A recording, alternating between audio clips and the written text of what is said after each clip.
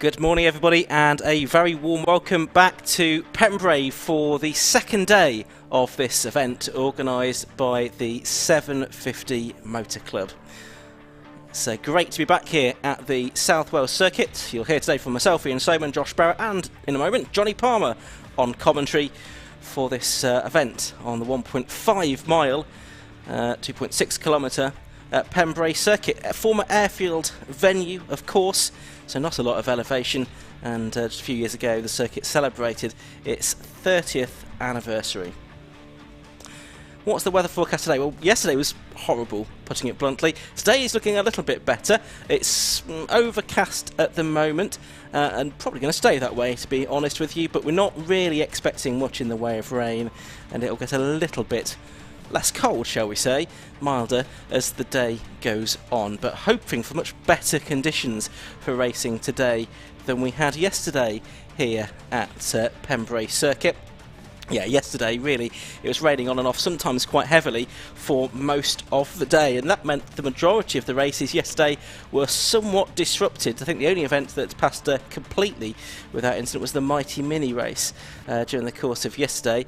What that also means is that this morning we've got a bonus race for you, because the last race of yesterday, which was the K-Tech Racing Clio Sport Championship, we didn't have time to finish that before the curfew, so we're going to start that race this morning, and that will be the first of their 3 races today in the K-Tech Racing Clio Sport Championship, and the majority of the cars should be back out there, including 1 or 2 that have had some fairly hefty repair work done overnight. So we'll see exactly who is there and who is not when the cars come out onto the circuit. But before that, I'll introduce my co-commentator for this morning's races, and that's Johnny Palmer. Johnny, good to have you back with me in the commentary box. Nice to be back, Ian, with much better weather conditions, it's fair to say. So, glad that we can run yesterday's race today and to be able to give you that bonus event.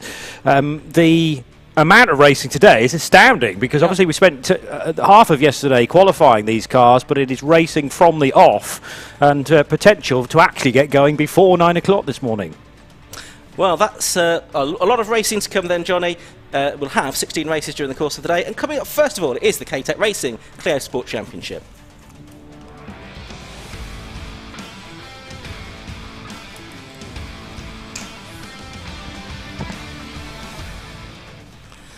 Okay, so this is the race held over from yesterday evening. It's the first race of the weekend for the K-Tech Racing Clio Sport Championship. And the grid lines up as follows. On the front row, it's 53, Owain Rosser, and 55, Justin Griffiths. On the second row, it's number 12, Spencer Stevenson, and 21, David Walsh. And the third row is 77, the repaired car. That was very heavily damaged yesterday. The repaired car of Andrew Harding, and alongside him should be the 111 car of Nick Harrison, but that's not appeared beneath our commentary boxes yet. On to the fourth row, that's where we will find number 1, Jack Dwayne, the reigning champion. He's in the first of the 182 Clios, the first 6, all 197s. Alongside number 1 Jack Dwayne is number 40 Scott Edgar. On the second row of the 182s, the fifth row overall, it's number 30 Darren Ransom and 15 Alex Hawkins. On the sixth row, 33 Nick Brady and 22 Chris Keir. On to row 7, that's where we find 7 Stephen Richardson and 4 Tim Bentley, 48 Charles Shalburn and 49 Tom Stevenson Joyce on the 8th row. The 9th row, 38 Olivier Algieri, if his car's there, he was involved in the race stopping incident yesterday, and 65 Andy Bennett. On to row 10, 47 Ben Swift and 56 Chris Lawrence, with the 11th and final row being 31 Chris Page and 26 Gareth Tansey. That's the way the grid lines up. I can see a couple of gaps on the grid beneath me here. We've got the 111 car of Nick Harrison, that's the last of the 197s missing, and also number 40 Scott Edgar is not yet on the grid. There we can see the grid now, and that's the 53 pole position car of Owain Ross, the red 197, one of the new cars that's been launched into the championship this year to race alongside the 182s that have been the mainstay of the Clio Championship for the past several seasons. The idea is that their performance will be balanced during the course of the year, but that's not necessarily how things have panned out this weekend, with the 197s all qualifying ahead of the 182s. On a damp wet track yesterday. Rosser did a 1:08.32 to put his car on pole position, about 6 or 7 tenths faster than Justin Griffiths. The best of the 1:82s was Jack Dwayne with a 1:10.22. I can tell you now that Nick Harrison and Scott Edgar have both slotted into their grid slots, so they're a little bit late arriving, but they are now on their grid slots. And conditions, Johnny, very different for this race this morning than they were at about 5:30 yesterday evening. It's chalk and cheese, isn't it? And yeah, there's going to have to be a certain recalibration of the brain perhaps overnight for a lot of these drivers to approach a racetrack which has an awful lot more grip, and potentially from the whole of the left side and the white line there all the way to the right hand side, not necessarily just on the racing line. And a nasty incident that took place in the first attempt at this race late yesterday evening. I'm amazed that the two cars involved in that, principally being the 77 of Andrew Harding and the number 1 of Jack Dwayne, they don't exactly look like brand new cars, but there's an incredible amount of bodywork that's been pulled out of Harding's car there to straighten it up, and we do now have the ones that you had concerns for. So thankfully Nick Harrison and Scott Edgar will be able to take the race start as well. Yeah, Andrew Harding's car, when you look up close from the driver's side, it still looks rather second-hand, not quite as second-hand as it did yesterday. I mean, I walked past that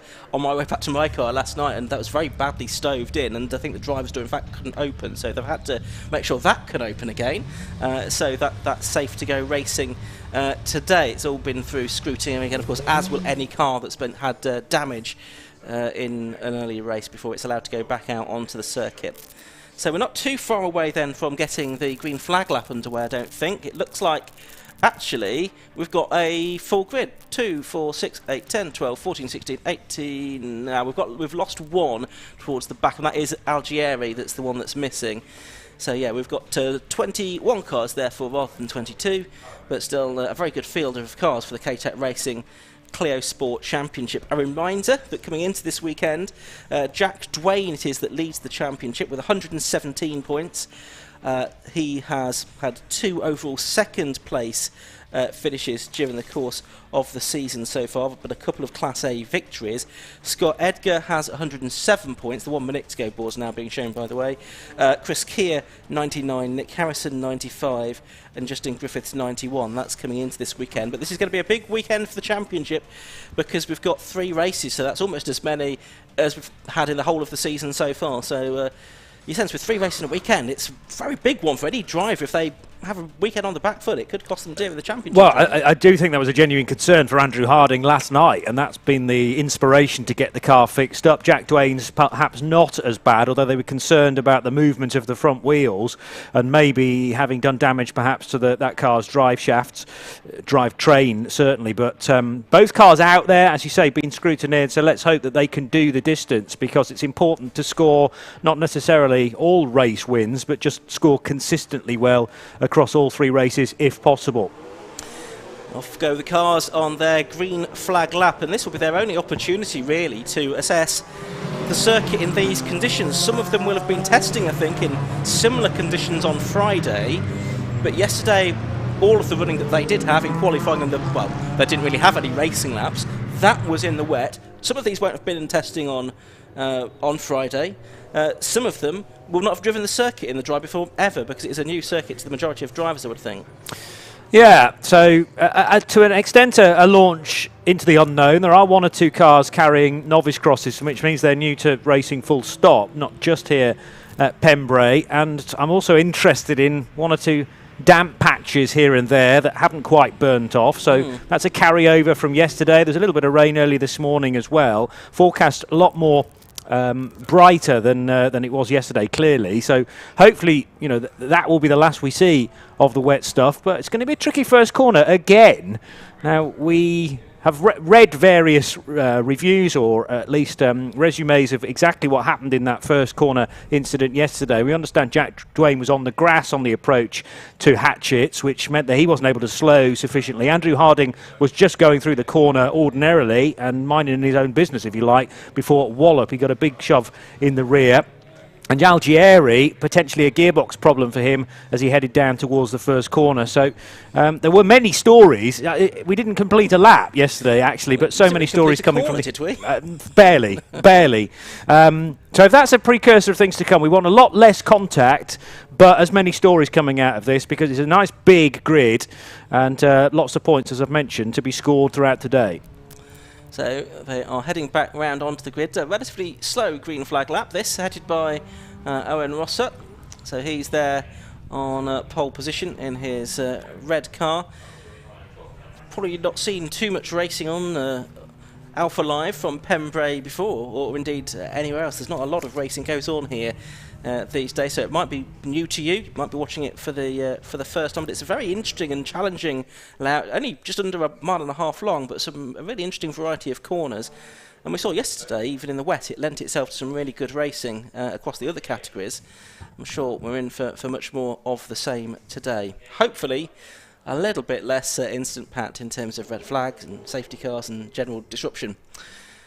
So there's Rosser, I should say, number 53 on pole position, and alongside him is the 55 car of Justin Griffiths. It's 12 Spencer Stevenson and 21 David Walsh in the black and grey cars respectively. Then it's the white car of number 77 Andrew Harding and the treble 1 of Nick Harrison. That's the mainly blue car. The green flag there, you can see, is waved at the back, so we're almost set for a race here at Pembrey, which gets underway.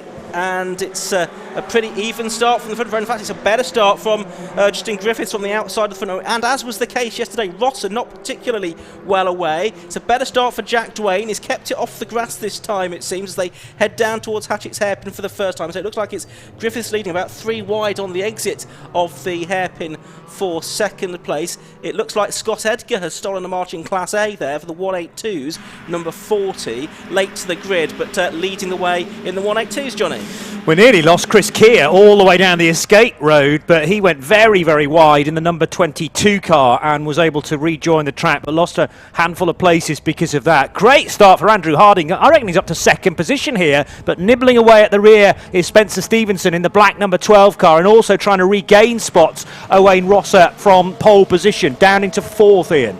Yeah, so Stevenson did get that move done at the Brooklands hairpin. He went up into second place then, as the cars go through the fast right-hander at Carter's Curve for the first time in the race. Now through the 90-degree right-hander at Honda that ends the lap, brings them back onto the Cal Straight, the start and finish straight here at Pembrey, and they speed their way down. So you've got Rosser in that red car in fourth position. He's going to be keen to make up some ground. He's going to have a look up the inside of Harding there into Hatchett's hairpin. And he's alongside on the exit as well, but a better drive out of the corner for Harding as they go through Spitfire. So the white number 77 car, the car that was badly damaged yesterday, holds on to P3. Yeah, Owain Rosser really not very far away though in the red 53.197. Top 4 possibly breaking away a little bit now from David Walsh, but the fight is on for the head of the order. Justin Griffiths under pressure from a hard-charging Spencer Stevenson. He had a really good getaway from the standing start, just couldn't find the gap between the front row sitters as Owain Rosser gains another spot, so he's up to third position, dispatching Andrew Harding. Spot quite close between the first two, isn't it? Spencer Stevenson now right with the race leader Justin Griffiths, who started from the outside of the front row of the grid in the number 55 car, heading towards Honda again for the second time. A relatively short lap time this. We have a lap record for these cars for 109.24. That might even go on the first flying lap of the race. Let's have a look to see if it does. Just waiting for that to update on our screens. Yes, it does. It's a 108.12 for Spencer Stevenson in second place, and he now has the lap record. So there we go. Rosser there in third, but look how Stevenson, who's just got that fastest lap and lap record, is nibbling at the heels of the race leader Justin Griffiths, the man who's fifth in the championship. The sound of tyres being tortured in the background. Big hit on off the curb there for Spencer Stevenson, but he had the better run heading out of Dibeni and towards the crossing. Tighter again. It just looks like that number 12 car all the more manoeuvrable at this stage of the race than Justin Griffiths, who's having to react all the time to the movement of the number 12 car down to the inside of Brooklands perhaps. No, the door is shut, and this is allowing Owain Rosser to join the party, and a few others as well. Might have 5 for the lead by the end of the lap. Yep, good group of cars this in the 182. Scott Edgar is in 6th place so far. He's got a car between himself and Alex Hawkins in the number 15 car, who's 2nd within the 182s, and Jack Dwayne, the reigning champion, only 3rd after that poorish start. Big bit of a moment there for the race leader Justin Griffiths as he came through Honda, and we have got 4 certainly for the lead. Walsh not quite with that leading group as they go over the start and finishing line. It's Rosser again having a look, but it looks like Stevenson's going to be a bit later on the brakes than anyone. Down to Hatchett's hairpin, Griffiths is wide, and Stevenson's going to get the move done. It was really a mistake there from the race leader Justin Griffiths. It might cost him 2 places. It does, because Rosser follows through as well at Spitfires. I wonder whether Andrew Harding had his arm out of the window, suggesting he might be slowing down on the main straight, but not a bit of that. Heading in and out of Hatchett's, he's well in this scrap, and the second of the white cars then behind the 55 of Justin Griffiths, the former race leader. Griffiths looking up the inside of Owain Rosser to gain that place back again from the red 53, but can't do it through the kink at the centre S's. So they'll arrive at Brooklands hairpin for the 4th time, and Spencer Stevenson, now he's in clear air, is disappearing up the road. So you could just tell how much pace that he had to unleash during dry conditions. Couldn't show it yesterday in qualifying, and obviously we didn't have a race yesterday, but the challenge is on now for everybody else to hold Spencer Stevenson back. Absolutely, yes, he's got a pretty good advantage here. Let's see what Rosser can do. Of course, he was fastest in practice yesterday, but in very different conditions to these. The lead for Justin Griffiths at the end of the 3rd lap, then the 4th lap I should say, is 1.5 seconds as Griffiths goes back up the inside of Rosser and takes 2nd place back away again. So he's got that move done down into Hatchett's hairpin, and now Griffiths is going to have to lead the chase of Scott Stevenson again, but it's 1.5 seconds already to make up.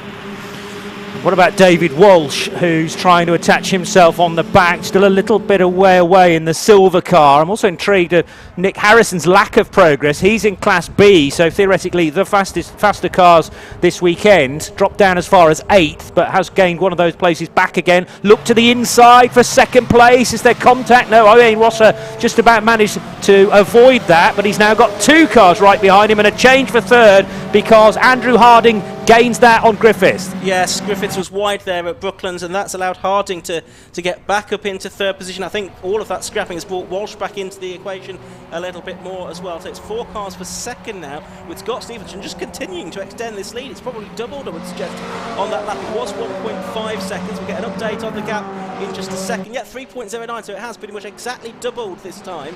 Leaders, or the 2nd place battle, I should say, down to Hatchett's once again. Will make it safely through, pretty much line astern that time around. Look at the window on Andrew Harding's car on the driver's door. That's the door that was badly stoved in yesterday, so that's possibly something that will need a little bit of attention after the race. Yeah, hence me thinking that Andrew Harding was waving and warning everybody else that he might be slowing down, but it's not him, it's the parts of the car which was damaged yesterday, threatening to break free. David Walsh definitely in this fight for a podium finish. He's in 5th right now, just dropped a couple of tyres on the grass on the approach to Brooklands, which briefly unsettled the car. He's behind Justin Griffiths then, who's in 4th, and in 5th place Andrew Harding just ahead. Yeah, so the all-white car, the repaired Andrew Harding machine, not very far away from Owain Rosser, but for the race leader who's about to go back across the stripe, it's an advantage last time around of 3 seconds. It might have extended yet further. Big advantage for Scott Edgar in the 182 division, but behind him in the 182s, you've got 8th back to sort of 14th, covered by about 3.5 seconds, headed by Jack Dwayne in 2nd position. They've in fact just gone over the line and through shot. They're heading down to Hatchett's hairpin. Now I can see Jack Dwayne has got 1, 2, 3, 4, 5, 6 cars close in behind him. So we've seen the leading cars go through. There's Scott Edgar, he's our 182 class leader, and the next car you see will be Jack Dwayne there in 2nd position in the 182s. He's just ahead of Alex Hawkins and Tim Bentley and Darren Ransom and Nick Brady among the 182s. 7.5 minutes of the race left to go. Chris Keir lost a shed load of places on that lap. He was 10th, he's now down in 15th, so clearly had a bit of a moment somewhere. He's in the number 22 car, catching sight of Darren Ransom now, 6th place. Well, actually, that's probably now 11th place, 6th place in class. So he's slowly working his way up the order and has in front of him the red car of Tim Bentley. Sweeping through Carter's then, that is Bentley in number 4 then at the moment. Behind him, he has the 30 car of Darren Ransom, a little bit of a gap back I think it is to Nick Brady in 12th position. Owen Rosser has just improved his own fastest lap of the race, a 107.38, so he has cut the lead to Spencer Stevenson now. That's down to 2.18 seconds, so will we get a battle for the lead before the end of this race? For the moment, we focus on the 182s, and that's Chris Lawrence, I think. Well, I think he was fully having a battle with Stephen Richardson there, number 7, and he's come out best of that down at Hatchett's hairpin. That's Lawrence in the number 56 car, and he, of course, was up from the penultimate row of the grid, so he's had a good run. I like the old school Renault colours on that car, though, of Simon Lawrence, the yellow and red, and blue rather, that have adorned the odd Megane and Laguna in the past. 6 minutes to go, and Owain Rosser, second position in the red car, trying to at least keep sight of Spencer Stevenson, even if he can't catch him. Spencer Stevenson, I reckon, 14th in the championship to this point. So this will be a massive points haul, and if he can go well in today's later races too, he will vault up the championship table. Owain Rosser over the line, got the lead down to just over 2 seconds now, so that is altering very slightly. And managing the gap, the second place man, back to Andrew Harding, who's third. Yeah, Stevenson didn't do the opening meeting of the season at Croft, hence is down in 14th position, so it's not necessarily reflective of his pace as we watch Darren Ransom and Tim Bentley disputing the final position inside the overall top 10 and 4th within the 182 class, Class A, the original class. Here we watch Andrew Harding. He's in third place with that window in the driver's door askew. Behind him is the 55 car of Justin Griffiths. They're now falling a little bit behind the Rosser car, which again on the previous lap, well, it lapped in a similar lap time to Stevenson on the previous lap. So the gap's still about 2.2 seconds first to second, but now it's a similar gap second to third. Yeah, with Andrew Harding and Justin Griffiths fighting over the bottom step of the podium. David Walsh has just dropped away a touch. And the checker flag goes out. Spencer Stevenson takes the victory then, and he does it by about 2 seconds in the end from Owen Rosser in second place. Andrew Harding takes third. Justin Griffiths is in fourth spot, so a slightly shortened race after the red flag yesterday. Oh, and right at the end, Jack Dwayne gets ahead of Nick Howson. It was side by side over the line between Alex Hawkins and Tim Bentley, and that was for ninth position. There was only 5/100ths of a second between them at the end. Darren Ransom was 11th, Nick Brady 12th, but a win by 1.9 seconds in the end for Scott Stevenson, and obviously Owen Rosser would have been chasing after him. I wonder if it had been the full 15 minutes duration. Obviously the drivers presumably were told it was going to be a 10-minute race rather than 15, and perhaps Rosser always knew that his chase was going to be futile then. Harding third, Griffiths fourth, and Walsh in fifth position. Let's just confirm those results then. Number 12, Spencer Stevenson taking the victory by 1.94 seconds from number 53, Owen Rosser in second place. Andrew Harding, number 77, took third. Justin Griffiths was fourth in the number 55 car. Fifth to number 21, David Walsh. Spencer Stevenson, by the way, has just completed an extra lap, which he shouldn't have done. Sixth to number 40, Scott Edgar. Seventh to number 1, Jack Dwayne. Eighth to 111 car of Nick Harrison. 9th to 15, Alex Hawkins, and 10th to number 4, Tim Bentley. So Scott Edgar there in 6th place, winning the 182 class from Jack Dwayne and Alex Hawkins. Let's look a little bit further back if we can. And Darren Ransom, number 30, was 11th, and 12th was number 33, Nick Brady. 14th went the way of number 22, Chris Keir. 15th, number 7, Stephen Richardson. 16th, number 47, Ben Swift. 17th, number 49, Tom Stevenson Joyce. 18th was 26, Gareth Tansey. 19th was number 31, Chris Page. And 20th was number 65, Andrew Bento. It looks like several of the drivers have not headed into the pit lane at the end of their slowing down lap for reasons best known to themselves. Right, the race is over though.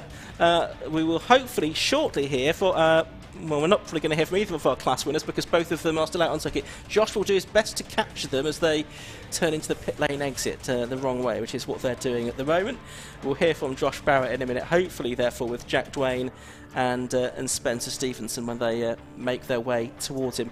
So lots more racing to come today. We've got our first scheduled race, if you like, in a moment, which is the Yokohama Mazda 7 Championship. Then we've got Classic Stock Hatch, we've got 750 Formula, low cost, historic 750 Formula, Mighty Minis, a sprint race, an unusual sprint race for the Gas Shocks 116 Trophy, and the Takiwa Taipar Trophy to round out this morning's action.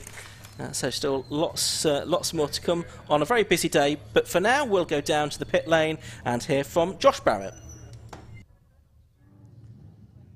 So we're down here with the Clio 182 winner, first of all, which was Scott Edgar. We're hoping to catch up with Spencer Stevenson in a bit after that confusion at the end of the race. So I'll let Scott take his helmet off, and then we'll have a chat with our first winner of a very busy day of racing here at Pembrey, including for the Clio drivers. They've got 3 races. Well done, Scott. The 182 win by quite a long way, though. Made a good start. Yeah, it was a really good start, and then all I had to do was manage it from there. So yeah, it's a good result.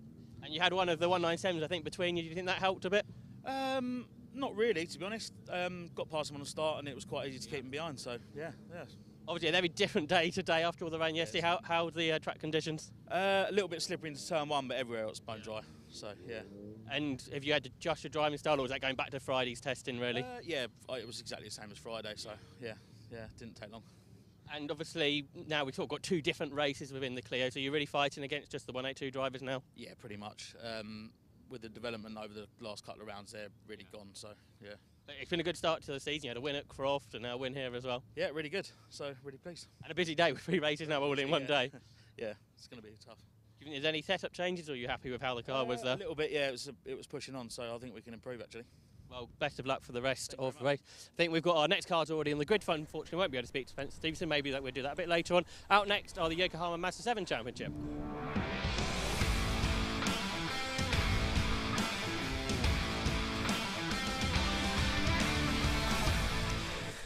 Right, let's rattle through the grid for this one. On pole position is number 55, Simon Court, and alongside him is the number 37 car of Ben Powney. Row 2, the second row, is 77, Eddie Moyer, and 71, Jonathan Lister. The third row, 7, Daniel Court, and 27, Danny Andrew. The fourth row, 35, David Winter, and 43, David Mason. The fifth row, 63, James Millman, and 66, Lucas Batt. And on the zone at the back is 47, Lewis Millman. But there is one gap on the grid. That is where David Winter is absent. His car too badly damaged after an incident in yesterday's race. The 5-second board is raised beneath us. We're about to go racing for the second time today in the Yokohama Mazda 7 Championship.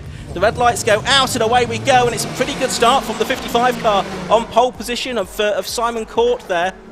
And also a good start from Ben Powney on the outside of the front row, although through the gears he's a little bit but more slow away. And it's Eddie Moore in the 77 car that goes second. He tries to go into the lead as well, and he's done it up the inside there. 77 Eddie Moore takes the lead of the race then. Simon Court is second. Jonathan Lister it is in third place then as they head through Spitfires for the first time. But that was a dramatic move down there at the first corner. Most impressive, and realising perhaps Eddie Moyer that he hasn't got a moment to lose. 15 minutes is the race distance. The previous race obviously curtailed slightly shorter, but we shorter of that, but we should be able to get the full duration in for this one. Moyer's going to be under pressure though in the opening lap from Simon Court and everybody else queuing up behind. Nice side-by-side battle heading into Brooklands on this first lap as well, and gaining a spot there, Danny Andrew on the inside. Also Daniel Court on the move, because for whatever reason Ben Powney not finding the outside line round Brooklands working at all well, and he's losing places hand over fist. How busy is this for the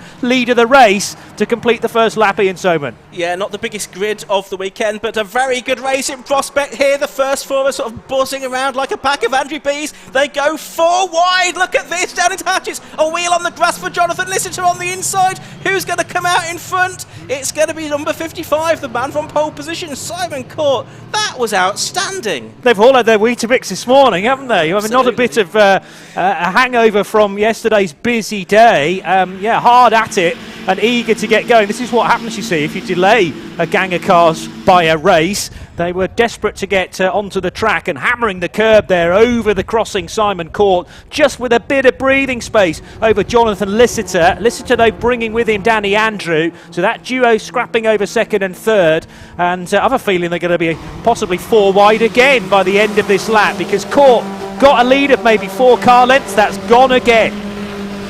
Down they go towards the right-hander at Chris, and then at Carter, I should say, and then on towards Honda.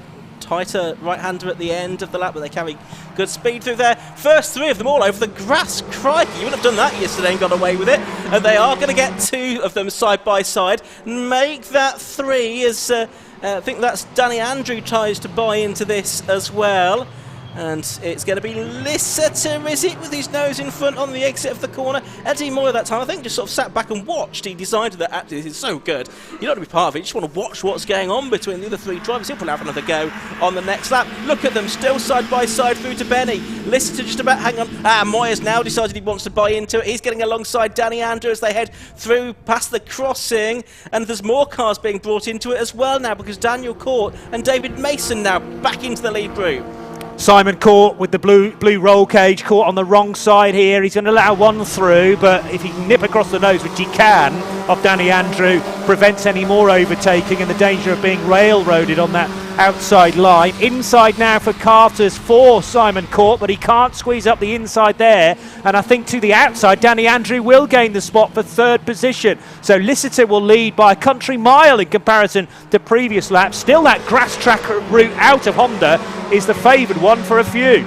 Danny Andrew won the race yesterday from Simon Court and Jonathan Lister. It's Lister that still has the championship lead coming into this weekend. He's got an 8/10 per second lead at the start of this lap. I somehow have a feeling, though, that's going to be eroded away. Ben Powney, who's only 7th, of course, he started on the front row. He's just done the best lap of the race at 1:06.67, which is a lap record. So bright orange car of Ben Powney looking to be on the move. It's all about timing in these races. You don't want to necessarily be out front in the middle part of the race, but Jonathan Listeter has spent a couple of laps there, now has been reeled in. There's Ben Powney then to the outside of Daniel Court in car number 7, but Powney struggling really to make any impression on the top 6 ahead of him. And behind Powney is Lucas Batt, also trying to make it an 8-car train, but Listeter in the green and yellow car, now at Carter's, with pressure from behind once more. The first of those cars is the 77. Yeah, at the end of the third lap, there were 9 cars running still, and they were separated by 4.5 seconds. That's very impressive indeed. We've lost James Millman somewhere along the way, which is a great shame. He had a good scrap yesterday. Leaders down at the hairpin, though, and Lister is going to lose that advantage, isn't he, to Eddie Moyer? In fact, 2 cars, because Danny Andrew goes through as well. Eddie Moyer with the new fastest lap of the race, helped by that tow then from the then race leader Jonathan Listeter, but Moyer becomes the new race leader. Listeter down to 3rd spot, so Danny Andrew plugging the gap, if you like, and Simon Court up as far as 4th again. Very sideways though for Moyer, who's on the grass coming out of the crossing. They're side by side through the right-hander at the centre S's and on towards Brooklands. An unusual approach for Danny Andrew, but he gets the race lead, possibly albeit briefly. Yeah, Eddie Moyer, the farmer, a bit agricultural there with his approach at the crossing, wasn't he? But he'll soon be back on track. He's a little bit behind now, and he's going to have to defend here from Lister as they come down into Honda, but I suspect he will get back on terms with Andrew before much longer. This is the completion of lap number 5. Again, plenty of curb being used on the exit of Honda, which is just something you wouldn't have entertained yesterday in the very wet conditions. So the drivers have very quickly learned what they can and can't do today that they could do yesterday. Simon Court in the 55 car arrived at quite a pace into Hatchett's hairpin there, and he's sort of been run wide a little bit there as he was in an odd position, and that's cost him a few car lengths to the 71 car of Jonathan Lister, who stays 3rd. Meanwhile, it's the former low-cost champion and reigning champion in Mazda 7s, Danny Andrew, that leads the way. Nice heads-up driving from Simon Court, though. He realised he didn't want to tangle wheels with Jonathan Lister. That could potentially mean a mudguard going loose or more substantial damage to the steering. And often if you put yourself on the outside of the exit of Hatchett's, that can be the end game. But he controlled it nicely, slotting back into 4th position. Danny Andrew, Eddie Moyer, Jonathan Lister, the top 3 then as they scamper away from Brooklands on the 6th lap. And now the scrap is on for 2nd position, looking up the inside, Lister again. Yeah, not really close enough to make that work. I think he backed out of the move, didn't he, as they came through Honda that time. So lap 6 is now completed. At Danny Andrew, it is that leads. 2nd is Eddie Moyer in the 77 car. It's Jonathan Lister picking up the tow from Moyer down into the Hatchett's hairpin, but he follows line astern. Simon Court again tries to get up on the inside. The race leader's now done the best lap of the race, a 1:05.44, and every time it's the fastest lap, that reduces the lap record, of course. It's the first time the Mazda 7s have been racing at Pembrey, and obviously in the dry today compared to yesterday's horribly wet conditions, when the best lap time was a 1 minute 10, so quite a bit faster than they went yesterday. I noticed Ben Powney and Daniel Court have now got ahead of David Mason. Mason slipped to 7th position in the number 43 car, so Powney now pressurising Daniel Court. Just coming into shot and going up the inside at Brooklands to snatch 5th place. So Powney, I think, has got a quick car. That's a misrepresentative position for him to be in, but has just struggled. No, doesn't get through. Okay, that was bizarre. Exiting Brooklands, he looked to have made the place. There is a place change there, though, Ian. Lister at Honda, but he goes wide on the exit of the corner. He just manages to hold on, but Moyer's going to be right in the tow here as they head down the Cowell Straight into Hatchett's Hairpin once again. Simon Court probably will try and buy into this as well. But yeah, looks like Lister has indeed made that move at Honda stick and to get back into 2nd place. I was about to say that I thought Powney, well, he could still be on for a podium here potentially, because he's not that far behind the leading group, but then he sort of lost that position to Daniel Court again. So I've revised my opinion. I don't think that Ben Powney is going to get on the podium. It's a bit of a stretch with only 6 minutes to go, and as I said, it's a quick car, but whether he missed a gear or got on the grass on the exit of Brooklands, strange moment. He'll have another stab at it this time with Daniel Court, but can't be alongside as he was a lap ago because Court's covered that line off. David Mason not very far away either in the green and black number 43. 2nd, 3rd, 4th all together exiting Brooklands and on towards the kink at Carter's Curve, and then the gap before we find Daniel Court, Powney and David Mason. So Danny Andrew, a race to manage from this point on, but a trio scrapping over 2nd, 3rd and 4th, and then another for 5th, 6th and 7th. So the leaders are down to Hatchett's again. We've just got the 9 cars left circulating. As we say, we lost James Millman, but a nice little scrap going on for 8th and 9th, by the way. But there's Ben Powney, did briefly get ahead, and is he going to stay fully ahead this time of the number 7 car? And yes, he is. So Ben Powney does go 5th now, ahead of Daniel Court. David Mason in the 43 car just tucked in behind them as well. 5 minutes left. Yeah, good car placement from Ben Powney there. He lost out through the right-hander at Spitfires, but as long as he had the inside line at Dibeni, that place would be his. So 5th spot now, and 4 minutes and change to try and reel in the 3 cars ahead of him. Even if he got ahead of Simon Court, Ben Powney would only make 4th position, and he's got to lever himself away from these 2 behind, and they're not going to make that easy because Daniel Court again overlapping Powney round the outside on the approach to Carter's Curve. Great move. Superb stuff from Daniel Court there. Meanwhile, the leaders are going across the line, I can tell you, but let's just watch these 3 because they're almost there. Ben Powney at Honda lost another position, and he's almost being pushed along there, you can see, by David Mason in the number 43 car, who now jinks out to the left-hand side as they go down to Hatchett's. That's the 2nd, 3rd and 4th place battle just going through shot. And Mason hasn't made that work, so Powney is still in 6th position, but Mason determined to get inside the top 6 as well here.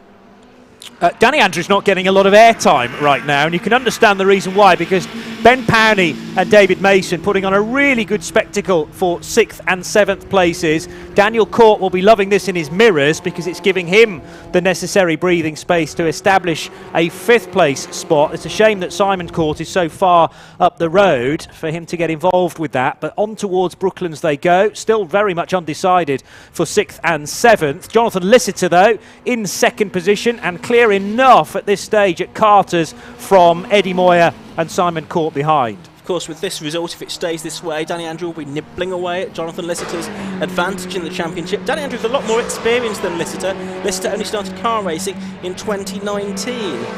Has had raced initially in low cost, then switched to the Mazda 7s.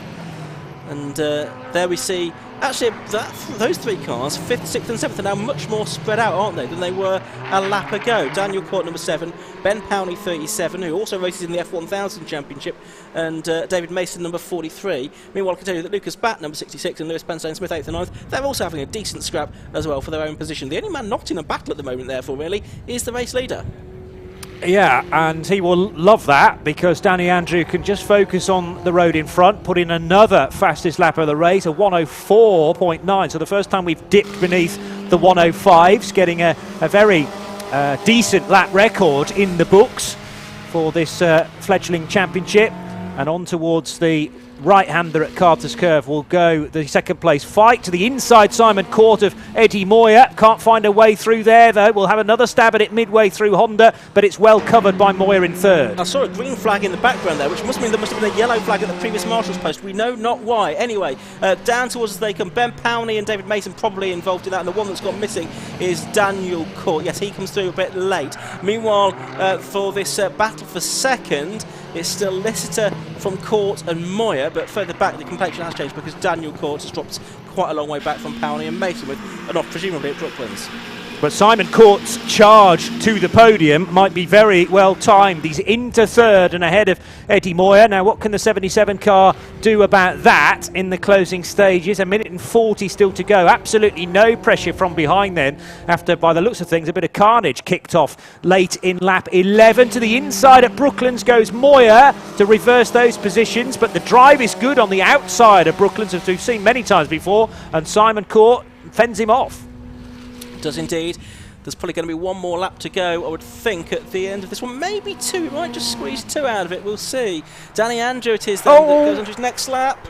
Oh, and off goes the two of them. What happened there, Johnny? Well, to the inside Eddie Moyer, but he didn't quite have the space. Now off to the grass is Ben Powney, but basically contact on the rear right of Simon Court's car pitched him into the spin. And I wouldn't be surprised if there's maybe a bit of damage. No, Simon Court's okay, but he's mightily frustrated by that. It was a tad unnecessary, I would say, from Eddie Moyer.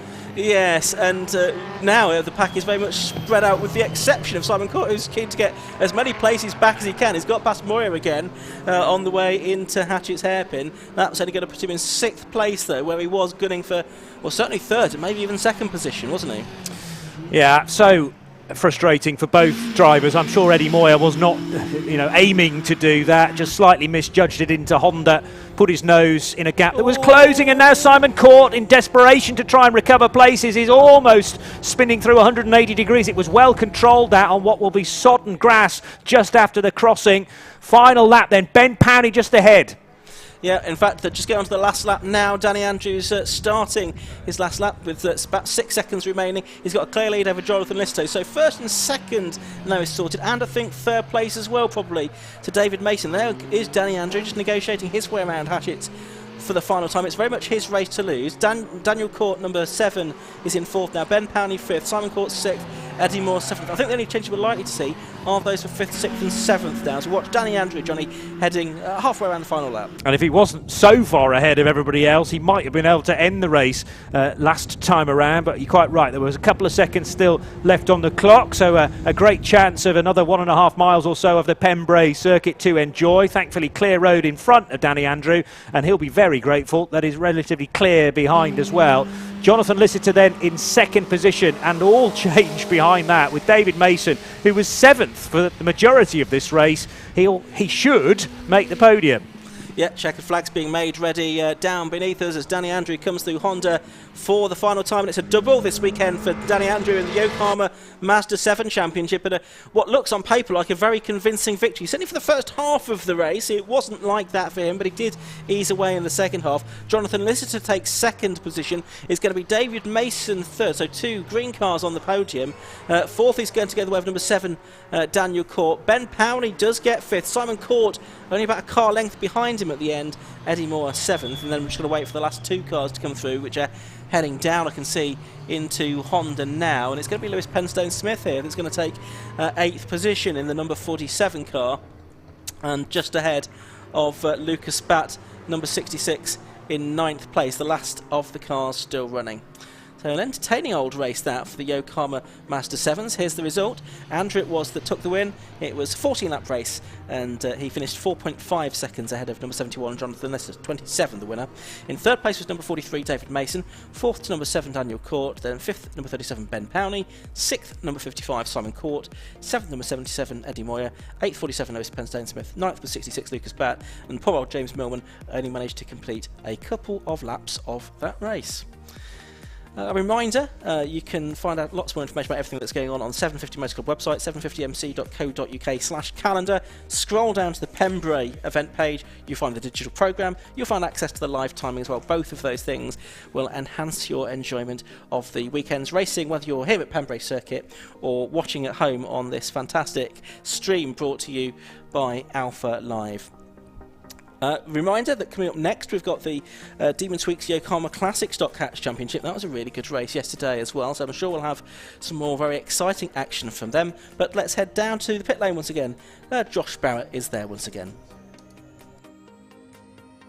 Well, that was an entertaining Yokohama Mazda 7 race here at Pembrey, and it was Danny Andrew that took the race victory. He managed to pull away while everything else was going on behind us. We'll let Danny take his helmet off and then we'll grab a word with him. Well done, Danny. I'll give you your winner's garland. A very frenetic start to that race, particularly for you there. Yeah, it was a bit mad. Someone get a little bit excited, but no, I thought it was quick. And then when we got a break, I just broke the toe, and I was a bit crapped because my dad said, I asked him on the way down here, I forgot about Father's Day. What do you want for Father's Day? And he said 2 wins and a lap record will do. So there you go, Dad. Well done on that, Danny, and good for the championship, obviously, catching back up to Jonathan's lead. Yeah, but little sod finished second, didn't he? He keeps following me. He needs to just put a couple of cars between us, but no, it all helps, and it's nice to get a couple of wins finally. So, and can I just say hello to Max and Zach, because I'm here and they're not, so I'm in trouble. Well done on your wins. I'm sure they'll be very happy with that. Second place for John, who was also involved in those battles at the start of the race, 4 wide into turn 1 at one point. Yeah, it was pretty good racing, wasn't it? It was I was trying to get up to the front really. I needed to beat Danny today, so I'm a bit disappointed that I didn't come away with a win, but second place is all right, but I was just having to fend off my teammates because they were doing a good job. So just got to say thanks to Team Sellers and Hill, my sponsor. So yeah, really pleased. Well done on second. Third place was David Mason. We won't be able to grab a word with him because already cars on the grid for our next race, which is for the Demon Tweaks and Yokohama Classic Stock Catch Championship.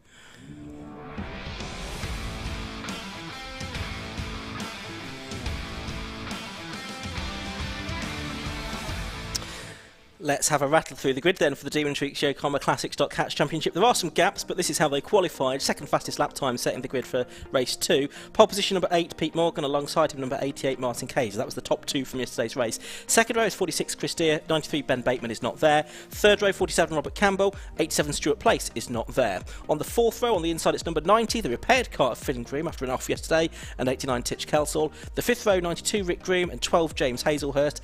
The sixth row, 40, Paul Thorpe and Martin Rogers in number 39. The 7th row is 41, Jason Wood, but no Jason Watkinson. The 8th row should have seen 33, Brian Clark, but he's not there. 58, Pete Oscarby is.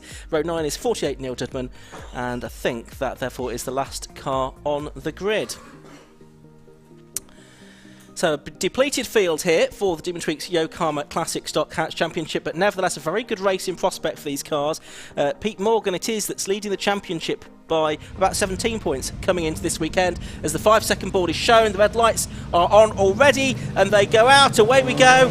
Pretty good start by Pete Morgan from pole position. Good start as well by Chris Deere from the second row of the grid, and he's already squeezed up the inside of the XR2i of Martin Kayser on the run down to Hatchett's hairpin, and Chris Deere trying to go around the outside of Pete Morgan into the hairpin. Martin Kayser getting back up the inside as well in the XR2i. He may have done it. That's the number 12 James Hazelhurst Peugeot that was a retirement yesterday. That got a little bit wide out there as well. He's trying to go around the outside of number 90 Finn Groom, who was off the circuit at Dibeni yesterday, bringing out the red flags. Good to see that car is patched up, plenty of tank tape in evidence, and back out into the race today. But it was a good start there by Pete Morgan. He's got the lead of the race. Martin Kayser got second place back at Hatchett's though. Yeah, great start as well from Robert Campbell and Chris Deere in the 2 yellow Peugeot 206s though, to be 205s to be up to that level for third and fourth position, and being chased down by the third of the Fiestas. Then there's a bit of a gap back to a repaired Finn Groom car. So they're all piling out of the right-hander at Brooklands, but an electric start again for Pete Morgan, attempting to stretch his legs in the blue and yellow Fiesta from Martin Kayser's newer shaped Ford behind. Yep, it's the XR2, the carburetted car of Pete Morgan, leading the injected car of Kayser in second place. A bit further back, Finn Groom I think is in trouble. He's not at full speed, I can see, past our commentary box, so we'll keep an eye on that one. The first 4 go through Hatchett's in the same order as they were at the beginning of the lap. To say Pete Morgan leading, Martin Kayser second, Chris Deere third, and Robert Campbell in 4th position. But we'll keep an eye on Finn Groom. He crossed the line at the end of lap 1 in 8th place. He started in 7th, which was actually net 5th with a couple of absentees, so he is heading in the wrong direction generally, as we're watching the battle for second, which is already really developing because Pete Morgan getting away a little bit. Yeah, so Kayser needing to hang on to Pete's coattails where possible. Speaking to Martin yesterday, he reckoned in the wet conditions, had he managed to get ahead of Pete Morgan, he might have been able to head away from him in the lead of the race, but that's not necessarily the story today. Drier track, Pete Morgan's car maybe had some tweaks overnight, and definitely Martin Kayser peering more into his door mirrors than out of the windscreen, because the pressure is on from Chris Deere, a podium finisher yesterday, bringing Robert Campbell with him in the similar car. Chris Deere looking to the right, then to the left as they head down the Cowell Straight towards Hatchett's hairpin. The two of them alongside, but Kayser, well, either later or more effective on the brakes, and he holds the position into Hatchett's hairpin. But a good exit there from the 46 car of Chris Deere. He tries to get the car along the inside and sneak up the inside into Spitfires. That didn't really work though, and it actually cost him probably a few lengths in the end. He's back into the clutches of Robert Campbell in 4th place in the number 47 car. A driving standards flag going out to number 92, which is Rick Groom, I can see. Over the crossing, the second place fight goes. Chris Deere to the outside at the centre S's, looking to maybe wrong foot Martin Kayser, but he's been around the block a little bit too much to fall for that. Into the right-hander at the Brooklands hairpin, putting the car right in the middle of the road. Just in the background, Richard Kelsall's XR2i getting slightly larger, so can he attach himself onto this 3-car train at this stage for second position? Pete Morgan loving this in the early stages, romping away to, well, by the end of this lap, it should be a full second clear. On the last lap, it was Robert Campbell in 4th place who did the best lap of the race and therefore took the new lap record of 1:11.43. Previously that was 1:12.71 for the multiple champion Lee Scott, a record that stood since 2011. As we now watch Chris Deere do really what he did on the previous lap to Martin Kayser. This time I don't think he's going to attack into Spitfires as he did last time. I think he's learned from that. Pete Morgan's now got the lap record. In fact, Titch Kelsall a bit further on down the order has gone even faster. 1:11 dead for him. So he's now in 5th position and got that lap record. Paul Thorpe trying to stay with Titch Kelsall in this opening phase of the race. It's side by side to the crossing again. Chris Deere likes that part of the racetrack, always quick through the long lingering left-hander, but needing to attack and defend at the same time, wary of where Robert Campbell's putting his car. Kelsall just creeping into shot there, and should make this a 4-car train then for second position by the end of the lap. They're all being held up a little bit by Martin Kayser's car that doesn't seem to have the speed it carried yesterday. Change there for second. Just proving that point, and just as you were saying it, Chris Deere through on the inside at Carter's, the very fast flat-out right-hander, now through the 90-degree Honda curve to end the lap, and they are making their way down the Cowell Straight. So they've completed now 4 laps of the race. 2.15 seconds is the advantage for Pete Morgan, and now Titch Kelsall has just done another fastest lap of the race. He tried to go deep into the corner and around the outside of Robert Campbell, but that didn't really work out for him. He's still in 5th, but now it genuinely is a 4-car fight for second place. He's going to have another go at Spitfires, and I think he may have done it. Yes, he has. It looks like he has gone through, so well done to Titch Kelsall, up to 4th place now at the expense of Robert Campbell. I was probably throwing you a little bit there because I was shaking my head, but only because I couldn't believe he'd made the overtake. Not that he hadn't done it at all. Titch Kelsall round the outside of De Benny and towards the crossing to bag 4th spot then. And Martin Kayser, we know, has slipped to 3rd after Chris Deere pulled off a good manoeuvre just on the exit of Carter's curve. So all change really in this quartet, which is starting to spread out a little bit. Titch Kelsall, I think, has got more speed though in car 89 than Martin Kayser's 88. Just up the road, Kayser a little bit sideways there on the approach to Honda and is losing ground again. Yeah, well, now you can shake your head in disbelief because of Martin Kayser's misfortune, because he's lost 2 places. I think he's definitely got a problem with the car. He's got the indicator on. He's going to pull off, I think, down at Hatchett's hairpin. So he's out of the race. The man who was second yesterday, third in the championship coming into this weekend, and indeed after yesterday's race, Martin Kayser looks like he's going to be out of it. So it's now Chris Deere second, Titch Kelsall into a podium position, I think for the first time in his classic stock hatch career. Martin Kayser Robert Campbell now up to 4th place. Remember, yesterday's race was a curtailed affair, an early checkered flag. It might have been a red and a checker, in fact. And Martin said to me that if it had continued to the full 15 minutes, he didn't feel like the car would have made the distance. And as he limped back to the paddock yesterday, a lot of smoke belching out from the car. He's pulled off entirely, though, now. Is that a repeat of yesterday's mechanical dramas? That we'll have to have tried to patch that up overnight, but maybe not enough. And speaking of patching up, Finn Groom's car, isn't it great to see that competing today after it had a big off just after the crossing, rather battered and tattered on the front right corner, but they've done a good job because it's now fighting the Vauxhall Nova. Is that Pete Oskerby just ahead? Yes, it is. Yeah. So good work from the All Groom Motorsport team to get Finn Groom back out into the race today. He's only 19. It's his first season of racing, with the family. And having a good dice with Pete Oskerby in that PDC Nova, so good to see that. And Paul Thorpe now, he's made a move on Robert Campbell there, has he? Yes, he has, down at Hatchett's hairpin. So that was good, because Paul Thorpe's made quite a bit of time over the last couple of laps to get on terms with Campbell, and now into 4th position. Can he chase down Titch Kelsall, who's about 2.5 seconds up the road? So Paul in the older shaped XR2, and yes, getting ahead of Robert Campbell.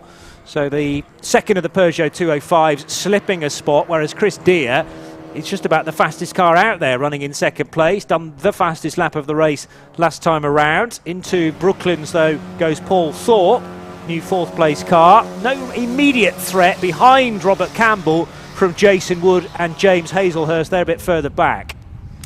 Yeah, Paul Thorpe's been a past winner here at Pembrey. He's won a handful of races in his classic stock hatch career. Meanwhile, the 2 leaders are much closer together. On the previous lap, Chris Deere set the new lap record as he's done another one on lap 7 to get right with the leader. We're watching the Finn Groom and Pete Osby battle, but the leaders are pretty much together down at Hatchett's hairpin as well. It is still the same order between them, but that could change any moment. Here they are on screen now. Yes, because that gap was well over a second, and Chris Deere's just on 1 minute 10.2 to get the gap down to half a second. So very much race on here. Yeah, Chris Deere had a quick car yesterday as well, and might have been able to gain even more positions than the 3rd he bagged yesterday in the shortened race. Well, sniffing a win here, Pete Morgan maybe wasn't entirely happy with his car's performance in yesterday's event, despite winning the race, and has his hands full now of the bright yellow Peugeot 205 GTI of Chris Deere. Fastest lap after fastest lap for Chris in 46, and good drive off Brooklands, but won't have a chance to overtake at Carter's. These the top 2 in the championship, separated by 17 points coming into this race. So if they finish 1-2 in the order Deere and then Morgan, Deere will just chip away, but still be quite a long way behind Morgan in the championship going into the next meeting, which is going to be at Snetterton at the end of July. But he does now, I think, have a genuine chance with 5 minutes or so to go of taking the victory. Morgan taking a very defensive line down into Hatchett's hairpin, so not really an opportunity for Deere there. He went fairly deep into the corner, didn't see if he lost any time as a result of that, but nice shot there of Morgan's number 8 car, and Deere is still there, but I just sense he lost a length or 2 there, Johnny. Yeah, whether that was a slight error or in getting the power down coming out of Hatchett's, but it's those small margins that can often break a toe in the respect of Pete Morgan. But this middle part of the lap really favours Chris Deere's car. He's shown so much speed coming out of Debenny and then over the crossing, and it seems to be more manoeuvrable, his car, at higher speed. Can't get close enough, though, in the braking area for Brooklands hairpin. And again, it's sort of even Stevens on the exit of there, but the closing part of the lap between Carter's and Honda definitely favours the Peugeot. It does. Into Honda they go then, and very little to choose between them. Pete Morgan, very experienced racer, racing stock hatch over the years, but Christie's got lots of experience as well. He's a former Metro champion and midgets in Europe as well, and I think he's getting alongside now the race leader Is he the new race leader himself? Well, no, he's not quite, I don't think. Morgan on the brakes, stays ahead, but who gets the better exit from the corner? We'll find out in a minute. It looks like it's Morgan. We're watching second and third. Oh, and that's a change for third. There was Paul Thorpe and Titch Kelso were dead heating over the line, and Thorpe has made that stick. So this is a really good drive here from Paul Thorpe to take third place. Excellent stuff from 11th on the grid. You're right, though. It was absolutely to the hundredth of a second, exactly the same race time to that point for Thorpe and Titch Kelso, and in the end, Thorpe getting the place. Then the red Fiesta ahead. Meanwhile, Chris Deere through one of his favourite parts of the circuit, a little bit wider on the approach to Brooklands there, I noticed, which means that puts him out onto the red and blue curbing to confirm Paul Thorpe's XR2 is now ahead then of Titch Kelso's injected version, the newer shape car. Chris Deere maybe to the outside this time at Honda, as there's only 3 minutes left on the clock, and Chris trying to carry that speed through to the end of the lap. Yeah, so probably going to be 3 laps to go, and they're going to be pretty much dead heating over the line this time, aren't they? Let's have a look at the gap on our screens. 0.02, so not quite, but Deere it is that's got the advantage on the way in, and this time I think he has done it, although Morgan might get a better exit here. He's going to have the inside line for Spitfires, and he's done it. So it was a very, very short-lived lead that for Chris Deere. Only a matter of feet really before Morgan's got the place back at Spitfires, and wow. How's this one going to play out, do you think, Johnny? Now, is Chris Deere going to be able to make a move that sticks? It's a super battle, isn't it? But he needs to be able to time the run so that he's ahead, obviously, at the finish line in a couple of laps' time. Again, he can't find a way by Pete's Fiesta on the run through Centre S's. Into Brooklands they go again. And I notice Pete Morgan's car can just put the power down slightly better than the Peugeot on the exit here, but actually the 205 is closer than it has been all race. So to the outside now at Carter's. Can he get the overtake done on this very quick right-hander, or more importantly, the slingshot out of Honda, which might give him the lead just before they cross the line? This is where he needs to be strong in a lap or maybe 2 laps' time. Yeah, I think it's going to be 2 laps, isn't it? Because there's a minute and 3/4 to go. A lap time is about a minute and 10 minutes and 11 seconds here, so they'll get 2 laps out of it. Deere again looking to make the move, but possibly he realises that the trick here is to just getting that run through Honda and just nose in front over the line. That might be his best chance of winning, even if he can't get ahead at any other part of the circuit. Paul Thorpe is about 4 seconds adrift in third place, by the way. Still got Titch Kelso right behind him. Robert Campbell is 5th, and Jason Wood in the Nova up into 6th position as well. So he's going well. Look at that, 3-wheeling the Peugeot 205 through the crossing section was Chris Deere, not holding him up at all as he heads through the Centre S's down towards Brooklands with a lap and a bit to go. Every credit to Pete Morgan so far, though, to soak up all of this pressure. I don't think he's got the quicker of the 2 cars, but it's about where he's putting the Fiesta on the road to defend, but without kind of overly blocking, just not allowing Chris to turn in at the right point and to accelerate as well. This will be the crucial corner in a lap's time then to keep the Peugeot behind, and again an exemplary run through. No checkered flag this time.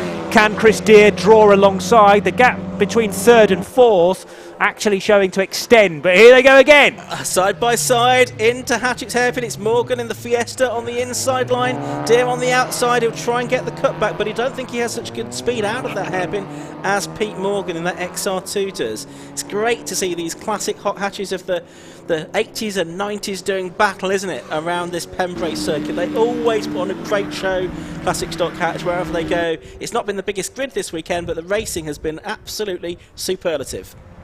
Again, Pete Morgan, where he's putting the car over the crossing and into the Centre S's, means that Chris Deere can't take advantage of the slightly higher pace and speed that he can carry through that sequence of corners. They're into Brooklands for the final time, and Chris Deere wanting to put the power down earlier than he might be able to. A quick flick of the windscreen wiper there, I think, but that was more about the mud being chucked up from the leading Fiesta. Trying to draw alongside at Carter's, and can just about make that stick, but has to carry the speed through Honda this final time. He can't quite do it, I don't think. It's going to be Pete Morgan that comes through. Good speed going off Honda. but the finish line is just too close to the Honda curve for him. So it is Pete Morgan that takes the win by 1800ths of a second, or 1500ths in fact, as the screen updates himself from Chris Deere.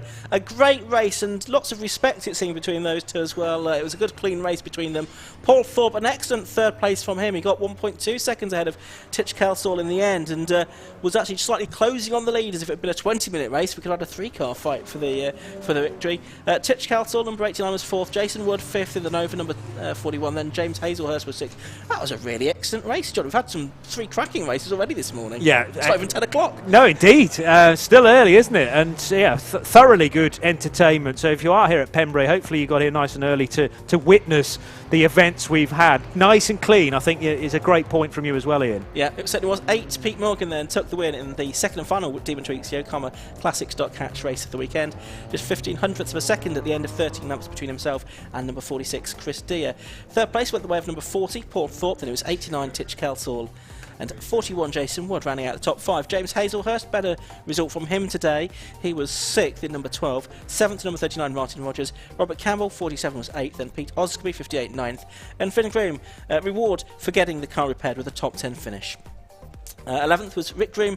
Neil Dudman was 12th. And Martin Kayser, of course, sadly, having been disputing the lead with Pete Morgan, was a non-finisher.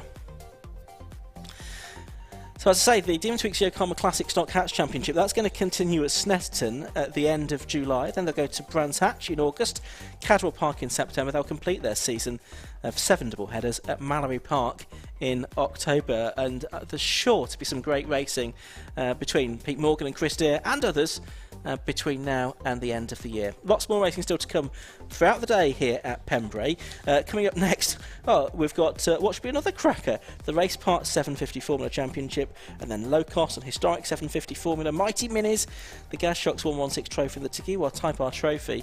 It's going to be a cracking day's racing here at Pembrey, so do stay with us here on Alpha Live. And there'll be more 750 Motor Clubs meetings live streamed during the course of the season, so watch out for details of those in due course. But the next action from the 750 Motor Club will come at Brands Hatch in July. But let's head down to the pit lane now and hear from Josh Barrett. So we're down here with the top 3 from the Classic Stock Hatch Championship after a great race that once again from Classic Stock Hatch, as Ian was saying, not the biggest grid, but a fantastic battle out front, and Pete Morgan had to work really hard for that win. Well done, Pete. I'll give you a winner's garland, but that wasn't the easiest race to win by the looks of it. It was never going to be, to be quite honest with you.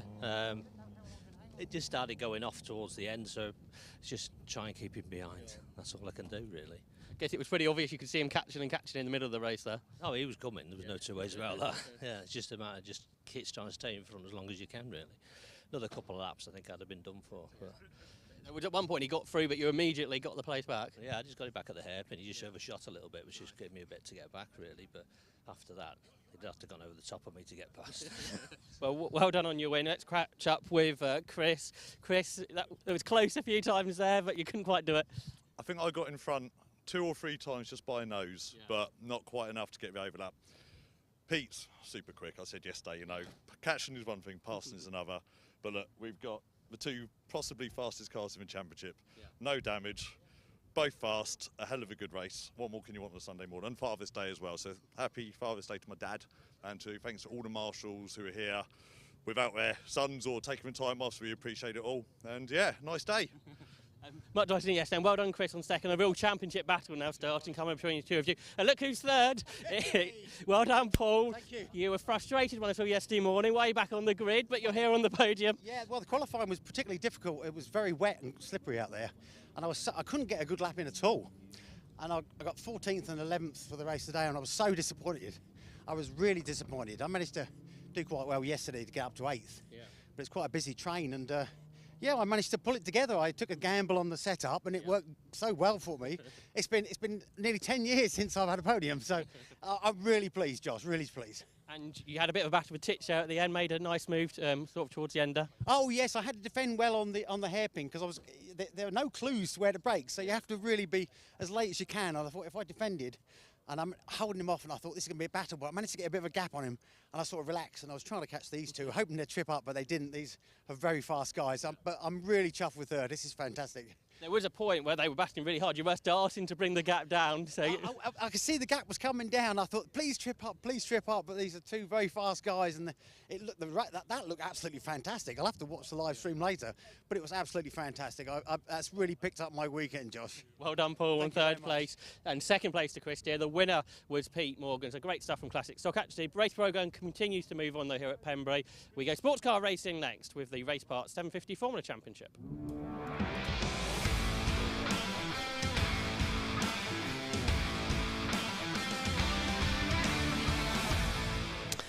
So the Race Parts 750 Formula Championship next. We can take a slightly more leisurely walk through the grid this time because these cars do have a green flag lap. So on pole position, it's the number 1 car of the reigning champion, Peter Bove.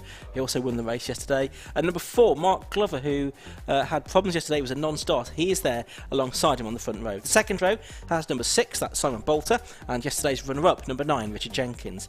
Row 3, on the inside is number 2, Chris Goff, last year's championship runner-up, and 31, Ollie Collett beside him. Back to row 4 and 17, Richard Rothery there on the inside, but 42, Martin Kemp, is absent from the grid. On the 5th row, it's number 11. Beg your pardon, it's, yes, the grid has moved up past it. So 39, Matthew Unwin, I can see, and then 5, Jake Doherty next to him. Then it's Bill Rutter on the next row, alongside Hugh Davis. Then Martin Depper, Alan Bunter, and indeed Paul Mason are going to round out the grid. So we did have the withdrawal of Ian Barley after yesterday's race, and there's a gap on the grid where Martin Kemp should have been, but I think everyone else is there that should be, and so we have the cars off on their green flag warming up lap ahead of this second and final race of the weekend for the Race Parts 750 Formula Championship. So yesterday, in a shortened 10-minute race, it was a victory for Peter Bove. It was also disrupted by the safety car. So Bove took the win from Richard Jenkins, and Chris Goff took 3rd position.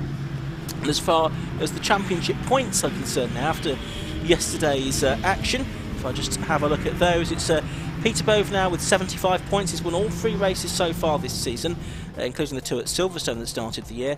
Oliver Collett 2nd with 62 points, and Richard Rothery 3rd with 49. Conway Dorr, he's not here this weekend, but he nevertheless is still holding on to 4th place in the championship. So 750 Formula, that's been part of the racing scene since 1949. It's the world's longest continually running formula.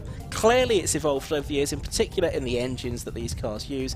So it's not the 750cc Austin 7 engine now that the car started out with back in the 1940s, but it is the 1108cc Fiat engine, the Fire engine as it's known, that went into cars such as the Panda, and they've been using this car for pretty much 2 decades now. In between times they used the Reliant engine as well. So Peter Bove, it is, there he is on pole position in the Derby. He's been a 6-time champion in the Race Parts 750 Formula Championship down the years. This car has been a champion 7 times because Robin Gearing also won the title with it in 2016. Mark Glover beside him on the grid. He didn't take the start of yesterday's race, hoping for better fortunes today. He's been a double champion as well in the race kits Falcon, but not for the last 2 years when Peter Bove has won it. And you've got on the inside of the second row Simon Bolter in the number 6 Derby and the number 9 Shepherd of Richard Jenkins. Red lights go on and out, and away they go. And it's a pretty good start. One not getting away quite so well is the number 70 car of Martin Depper at the back of the grid, but it's Peter Bove with the lead. Mark Glover there in 2nd position. Ollie Collett there has made a good start, but Richard Rothery out of the blocks like a scalded cat there. He is already up a few places as well. He was late on the brakes for Hatchett's hairpin. I think they've all got around safely this time, with Peter Bove leading the way from the rest of the field as they stream through that left-hander. Yeah, Rothery got around Chris Goff and Richard Jenkins, I think, as well. So maybe 2 places picked off by the number 17 car that started in 7th place. Peter Bove, though, away as the race leader and jostling for 3rd and 4th positions. Ollie Collett there, heading down towards Brooklands. All getting through there safely. Just ahead of Collett then, Simon Bolter from 3rd position. So it's Collett that's made the spots, 2 of them gained in the space of, 6 corners on this opening lap. And actually slotting through to 3rd in the background there at Carter's. Yeah, let's just confirm that then as they come through Honda. The top 2 right together. Collett there in 3rd place then. Yes, the number 31 car. Simon Bolter 4th, Richard Rothery is 5th, and Richard Jenkins is 6th. But if you can have a look at the two leaders, they're heading down towards Hatchett's. I can see out of our window that they were pretty much side by side. Just there they are on screen now. So Mark Glover taking the fight to Peter Bove here. Glover, who down in 5th in the championship before the start of this weekend, and dropping back further with that non-start yesterday. He is keen to start to take some points away from Peter Bove here if he's going to have any chance of snatching the championship back from Peter Bove, who's won it for the last 2 seasons. Very experienced Peter Bove. He's been racing in this championship for decades, and Glover in it for quite a few years now. He raced in low costs previously, but has switched to 754 with this race kit's Falconbit belt, and which this year has new bodywork on it as well. I must say it looks very smart indeed. Briefly, yellow flags at Hatchett's at the start of this lap because of a melee that I think everyone scampered away from, but it was Collett just ahead of then some overlapping with Simon Bolter and Richard Rothery, I think, as well. Lead us back across the line, and yes, green flags being waved once again at Hatchett's, as to the outside will go Glover. Likes that line where he can cut back to the inside then for Spitfires and maybe take the race lead away from Peter Bove. Yes, he's done it. Brilliant. Absolutely fantastic from Mark Glover then. So I think we've got a race on our hands here. The other thing that Peter Bove was telling you yesterday, Johnny, was that he's very keen to get this long-standing lap record as well. That's a 1 minute 4 dead from Bob Simpson. It's 14 years old, that lap record. On that lap, Bove and Glover did identical lap times, a 105.02. So they've both got just over a second to make up to try and get that record away from Bob Simpson, who raced in the championship for more than 50 years, and his grandson now, Jake Doherty, is on the grid in his car, in his stead, and he's running in 11th place at the moment, with the fight back on for the lead here. To the inside goes Peter Bove at Carter's Curve, but not quite given the space to be able to utilise a quick line on the exit of that corner. Wanted to try and warn out wide, but realised there wasn't the space there. So again, good forward-thinking driving from Peter Bove. We'd expect nothing less to get out of that.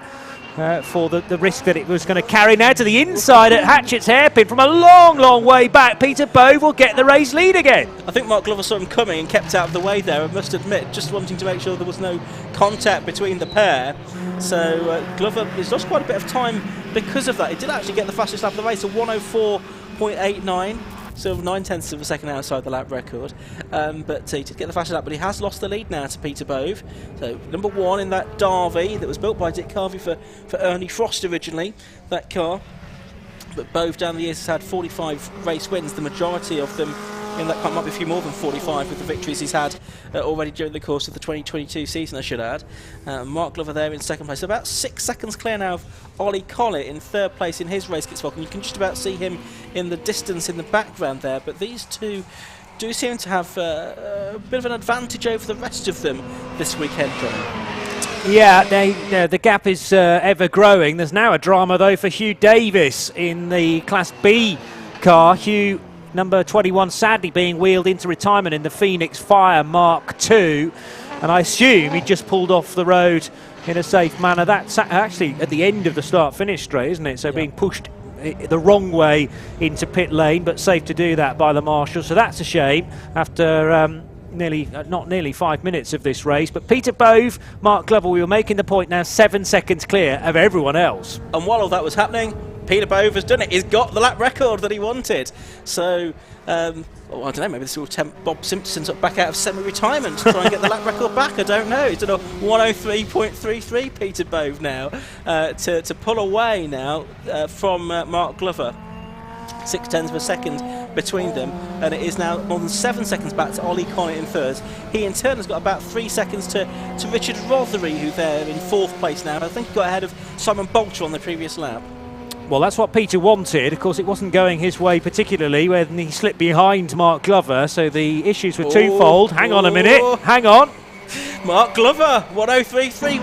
Well, Peter Bove, my friend, you've got some work to do again, because Mark Glover's now taken that lap record off you, and he's getting closer to you as well in the fight for the lead. You're just coming up to lap the 67 car of Paul Mason as well. There's Chris Goff. He's making a place on Simon Bolter at Hatchett's Hairpin. He's gone to 5th now. It's all happening in this race. So Mark Glover presumably making use of a bit of a tow that he is picking up from Peter Bove's car. These cars are aero-dependent to an extent, so won't go so well in the draft of another, but that time around, Mark Glover making it work for him perfectly. He's only half a second off the back of the race leader, Peter Bove. There is Chris Goff in the CCR2 Evo, running in 6th position right now, with behind him Bill Rutter in the... No, that's Simon Bolter, who's got by, in fact, since they last crossed the line. So the blue and red car of Simon Bolter, which is another Derby, like the race leader, Peter Bove, who leads by only half a second. Yep, so there is Goff. He was running up in the championship last year. They're sort of all going through to lap that Paul Mason number 67 Derby. As we watch the two leaders, this time there's 6 tenths of a second between them. This time there's no improvement in the lap record, although they're both underneath the old lap record, I should say, set by Bob Simpson though all those years ago. Jake Doherty can tell you he's made his way up into 10th place now. And Martin Kemp actually did get out into the race. I don't think it's his correct grid position. He must have started from the back, but he is there into 11th position now. Martin Kemp in the number 42 car. So just about the full quota of cars. Unfortunately, though, we lost Hugh Davis not too long ago. We actually qualified with 16 yesterday, 15 started, now 14 run, and it's nose to tail over the crossing for the scrap for 10th position. Jake Doherty under pressure. There's that Martin Kemp behind in the 42, in the Race Kits Falcon. Yeah, so that car you can see the SSF. It's still got Bob Simpson's name on the side of it, but now in smaller letters underneath the name of his grandson Jake Doherty, who's driving the car this weekend. Peter Bove, look, he's got the lap record back again at 1:03.06. He and Mark Glover are spurring each other on here, I think, to see who's going to get that mark. But good drive this from Jake. One of his first races, he did the meeting at Silverstone a few weeks ago. That was his debut, second event here at Pembrey, and he's acquitting himself very well here, taking 10th place overall. I'm sure he's going to get faster and faster as he continues to learn the circuits and learn about racing. Well, that was Paul Mason making space for these two to creep through at Honda. But Glover's still finding speed as well, so despite the lap record now being in the hands of Peter Bove, it was an improvement for the second place Race Kits Falcon of Mark Glover, car number 4, down to a 1:03.2, but a 1:03 dead for Peter Bove. Can he get into the 1:02s, I wonder? He's only got 0.06 of a second to try and find, as now Martin Kemp trying to find a way by Jake Doherty as they head into the centre S's, but Doherty covers that line off well. Yeah, leaders can tell you are a bit closer together again, less than half a second between them now, and they're down at Hatchett's hairpin. We're continuing to watch this battle for 10th though, Doherty and Kemp, and Kemp having a look up the inside as they go down to Carter's this time of Doherty. Lou leaves some space, and it looks like he's going to carry more speed through Honda. Is Doherty though? Possibly, yes he does, and so he holds on to 10th position. There's just under 6 minutes of this race left to go. So nothing between this duo. Elsewhere, really close still for the race lead. There were no improvements on lap time that time around, but clawing back 0.4 of a second, Mark Glover. So 0.48 is the gap as they started lap 9. One to watch as well, it will be the battle for 3rd place, because Richard Rothery closing in on Ollie Collett. He just did a PB. Richard Rothery, who was 9 tenths faster than Collett on the previous lap. So not only the battle for lead we need to watch, but the battle for 3rd place as well. These though are the leaders, and the gap actually has gone out this time, I think, Johnny. Yeah, by a small margin. Oh no, actually larger margin, because it was a bit of a delay before we got Mark Glover's lap time there. A second now, so Peter Bove doubles his advantage out front. It's a 1:03.5, which is a very respectable lap time again for the leading Derby 88P. And the Race Kits Falcon, whether that was a slight error from Mark Glover, not sure, but it's dropped him a bit further back. The good news is that Oliver Collett is a fair distance back now by 15 seconds or so, but Collett's just put in a personal best as well. Clearly track conditions are constantly improving. That's a bit more of the moisture dissipating, a bit more cloud cover as well, which will be liked by the race engines. Yeah, it's still pretty cool, isn't it? It's not terribly warm yet here at Pembrey this morning, so as you say, the Fiat engines will appreciate that a little bit more than if we'd got a very hot day. It's probably almost perfect conditions for really fast lap times. 14 degrees we reckon at the moment. I'm not sure it feels as warm as all that, to be honest with you. That time through, the gap had come down again to 8 tenths between Peter Bove and Mark Glover, and here we're watching Ollie Collett, because he has now lost out to Richard Rothery. Yeah, Rothery through in the PRS 1B, so they were only separated by 0.6 of a second at the start of the previous lap. They'll cross the line now with those positions reversed, and Rothery on course for a podium therefore. Collett across the line in 4th, Chris Goff still there in 5th, then Simon Bolter in the 2nd of the Derbies, Bill Rutter still there in 7th position. Car 17 is the 3rd place car though of Richard Rothery, gaining 3rd and starting to edge away a little bit now from Ollie Collett in 4th. Off camera, there's a nice battle for 6th going on as well, with Bill Rutter in the ex-championship winning Baton, with Simon Bolter in the Derby. So watch out for that. Oh, we can just see popping on together. Martin Kemp's got ahead of Jake Doherty as well, up into the top 10 with about 3 minutes of the race left to go. Are we going to see a change again in that 3rd, 4th and 5th place battle? Possibly we will. But, hey, there you go. As well. Peter Bove, 102.74. Have that, Mark Glover. Have that, Bob Simpson.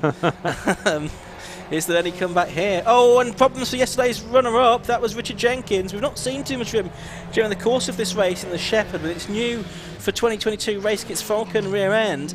Clearly some problems with the car though, and sadly he's out of the race. Yeah, and doing the wise thing there, staying off the racing line, arm up to warn everybody else, but it's happened on a very quick part of the circuit between Brooklands and Honda, so some caution required. No doubt some white flags being displayed by the marshals as well, as Ollie Collett running in 4th position, still with Richard Rothery up ahead. Chris Goff's maybe a little bit closer this time, so that one's spicing up in the final 2.5 minutes. There's Chris Goff's purple CGR2. And Bill Rutter, you mentioned, with Simon Bolter having a good fight as well. Bill Rutter's just done a personal best lap of the race. Jake Doherty back ahead of Martin Kemp again. That's for 9th place now, of course, with the demise of Richard Jenkins. So there is Jenkins into the pit lane, as we were just mentioning him. Sadly out, but I think he's going to chat to Hugh Davies by the looks of it. But anyway, here's a possible change here. Chris Goff and Ollie Collett with 1 minute and 50 seconds to go onto the Cal straight. Goff to the left-hand side of Collett here on the way down to Hatchett's hairpin. We saw Goff very quick in here on the very first lap of the race, and he gets the cut back, and I think he's going to get through here. He's going to have the inside line for Spitfires. That's nicely done by Chris Goff. Well thought out move. He goes up into 3rd place. And has 4th place, I should say. Yes, and has he maintained a tidy line exiting DeBenny in the crossing? It looks like he has. It's just a touch on the curb there, which briefly unsettled the car, but certainly not giving this one up, Ollie Collett in the Falcon. Looking for a way by at the Senna S's, but he will probably need to carry this on to the next lap. Now, top 2, much closer than they have been. Peter Bove and Mark Glover, the gap's come down to, well, less than a second. It is. Now, they might get 2 more laps out of it if they're feeling generous, or it might just be 1. It was going to be pretty marginal as to whether they get 1 or 2 more laps out of this, I think. We'll wait and see. But Mark Glover, 0.6 of a second behind Peter Bove at the start of this lap. No improvements in lap times, actually, from either of them. Both in the sort of 3s and 4s that time, as though they may have had a bit of traffic to do with. That's the shark of Alan Bunter, number 28. He's in 12th position, so they've already lapped, 15th, 14th and 13th, therefore, as things stand. And there's Bove down to the Brooklands hairpin. And the Glover's not really making any impression at all. In fact, Glover seems to have dropped a long way back. Has he got a problem? It's bizarre, that is, because he was 0.6 of a second close to Peter Bove at the start of the lap, and now less than, about half a mile on from that, all of a sudden Mark Glover's pace has completely disappeared, Ian. Yeah, we've got the checkered flag being made ready, though, so it's all academic. Peter Bove is going to take the win and win round 4 of the 2022 race part 754 in the championship. A sort of slightly recalcitrant Mark Glover, 2nd in the end. And who's going to be 3rd? We think that's going to be Richard Rothery, but he's quite a long way behind. He's just coming into Honda corner now for the final time. And it is going to be Richard Rothery in the PRS, number 17, that takes 3rd position. 4th and 5th, with that late move for Chris Goff to get ahead of Ollie Collett, has served him well. He's got 4th place, Collett 5th. I think it's going to be Bill Rutter in 6th. I mentioned the battle he was having with Simon Bolter, and again the baton came out on top of that scrap.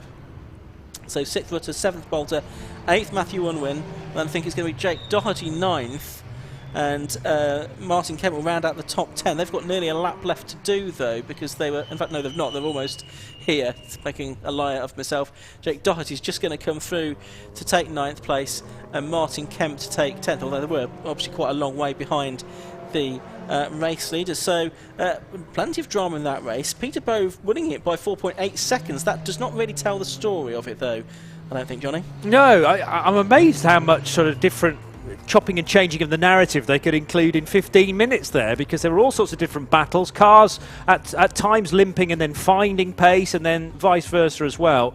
And 4.8 seconds rather belies Peter Bove's difficulty in winning that race. And the subplot of the lap record as well, and how often that was exchanged. It's gone to Peter Bove in the end, a 102.74. He's also won the race, probably more importantly, in the number 1 car. 14 laps completed, and he was 4.8 seconds clear of Mark Glover in second place. Third went to number 17, that was Richard Rothery.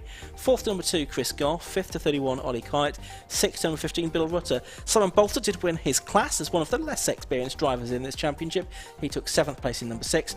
Ahead of number 39 Matthew Unwin in 8th, and number 5 Jake Doherty in 9th. Martin Kemp rounding out the top 10. And then we'll get to the cars that were a lap down or failed to finish. Alan Bunter, Martin Depper, Paul Mason, Richard Jenkins and Hugh Davis. So the 750 Formula Championship, that is going to continue at Snetterton in a few weeks' time. They have a triple header there at Snetterton. Let's head down to the pit lane. Hopefully we'll hear from our top 3 with Josh. So we're down here with Peter Bove after his victory in the Race Park 750 Formula Championship, and a new lap record as well for Peter. We'll let him take his helmet off, and then we'll grab a word with him. I'll give you a garland while you do that, Peter. But a close battle that was between you and Mark through most of the race, and you had to keep pushing each other to go quicker and quicker while racing each other as well. Yeah, sorry, yes. Because it's so bumpy around here and this is a really stiff car, I don't sound all Formula One, but I was really struggling to breathe at points in that race. So Mark kept closing in, I got held up a couple of times, and that made it worse. So glad to see the checkered flag at the end. I don't know what happened to Mark on the last lap, but yeah, it was a good race.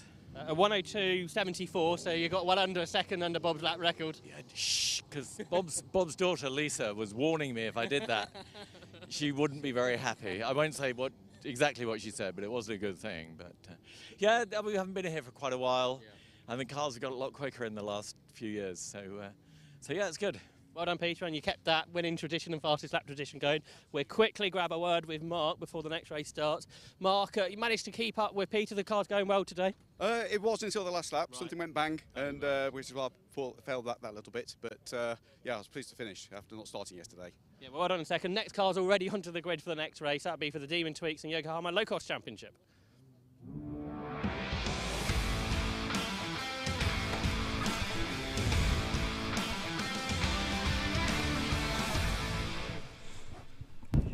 Yes, it's the Demon Tweaks Yokohama Low Cost Championship up next. Pole position for this one is number 87 Craig Land. Alongside him is number 94 Martin West.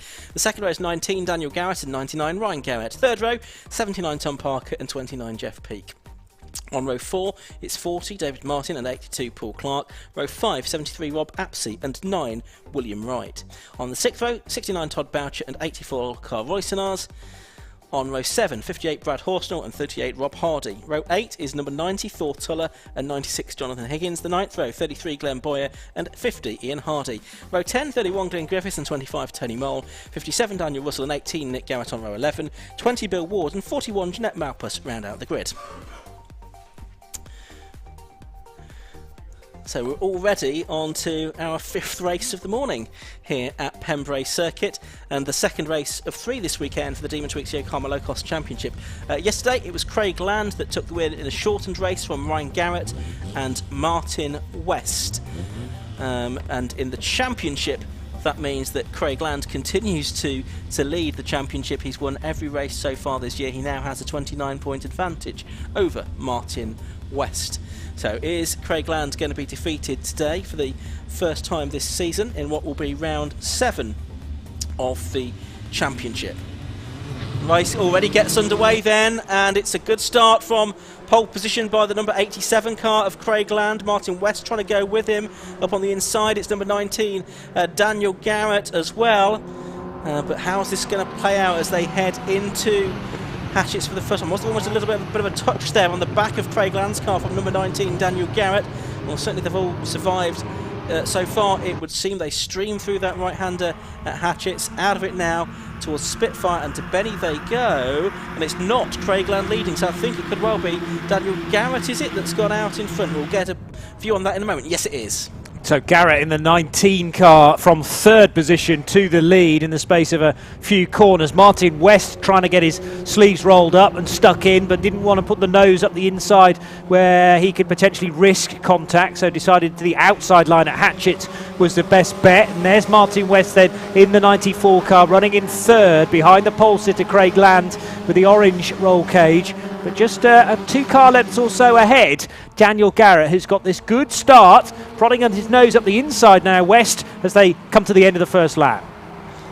Yeah, and be a big difference today with this race being run in dry conditions rather than the very wet. I think we're going to have a big slipstreaming train of cars here. I think the pit board almost got taken out of that mechanic's hands there on the pit board as the low cost came past 3 wide. Not quite the Mazda 7 standards of 4 wide into Hatchett's that time, but you've now got Martin West and Craig Land who've got ahead of Daniel Garrett, who led over the line. Tremendous battling though at very close quarters, and Craig Land almost forced over the grass at Spitfires right on the apex of the right-hander. That really shook the car from left to right, but he kept hold of the wheel and kept hold of second position. A little bit wide coming off the crossing though for the race leader Daniel Garrett, who caught a bit of curb and turf as well, and sideways almost drifting Craig Land through the right-hander at the centre S's. Down to the Brooklands hairpin they go, and they stream through that. It's only just a little bit over 90 degrees that corner. It's not a hairpin like Hatchett's, which is pretty much 180 degrees, much tighter corner. That one at the opposite end of the circuit. So there's Garrett in third position, and he was eventually classified yesterday in 12th position in the race, as off the circuit goes Martin West. Back onto the circuit goes Martin West, like nothing really happened at all. He has lost quite a lot of ground there though. He will have scooped up a fair bit of grass into the nose of the car, I would have thought as well, but yes, he didn't. Oh, well, there's an out-braking manoeuvre there for number 84, that's Carl Rusinars, who goes deep into the Hatchett's hairpin but controls it nicely in a cloud of tyre smoke. Lost at least 1 position, possibly 2. And yes, Martin West, a scary moment, but he kept his head, and again he's on the attack, trying to and getting third position. Yeah, and it's Ryan Garrett that's now in the lead, ahead of his brother, who was denied the victory yesterday right at the end of the race, as it turns out, with an off towards the end. But still the 2 brothers then out front here, although a mistake there at Brooklands has cost Daniel Garrett time and allowed Martin West, who only 3/4 of a lap ago was all over the grass coming out of Honda, to buy back into this as well. He's there in third place. He's the championship leader and 5-time or 6-time winner so far this season. Craig Land there in 4th spot at the moment, and then everyone else is 5th. Pretty much, yes. There might have been an element of contact, I thought, between Craig Land and Martin West's car as they came through Carter's. The lap board not going out this time. I think the mechanic being wise not to do that. Very late braking again for the 87 car. Is he into a spin for Craig Land? No, just about hangs on to it. This isn't for the race lead, because now out in front is Ryan Garrett in 99. They're all battling for second. Oh my word. I mean, that looked like it was going to be disastrous, because Craig Land came steering up the inside. I think there might have been a slight bit of contact. His back end stepped around, but no real harm done. But the only harm it has done is that it's handed, for the moment at least, a relatively big lead to Ryan Garrett. It was 1.27 seconds at the start of the lap. It might be bigger than that now, although what you often see in low-cost racing is what you think, oh, that's a big gap, he's going to pull away now. All of a sudden, it's not such a big gap as the cars behind work together to slipstream one another and get back on terms with the leader. Let's see if that happens this time. Yeah, you always find that 2 or even 3 cars work through the air better than if you're on your own, as Ryan Garrett is. 1.2 seconds to the good last time around. They're bump drafting one another as well, though, into Honda. 3rd, 4th, or 2nd, 3rd and 4th. Martin West thought about going to the right, then he goes to the left. You can overtake around the outside at Hatchett's. It's happened already in this race, and they think about going 3 abreast. It's a new fastest lap for the 3rd place car of Martin West, now 2nd place car, and scrabbling for grit through Hatchett's 1 or 2. The 69 of Boucher is slow away from turn number 1. 79 Tom Park also lost ground as well. He started on the front row for yesterday's race as well, so No slouch. Right, what's going on then? Try and regather our thoughts here. So that's Martin West in second place. Look, he's with the leader. What did I tell you? I mean, you can have a big lead in this race. It's 1.3 seconds at the start of the lap. In half a lap, Martin West's got that down to about 1.3 car lengths. Yeah. Incredible, really. But he's also taken with him, it's Daniel Garrett behind him now, isn't it? And Craig Land in fourth place. Are they just beginning to make a bit of a break from the rest? Jeff Peake's there in fifth. He's won races in the past, so if he can latch himself onto the front group here, he could be a contender for the victory as well. Martin West now right on the boot lid of Ryan Garrett, and surely will be able to at least get his front wheels level with Ryan's rears. To the left will go Daniel Garrett, I think, as well. A bit of a lock-up there from Martin West, who hit the brakes earlier than I would have expected, and that's because he was right behind Ryan Garrett, but he's gone straight on. There was contact there, and you can... Oh, and also off Todd Boucher and the 40 car as well, which is David Martin. That's down at Hatch as well. There was just a slight bit of contact between Martin West. You could see it dislodge the right front wheel arch, and I think that's what sort of unsettled him, really, is probably the braking effect didn't take effect. Well, it was wedged under his front right wheel, I think. Exactly. So the contact on the ground was actually fiberglass wheel arch rather than tyre. So he did incredibly well to actually control that. Now to the inside is Craig Land at Brooklands to try and squirrel his way up the inside of Ryan Garrett in car 99, and just ahead of them Daniel Garrett. That is for the race lead, so no longer do we have an outlier, if you like, scrapping away for the lead honours. This is it, first, second and third, with in fourth place Jeff Peake, quite possibly, in the 29. Yeah, that's right. Just keeping an eye on the fastest lap. That's to Martin West at the moment, 1:10.38, 2/10 outside Tom Collar's lap record. Tom Collar's here today as well to see his lap record be broken potentially. Here are the leaders down to Hatchett's Hairpin. This is lap number 7, and it's the 19 car, which is Daniel Garrett trying to go around the outside of his brother Ryan. Doesn't quite work out. They can see Royce Snartz, he's up to 5th place, Paul Clark 6th, Robert Apsey going well, I think, though, down to 8th place again, because Tom Parker in the 79 has got back through on the inside at Hatchett's Hairpin. Martin West 11th at the end of that lap. Oh dear. So yeah, fallen a great deal of places that are going to be tricky to regather in the remaining half of the race. Side by side for the race lead again. Ryan Garrett to the inside, Daniel Garrett to the outside, and trying to prod his nose up the inside of both of them. Craig Land in number 87 in the orange roll cage. There's Jeff Peake's yellow and black car then. He's really been sort of in the middle order of the top 10 up until now, but finds himself in fourth and very capable of taking the fight maybe for a top 2 finish. To the inside though, in the final corner at Honda and the race league, Craig Land again. Wow. Fantastic racing there, still 6 3/4 minutes to go. Oh, and almost a brusher there, I think, between the first two, Land and Ryan Garrett, as they came over the line. Those two side by side.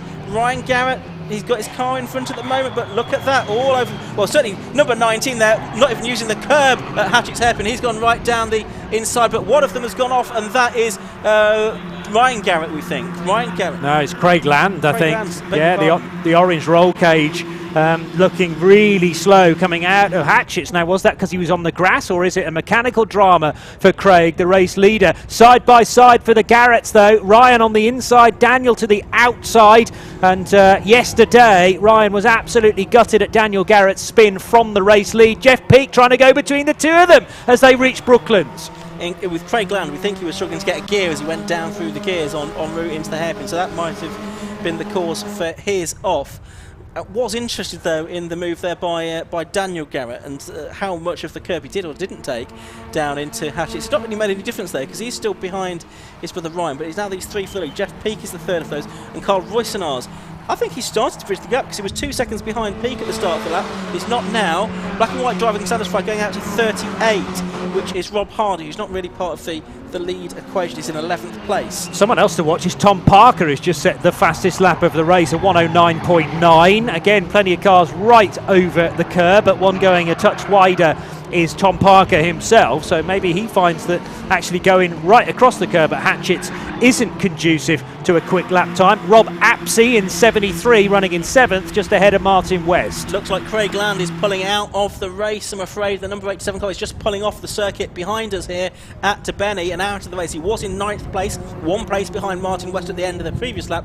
One other bit of business, that lap for Tom Parker at 109.98 is a new lap record. Right, okay, and still scope to improve upon that again, because track conditions are clearly near enough perfect right now with the air quality and the amount of grip that's available on the racetrack. There is confirmation of Craig Land's car out of the race. He hasn't made the paddock, so presumably that area now covered by yellows, at least for the next couple of laps. 4 for the lead, Ian Soman. Yeah, okay, over the line they go. It's Jeff Peake. I think he's going to mount the attack now. He's got a double toe. He's gone to the left-hand side now. Carl Roysenars is there on the right-hand side. It's Daniel Garrett. Ryan Garrett's from Daniel Garrett on the way into the corner. Still is on the way out of the corner. Jeff Peake 3rd. Carl Roysenars 4th.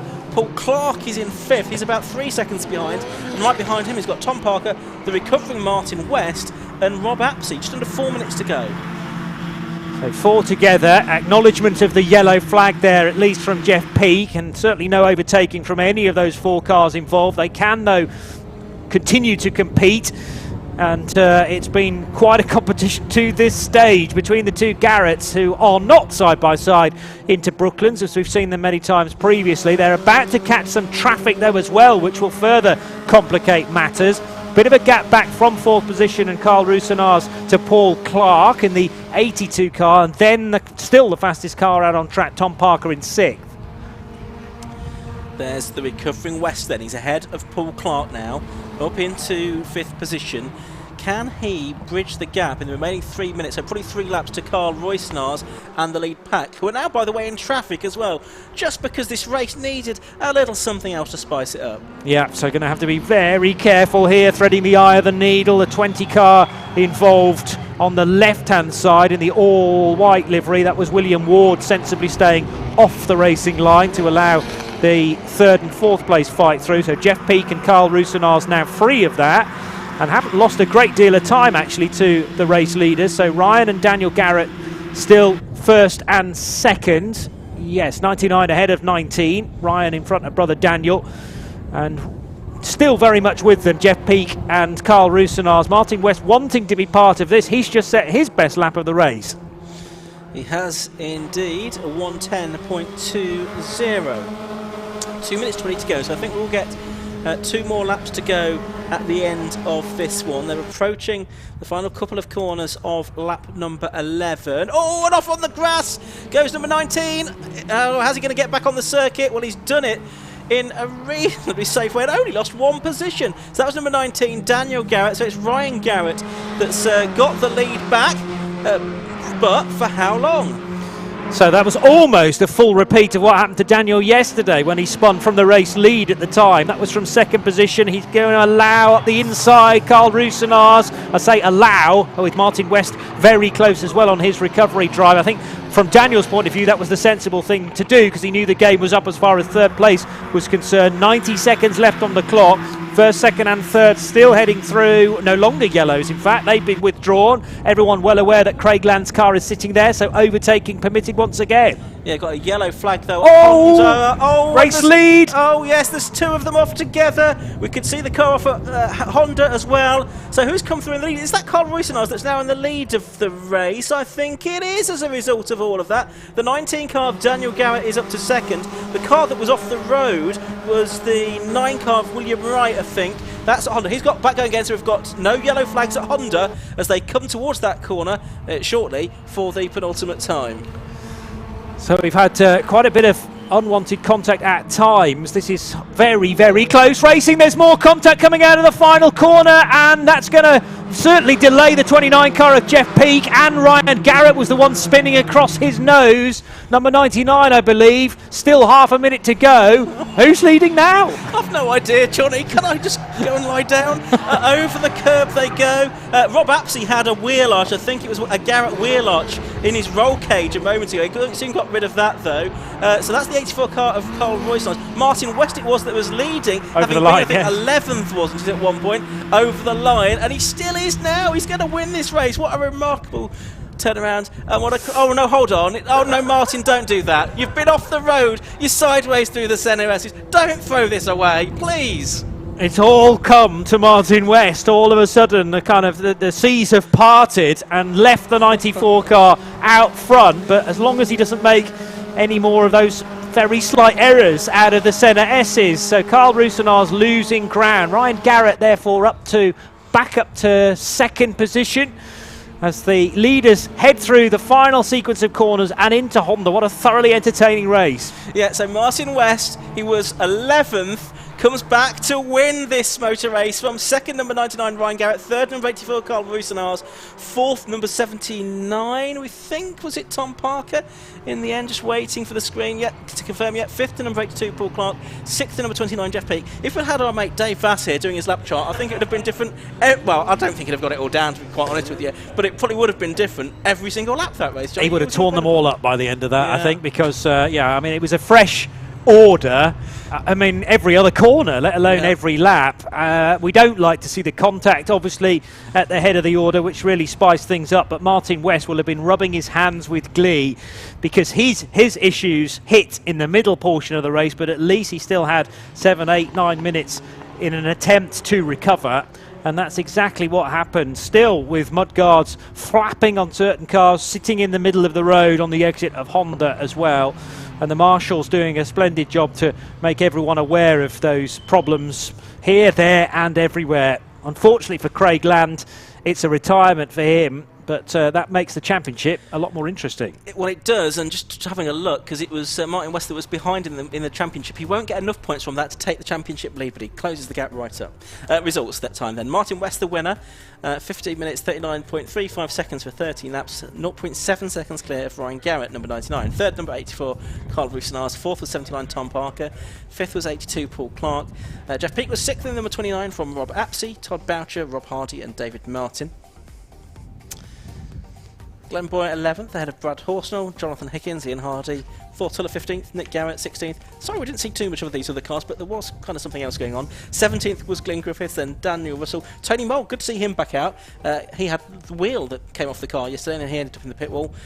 William Wright was a retirement. No, he wasn't. He did get back to the checker flag in the end. We did lose, though. Daniel Garrett, Bill Ward was a lap down. Jeanette Malpas likewise, and Craig Land a retirement, of course. So somewhat against the odds, it's Martin West that we're going to hear from in a moment, talking to Josh Brown. He's narrowed the gap to Craig Land in the championship. There is one more race to come this weekend for the low cost as well, so that's going to be something to look forward to. Might be a bit of repair work to be done, I suggest, though, Johnny, before they get out this afternoon. But I think we're about ready to head downstairs to the pit lane, where we will hear from Josh Barrett. Well, I'm sure Ian and Johnny will want to take a big breath after that race. What an extraordinary morning of racing we're having here at Pembrey. Absolutely fantastic stuff from all the 750 motor categories. That low-cost race was probably the most bonkers. There is some discussion going on with drivers, so I think we might just keep a little bit of a breather for a second so we don't catch any language that we don't want on the Alpha Live channel, and then hopefully we'll be able to grab a word with the drivers. Martin, well, that race was bonkers. You were the winner. You were 11th at one point. Yeah, what happened? I'm going to try my hardest not to swear, but I think all us low-cost drivers should be ashamed of us. Well, not all of us, but a good portion, especially us front lot. That was embarrassing. Right.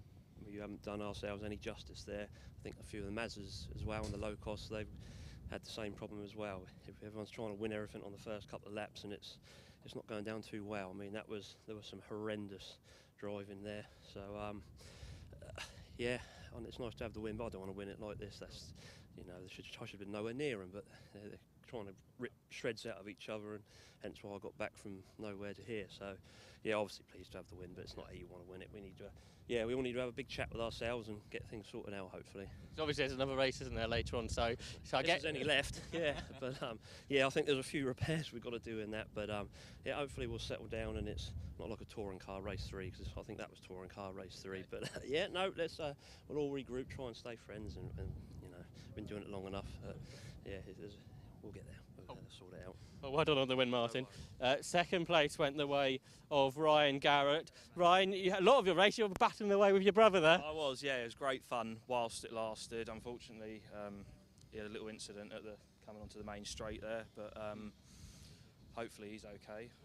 Just want to get back and see him, to be honest. Yeah, I saw him drive past, he's fine. Yeah, but yeah. Second place, I suppose I'm happy with that. Leading the race most of it, so yeah, all good. This weekend's been great, hasn't it? Both of you right up the front here. It has, mate. Yeah, we've both put a lot of time and effort into the cars. They're both brand new, and it pays to work on them and maintain them. So, yeah, all good. Well done on second place. And then Cole is over here, who finished in third place. Cole, you had a view of a lot of that going on in front of you for quite a lot of the race. I did, yeah, and it was kind of, I was just trying to get onto them, but I'm really not that happy with the third because we had there was contact everywhere, and it was just not how I'd like to have done it. And then Dan and I, who's a really good mate, have had contact. And he was across the coming into this last corner, and I hope his car's all right because he's a good mate, and I really don't want there to be any damage here. So hopefully we can race again in the next one. But yeah, it was a bit of a Larry race, that one. Yeah. It did look like it. Do you think that because this track is just slipstreaming all the way around it, so it brings everyone together, I guess? It does, and then it got all very tight and choppy, and yeah, I don't know, I just sort of found things were happening in front of me, and I was working my way up, and it was clean for me up until, unfortunately, that last lap, yeah, and I found myself in the lead at one point, and it was like, oh, right, okay, brilliant, let's try and just keep clear of it, and then we ended up with Dan, came up the main side into Honda, and then he was obviously really tight, and then he was slipping out, so I was cutting back underneath him, but he was still slipping, and as he gripped, I think he just come across the front of me, and I let go of the steering wheel. I got to just wait for it to finish happening, this accident. I thought we were going in the wall and everything, and then it came straight, but I just, I want to go and see Dan and check he's all right and apologise for anything that could have been, if I could have done anything, but yeah, it's not fun when it's like that. To get a podium that way, it's not ideal, but yeah. Let's hope for some happier drivers after the next road course race. Racing continue here at Pembrey. I think we've got the Race Parts Historic 750 Formula out next.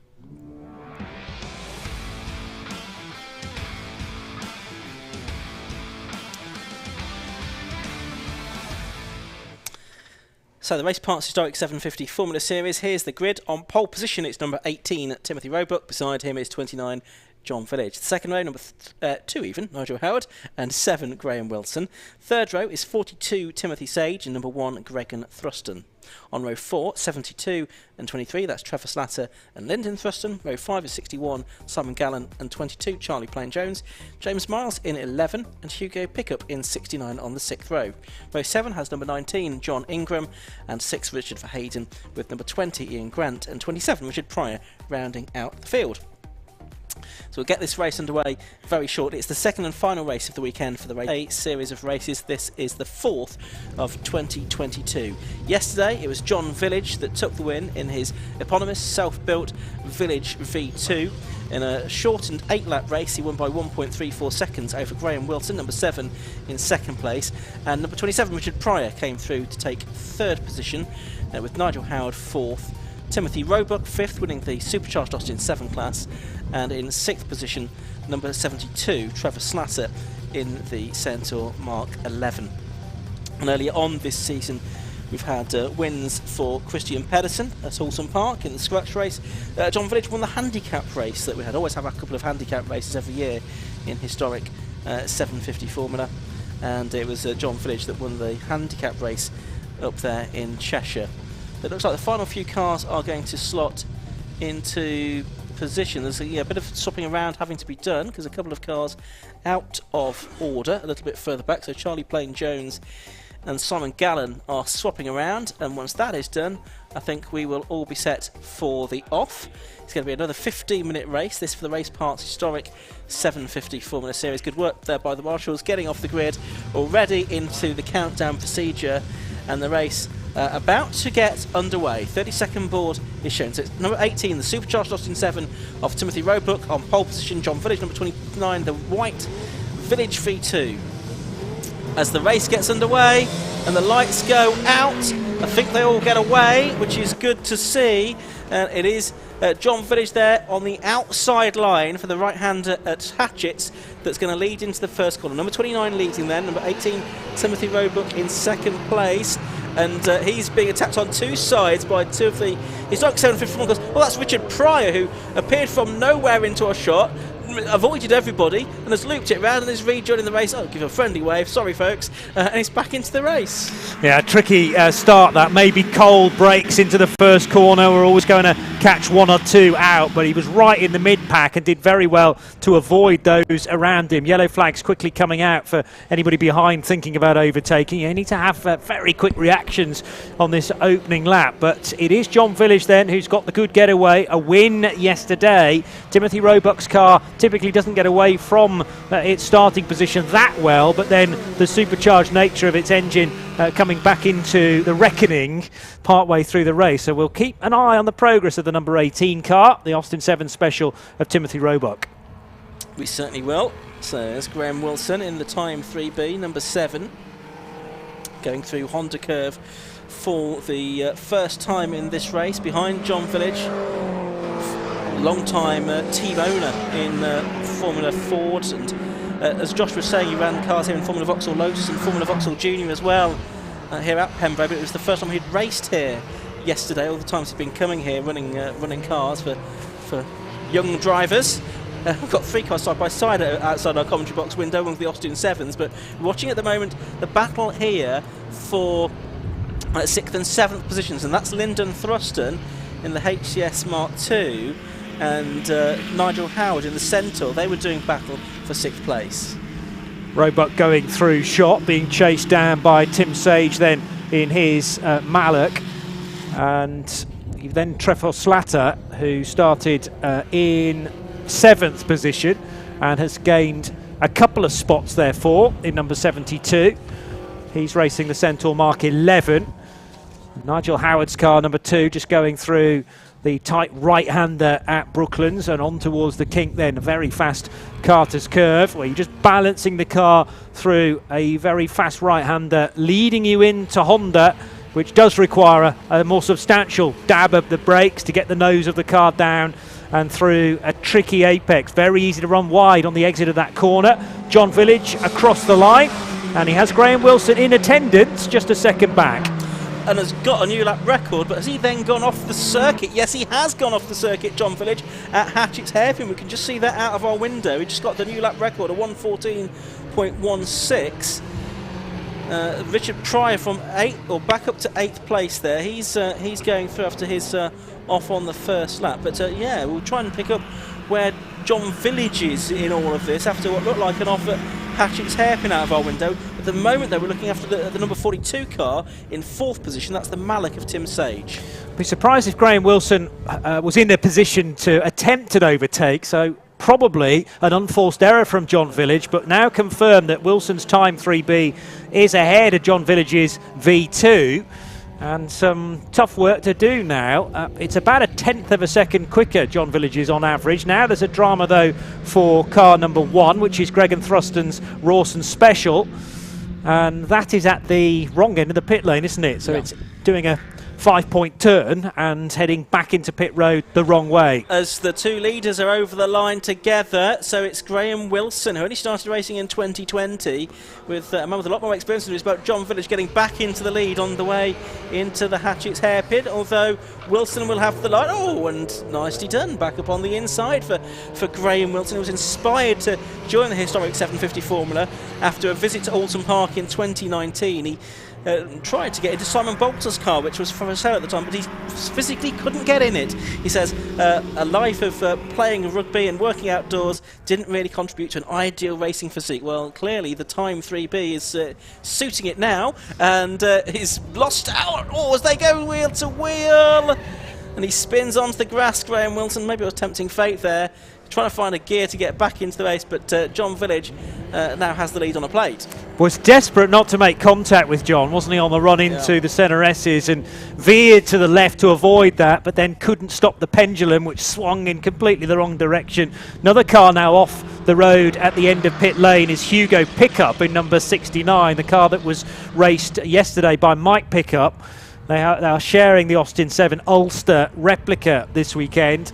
Car 69 quite possibly out of the race as well. Keep catching a sight of Bridport's Tim Sage in his Mallock, and Tim, well, with the various incidents going on at the head of the order, has worked his way up to third position now. Yellow flags waving while another of the Austin 7s is retrieved to the pit lane, keeping the rescue crew based down there, very busy as they recover cars. There's Richard Pryor continuing to make his comeback up the order. He was gunning for 4th place there. He's going to probably end up 6th behind Lyndon Thruston again, because Thruston has the inside line for Spitfires, but Pryor's going to have the inside line for DeBenny in that JGS, and he's going to go back through on the inside. So Tim Sage actually up to 2nd place, of course, because of the very wayward moment from Graham Wilson's time 3B on the run into Brooklands. Nigel Howard nibbling away at the rear of the 72 car of Trevor Slatter, then in 3rd. So the 2 Centaurs going hard at it, and a recovering Richard Pryor, who spun or had to loop the car at the first corner on the opening lap. He gains 2 spots in 1 manoeuvre there. Nicely done by Richard Pryor, who won a few races over the last couple of seasons, so he's very quick, and presumably after that first corner, at least, he's finding today's conditions much more to his liking. Up front, though, it is John Village continuing to lead by about 9 seconds now from in 2nd place Tim Sage. Oh, was off the circuit goes Trevor Slatter on the run towards Honda there, so he's lost a bit of time because of that. Just about to say, though, Tim Sage is the only sort of 1 litre car in the race. That's the Ford 1 litre engine. The majority of the cars in Class C being the 850cc Reliant engines that power them. Nigel Howard down to the first corner at Hatchett's again. Some breathing space in front and behind, actually, but not very far away is Lyndon Thruston in the HCS Mark II. So Thruston now getting a couple of wheels onto the curb at Spitfires, approaching half distance in this race. Howard running in 4th, Thruston 5th, Trevor Slatter, after a slight error a moment or two ago, slipping to 6th position in the Centaur. And Richard Pryor now shaping up Tim Sage for an overtake on the Mallock. This is for 2nd and 3rd, arriving at Brooklands Hairpin. Just pretty much halfway through the race at the moment, there's 7.5 minutes to go. It's been a dramatic race so far, plenty of incident. We've not talked too much about what's going on in the Austin 7 division, though. Tim Roebuck has gradually, as Pryor gets onto the grass, has a big moment there. Tim Roebuck's gradually dropped back down the order, but he's still leading the supercharged Austin 7 class in 7th place overall. He's about 14 or 15 seconds clear of Simon Gallen. Charlie Plain Jones is about 7 seconds clear of Richard Verheyden in the normally aspirated Austin 7s. But let's focus for the moment on this battle for what is now 2nd, 3rd and 4th, Johnny, in Class C. I don't think I've necessarily done Timothy Roebuck a favour in saying that his car comes good mid-race, because he's actually been losing places lately, down to 6th position in the supercharged Austin 7 Special. John Village leading, though, with the fastest lap in hand currently, and has a lead of nearly 13 seconds now over Tim Sage because of all sorts that has been happening in John's wake. And this fight for 2nd place really livening up. Richard Pryor to the inside in the low-slung number 27 car, the DNC Mark III. And to his outside, Nigel Howard. A bit of a lock-up there from Richard. Did he control that? Yeah, still finds the apex just about. And a better exit than Tim Sage from Brooklands. 6 minutes left to go then, and it's Pryor up on the inside through the right-hand across. Oh, there's a back marker ahead which has compromised things a little bit there. That's the I think the 11 car of James Miles, who's in 11th position overall as well. And they're going to be coming up to lap Charlie Plain Jones as well, the Austin 7 non-supercharged class leader any moment now. So it's still Sage in 2nd, Pryor in 3rd and Howard in 4th position. They're a little bit further clear now of Trevor Slatter, who stays 5th. The top 5 overall are all from the Class C division, though, and these are the quickest of the cars, as squeezing up the inside of number 22, one of the back markers. That's Charlie Plain Jones, as you mentioned, leading the non-supercharged part of Class A. But Timothy Roebuck still with a class win as a strong potential, because his nearest rival is Simon Gallen down in 8th position. Timothy in 6th spot. nose to tail still between Tim Sage and Richard Pryor. Pryor again with the same lockup that he had a lap ago at Brooklands, but seems to be able to live with that, and almost the difference coming off Brooklands is so severe that he almost ran in the back there of Tim Sage, but reacted well to it. Yeah, so it's still Sage that's holding on to that position, isn't it? Second place, number 42 from 27 Pryor. John Village, by the way, out front, 14-15 seconds clear, just another fastest lap of the race, a 1:13.71, so now at 1.7 seconds inside the previous lap record, which was held by Peter Chattin. We continue to focus on the Malek, leading the next two cars here, second, third and fourth together, very evenly matched. I think he does have a problem with the brakes, Richard Pryor, on that car. And now it's nearly gone red. Oh, and he's taken the nose off Nigel Howard's Centaur as well, which is now dragging, and you can hear it dragging underneath the car as well.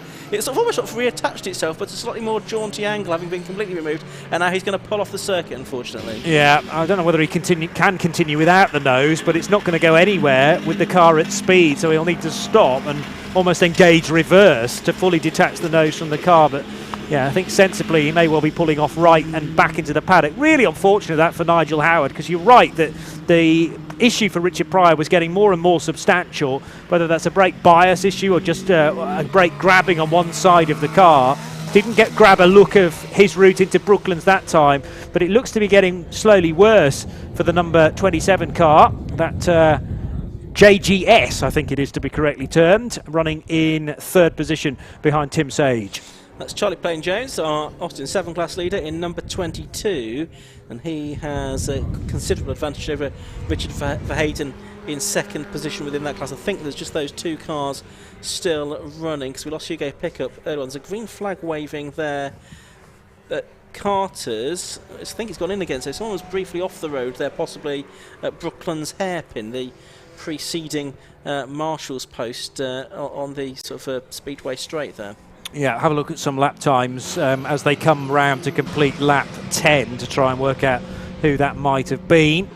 John Village's times, though, still very respectable indeed. Last time around, he was only 0.03 of a second shy of his best lap of the race, so he's extending the gap to nearly 20 seconds now. Tim Sage has got his hands full of the advances of Richard Pryor. There was a positional change there with well, Nigel Howard, I suppose, his new position and potential retirement just being logged by our timing system. As Timothy Roebuck still leading the supercharged class in fifth place now with the demise of Nigel Howard. Yeah, and this battle going on still for position for second and third now, Sage and Pryor. Pryor heading through Carter's that time, and through Honda that time to complete another lap. 2 minutes to go. John Village quite a bit further up the road, so is it going to be 2 or 3 laps that we get still to run in this race? Down to the hairpin at Hatchett's, and that is the 42 car of Tim Sage heading through there. There's Richard Pryor still there in third position, so we've lost a few cars along the way in this race. Greg and Thuston, Hugo Pickup, Graham Wilson, of course, who was a front runner in the very early stages of this race, but I think we've got 12 cars now circulating left, including the 42 car of Tim Sage, and this is the battle of the race, really. Now, there was definitely a squeal of tyres at Hatchett's at the start of the lap for Richard Pryor. How are the brakes this time into Brooklands? Much more controlled this time, so he might be driving around this issue. Carries very good speed through the middle of Brooklands corner again, and can almost draw alongside Tim Sage, but then the straight line speed of the Malek comes into its own and is able to keep the JGS at bay. But fascinating for me to see the slower speed, the amount of torque from Pryor's car in comparison to Sage, and then they get into their stride and the gap is maintained for Tim Sage, although closing up a little bit again as they cross the line. 45 seconds left on the clock. Yeah, so they're probably starting their final lap maybe. I'm just looking at the checker flag is being prepared. I'm not saying it's going to be shown this time around. So Pryor, look how hard he has to work and how hard you have to work generally in these historic 750 Formula cars.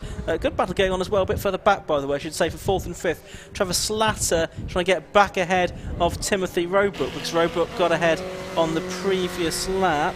There's John Village. Now he's already making his way towards Carter's for the final time, and The checkered flag can see is being raised. Only 9 seconds to go, so it's going to be very tight whether we get the checkered flag or not this time. I think we probably are going to get it. Yes, we are. So it's going to be a second win of the weekend for John Village in the Race Parks historic 750 Formula Series. After that early skirmish with Graham Wilson in the Time 3B, it was really a dominant performance from John Village. We didn't need to see too much of him after that because everything else was going on further behind him, really. In the battle for second, it's just coming into Honda now for the final time. And who's it going to be? It is going to be Richard Pryor that's got it. Oh, has he on the final lap? I think, actually, our summon screen says, yeah, it's Tim Sage by 600ths of a second. Pryor was ahead coming into the corner, but all of a sudden, Sage was able to accelerate past him on the way out of it to take second place there from Pryor. And then the Slatter and Roebuck battle, as we said, that had swapped around again, so it's Slatter up to 4th place in number 72, and Tim Roebuck 5th in number 18, still winning his class. I'm not sure there's too many more cars left on the lead lap, but some dramatic scraps there down the order in that race, Johnny. And even though they were embroiled in an intense battle, Tim Sage and Richard Pryor producing their best laps of the race on that final tour as well. 0.2 of a second gained by Pryor's JGS.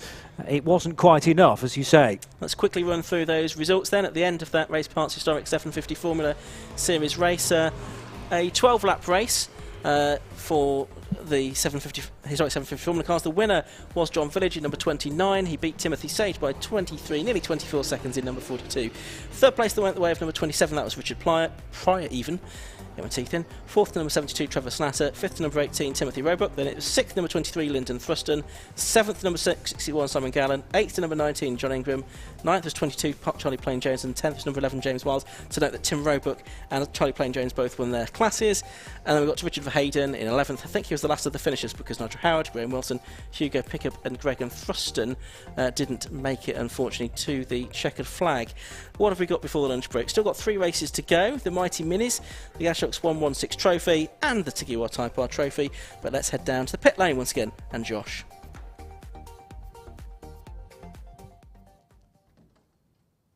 So we're down here again with another race win for John Village in his BRDC overalls. So we'll let John take his helmet off and then we'll grab a word with him. And then hopefully we should also get our class winners as well from the Austin 7 classes in the historic 750 Formula Series. John had quite a battle at the start of the race, but then that dissipated. Then you got a lap record later on, I think a couple of seconds under the lap record, John. So that was pretty quick. Then let's just let you take your helmet off, then we'll have a word with you. So the first time these cars are into Pembrey, I think, for a few years, and John showing all his pace for all his years of experience. Well done, John. Oh, thank you very much. I'll give you another winner's garland to add to your collection. Thank you very much. Like I say, quite a battle at the start of the race you had. Yeah, obviously it's my first time here, would you believe, as a driver, not as an entrant, but as a driver, and I didn't know where the braking points were because you couldn't learn anything yesterday, but I eventually got there. Yeah. And quite a fast circuit, lots of quick corners around here. Oh yeah, lovely. Plenty of G-loading and a bit of fun. Obviously, you've been driving this car now for a couple of years and you're enjoying coming back into a formula which you're racing way back then. Yeah, I started in this formula back in 1973. Yeah. That shows me age, doesn't it? You got any particular memories of racing this type of car back then? Oh yeah. There's 1 or 2 cars that are racing here that I was racing against then. So yeah. And you're enjoying being back here in this paddock? Yeah, it's all good fun, isn't it? So no pressure. Yeah. So I know you had a little dabble in classic Formula Fords, but is this something you prefer, this type of racing? Yeah, classic. You've got to go testing every day and all that, and I'm not into that anymore. So. Yeah. It's great to have you here, John, and well done on a couple of wins. Unfortunately, I don't think we are going to get time to speak to anybody else. The cars are back on the grid for the next race as this programme carries on with the Mighty Minis up next.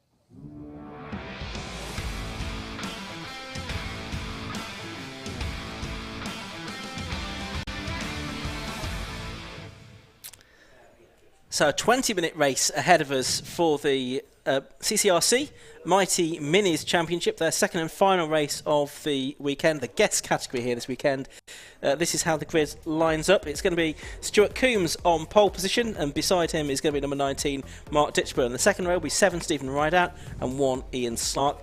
The third row, 10, David Kirkpatrick, and 11 is going to be Nevin Kirkpatrick, because of a reversed grid from yesterday's result. Then it's going to be Ollie Samways and Laura Harris, the first of the Mighty Minis, 58 and 30. 32, James Jenkins, and 12, Susie Inch. Then 36, Darren Nightingale, and 93, Sam Slater. 4, Mark Price, and 6, Paul Hollett. And 9, Graham Shepherd, and 45, Dan Smith. And there was some developments after yesterday's race as far as Dan Smith was concerned. Craig Cook, Mighty Mini commentator, who's alongside me for this one. There was some big issues at the end. We had to wait for the celebrations, which is unfortunate. And in scrutineering, it was told that Dan was disqualified because he was underweight. Now they've sorted it out. They all got scrutineered this morning. Everyone's tip-top. We should have a good race tonight. Yeah, absolutely. So that meant that as far as the Mighty Minis, it was Mark Price then that was classified as the winner yesterday from Sam Slater and Darren Nightingale.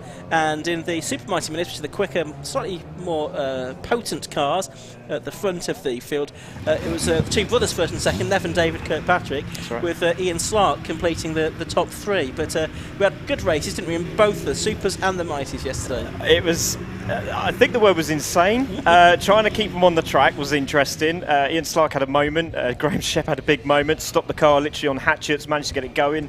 But the action was just phenomenal, wasn't it? It was great. One of the only, I think it was the only race that actually ended with no red flags, which is fantastic. Yeah. So a massive shout out to them. But yeah, they look absolutely fantastic. The colours of the cars, they look brilliant. But I'm really looking forward to seeing how Dan does. I know he was upset about yesterday, but literally went up to him and said, "Do you know what, mate? Go into this race confident. You know what you can do. Show him what you can do." Well, and ironically, he's starting at the back of the grid, towards the back anyway, with the reversed grid formation. So in that sense, he's not lost anything in particularly much in terms of grid position for this race. But of course, he has lost the win from yesterday, which will be more of a disappointment to him, I guess. I'm sure he'll be confident of being able to make his way through the order anyway. Yeah, exactly. And I think Mark Price was a bit upset because it was the way it was won. I think he was wanting to win it fair out, outright, and he could have done if they actually carried on that last lap. Yeah, absolutely. Yeah. So here we go. That's Smith, who we were just talking about, coming into his position at the back of the grid.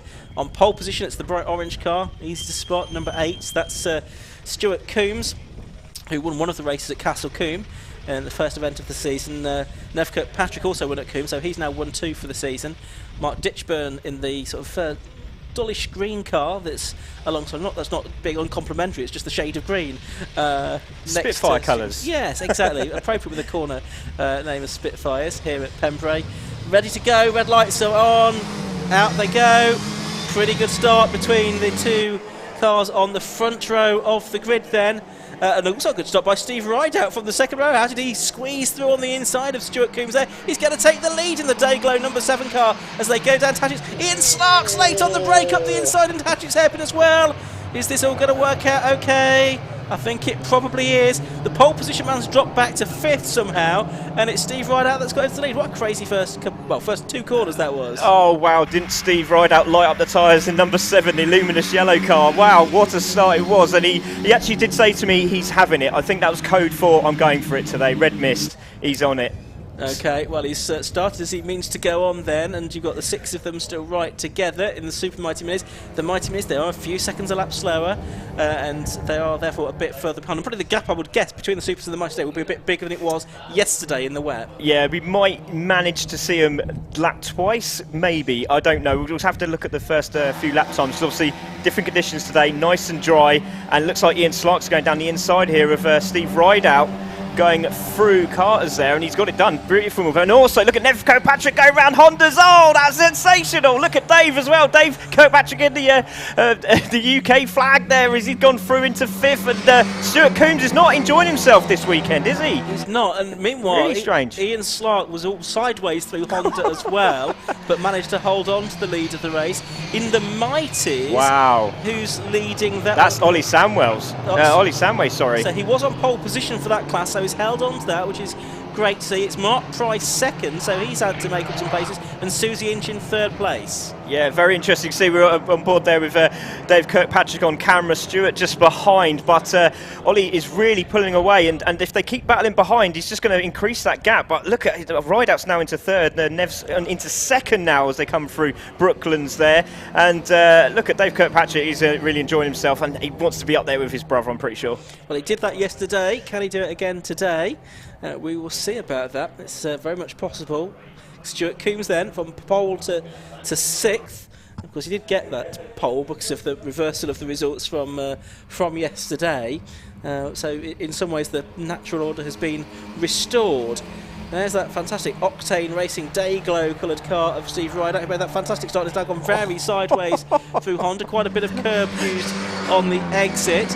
He's in third place. There's David Kirkpatrick. He's in fifth. So really, we've got almost like 2 threes now, haven't we, Craig? Yeah, and as you can see already, Ian Slark fastest lap, 1:12 is obviously a lot faster than yesterday, 3 seconds near enough faster than yesterday. So really started to get intense in the battle for fourth there. But Rideout's still on the back of Nevin, but Nevin's literally hanging that car out to dry. Absolutely brilliant to watch. And as you can see, just still holding on his Ditchburn.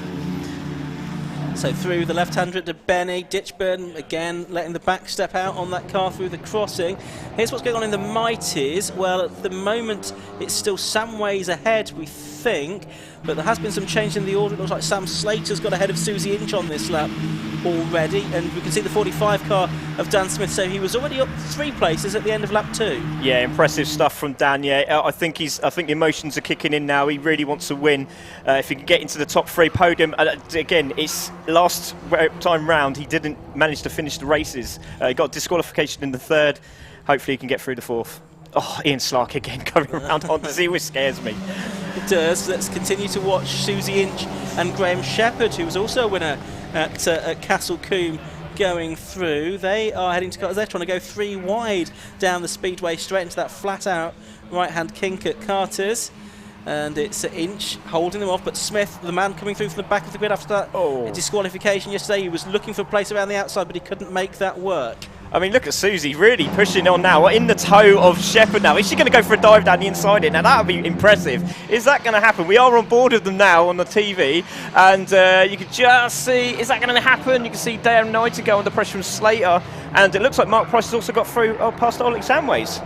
He has, so he's gone through to take the lead of the Mighty Minis at the start of lap 4 of this race. Mark Price, the winner yesterday, once that exclusion for Sam Smith was put into effect. So we'll be looking for his 2nd victory of the weekend, and he's at the moment probably about 5 seconds clear of this battle, which is a useful lead to have. Yeah, definitely. I'm just going to mention quickly that Dan Smith looked like he made a bit of a mess there at the through Spitfires. He's a little bit further back from where he was on the Shepherd and Inch, and that's cost him a few seconds, but hopefully that will sort itself out. But still, the leader is Ian Slark in the Supers, with Nevin just behind in 2nd. Lock up there from Slater! Has he done it? Yes, Mr. Slark there.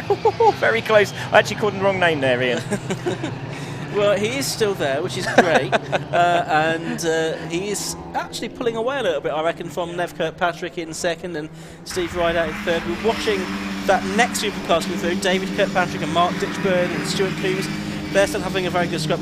And then there's about 20 seconds now after, what were we, 4 laps between the Mighties, the Supers and the Mighties. So 27 seconds, in fact, after 4 laps. So we're looking at 6 or 7 seconds a lap that they're pulling out. Incredible, isn't it? So we're going to get close to the Mighties being lapped twice here, I think, as you were saying at the start. Yeah, they were. Some of them, it's a 50-50 blend between can we have rain or not. I know Laura Harris really enjoyed herself yesterday, so rain was definitely on the cards for her. But again, it's great to see them all still together, and the battle for 4th here is looking very interesting. Is it Dave Kirkpatrick just in front of Ditchburn there in the green Mini?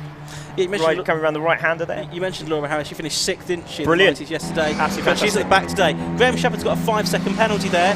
That's going to be for exceeding track limits, I would think. So Graham Shepherd has got to be careful of those track limits. Don't go over the white lines. Don't go over the curbs. Meanwhile, Ditchburn locks up in the fight for 4th place. And that's going to cost him a position because Stuart Coombs can nip through on the inside at Hatchet on lap 6. He took a lot of that curve there, didn't he? Just a little bit more than normal, but great move there from Stuart as he come through. We're back with 3rd, 4th and 5th respectively, and it's still Dave Kirkpatrick holding that from Stuart Coombs. Hopefully Stuart Coombs can turn up a little notch with the last 13 minutes of the race, but Ditchburn's not giving this up, is he? He's right on the back of him, and Mighty Minis have just come through, and there's a 4-way battle for the lead at the moment, Ian. It's unbelievable. Yeah, Mark Price is at the head of that. It's level pegging for 2nd. We'll see if we can pick the Mighty Mini battle up, which is just about to come through DeBenny as well. We've got the battle that's yes, here we are. This is the battle on screen now, because it involves Ollie Samways, it involves Sam Slater, and Daz Nightingale as well. So Slater's got ahead of Nightingale already on this lap. Yeah, I was going to say Sam Slater, he's a UK indoor champion, 19, 20 and 21. So he knows knows how to drive, and he obviously likes the way the Mini handles around it. He did a good job yesterday as well, obviously finishing 2nd in the race, the 3rd round, should I say. And but great stuff from him. But Mark Price holding the lead from Samways. He was having a better race this time round, obviously nice and dry. He did say he was looking forward to this race today. Yeah, Ollie was raced with 750 Motor Club before in Sports Specials, notably. But here he is racing in the Mighty Minis, administered these days by the Castle Racing Club. 6 event calendar for them this season. We'll see them again with the 750 Motor Club at Cadwell Park later in the year. Yeah, we would love a bumper cam on there right now, wouldn't we, as Sam Slater goes down the inside, coming up to Hatchet's hairpin. Has he got that done? He's got the nose in front, he's got half a car, he's now got a full car. That's going to be done. He's on the brakes. Oh, nearly clips the back end of Mark Price's rear bumper, and that would have been another chrome bumper for sale on eBay, but manages to get that done, and the gap's still opening up. But Sam Slater looks like he's on a bit of a charge now, Ian. He is. So that's Slater, the number 93 car. There's Mark Price, the leader of the Mighty Mini part of the race. He's got a few car lengths in hand at the moment, but I'm not sure it's going to stay that way. It's Slater in 2nd, Daz Nightingale 3rd, Samway's the one that's lost out there in 4th position. Graham Shepherd on the back of this group in 5th place, but don't forget, you've got to add 5 seconds to his time. Oh no! That's Dan Smith, who we were hoping to see come through from the back to maybe challenge for the win, but he's left the circuit there with a cloud of smokes out there, Craig. Yeah, was that bodywork or was that engine? I'm not too sure. I'm not too sure there, but it's a real shame for Dan. He will be absolutely devastated. He's had a nightmare start to the season, hasn't he? That's absolutely four unbelievable. now, nothing to show for it. Nothing at all. What a shame, yeah. So what we're watching now, watching the battle for 2nd, that's Nev Kirkpatrick. This is the Super Mighty Minis, number 11, and Stephen Rideout, number 7. That's Nev Kirkpatrick, who was the winner yesterday, of course. He also won one of the races at Castle Combe as well. And he's got Steve Rideout, who made that blinding start to the race, right behind him. There's Dave Kirkpatrick in 5th, and behind him is Mark Ditchburn in 6th place. And side by side here. Nevin, brave man coming through Carter's there, and he's done it. He's also got the power to come out of that with a 3-car gap as well. That was absolutely incredible. Wow, absolutely amazing. Well done, Nevin, as he come through Condas there, going into Hatchet's, and he's got a nice bit of a gap now on Rideout, and he's now chasing down Ian Slark, and now they're catching up with the first of the Mighty Minis. Yeah, they'll be starting to lap some traffic soon. Talking of the Mighty Minis, here's the battle for the lead in that class. It's Mark Price now with Sam Slater right behind us. Nightingale is there in 3rd. See Graham Shepherd's now got his way ahead of Ollie Samways as well on the road, but still has that 5-second penalty to be applied after the race. But here's Price. Can he hold on from Sam Slater, do you think, Craig? Yeah, Pinky's doing well, isn't he? He's a wet room specialist, so he should be able to hold him off, hopefully. He knows his way around these tracks, and obviously he's been in the rain yesterday, so we'll see if that develops into anything. But you can see, still, it's Mark Price in the lead from Slater. He's trying to find the inside line, but great defensive work there from Mark. But look at Darren Nightingale, see, winning the championship. Oh, he started the lead of the championship in the Mighty Minis going into rounds 3 and 4, but that could all change this weekend. But in 3rd place now. Yeah, he'll be keen to get some places away from Mark Price, because if Price gets a double win here, that's him moving up the championship standings, of course. Still a long way to go. 4 more meetings to come after this at Silverstone, Brands Hatch, Cadwell Park and Castle Combe. And here are the 2 leaders almost side by side heading into the Senna S's. That time Price and Slater, and just getting away a little bit now from Daz Nightingale in third place within the Mighty Mini class. 8.5 minutes to go. Yeah, there's slightly different lines from both the drivers. You can see Mark's taken that a lot wider line, and there's a slight bit of karting excellence there coming in from Sam Slater there, and it's very interesting to see those two different lines coming through these corners. But let's see if he can close up the gap. But Darren's still on the back of this as well. And is that Shep in fourth? I think it is, isn't it? Yeah, but he's still got that 5-second penalty, which is going to really kick him. Well, if he can get away from Ollie Samways by 5 seconds, which I wouldn't rule out here, he's probably about 2 seconds ahead now. It might not cost him too much, but if he gets ahead of the cars ahead of him, he'll be kicking himself because it will cost him then. So, Slater to the outside, down into the hairpin, very late on the brakes. I don't think he's going to get that turned in. He's not, is he? No. Oh, that was very unlucky. He tried to get the inside line, didn't get the nose quite there. Mark Price literally just went, no, you're not having that, mate. Sorry. The door was cleanly shut, and has another crack at it. So great job from both these drivers. Great respect. It's absolutely fantastic. Fast-paced action, clean, cheap racing. Can't miss it. Oh, and then I say that, and commentator's curse nearly kicked in, or has it? No, he's stayed on the track. I'm lucky. Right? He nearly lost that. It was right on the limit of adhesion, really, I think, as they went through the sort of second part of the left-hander. We call that the crossing, really, and they head to the Senna S's. And so Slater held on to that and didn't lose too much time in all of that. He has probably brought Nightingale a little bit close to the back of him again. Best laps of this race, well, Ian Slark 1:12.55 in the Supers. In the Mighties, it's hard to discern. I think it's actually Shepherd with a 1:17.28, but bad news for him, he's now got a 15-second penalty, so another 10 seconds added on.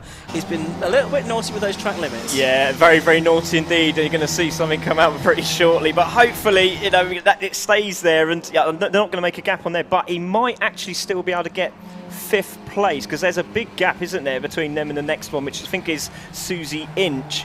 But Nevin Kirkpatrick there still having a great battle with Steve Rideout, and it's just brilliant. Watch the cars bouncing through Honda Curve. It's absolutely brilliant, Ian.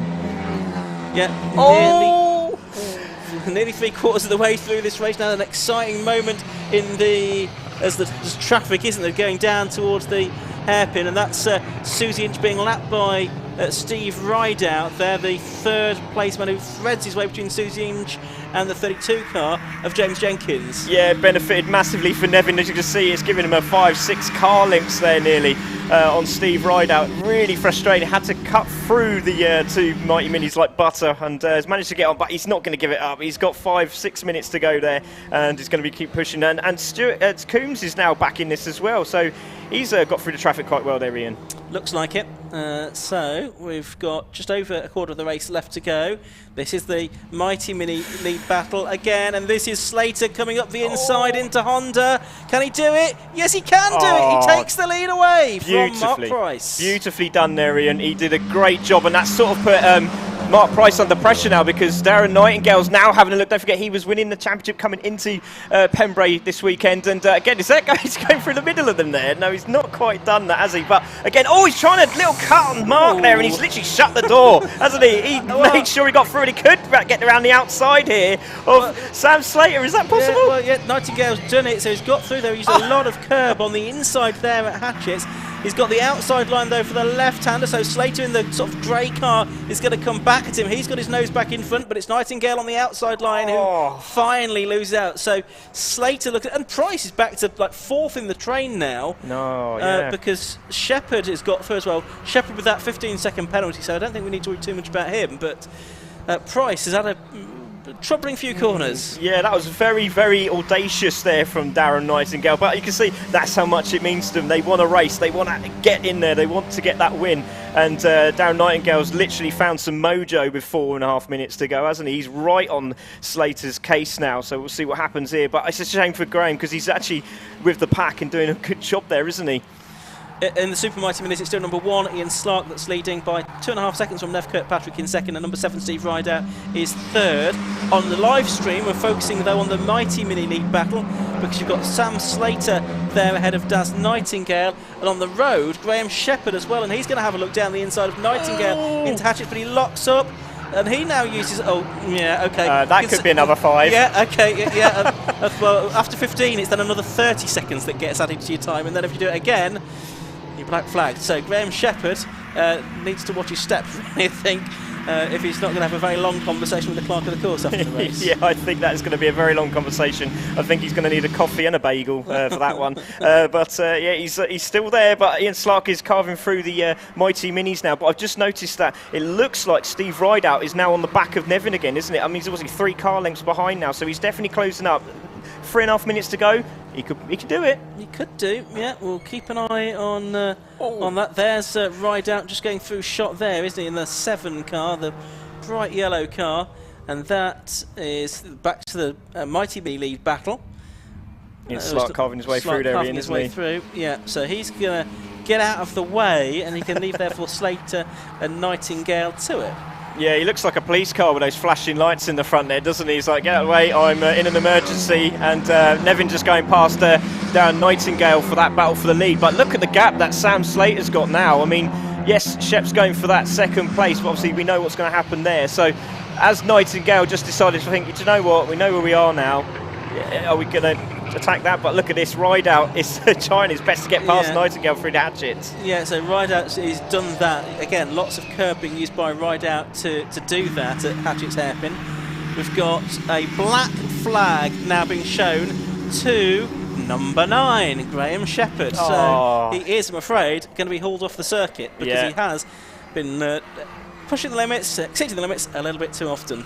Yeah, well, we had the 5, then it went to 15, then it's gone another 5, and I think they've just decided, you know what, that's enough today. And it's a real shame for Graham Shepherd because he was really enjoying it, the racing from yesterday as well. So and also won at Coombe. He did indeed. Right, only 2 minutes left to go in this race now. Oh.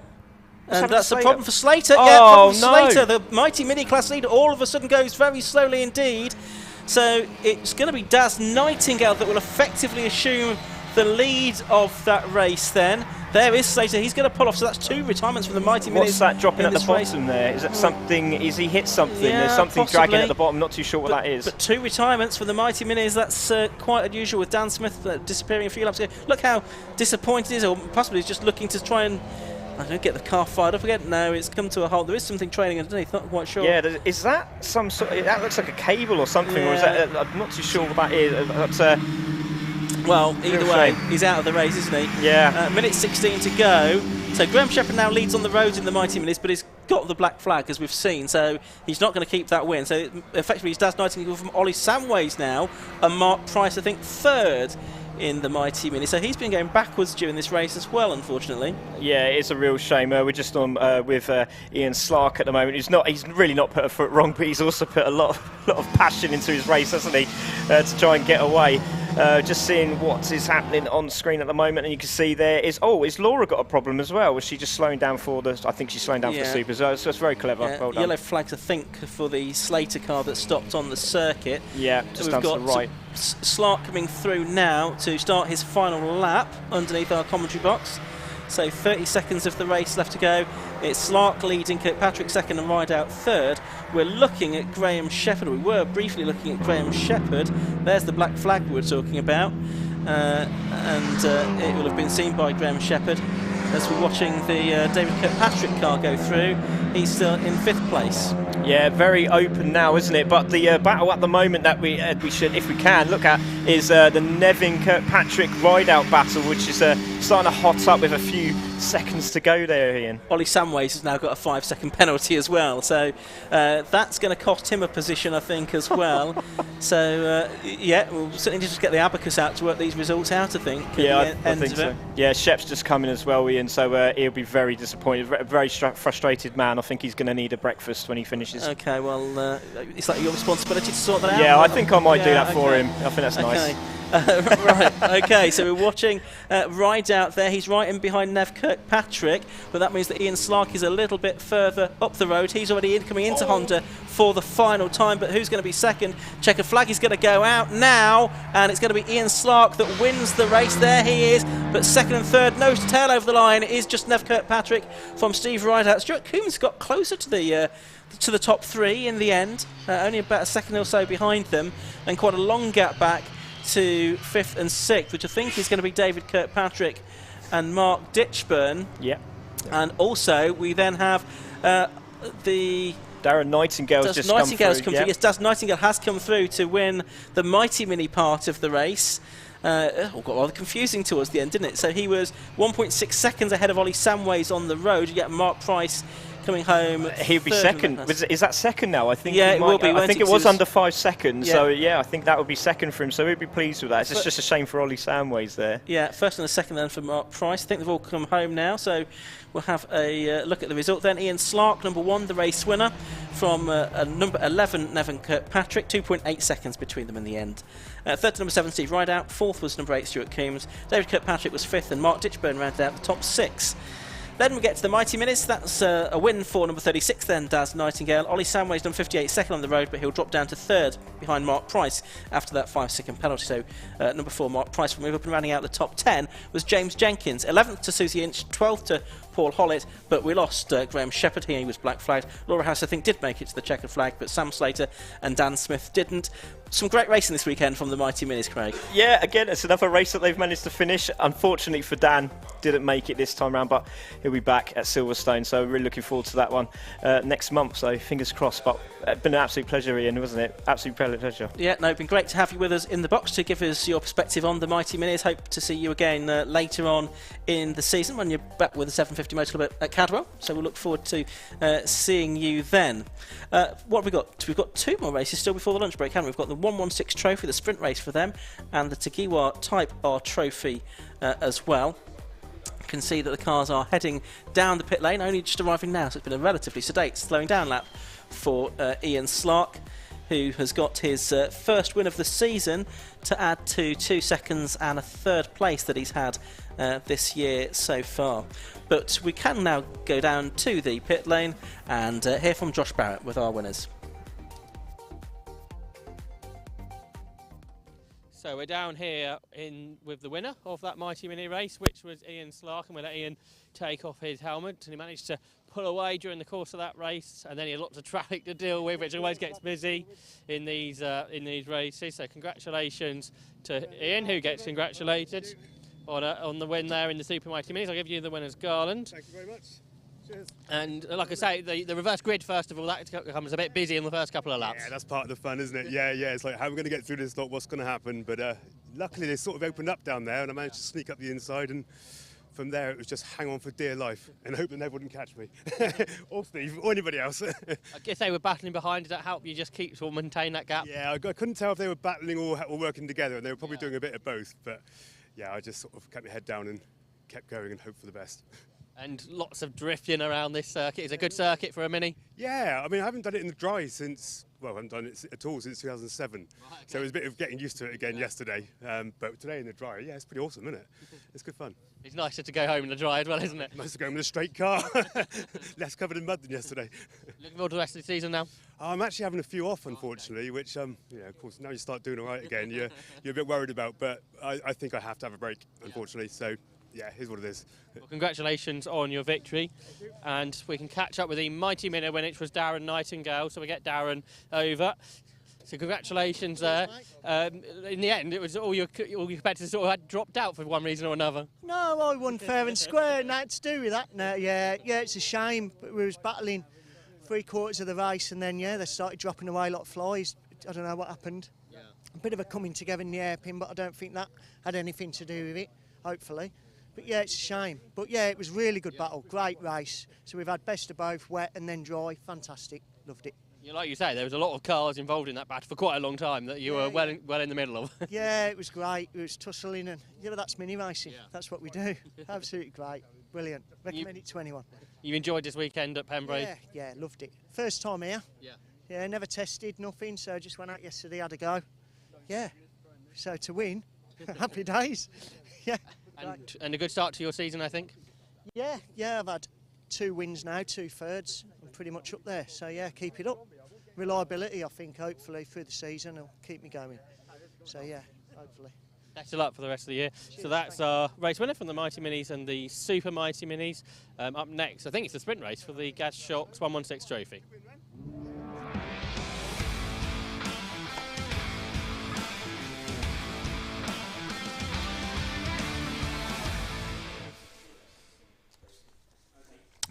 Yes, it's the Gaz Shocks 116 Trophy coming up next, and rather unusually, we have a sprint race for the cars first. They'll have their usual 90-minute feature race, the endurance race, this afternoon, but for this one, it's just a 20-minute sprint. It is going to feature, we think, a green flag lap as well, although that wasn't timetabled. This is how the grid's going to line up. The Treble 7 car is actually not going to be driven by Mark Sullivan, but by Sam Carrington-Yates. So it's Treble 7 Sam Carrington-Yates on pole position, and beside him is going to be number 5, which is Anthony Seddon. The second row is going to be 87, Louis Woodward, and 71 is not going to be Christopher Godden, but his son Jack Godden, driving in the number 71 car for this race.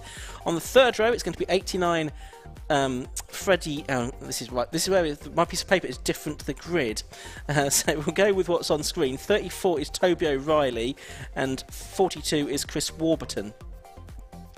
On the fourth row, we've got the number 1 car, that's Richard Lakey, and 151 Peter Keane. The fifth row, 44 Richard Phillips and 88 Ross Riley will be starting that car. The sixth row is going to be number 50, that's Liam Brezitz, and number 12 Andrew Woodbine beside him.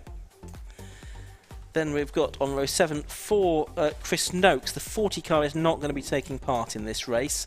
Then on the next row, that's where Freddie Tatham slots in, the number 89 car. I think he's got a 10-place grid penalty. That's why he's starting on row 8 in the number 89 car, and beside him is going to be number 3, that's Jeremy Woodgate. The ninth row, that's going to be 209 on the inside.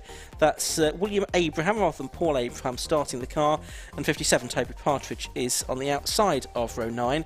Row 10 on the inside is going to be Simon Fox rather than Austin Browser. So Simon Fox is going to drive the number 220 car in this race, and George Adshead will drive in the number 123 car rather than Johnny Webster. And then the final row of the grid, that's going to be Richard Roundell on his own, because the 41 car not taking part in this sprint race for the Gaz Shocks 116 trophy race. So we'll await the cars to come out onto the grid for what will be a 20-minute race, and sort of an unfamiliar kind of race for the Gaz Shocks 116 trophy competitors. Will they be going all out, or will they be saving their cars for the 90-minute race that will be a little bit later on this afternoon? It's going to be fascinating to see how this pans out. 116 trophy, a relatively new addition to the 750 Motor Club portfolio, launched only in 2019.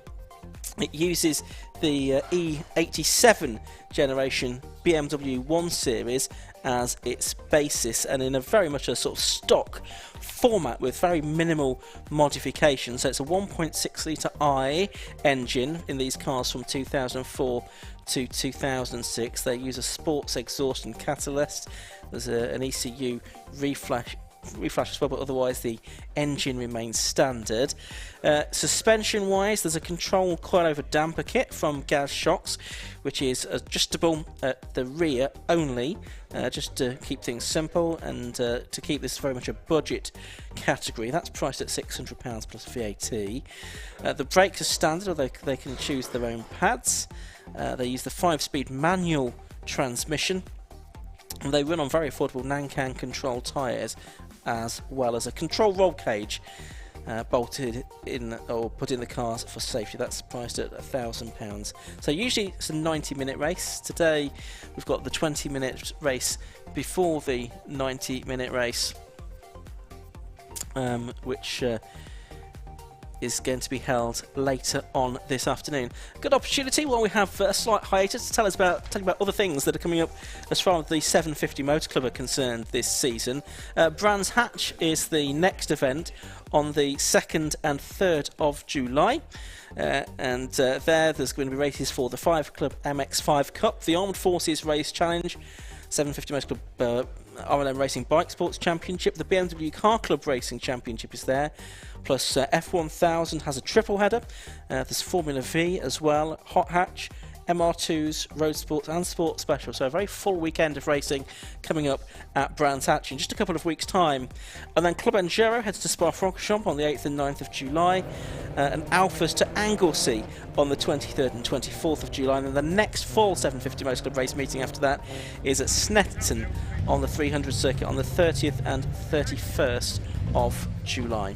But as you can see now, the cars are out onto the circuit for the 116 trophy sprint race, and it's the treble 7 car, familiar car in this category, on pole position of Sam Carrington-Yates, and he's a very rapid driver indeed, so I think he could be tough to beat in this this sprint race. He's got alongside him on the front row the number 5 car of Anthony Seddon. Just in behind there you can see that very smart number 87 car of Louis Woodward, the man from Gloucester, the traditional BMW colours on board, and just in the back right of shot there you can see the 71 car of Jack Godden, and then third row you've got the 34 car on the inside, which is the Eco Trailers liveried machine of Toby O'Reilly, and then the 151 black and blue car behind, which is Peter Keane, the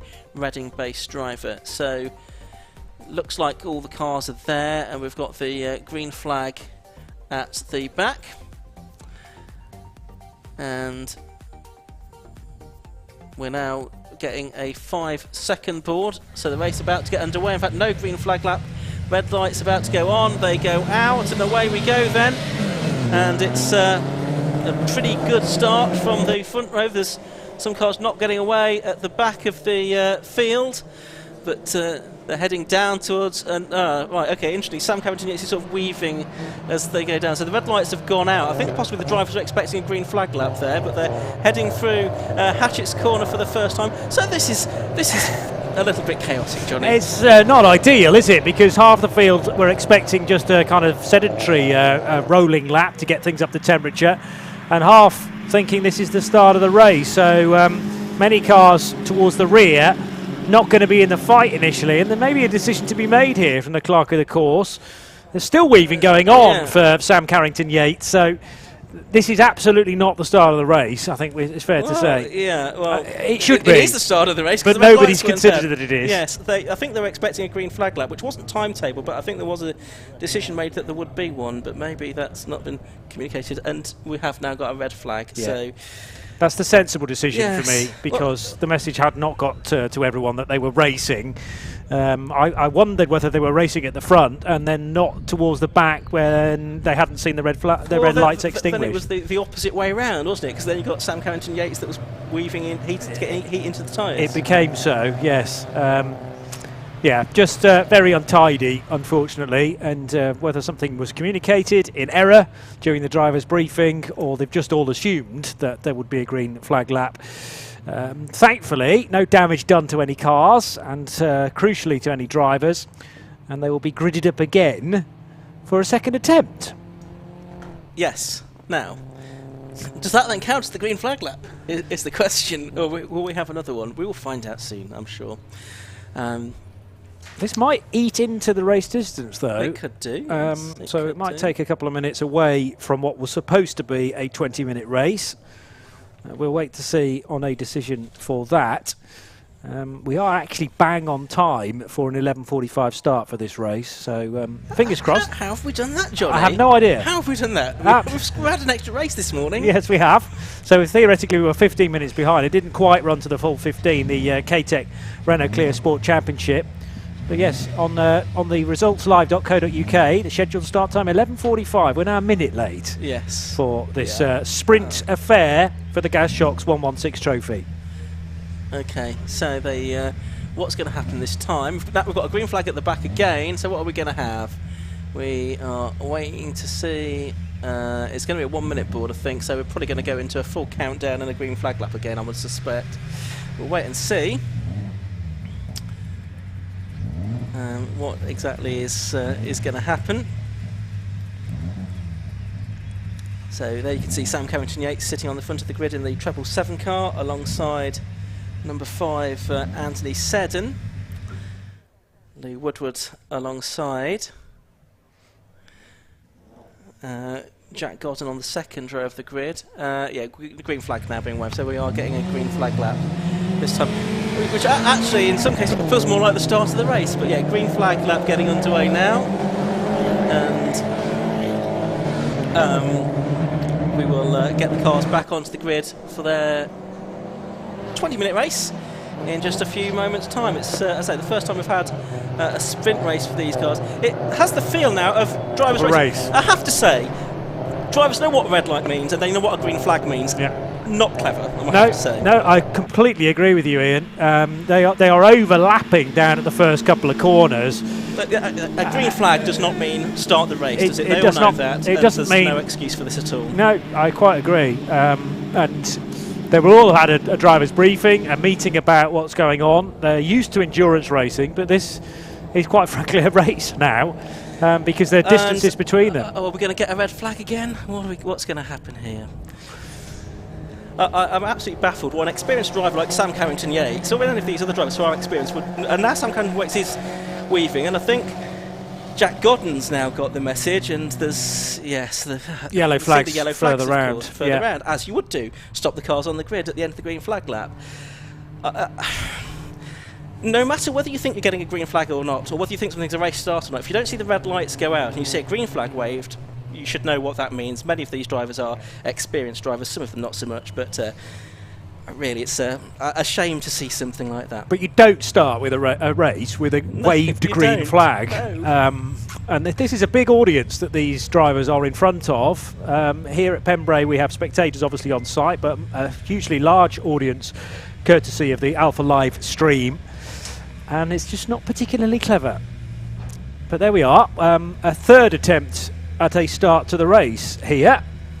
And the grid is rather untidy now as well. It is.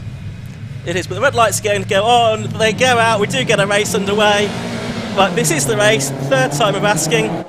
And it is a good start from Sam Carrington-Yates. He's going to have the lead down into the first corner. It looks like to me. You've got Anthony Seddon there, excuse me, in second place with Jack Godden trying to go around the outside of him as they go down to Hatchets. He's not going to get into the corner anything like. He's gone far too deep. I think his ambition exceeded his ability down into Hatchets for the first time. Yeah, tricky that in the conditions that have improved obviously since yesterday when these cars were qualified, but nevertheless a chance to see what those conditions were like for the first couple of touring laps that we had in the opening stages. But it looks to me to be Sam Carrington-Yates who is disappearing up the road, 3 abreast on the approach to the centre S's though, and sandwiched in the middle there is car 88, the machine of Phillips. So it's a squabble in this opening stages, real bumping and boring over the curb as well for Richard Phillips in the 44. But he gets the car under control and heading back towards Honda for the first time. William Abraham there, brief glimpse of him in the 209 car starting down in 17th position. Okay, so the leader is coming over the line already. That's Sam Carrington-Yates at the end of the first lap. There's 2 or 3 off. Oh, that's Jack Godden off for the second time within the space of a lap. He rejoins the circuit now. We'll see exactly where he comes through at the end of the first lap. Oh, there's 1 off. That's Richard Roundell, number 22. He's on the grass beneath our commentary box, but he rejoins as well. It's extremely scrappy, this race so far, it must be said. It's nice and close though, yes, at the Hatchet's hairpin with Liam Brisitz sitting right in the middle there, and the 2 either side needing to behave. Contact was avoided there on the ragged edge of grit through the crossing. So these 116 trophy cars certainly not hanging around in the opening phase to up the speed as much as possible. The 71 car of Jack Godden running, well, he started 4th. He has lost places in the early phase. And also having a good little dice is Tom Partridge in 57 ahead of Simon Fox. 151. Peter Keane's got a 10-second penalty. That's for an out-of-position start. There's the leader, Sam Carrington-Yates, then coming towards the end of his second lap. He's got Louis Woodward second in number 87.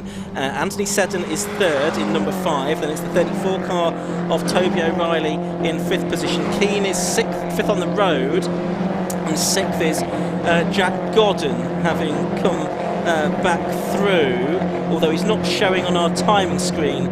He was showing 19th at the end of the lap. He wasn't in 19th, he was a bit further up, but Jack Godden not showing on the timing screen, but he was there in 6th. Scrabbling for grip as they all slow for Hatchets once again. 89 car leaving the tricky first right-hander of the lap is Freddie Tatum, and ahead of him is the number 12 car of Andrew Woodbine.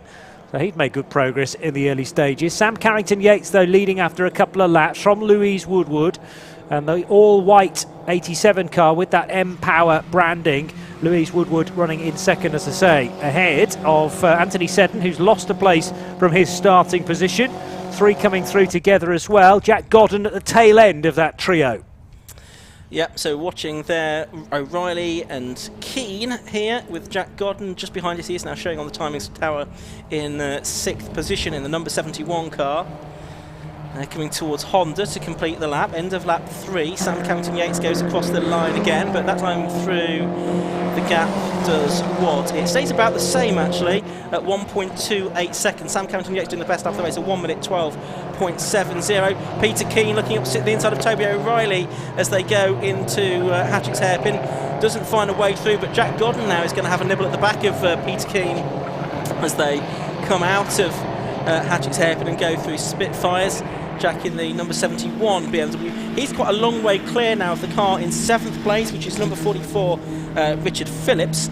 8th is the 88 car of Ross Riley.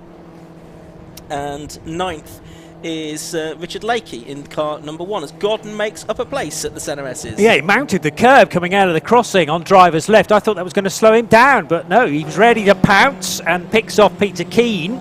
So up a spot, and really not very far away, is Toby O'Reilly in the car with the green trim.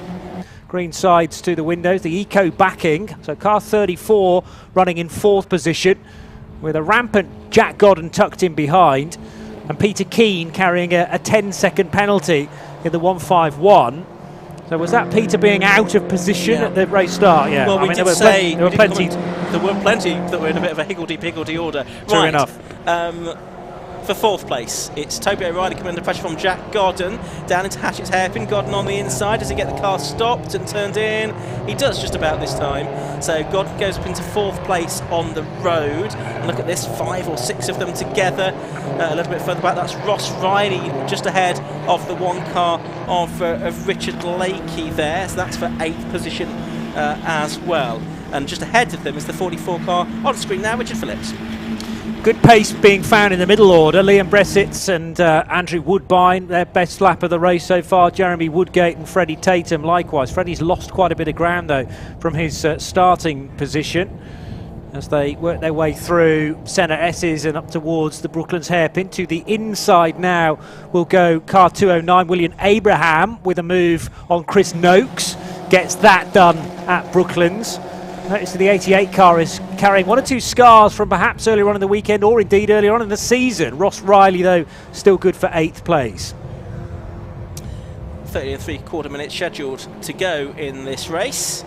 Still being led by Sam Carrington-Yates. I noticed that in 4th position now, Jack Godden's getting away from Toby O'Reilly. Black and white driving standards flag going out to number 44, which is Richard Phillips in 7th position. Toby O'Reilly also has now got a 5-second penalty. That'll be for exceeding track limits. As we're watching the 4 car go down the inside, so that's Chris Noakes, go down the inside of Richard Lakey and up into 9th place. Meanwhile, the 50 car of Liam Bressitz is getting passed by William Abraham, that just outside the top 10. Yeah, back up to 11th position for Abraham. They got Chris Noakes ahead of them in 10th. Squeal of tyres again as they work their way over the crossing, which is a little bumpy, and especially if you catch the curb on the outside of that corner on driver's right. There is an offshoot, which is the alternative version of the circuit used here at Pembrey on occasion, but we're on the more traditional lineup, and the national circuit providing great racing from category to category so far today. Nice to see the back end of that terrible weather yesterday, making things a lot more even today. The suspension with a great deal of travel on it, it would seem, for the 44 of Richard Phillips. He's jostling for position with Ross Riley, and Riley gets ahead. That's a scrap for 7th, 8th, 9th and downwards. Looks like Simon Fox is also getting a 5-second penalty for exceeding track limits as well, based on the board that's being hung out on the finish line beneath us. So this is Ross Riley and Richard Phillips battling over 7th and 8th positions. Just seeing on the timing tower, place is changing further back as well. 12 minutes left to go in the race. Remember, a 90-minute race for these cars coming up later on this afternoon, with 2 mandatory pit stops for each team as well. Although there's quite a lot of solo-driven cars here this weekend. Here is the fight now for 3rd position, because Jack Godden, he's been setting a good pace. He's got the best lap of the race, a 1:12.37, and now is on terms with the number 5 car of Anthony Seddon, and this the battle then for the final podium position. Yeah, and Anthony Seddon's finding speed as well. Last time around on lap 6, he said his fastest lap of the race. The fastest lap holder, not necessarily a lap record, but Jack Godden's gone quickest in the race so far with a 1:12.3 on his tail in car 71. Sam Carrington-Yates 2 seconds clear now of the M-Power liveried Louis Woodward car, number 87. And into Hatchett's there, a little wayward was Peter Keane with that 10-second penalty. The car he's fighting with also now with a 15-second penalty. That's car 34 for Toby O'Reilly. Yeah, that's going to be the mounting track limits infringements which we saw in the previous Mighty Mini race as well, which ultimately caused Graham Shepherd to be black flagged completely, so he's really going to have to watch his step here. As Anthony Seddon trying to keep Jack Godden behind him now in that number 71 car. It's the car that was driven at one point by such luminaries as former Formula 1 driver Martin Donnelly and Autosport's Stephen Mackley, as they head down towards Carter's and then Honda again to complete lap number 8 of this race. Sam Carrington-Yates a bit further up, just coming over the line now. Louis Woodward still in 2nd place, and these two on screen, they're about 7 seconds behind the leader, but they are nose to tail as they head down to Hatchett's once again. Yeah, absolutely nothing between the two of them, and certainly Jack Godden's going to have a little look at an overtake. He's found the space, and as long as he can tuck back across the nose of Anthony Seddon, he will confirm 3rd position for the start of the lap. Done so brilliantly well. They're both scrabbling for grip. A couple of cars a bit further down the order, that was in fact 71 and 5 equally spaced as well. So who was that in the background? Quite possibly Ross Riley and Richard Phillips, who crossed the line together, 88 ahead of 44, but this is the scrap for 3rd position. Yep, it is. I suspect we'll see Jack Godden ease away now from Anthony Seddon. Question is, can he close in on Louis Woodward before the end of this race? He's got about 5 3/4 seconds to make up, so I think that's going to be a tough ask here with only 9 minutes of the race to go. Another 5-second penalty board going out now to, I can't see the number, entered 050, so that is the car of Liam Brezitz that's getting the 5-second penalty now. And Simon Fox had a 5-second penalty a lap or so ago as well. He's just behind Liam Brezitz, so it'll take the two of them further down the order. Some trim trailing from the back of 151, Peter Keane, and to his inside, fellow penalised driver 34, Toby O'Reilly. They're door handle to door handle heading into Hatchett's hairpin. It's the rear bumper that's trying to work its way loose from Peter's car. Yeah, so Peter Keane with that 10-second penalty, that at the moment is going to drop him down to about 10th place. Toby O'Reilly with a 15-second penalty, that's going to drop him down to about 15th position, but of course the gaps will increase between the cars as the race goes on, so the impact of those penalties will be lesser as time passes. So there's Keane, say, with that bumper just flapping away slightly. I don't think it's in real danger of coming adrift, is it? It just looks like it's that one corner that's a little bit loose, maybe. Yeah, agreed. Those spring clips are holding firm right now, which are mainly there actually to keep the boot lid closed, but they'll help in addressing the bumper issue as well. I might be feeling that in terms of the car just being extra drag and therefore can't quite carry through the air as well as the car in front, because it's just serving as a big scoop right now.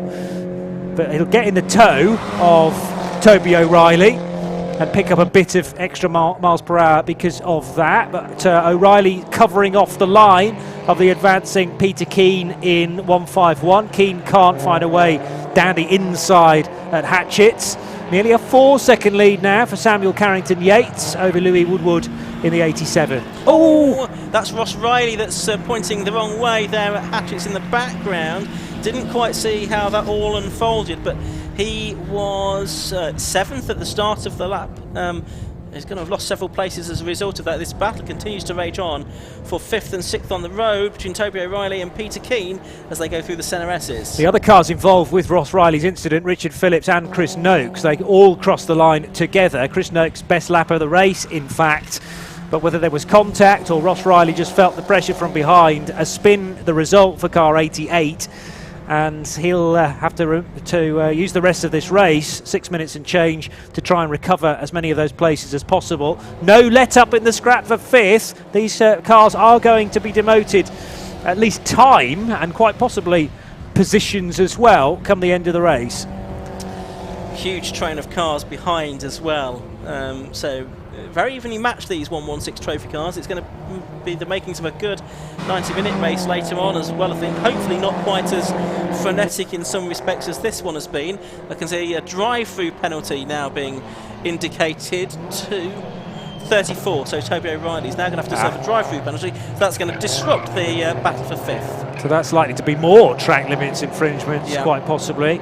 Get to 15 seconds and then it gets more and more severe. 2:09 is William Abraham running slowly. He was 8th. Picking up the pace again now, so was that just him struggling around for gears, a box full of neutrals? And what about this? It's like the start of the race all over again. Jeremy Woodward just ahead of Richard Lakey and Freddie Tatum involved with this. Chris Noakes has slipped back into the clutches, so Noakes was clearly delayed in the moment when we talked about Ross Riley spinning at the first corner. Yeah, absolutely right. So we've got the 50 car on screen there. That's the Brezic's car with his 5-second penalty just ahead of Riley, who lost therefore 6 places as a result of all of that. Riley going through in number 88. 5 minutes left of this race to go. Still seeing that drive-through penalty board being displayed beneath us. So just let O'Reilly know that he's going to need to make a visit to the pit lane. He's just lost out position on the road to Peter Keane as well. In fact, he has come into the pit, so he has seen that now. So Toby O'Reilly serving his drive-through penalty. Richard Lakey over the line, bringing Freddie Tatum, Chris Noakes, Liam Bressett with him. Ross Riley trying to recover from that spin at the first corner, which saw him drop from 8th down to 14th position. Scrabbling over the curb there is Toby Partridge with his 5-second penalty as well. But there's another car off at the background as well. I'm trying to see which one that was off. Just Hatchett's hairpin. One of the eco-back cars, I would say. Again, similar livery, or maybe it even was the 34 of Toby O'Reilly, who's obviously lost ground. That would have been about right, because he had just rejoined from the pit lane. Yeah, that okay. Makes sense. So ran a touch wide into the Hatchett's hairpin. Running through the pit lane doesn't really cool much off, tyres and brakes, etc., but nevertheless misjudged that slightly. Jack Godden is now only 2.4 seconds behind Louis Woodward with 4 minutes of the race left to go, so he has eaten away at that advantage, which was quite considerable. But the checkered flag, you can see, is being made ready, so possibly that's going to be displayed a few minutes early after the earlier delays.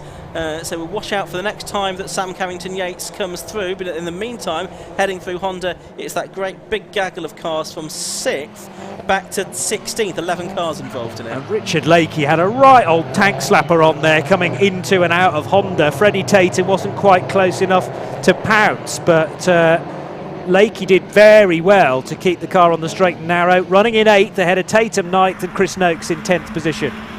Yep, so I'm just keeping an eye out for Sam Carrington-Yates. He's heading into Honda for the final time, and I think may well get the checkered flag here. We'll just see if that is going to be waved at him. Not yet. No, he's going to get at least one more lap out of this, it would seem. So Sam Carrington-Yates continues to lead from Louis Woodward, and that does mean that Jack Godden has a bit more time to try and play catch-up. Meanwhile, very much out of shape there was the number 3 car, which is Jeremy Woodgate. Similar lap times for Carrington-Yates and Woodward. Again, it was a slight extension for Carrington-Yates' lead, up to 6.5 seconds now. But the gaps are just not emerging in this fight for basically 6th position. So Richard Phillips leads a long train of cars. Car 44 is 6th ahead of Jeremy Woodgate, and they're almost, they are side by side heading across the line. Woodgate on the inside and looking to try and make it 3 abreast. Here comes Richard Lakey with his 15-second penalty. Lakey, though, not given the track space to be allowed up the inside of Jeremy Woodgate. Woodgate very much on the defensive. There goes Lakey right over the curb. but can't find the traction. It's almost a question of who's not got a penalty of any description, isn't it? There's a lot of them showing on our screen, 5s and 10s and 15s. So Toby Stevens will be getting his calculator out to sort out the final results at the end. But meanwhile, the check flag is being made ready this time, and the victory is going to go the way of Sam Carrington-Yates in the treble 7 car. So he takes the checkered flag. A pretty dominant win for him there. Second place going the way of number 87, which is Louis Woodward, and Jack Godden just running out of time to catch Louis Woodward, and he finishes in 3rd position. Anthony Seddon's going to take 4th on the road, and I think he will keep that in spite of a 5-second penalty. But then there's a queue of cars heading down the Speedway straight into Carter's for the final time. So it's Jeremy Woodgate here that's heading these cars through in 6th position. Richard Phillips is 7th at the moment, I think, but it's Richard Lakey that's next up. So we'll just get the orders as they come over the line. It's going to be Woodgate from Phillips, then Lakey, and then the car of Chris Noakes, 9th, Freddie Tatum from further back down the grid, completing the top 10. But look how close those gaps were further down the order. We're really talking, from 6th place, Jeremy Woodgate, he was 38.71 seconds behind the leader. Just getting all the times updated to 16th, Andy Woodbine. 51.25, only 13 seconds between all of those cars. It was really quite a tight pack, and an entertaining race, which was won then by the treble 7 car of Sam Carrington-Yates. He was 7.01 seconds clear of Louis Woodward in 2nd place. Jack Godden in the 71 car took 3rd position. Then it starts to get a bit more complicated because there's all these penalties to be applied. So before they are applied, Anthony Seddon 4th on the road in number 5, 5th on the road number 151 Peter Keane, 6th number 3 Jeremy Woodgate, 7th was the 44 car of Richard Phillips, 8th number 1 Richard Lakey, 9th number 4 Chris Noakes even, Freddie Tatham rounds out the top 10 in the number 89 car. And Ross Riley was 11th ahead of Liam Brezitz, so 88 from 50. Then William Abraham, Toby Partridge, Simon Fox, Andrew Woodbine, Toby O'Reilly, George Adsett and Richard Roundell. I don't think actually made it to the end. We'll see those cars back out again later on today for the 90-minute race featuring pit stops as well. What time is that coming up? That's going to be at around about 3:15 this afternoon, so do tune in for that, or don't go anywhere, more to the point, because there's still one more race to come before the lunch break here at Pembrey. It's the Tagiwa Type R Trophy coming up in just a few minutes time. Then we will have a break and we'll get back underway with more racing at about 1:25. But let's head down to the pit lane. Josh Barrett's got our race winner. So we're down here after that sprint race for the Gadshocks 116 Trophy. The top 3 all congratulating each other, Sam Carrington-Yates, Louis Woodward and Jack Godden. And we'll first of all present the garland to Sam. Well done. And after the confusion at the start, you managed to pull away from the rest. Yeah, I did 3 starts and they were all pretty good. I don't really know what happened. We had a 45-minute driver's briefing about starts, and then they gave us 2 green flag laps after having none to start with, so it was interesting, but yeah. All good data, I guess, in that session, ready for the longer race later, know what it's like in the dry? Yeah, I think that was just, it was a bit of fun to have a nice sprint race, but that's mainly just about practicing my stint before I pass over to Mark later. He's going to do a little bit more in the car today, so just more today about just banging consistent laps and practicing for my 20-minute stint at the start of the next race. So Mark's going to get a nice long drive this weekend? Yeah, it's we've got a 30-second penalty, so it's a really good opportunity for him to get in the car and get some mileage, and like everyone keeps crying about him getting the car a little bit more than me.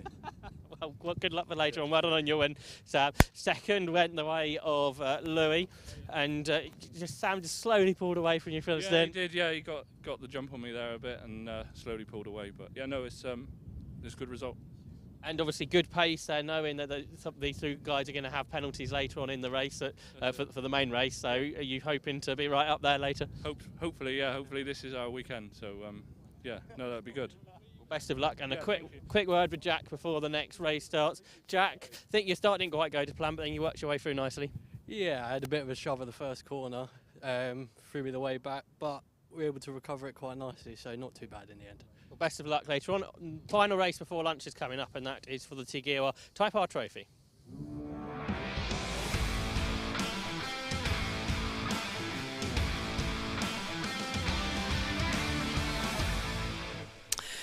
Yep, second of 3 races this weekend for the Tagiwa Type R Trophy, and it's a partially reversed grid based on the results of yesterday's race. So on pole position, it's the treble 7 car of Mark Dickin, and beside him is number 11 Joseph McMullen. Second row on the inside is 67 Conor Murphy, and 20 is Ash Moore.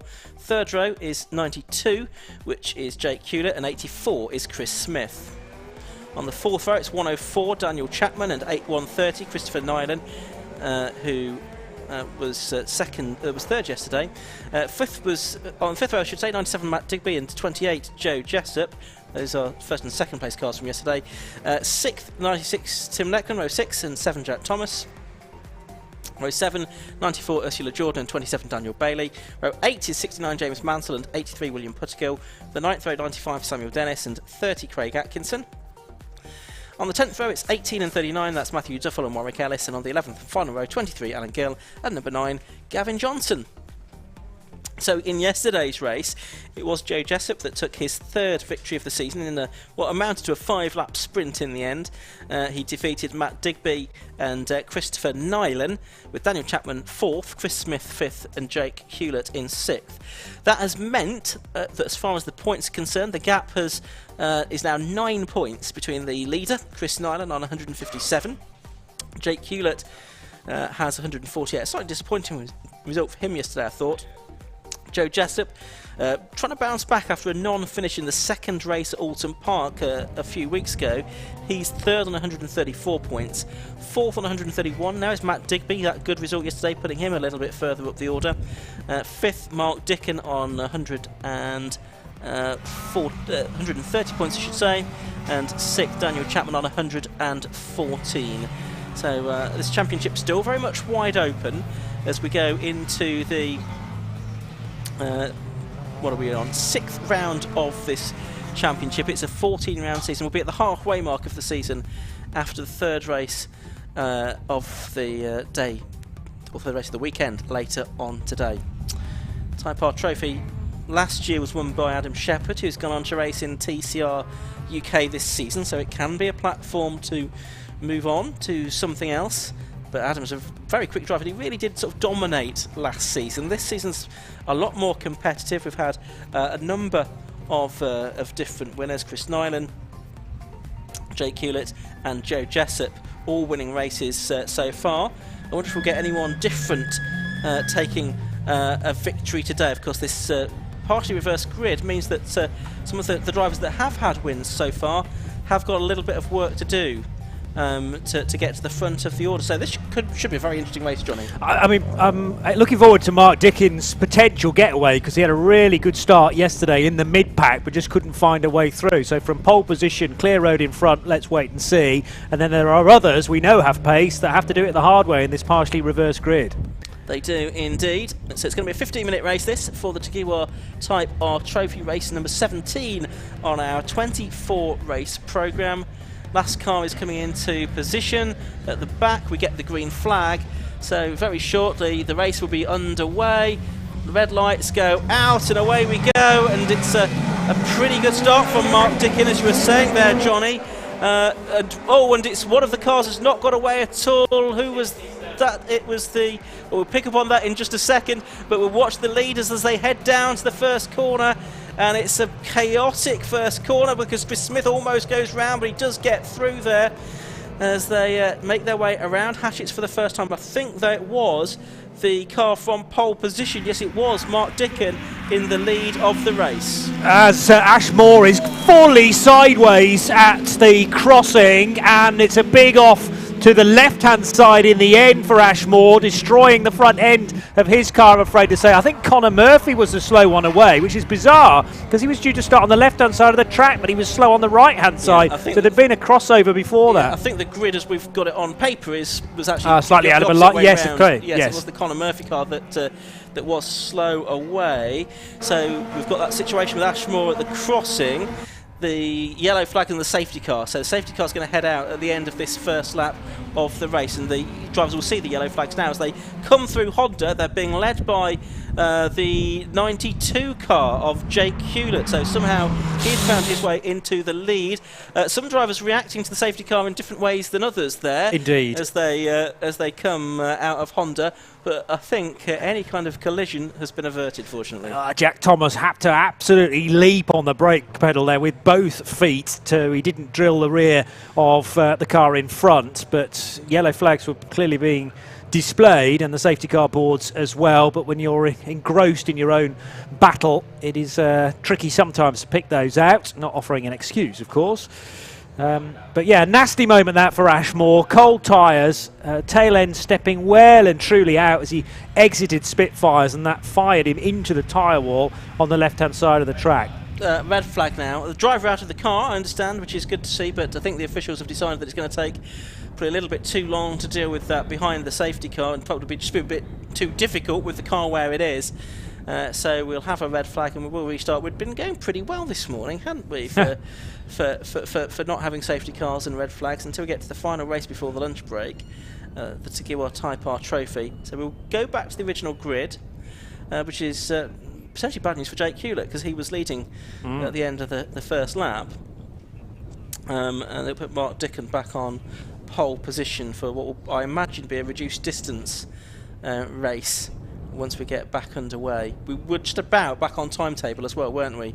As you were saying for the 116 race. So again, we're back on timetable for the start of that Type R Trophy race at just after, I think, 12:15, which has been great work by all of the officials to get us into that position, having to slot that extra race in this morning for the Clio's first thing. So great work, helped by the lack of red flags and that kind of thing, it must be said. But now we do have this situation where Ashmore's car was quite beaten up there. It was, and that, as I say, is to do with cold tyres, not necessarily a greasy track surface because it's been producing very good lap times, but when you're jostling for position you can find yourself off the racing line coming out of Spitfires. I don't think there was any contact to initiate the spin, just that weight transfer between Spitfires and then into Debeni, and then the corner gets a little tighter, the left-hander on towards the crossing. So the sorry state of Ashmore's car, which was very quick yesterday, now looking rather second-hand, and everybody will be re-gridded.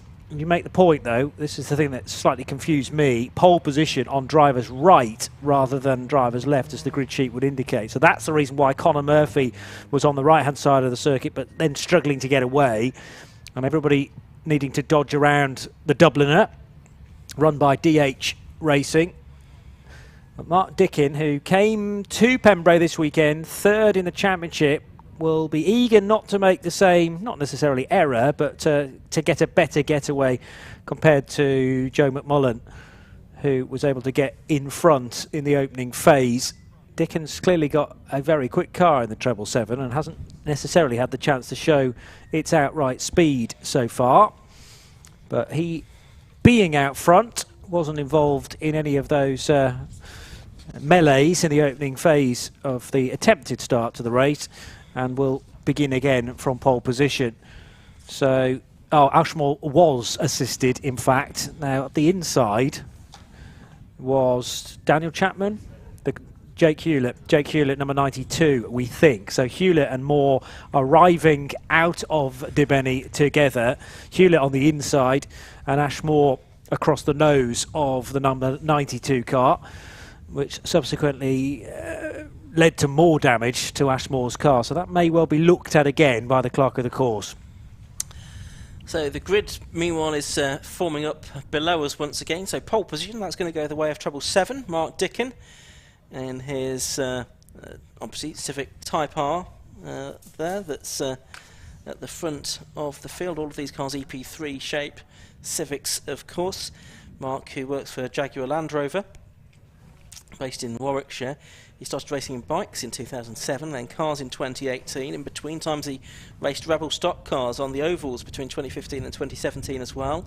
He's had success in the Hyundai Coupe Cup in 2020. He won the series that year, and he prepares this Civic himself to go racing in. Alongside him on the front row of the grid is number 11. That's Joe McMullen, whose first season of racing this is. He's 23 years of age. He'd only done track days before this, which he says started out at the Nürburgring and then snowballed from there. I'm not quite sure where you can snowball from the Nürburgring, Johnny. That's quite high-level stuff, generally. If he's talking about the full lap around the Nordschleife as well, yeah, he needs to have a good memory around that place. Absolutely, and this car is one that he's built with his dad. It's been rebuilt, he says, a few times to different specifications. He did have a K24 engine at one point, but put the K20 back in to enable it to race in the Type R Trophy. On the second row of the grid, we would have had Ashmore on the inside. Clearly we're not going to now, but we'll have, hopefully, Conor Murphy, or will we? Because he made that poor start, didn't he? He's parked up, so he's out of the race. So there'll be no one at all on row 2 of the grid. Row 3 on the inside, that's going to be the number 92 car of Jake Hewlett, who had got into the lead of the race briefly, hadn't he, Jake Hewlett?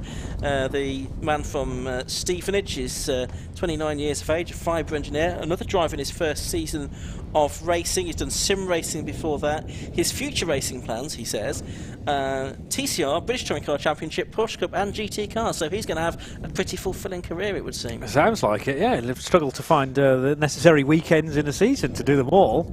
Maybe he's planning of like a 4-year programme. Maybe. Maybe, and good luck to him with all of his racing plans. He's in the JPH Racing J Autos prepared Civic, a 2003 car in his particular case. Alongside him is going to be the 84 car of Chris Smith from Mepham, and he is 35 years of age, a mechanic. He's married with 2 girls, aged 8 and 11, who no doubt will be wishing him a happy Father's Day. He only started racing last season, did some Super 1 karting up to the age of 12, and overall racing till he was 25. We'll say, 10 years ago now, then had a break up until last year. And his car, it's prepared by himself, his dad, his brother-in-law, his nephew and his mate Alan as well. And also his daughters Sophia and Hannah help out, of course, with the preparation of the car as well. I think their contribution is probably the most invaluable of all, I would suggest, on Chris Smith's car. And then we've got the 104 car of Daniel Chapman. He lines up on the inside of the 4th row of the grid. And then it's the 130 car of Chris Nyland, but not too much more time to... maybe there's a bit more time to check, because we have got another green flag lap before the race gets back underway again. What we don't know is, Johnny, is how long this race is going to be, but I'm going to guess it's probably going to be 10 minutes, something like that. Yeah, we were racing for, well, a lap and a bit, weren't we, before that red flag came out. So in the length of time that we've been racing, and then the clear-up process as well to make the track safe once again, the recovery of Ashmore's car, 10 minutes seems the logical route to go, but not our decision to make, I suppose. We will get word on that in a moment or two, and we'll have to look out again for an early checkered flag. Yeah, 8 minutes is going to be the distance we're here. Yeah. So 8-minute restart. So it's probably going to be 7 laps, I would think, that we get out of this. Well, that's still a reasonable amount of time, as long as these Honda Type Rs behave themselves a little more. As we know, Ashmore's incident coming as a result of some contact, having been able to witness that event, that moment again or from the live stream. We managed to wind that back and watch again out of frame. So, can Mark Dickin get a better start this time and keep behind him Joe McMullen? Conor Murphy will want to get away a little better as well, because he was bogged down for whatever reason. And there are cars out front that could very much make use of this partially reversed grid. Christopher Nyland, leading the championship coming into this event in South Wales, looking to gather some points back again, but from 8th position on the grid. Yep, so they are heading to the grid to start this 8-minute race. It's going to be 7 laps, therefore. It's going to be Mark Dickin starting on pole position. When the red flags came out, Jake Hewlett was ahead at the end of the first lap, but he's been put back to row 3 of the grid, albeit there's now effectively no row 2 of the grid, so not quite as far back as it might seem. we didn't really get a chance to see what the likes of Chris Nyland could do. He had made it up to 3rd place at the end of lap 1. We'll see if he can repeat that good start. He's now effectively starting in 6th place, with that gap up where the second row of the grid should have been. And beside him will be Matt Digby, and then, or behind him will be Matt Digby.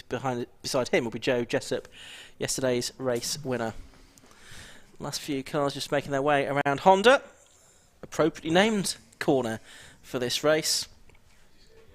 And once the green flag is waved at the back, we'll be underway for 8 minutes of racing for this Takiwa Type R Trophy, round 6 of the season, second of 3 races that we have this weekend. 5-second board goes up, red lights are on, and out they go now. And it's a pretty good start again from Mark Dick and Jake Hewlett, pretty nicely away from 2nd position. Joe Jessup, I can see, has stolen a march on Matt Digby as well as they head up towards Hatchett's Hairpin for the first time in the race. Chris Smith this time is very late on the brakes into Hatchett's. He does get the car turned in though, to his credit, and is he going to come out of it in 2nd place? No, he's not quite, so it's going to be Mark Dickin that is leading then. I think it's Jake Hewlett in 2nd place, and in 3rd place it's Chris Smith as they make their way through Debeni. Terrific car control though from Chris Smith to go around the outside of a couple of cars then, and up to briefly 2nd, but now 3rd. So he's tucked in behind the black car of Jake Hewlett, who's already trying to fashion an overtake, and Dickett is completely sideways.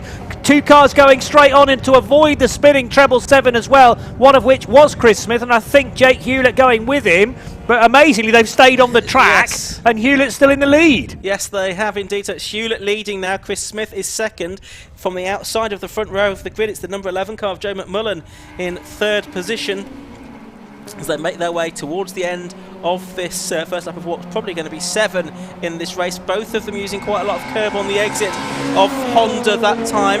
It's given Chris Smith a good run up the Cowles straight. Can he challenge Jake Hewlett into the hairpin, which is concentrating a little bit further back at the moment? There's Chris Nyland, the 130 car. Daniel Chapman in 104. It couldn't get Chris Smith into lead. And again, quite a lot of curb being used there by the drivers at Hatches, including that painted green bit on the inside. Yeah, which is generally a no-no, particularly if you persist in that route through Hatches. It just shows how important it is to try and get some tyre temperature in early on in the race, because that for me was Mark Dickin's rears, just with, well, not exactly completely cold, but not enough operating window within them for the rear MRFs, and it meant that the car was sideways before he knew it, and then on the grass. So the treble 7 has recovered through in 17th place at the end of the first lap, and you're not going to be able to recover all those spots with only an 8-minute race. Concentrating briefly on William Puttergill, racing with James Mansell, but the race leaders still Jake Hewlett in the black car, yes, ahead of Chris Smith.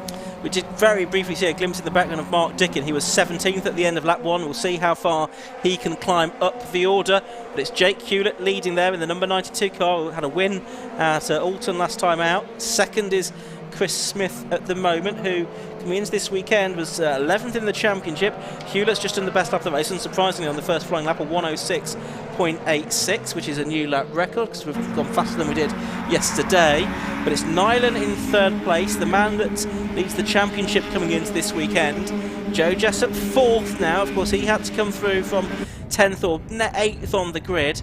And then Daniel Chapman 5th, Matt Digby in 6th position. And where did Mark Dickin come through? He made up 3 places on that lap. He finished that lap in 14th position. Okay, so that's a little better for him from 17th. If he can keep going at the rate of 3 cars a lap, then it will get him into the top 10 very swiftly indeed. But obviously it's more difficult to overtake the closer to the front you get. And Jake Hewlett, this man, is going to take some stopping in a very svelte-looking black livery for the number 92 car. Over the line he'll go with Chris Smith still in attendance. Which of the 2 cars was slightly the quickest? That was the race leader, Jake Hewlett. So he's opened the gap up to 0.7 of a second now over Chris Smith. Chris Nyland is also coming, although he wasn't as quick as Smith in front of him. Joe Jessup, 4th position and 4th quickest of those leading cars. Round Debeni on lap number 4 of this race, then pretty much halfway through the race now.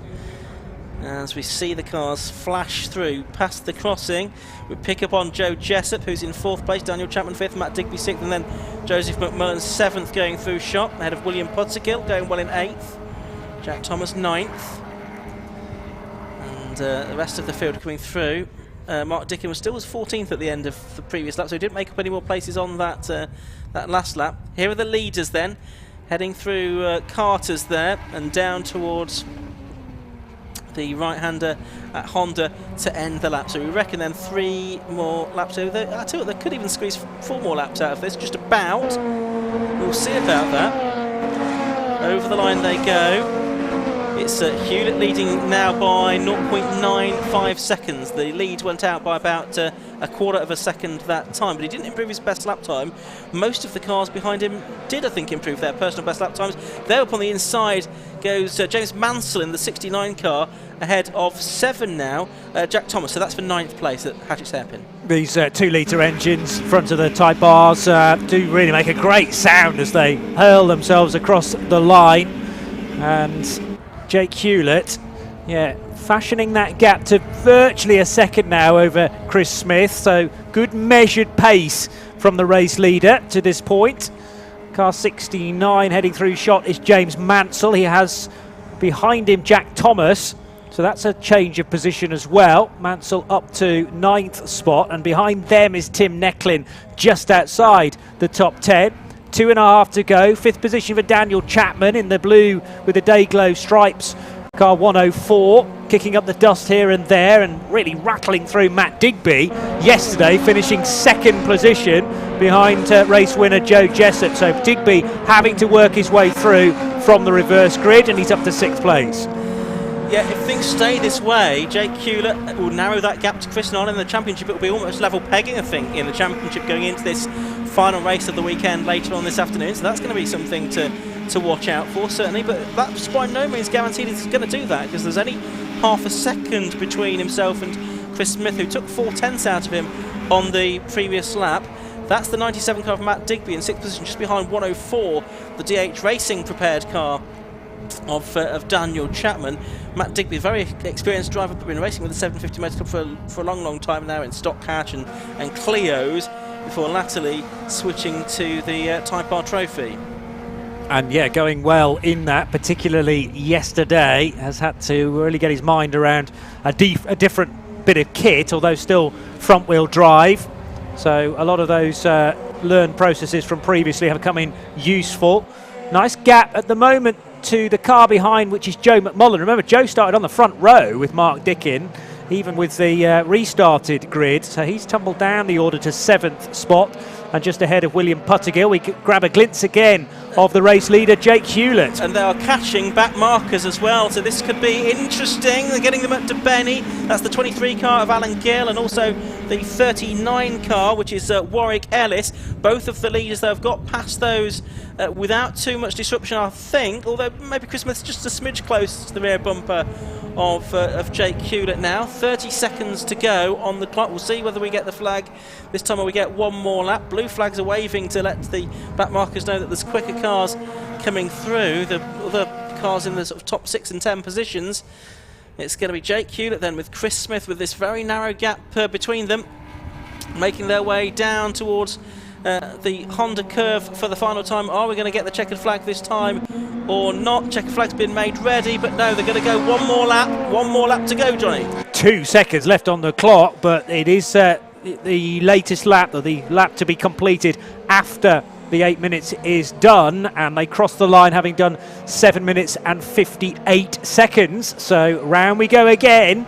And is there any more traffic? Chris Smith will desperately be wanting that to be the case. Matt Digby gains the place on Daniel Chapman. That is 5th spot as the black and green car for Matt, yesterday's 2nd place finisher, now ahead of the blue and yellow of Daniel Chapman. And Joe Jessup is the next car on Matt Digby's list, but Joe's got a quick car this weekend, as has Jake Hewlett, round the centre S's and into Brooklands for the final time. Still can't shake the attentions of Chris Smith. but should be able to again judge this over the next couple of right-handers to pick up the race win. Yeah, it's his to throw away from here, isn't it? So it's Jake Hewlett who's going to look for what will be his second victory of the season. It will bring him close, nice and close to Chris Nyland in the championship race. Up to the line he comes at the end of 8 laps. It's Jake Hewlett that wins round 6 of the Tequila Type R Trophy. Second place goes the way of Chris Smith. Third goes to Chris Nyland. Joe Jessup can't add to his victory tally. He takes 4th position. 5th to number 97 Matt Digby. 6th to 104 Daniel Chapman. Joe McMullen takes 7th I should say. Then 8th in the end. Almost a blanket finish there. It's William Pottergill and James Mansell, I think, coming home 8th and 9th, and rounding out the top 10, just waiting for the screen to update itself. It was Jack Thomas in the end that got 10th place, because Tim Necklin, I think, has dropped back somewhat in the closing moments of that race. But very entertaining race again for the Tequila Type R Trophy. A shame it was shortened to just about half of its original distance because of that red flag incident, but it was Jake Hewlett, number 92, that took the win from number 84, Chris Smith, in 2nd place. 3rd place went the way of 130, Christopher Nyland. In 4th place it was number 28, Joe Jessup, then Matt Digby in 97, and Daniel Chapman rounding out the top 6 in 104. Joe McMullen, William Pottergill, James Mansell and Jack Thomas completed the top 10. And further back, it was Daniel Bailey. Mark Dickin, only 12th place he got back to in the end after that incident on the opening lap of the race. Then Gavin Johnson, he took 9th place, or 13th place in number 9. Tim Necklin 14th, Samuel Dennis 15th, then Ursula Jordan, Matthew Duffel, Craig Atkinson, and then those lap drivers Warwick Ellis and Alan Gill. Well, Johnny, it's been a pleasure to have you with me this morning, and indeed the end of yesterday afternoon as well, but I'm afraid I'm going to have to send you outside for the rest of the afternoon now. Thanks very much, Ian. A delight to be back with the 750 Motor Club. Thank you for the invitation to South Wales. I haven't come to Pembrey for 5 years, I think, and it's been even longer to be associated with the 750 Motor Club, so thank you. I'm not going anywhere, as you say, apart from downstairs. Yes. And for that 90-minute BMW race, looking forward to that, to keep you up to date with pit stops, etc. Yeah, absolutely. So Josh Barrett, who's headed downstairs to speak to our successful Type R Trophy drivers, he's going to replace Johnny in the chair next to me, and we'll bring you this afternoon's races, which will get underway at around about 1 with the RLM Racing Sports 1000 Championship. Then it's the K-Tech Racing Clio Sport Championship. Their second of 3 races today. We get 3 Clio races today. But we're ready downstairs in the pit lane, so we'll head down to Josh Barrett before the lunch break. So we're down here with our top 3 from the Tequila Type R Trophy race, that reverse grid race which had plenty of action, and it was Jake Hewlett that came across the line first to take the checkered flag. So we'll let Jake get out of his car and then we'll grab a word with him, if he can. I think from that damage in the earlier race, you can see it's buckled the door there, so it won't open. So that car will have to be re-scrutineered before the next race, I suspect. Jake, well done, Brad. I'll give you the winner's garland. A couple of starts there, but you got to the front in both of them. Yes. We really struggled yesterday with wet setup, and the car was going into limp mode.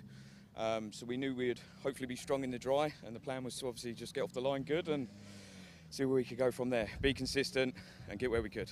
Chris pressurised you a lot though all the way through that race. Yes, absolutely. Struggling for 4th gear.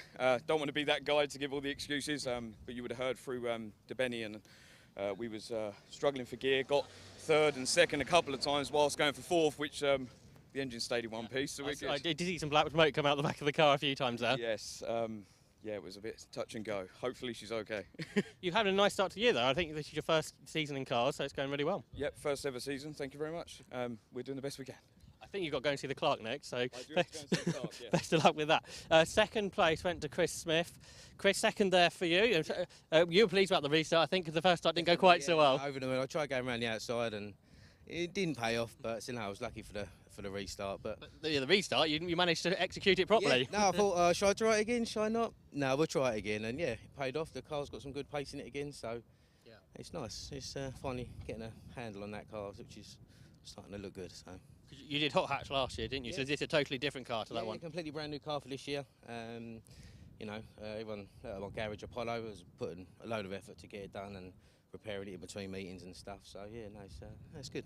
Happy day. A different type of racing, I guess, with one class or everybody with the same car. I mean, we was in Class A last year anyway, so you break away at the front anyway. And again, that was nice tight racing.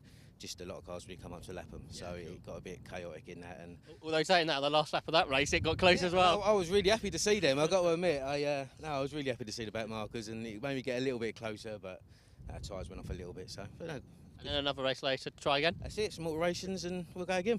Best of luck for that. And then in third place was Chris, the only driver who's win on the podium in both races, and that's all good points for the championship. That wasn't a good points all that one. Yeah, starting from 8th, I was quite happy with that one. Kept it clean. So, and then just by the end, I was just running the laps. I don't know what the fastest lap was. I was just trying for that, but I had no idea what it was. But I was just trying for that really. I wouldn't be able to move forward. I think the pace of the two at the front were good. So yeah. But how did the start go then, as you managed to get up there? Both starts actually made quite a good start. The first start I went down the inside, tried that line, and then the second start I went around the outside. So it's for the most part it was clean. You know what I saw around all the guys around me. So yeah, it was good. And obviously a very different day to yesterday. How are you finding the track in the dry? Yeah, it's obviously a lot more grippier. I'm not doing pirouettes today, so not being marked on my 360s. But yeah, no, it's a good little track. I like it. It's fast flowing. It's great. And all day the racing's been really close, and there's been overtaking. Do you think in these cars overtaking is certainly possible? Oh yeah, overtaking is possible. I think that this track lends its hand to a bit more.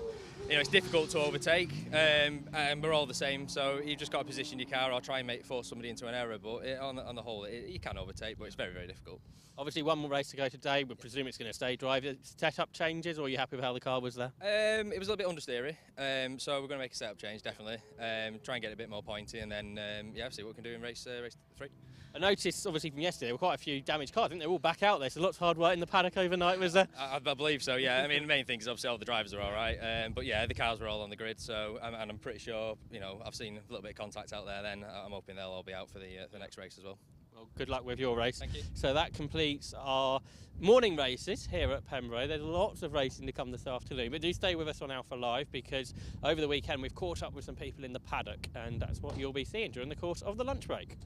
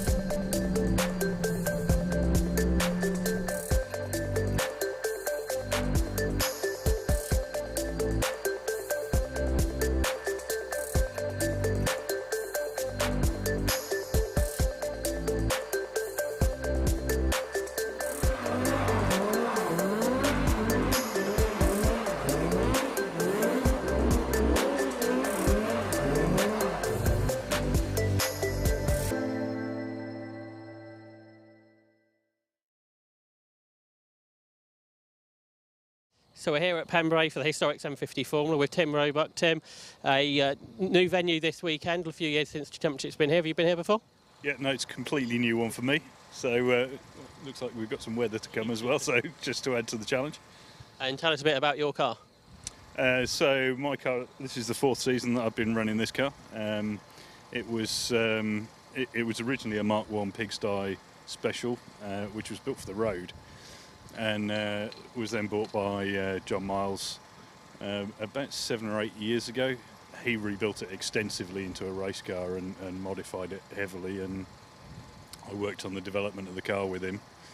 And sadly, about 4.5 years ago, nearly 5 years ago, he passed away, and the family were gracious enough to offer me the chance to buy the car.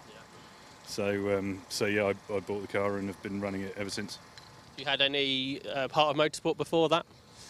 Yeah, bits of sprinting and hill climbing. I didn't start circuit racing until I got the car, but yeah, sprints and hill climbs in a variety of cars. Is Austin 7 something you've been interested in for a long time before being part of this car? It's something that John got me interested in. This was, I think, the 3rd Austin 7 that John worked on in later years as part of his retirement. And actually he started before he retired, and I was still working with him, and he was enthused everybody with the projects that he was working on. So yeah, it wasn't something that I knew anything about until John started messing with them again, and yeah. And what is it like to drive in the dry and then in the wet? It's surprisingly modern in most regards to drive. It's got a really good setup in the dry, handles really nicely, and in the wet. I'm running more modern radial tyres compared to the Class C cars and some of the VSCC eligible cars that are running Dunlop cross plies, and they're a big advantage in the wet to run the radial tyres. I remember at Snetterton last year, you're sort of right up at the front, getting very sideways a lot of the time. Yes, yeah, that was really unfortunate because I was in 2nd place overall, and the gearbox failed. So yeah, that was a bit disappointing, but yeah, it was nice to be right up there. And I guess with tomorrow, there's a very large possibility of rain. I think, is that something you think an overall result could be quite likely? I don't know. It depends a lot on how much grip there is out there, how much rain there is, what the circuit is like when it gets wet, but we'll see. And you enjoying all the racing here? Yes, yeah, it's an interesting circuit. I've never been before, and it's you spend a lot of time in a fast corner here. Yeah. So yeah, it should be good. Because I guess a track like this, which hasn't got very many long straights, is something that sort of suits the speed of an Austin 7. Yeah, it's flat out for a lot of the lap.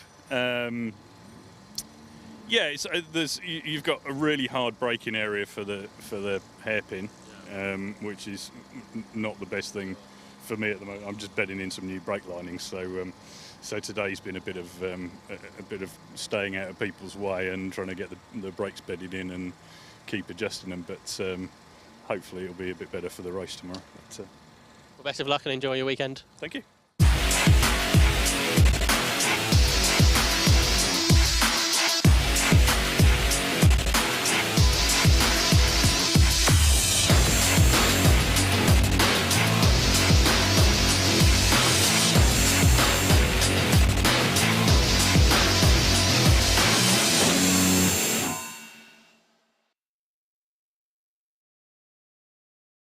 So we're here at Pembrey, head of the Locals Championship with Paul Clark. Paul, the Locals have had a couple of rounds so far. How's it gone for you? Could be better, putting it nicely. Yeah, I come in the Silverstone thinking I'll be all right this year, and then got brought back down to earth quite quick. But yeah, no, to be fair, if it wasn't for West, I wouldn't be out, I don't think, because most of my cars is. So yeah, so big thanks to West. Good as gold. I wouldn't, like I say, I wouldn't be out here if it wasn't for him. So, yeah, just trying to keep up with him now. That's the problem. The Silverstone round you talked about, the race in there was quite extraordinary, wasn't it? Especially the first one. Yeah, no, I had a great start in the first one. I started 13th and got into the lead and cut the laps, and then from the lead to about 7th in about 3 corners. So, yeah, no, I made a couple of mistakes which killed my race really, and then yeah, so it's just one of them really. Then it was quite a special experience for the championship going to the Brands Hatch Grand Prix circuit. Were you at that one? Yes, yeah, went there. I wish I wasn't, because it wasn't great. So, yeah, that was a learning curve. A good track. I think everyone enjoyed the track, but I didn't really get the grips with it. I was too far off the pace, and that was the end of that, really. It was just trying to get as many points. Made a mistake in the first one and tapped the wall, bent the steering rack, so that was the end of that. And then, yeah, it's just damage limitations after that in the next couple of races. So, hoping for a bit better in this one. Obviously here at Pembrey, it's quite a different circuit and quite a good grid here this weekend. What do you expect from it? Well, hopefully better than Brands, put it that way. No, I've been out this morning. It was good. I felt quite good really, but just trying to keep up with the quick ones at the front, and it's hard work. But touch wood, it'll be better than Brands, so we'll go for that. You've been in the championship now for quite a few years. You're obviously enjoying it, coming back each year. Yeah. It's time away from the missus, isn't it, really? But no, she's over there. Better not say it too loud. But yeah, no, I love it. I think it doesn't matter where you are on the grid. It's you're always battling someone. Everyone likes to be out the front, but you got to be on it all the time. No, any mistakes and then they're gone. But yeah, all through the grid, everyone will help everyone. Doesn't matter if it's at the front or the back. Everyone seems to help each other. So that's what it's about. You obviously mentioned there about Martin West helping you out, and like you say, that happens all the way through the paddock. Yeah, well, like I say, I think I've got about the mirrors and the fuel tank on that, and that's about it of mine. The rest is Westy's spare parts, so yeah, I'll be lost without him, to be fair. So it is. Hopefully he'll do it again this year. I know Craig's had a couple of good results, running away for it at the minute, but we'll see. It's a long way to go yet. Well, best of luck with you this weekend. Cheers, thanks mate, see you soon.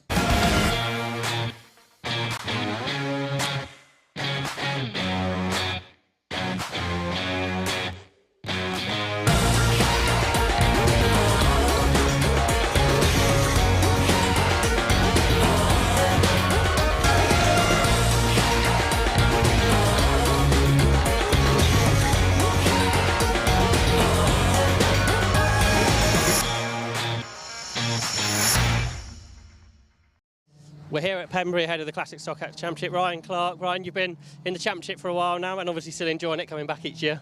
Yes, yeah, it's. I think it's one of the most competitive, friendly championships anywhere in the UK, to be honest. So yeah, so it's a nice paddock, good racing, and I don't think you beat it anywhere.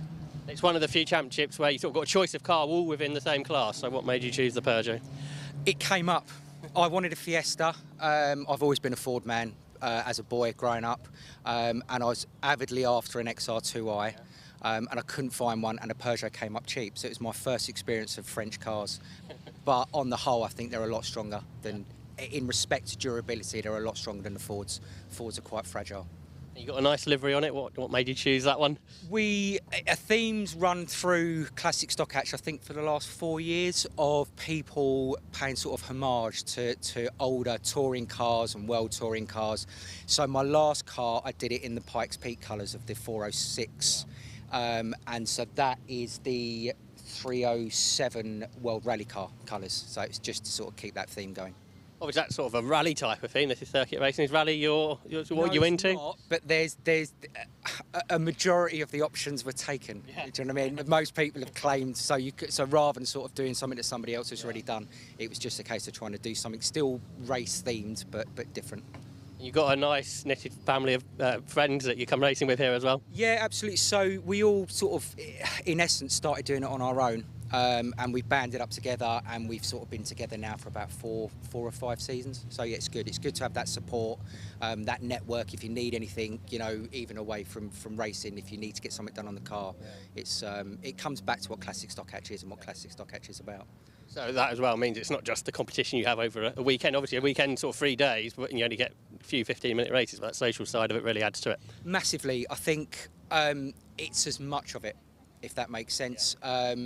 So I know there's very different drivers in different championships that want different things, and I think, but the one thing you tend to find in classics, which is why everyone stays, is that it is just a big family and it's friendly, and we've all just been to Le Mans, to watch the Le Mans for the week, and you know it's much to my wife's dismay, it takes over quite a large part of your life. Obviously, you say you've been to Le Mans. Now you're here at Pembrey the week after, two very different places. But also, how are you doing for sleep? Yeah. It's we're all none of us thought we would, but we were all absolutely knackered. So, but it was worth it. Yeah. Again, that's the way that the racing families all come together. You probably wouldn't have known each other without this championship. Yeah, no, absolutely not. And you learn off each other, and we've all got different strengths, you know. So it's brilliant. That side of it's very, very good. And on track, have you got any ambitions for this weekend? No, just finish somewhere and have some good battles. In all honesty, I'm not good enough. I'm not quick enough to be right up at the sharp end. So it's just nice to get out there wherever you are on the grid and just have some good battles with 3 or 4 other cars. Come back with a smile on your face and sweaty. Again, that's the whole point. You don't need to be at the front to be enjoying yourself, and you're always going to find somebody out there to race with. Yeah, it's very, very rare that you don't have a race weekend, whether you're 5th, 15th, 25th, and you're not battling. And I think that's the enjoyment of this, is that wherever you are, there's other drivers who are in or around your level, and you know you can have some fun with them. Well, best luck this weekend. Enjoy your weekend. Lovely. All right, take care. So we're here at Pembrey ahead of the 750 Formula race. We've got Jake Doherty here, who had his race debut at Silverstone a month ago. How did that go? Yeah, it went all right. It's just first time doing any sort of racing. Like, haven't done any karting or nothing like that, so straight into it, and yeah, got 2 finishes out of it, so it was good. You've been around race paddocks for a long time, though. Tell us about that. Yeah, I've been about it all my life, really. Obviously, with my granddad doing it, so yeah, just getting into it now and actually doing the driving. Granddad's here as well, Bob. It's a bit unusual, is it, now to have your grandson out racing?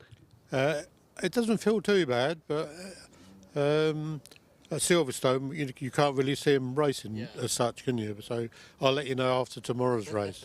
And it's going to be wet as well tomorrow, I understand. So we'll have to wait and see how that one goes. You've obviously been around the club for a very long time. How have you found the championship progressing all through those years? Progressing, I don't know whether it's progressing, but it's got more more expensive to keep up with the front guys, I suppose. So that's about the only issue. And the car itself, that's a car I think built quite a long time ago originally now. Yeah, it was, in the early 90s. So it's getting a bit old now, but it's still going, and I'm hoping Jake can get it back to the front. Whereas I was slipping back, I'm hoping he can take it back to the front of the grid again. Obviously, you've got so much experience. Have you been passing that on to Jake over the last few months? Well, the last few years, yeah, we keep talking about it. So I'm hoping he's picking things up, and he's got his own ideas anyway. So hopefully we'll get further up the grid. I presume you're still enjoying coming to the race circuits after all these years. Yeah, I love it. I love this bit of it. Yeah. I really enjoy the race weekend. And what's your favourite memories from the championship in the past? In the past, well, of winning it, obviously. It's just something that I've always wanted to do, and I've enjoyed doing it. You know, all this time. So it's about 53 years at the moment. So, you know. And you plan to get back in the car at some stage? Well, that was Plan A at the start of the year, and I'll let you know by the time we get to Cadwell, because I think Cadwell will be my last chance to have a go. So, but you know, while Jake's enjoying it and still progressing, we'll leave him to do it, I think. Yeah, back to you, Jake. So this weekend at Pembrey, I think you've done a session out in the car. How do you find this circuit compared to Silverstone? Well, it's definitely a lot more bumpy than Silverstone. The circuit is similar in some ways, but there's a couple of other different areas. The car feels a lot better in terms of than what it was at Silverstone, but that's probably me as well. Yeah. But yeah, hopefully it'll be a good weekend. And obviously, I think it's 3 races, isn't it, this weekend? So you get to. Is it 2 this one? I think it's 2. Planned on 3. Yeah, if we're doing 3, I don't know about it. So yeah, I think so. So 2 races this weekend. We may have different weather, like you say, each day. So that's going to be lots of learning experience this weekend. Yeah, definitely in the wet. I haven't driven it in the wet. So tomorrow is looking like it's going to be wet all day. So it'll be a big learning thing tomorrow, and then hopefully Sunday can put all the testing from today into Sunday's race. Obviously, these cars don't have too much power, but they've got lots of grip. It looks like. How are you finding that? Yeah, it is. There's loads of grip in the corners, keeping up with quite a lot more powerful cars than what we've got. But yeah, there's more than enough grip to get around. Best of luck this weekend. Hope all goes well. Thank you.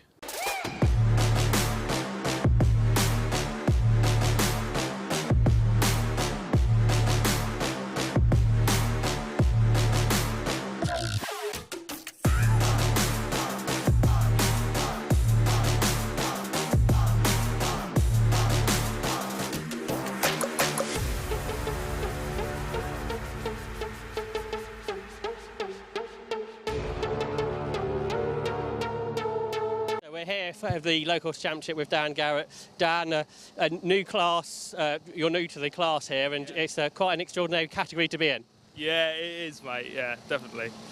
Silverstone started off, I think, not great for you, but the race in there was quite an interesting races to be in, loads of overtaken. Yeah, it was interesting. It was sort of 4th to 14th and back again, and yeah, it was an interesting race, yeah. Then the championship moved on to the Brands Hatch Grand Prix circuit, which was the first time championship ever been there, and how did you find the circuit?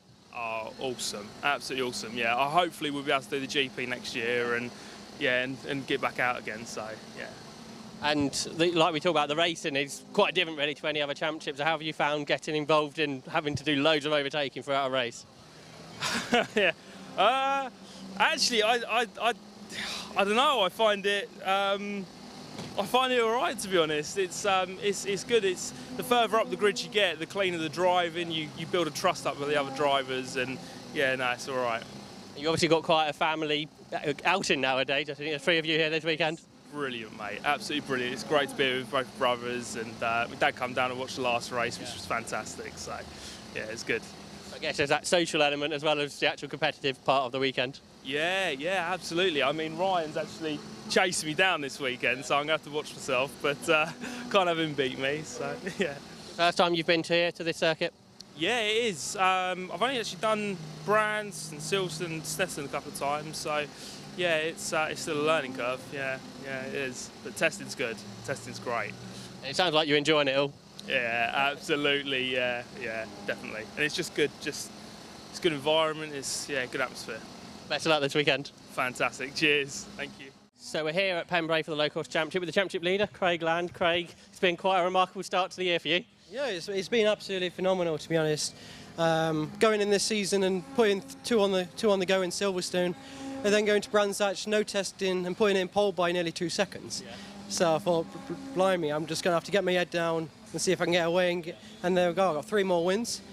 I mean, they didn't make it easy. Like, I think I just spoke to Dan Garrett, and both him and Westy was on my tail probably for the first 3 or 4 laps. It's about being consistent.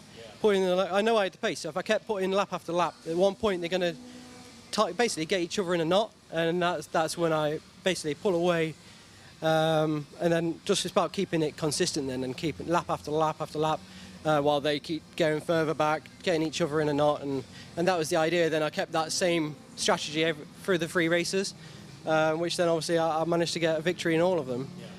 Yeah. But yeah, I mean, she's going absolutely perfect at the minute. It's just about keeping her happy and yeah, just keeping her going in a straight line. I mean, last year I had a big crash at Donington, which basically a big setback in the championship, and it was constant chase then for the year.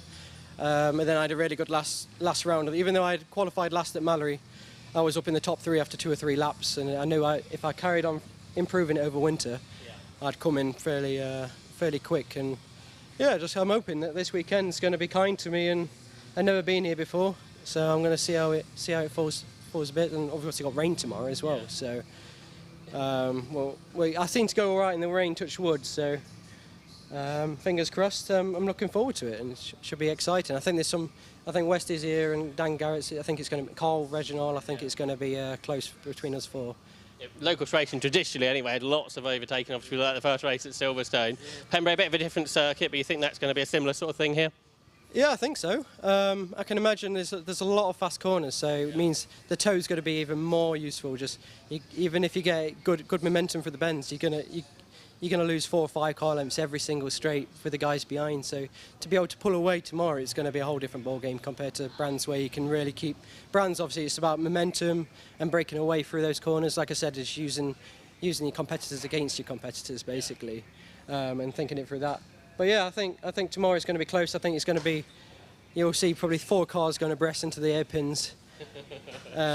It's going to be close, just like Silverstone basically. It's going to be like the first race, I think, unless I can get away. You obviously that unbelievable thing at Silverstone in the second race, because after the first race where nobody led for more than 1 corner, the second race you did manage to break the toe somehow.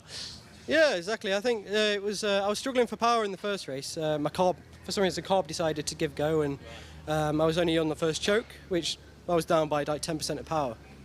I managed to do Westy by the smallest of margins over the line, but I think with Silverstone, I managed to break away. I think it was just again, just trying to keep consistent. I think that's the key.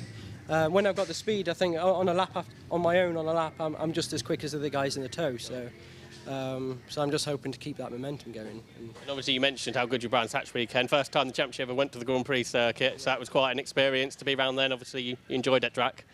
Yeah, I love it. I think it suits my driving style down to a T. I think it benefits whoever puts the most into the corners and push like 110%. You get the most reward of that circuit. But obviously, if you do go over there, there's not much runoff in the GP section, so it can be quite critical if you do put it in the tyre wall. Yeah, I just think that circuit really suited me, and I'd love to do it again one day. But it's just where we get that chance and opportunity again. And you're obviously enjoying this category. You've been around now for a few seasons. Yeah. I mean, I love it. I came here from karting. I was doing karting for 20 plus years, and so coming in from that to do this, it's just the same. Like, it's all about the tow, getting your head down, and being in a chain with some of these guys. You can have 11 car battles, and one lap you can be 11th. The next lap you're in the lead. So it's all to play for, and I think that's why there's always large grids turning up. Obviously got the Mazda class, but these guys are still running. They're still going strong, and I think I'll still be here for two to three more seasons at least, because I just enjoy it so much. There's always someone to get race against, and I think that's the fun part about it. Well, best luck this weekend and for the rest of the year. Cheers. So thank you very much. Take care. We're here with the communications manager of the 750 Motor Club, James Winstanley. James, the 750 Motor Club in the 2022 season, it's looking a good year ahead. Yeah, we're all set for an exciting, busy year again. 2021 was a very good year for the club. It was great to have a lot of newcomers joining us, both from elsewhere, but also novices coming in. And a lot of appetite for club level racing, and hoping to see the same again this year with a packed calendar.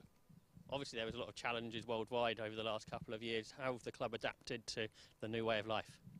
There's been, there's certainly been some positives that have kind of come out of the, I suppose, upheaval of pandemic-related issues. Processes are a lot more efficient, kind of going forwards. A lot more is done online now, which ultimately, if we can refine those processes to make life easier for the competitors, but also crucially, the officials and the marshals, and try and ease that process into, I suppose, the new generation of the admin procedures, then it works really well. Obviously, the club's changed a lot over the years. What are the sort of the new things over the last few years that people can come to expect from the 750 Motor Club? From a competitor's point of view, we've got online signing on. We're doing everything kind of digitally in advance, so a little bit more to do on the run-up to a race meeting, but you don't necessarily have to be up quite as early, at a race meeting. But we're constantly progressing, adding new things. We're doing a lot more live streaming. For competitors, it works for everybody. It works for the competitors, the sponsors, and just to get the 750 Motor Club kind of brand and club motorsport really out there to the wider world that perhaps don't know we exist. And for the on-track championships, how have they had to adapt over the last few decades? I mean, it's a kind of constant progression really for many championships. We've got such a varied range from kind of development formulae to kind of one make series, and it's a kind of natural progression for some, and a lot going on both in terms of the car builds and refining things to keep costs down for competitors where necessary by refining the regulations. You mentioned regulations there. There's obviously some championships which are much more tightly than others, so if you perhaps like building a car, there's some championships that perhaps prefer that type of competitor? Absolutely, yeah. So it's we kind of cater for every competitor, whether it's somebody that wants to be really hands-on and build a car, completely from scratch. Obviously 750 Formula, this championship going, and that is it's having a good resurgence over the last kind of year or two. New people coming in, and you can literally start from scratch. And we have other formulae that are like that. If you're that way inclined, or there's kind of things in between. Buy a chassis, convert it. But then right to the other end of the scale, we like to make it easy. So if you just want to go hatchback racing or saloon car racing. There's formally where you just need to do the bolt-in roll cage and some basic bolt-on modifications, and it's not a huge challenge. And then taking that a step further, in most of the formally there are teams that work around 750 Motor Club Paddock that can offer just an arrive and drive option. So you've got the license and your safety kit, turn up with your helmet and your suit and your license, and away you go. And if you are new to racing, the best way is to contact the club directly, I assume. Absolutely, yeah. Always encourage people to just pick the phone up, give us a call. Happy to talk through all the different formulae we run and the steps involved in getting your license. But also, come along to a race meeting and chat to us in person, speak to the drivers, and we try and ensure that although you might be on track for 45 minutes or something like that across the weekend, it is the whole weekend has got to be an enjoyable experience, and that is a really prime factor for 750 Motor Club. So anything we can do to improve that experience, we do, and ensure that everybody has a good time, both on track and off. And you mentioned there, but obviously on track it's all very competitive, but in the paddock there's a really good feel. Absolutely, yeah. I mean, I'd say that really has been a long-standing part of the club.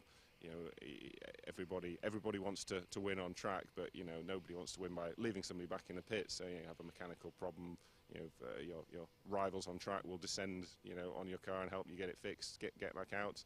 And in the evenings it's social, there's barbecues, and everybody makes new friends, and it's always really encouraging to see and nice to see when newcomers kind of come involved, and it becomes kind of their life both on and off track. And for those that are not sure what sort of budget they can commit to, what sort of things should they be looking at? It's kind of in some ways it's how much you kind of want to spend, how much you want to get involved. One thing we always try and get across from the start is that you don't have to commit to a full season in any championship. There's no obligation to sign up with the big bill at the beginning of the season. Do as many or as few races as you want once you've got the license and your kit, and if you're running your own car, do a few track days, come and do some racing. So you can get involved. You can do a whole season in some of our championships for kind of £3,000, that sort of range upwards. If you're sharing a car in something like road sports, you could probably do it for that maybe even a little bit less. But then if you were wanting to do a arrive and drive in one of the kind of quicker, more involved championships, you're probably looking at kind of £20,000 and upwards. It really depends what you want to spend on the car yourself. But whatever kind of your budget is, we should hopefully be able to find a home for you. Thanks, James, and hopefully some of the people watching at home today might be on track soon.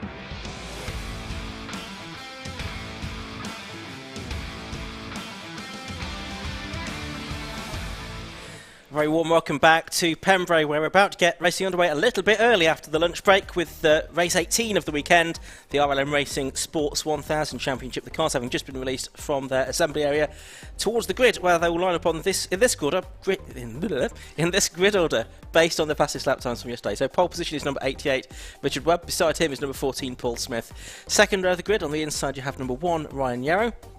And number 2, Michael Roots. Row 3 is 8, Dan Clues, and 63, Colin Chapman.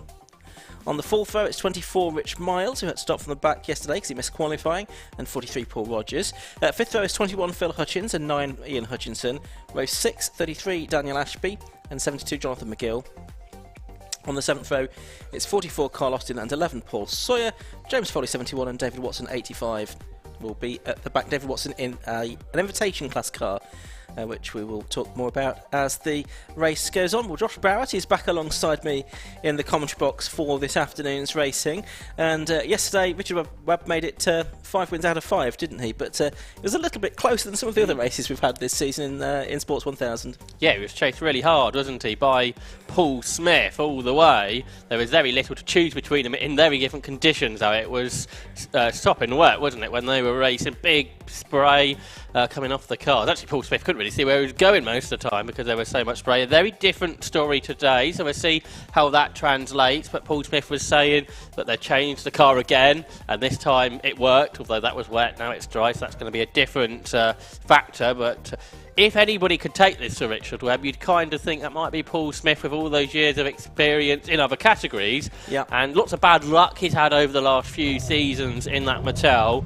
You can see the cars lined up on the grid here. I wonder now if he will be able to take it to Richard Webb. They both had different backgrounds, but both very experienced, very quick drivers with lots of success in other things. Yep, so it's a Spire versus a Mattel, which is always good when we get the two different marks up against one another. Second, again, it's Spire versus Mattel, because you've got Ryan Yarrow in the car that he's developed alongside the Mattel of Michael Roots. And the third row, another Mattel run car, the number 8 of Dan Close, is doubling up this season with F1000 and Sports 1000, and the very experienced number 63 Colin Chapman on the third row of the grid. So we've got the 1 minute board now being shown, race about to get underway. So it's going to be a 15 minutes, it's the super sprint weekend for the Sports 1000 Championship. We've had one 15-minute race already. There's 2 more this afternoon. Race gets underway, and it's a yellow flag because, again, Michael Roots does not get off the grid at all well. He fluffed the start yesterday as well, so there must be a problem with the car, I should think. But the leaders are all heading down towards Hatchets for the first time. It's Richard Webb that's got the lead. Paul Smith has gone very wide. That's unfortunate. That's the invitation class car being driven by David Watson, number 85. He went pretty deep at Hatchets as well, Josh. Yeah, so the order's in a bit different than what we might have expected. That car that's gone spinning off out of shot, that was Paul Smith, so he's been off twice now in a couple of corners really there, so that's not gone well at all after talking up Paul Smith's chances. But there is Richard Webb, he's certainly the leader. Second is Ryan Yarrow, the former champion. Third is Dan Clues, who's come through there from 5th on the grid. He's getting more and more experience in this car, coming from the single-seater F1000 Championship that runs with the 750 Motor Club. But there is Richard Webb. These cars so quick, we're already at the end of the first lap. Yeah, absolutely. Be interesting to see what lap times they do in dry conditions. The record is a 58.97 to Matt Higginson. That was set 9 years ago. So we'll see if that's been, pretty sure it probably will be actually, as they head round Hatchets for the second time then. And it's actually pretty close, isn't it, between Richard Webb and the reigning champion, the double champion in fact, Ryan Yarrow in second position. Yeah, that's right. So Ryan Yarrow's taken it to Richard Webb, and he's forced Webb into a mistake. Who's gone off the road? That's the first mistake I think we've seen from him all season long. This in the 6th round of the championship, and it's the first time anybody else has led a race, I think. That's right, yeah. So it's Ryan Yarrow that leads, and it's not just him that's right around Richard Webb, because Dan Clues is there in 3rd place, and then Paul Rogers, who's returning to the championship this year, is there in P4. So this is a really interesting start to the race. Yeah, Paul Smith came across the line 15th at the end of lap 1 after his very eventful first lap of the race. We'll see where he can climb up to. Rich Miles was up to 6th at the end of the first lap as well, but already at the end of lap 2, first flying lap, and it's Ryan Yarrow that's leading therefore, and that was a 1 minute 00.79, so we're not down to lap record pace just yet, as up the inside of Richard Webb goes Dan Clues at Hatchet's hairpin. So Richard Webb down to 3rd place, is he? Just ahead of Paul Rogers. Yeah, this is most unusual. Not in the form book of the season at this point. So they're making their way through the 3rd lap. The fastest lap with Rogers, actually. So he's going really well here. Webb's already got back past Clues. Not quite sure how he made that work, but he has done that. So he's back into 2nd place, is Richard Webb, back ahead of Dan Clues, who, as I was saying, getting more used to in sports car racing now from the single-seater racing that he also competes in, and going really well here at the start of this race at Pembrey. Looks like Richard Miles hasn't made it to the end of the 2nd lap, I'm afraid. So it looks like he's out. Here they come then through Honda Curve. The car's really bouncing over the bumps here. You don't really see that in any of the other formulas, but these low downforce type cars, low sports cars, you really see the cars over the bumps. And there is Richard Webb into the Hatchet's hairpin with Dan Clues and with Paul Rogers right behind. And Rich Miles now in the pit lane beneath us, as we said, didn't get beyond the end of the first lap of the race. So that's sad for him. hopefully his car will be fixed for race 2 of the day, race 3 of the weekend. So we've now got Richard Webb, the championship sponsor, the man behind RLM, now pursuing the reigning champion Ryan Yarrow in the lead once again. Meanwhile, Dan Clues has got Paul Rogers to try to fend off, and Paul Rogers making his return to the championship. This season he's raced a number of different cars down the year, but I think as he's getting used to this this latest car that he's driven, the Spire, then he's getting quicker all the time. And Colin Chapman is going right with them. But I think I just saw from the corner shot there, Richard Webb is right with Ryan Yarrow for the lead. Here they come out of the Honda curve, the top two together, and Ryan Yarrow has a big moment. There's Miles in the pit lane, but there are the leaders across the line, absolutely together now, as Richard Webb goes back after Ryan Yarrow, who made a good start to this race. But now Richard Webb is putting the pressure on. Here they go through the hairpin. He's just done the fastest lap. He's got under a minute finally, a 59.54. So he's got 6/10 of a second or so to find on the lap record that you mentioned with Matt Higginson from nearly a decade ago now. And there's Webb over the inside, sideways, and now Ryan Yarrow's going to have a lot of pressure put on him.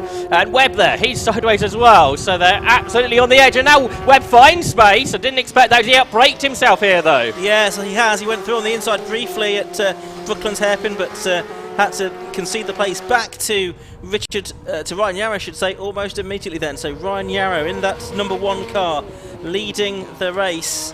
The man from the north of England, from Bury, the electrical engineer, loves racing in Sports 1000, so enthusiastic about it. He's done some development work on this car himself, the ex-Billy Oldbone car, but this car for Richard Webb, that's a fresh build car, isn't it? That one that Richard Webb's got for this season. Yeah, it looks to me like it's got little bits of downforce or little bits put onto it to create ground force when you see the cars up close, so it's a little bit more developed. Is Yarrow out wide here? No, I think he's okay as they come through the centre S. It's so quick, these cars, through this part of the circuit. Well, pretty much all the way around the circuit it's really quick, but particularly around here, you can see the drivers working at the cars. They're sliding around a lot, these cars that do run on treaded tyres, and as you can see, they've got no wing, so all the downforce that is created is really from underneath the cars. They've got little sort of winglets on the back of the cars, but nothing too drastic, but they are so quick. They're affordable cars as well for the speed that they go, and they have some great racing, as we see here. Top 2 together across the line. Yep, so that is the end of lap number 6 of the race, and 2/10 between them as they go down to Hatchett's, less than that. Webb trying to get his car up on the inside of Yarrow. He takes the very tight line there. He's going to have the inside line for Spitfires, but then the outside line for DeBenny, and Ryan Yarrow keeps him at bay there, I think. Yes, he does.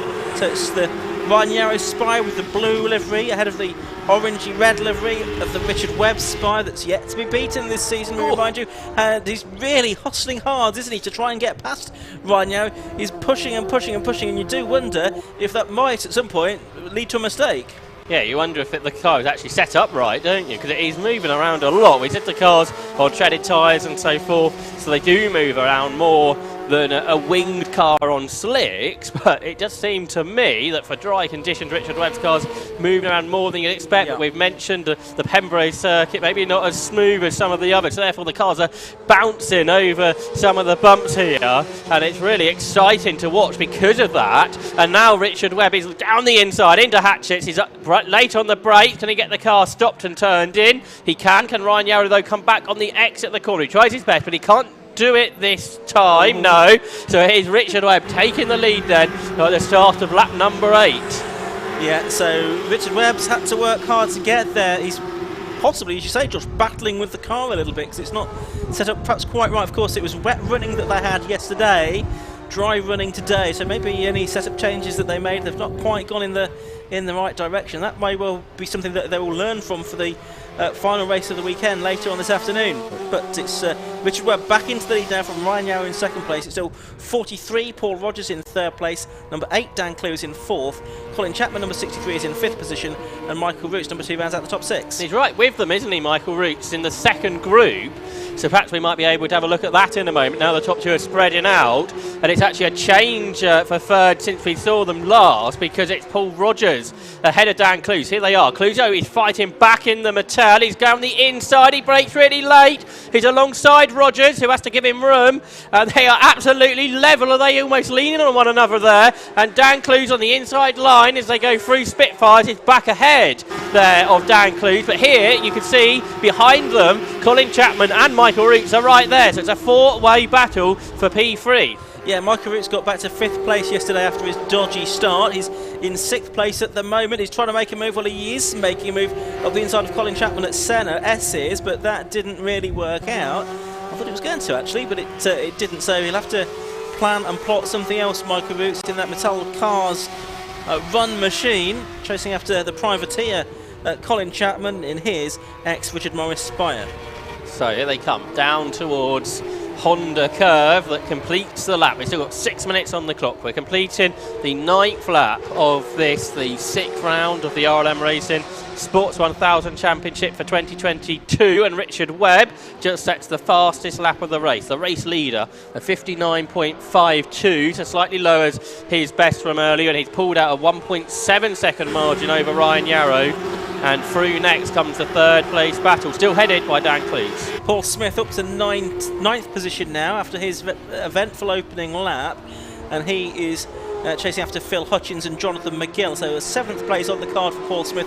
Just a shot there of Dave Watson. And Josh, he's in the invitation class car this weekend. Yeah, that's right. He's out there in the MK Indy, which here it is, an Inter Hatchets that Dave Watson is aboard, or first time he's driven it this weekend.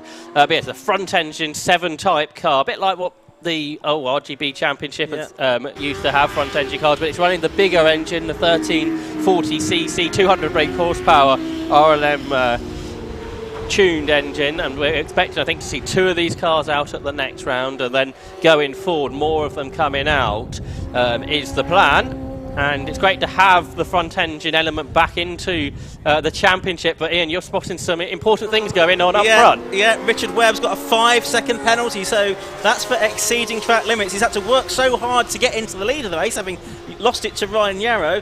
But now he's going to have to try and pull out a 5-second margin. And you were mentioning, Ian, when we saw the car sliding around, you wondered if that might force him into a mistake. But it's not forced him off the circuit as such. It's lost him time. It's forced him to run out wide, perhaps, and exceed those track limits, like you say, more times than he should have done. Here's Webb.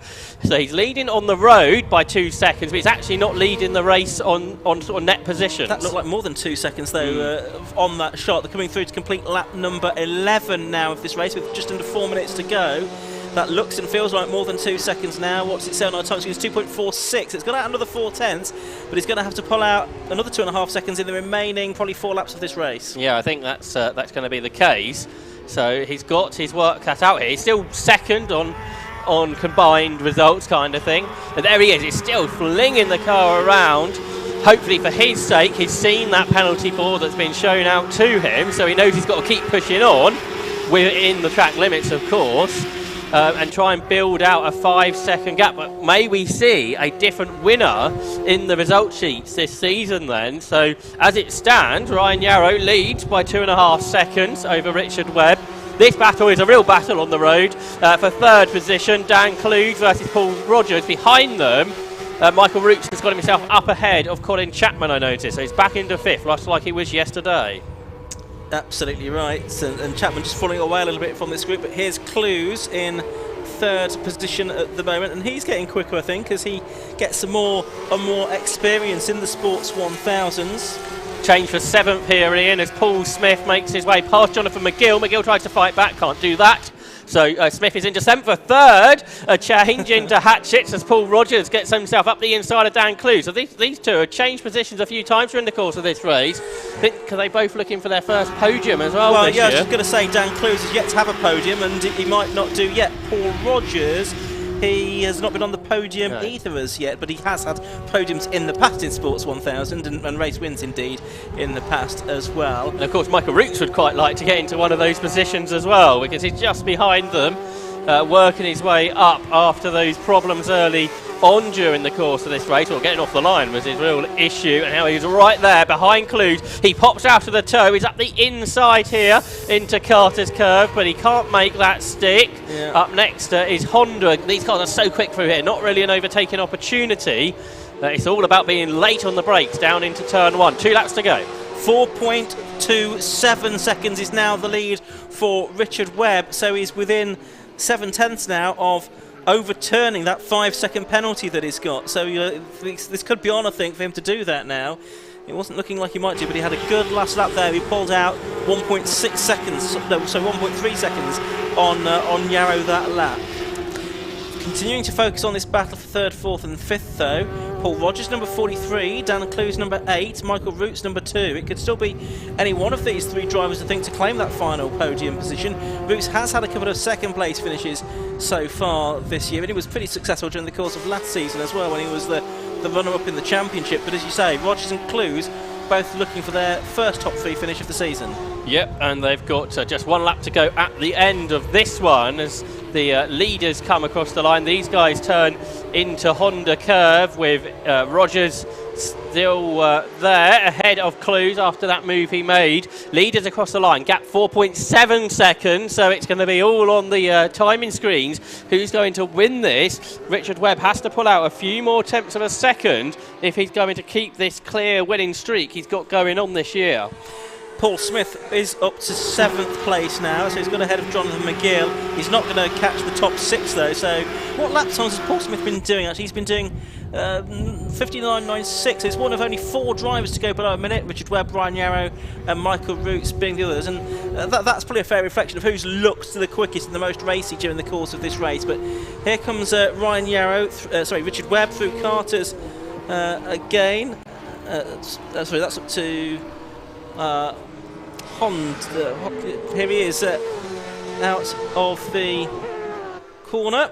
Checkered flag. And the checkered flag has gone out. It was Richard Webb then that did take the victory in the end by, or did he? Yes, he did. 5.62 seconds. So Richard Webb takes the victory. 5.62 seconds, the advantage over Ryan Yarrow, so 0.62 seconds once that penalty is applied. 43, Paul Rogers takes 3rd place. Dan Clues, number 8, takes 4th position. 5th is number 2, Michael Roots. 6th to number 63, Colin Chapman. And then get back to Paul Smith, who takes 7th in number 14. 8th was 72, Jonathan McGill. 9th, 21, Phil Hutchins. And Carl Austin running out the top 10. So it was only right in the final lap there did Richard Webb pull out enough time to get the advantage over Ryan Yarrow. Yes, so that's a very important final lap speed that Richard Webb had in the 59s. Let's take a look at these provisional results. Yes, so Richard Webb it is that will get the verdict in car number 88 in the Spire. From 2nd to number 1, Ryan Yarrow. 3rd place going the way of number 43, Paul Rogers, so he gets his first podium since his Sports 1000 comeback. 4th place to number 8, Dan Clues. In 5th place, number 2, Michael Roots. So a repeat of his result from yesterday. 6th to number 63, Colin Chapman. Then Paul Smith bounced back after 2 offs on the opening lap to take 7th place in car number 14. In 8th place, it was number 72, Jonathan McGill. 9th to number 21, Phil Hutchins. And Carl Austin rounding out the top 10 in car 44. Then Ian Hutchinson, number 9, was 11th. James Foley, 71, was 12th. The guest class car, David Watson, was 13th. Ahead of Daniel Ashby and Paul Sawyer, with Rich Miles joining Paul Sawyer amongst the retirements from that race. So still plenty to come here at Pembrey this afternoon. We've got the second of our 3 Clio races today coming up next. Then we've got Low Costs Type R Trophy, the 116 Trophy, then More Sports 1000 and Clios to round out the day here on the South Wales coast. We'll have hopefully a word with our race winner though, Robert Webb, in just a moment. Richard Webb even. He's down there with Johnny Palmer. Back in the pit lane, and we have a top 3, which is, as it was presented itself on the grid itself, on the race finish I should say, but a narrower victory in the end for Richard Webb than he was expecting. What I'm interested to know is how much of the penalty was communicated to him mid-race, and there's only one man to ask about that. First of all, Richard, victory garland for you. You seem to be pushing on there despite dominating the race. Was anybody able to communicate to you they had a 5-second penalty? I did see it on the board that had a 5-second penalty. On top of that, we've got a horrendous misfire in the left-handers for some reason. Yeah, the car, it was just a different car to what we tested on Friday. So yeah, but I have to say probably one of the most enjoyable races with Ryan pushing me right from the start. We got the job done. The lads did a great job on the pit board telling me to push, so I knew I just had to extend that gap past 5 seconds, and we just managed to pull it off. 5.62 it was at the flag, so you basically won it by 0.6 of a second. A win's a win, that's all we needed. And this misfire, is that going to be a concern moving forward? I think Ryan put sugar in my tank before I went out, so I imagine that's what's happened. Sabotage, it has to absolutely, be. Absolutely. Well done on a very close victory in the end. Where's Ryan gone from the number 1 car? Ryan, I speak to someone who wins a race narrowly. You've lost it very narrowly by 0.6 of a second because of Richard's penalty. Yeah, I knew he had a penalty, but kind of the more I tried, the worse it went. I made a few changes that kind of worked early on, but then kind of overworked the tyres. So, kind of by the midpoint, it went dead greasy. So, like a lot of my fastest laps were like really early on. But it was just nice to actually be more in the mix and giving him a run for his money, to be honest. Because I mean, for a fat northerner, it's not too bad. You're doing yourself down. You did very well. Congratulations on second place. Thanks. So we move forward now with the K-Tech Racing Clio Sport Championship for a sprint race for them.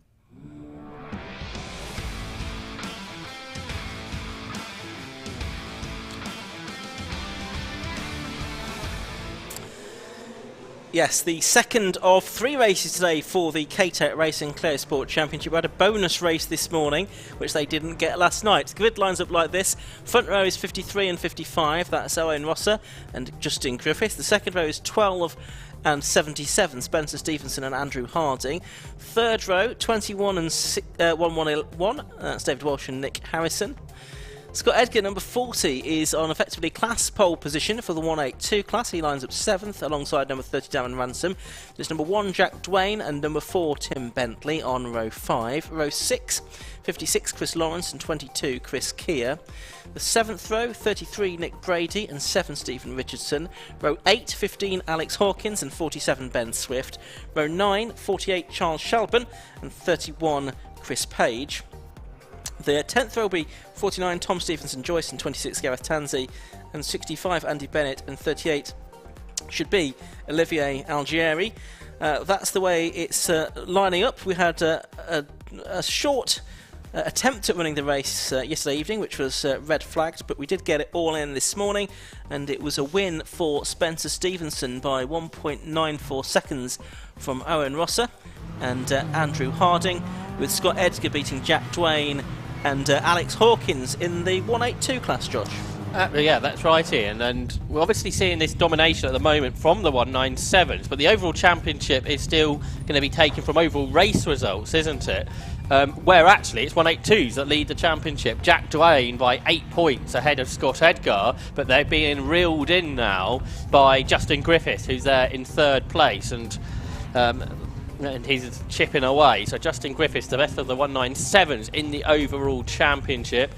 Good to see cars got out earlier, like you and Johnny were talking about after those incidents yesterday. I saw the Olivier Algieri car return to the circuit earlier, but I don't actually think he's lining up there on the grid when I saw the cars leave. Can't see it, I don't think. So perhaps we might see him later. But there is the car that was a development car for the championship there on pole position, the K-Tech Racing liveried car of Owen Rosser that we saw have outings last year. So he's on pole alongside Justin Griffiths. As the lights go out and the race gets underway, then it's Rosser and Griffiths, but a good start by Stevenson. Spencer Stevenson from the 2nd row of the grid. He's going to try and thread in between the 2 front row cars. No gap there. Has to look to the inside line. That's covered off by Rosser as well. So it's going to be Griffiths then in the 55 car from the outside of the front row that leads, but he goes wide and loses 2 places again.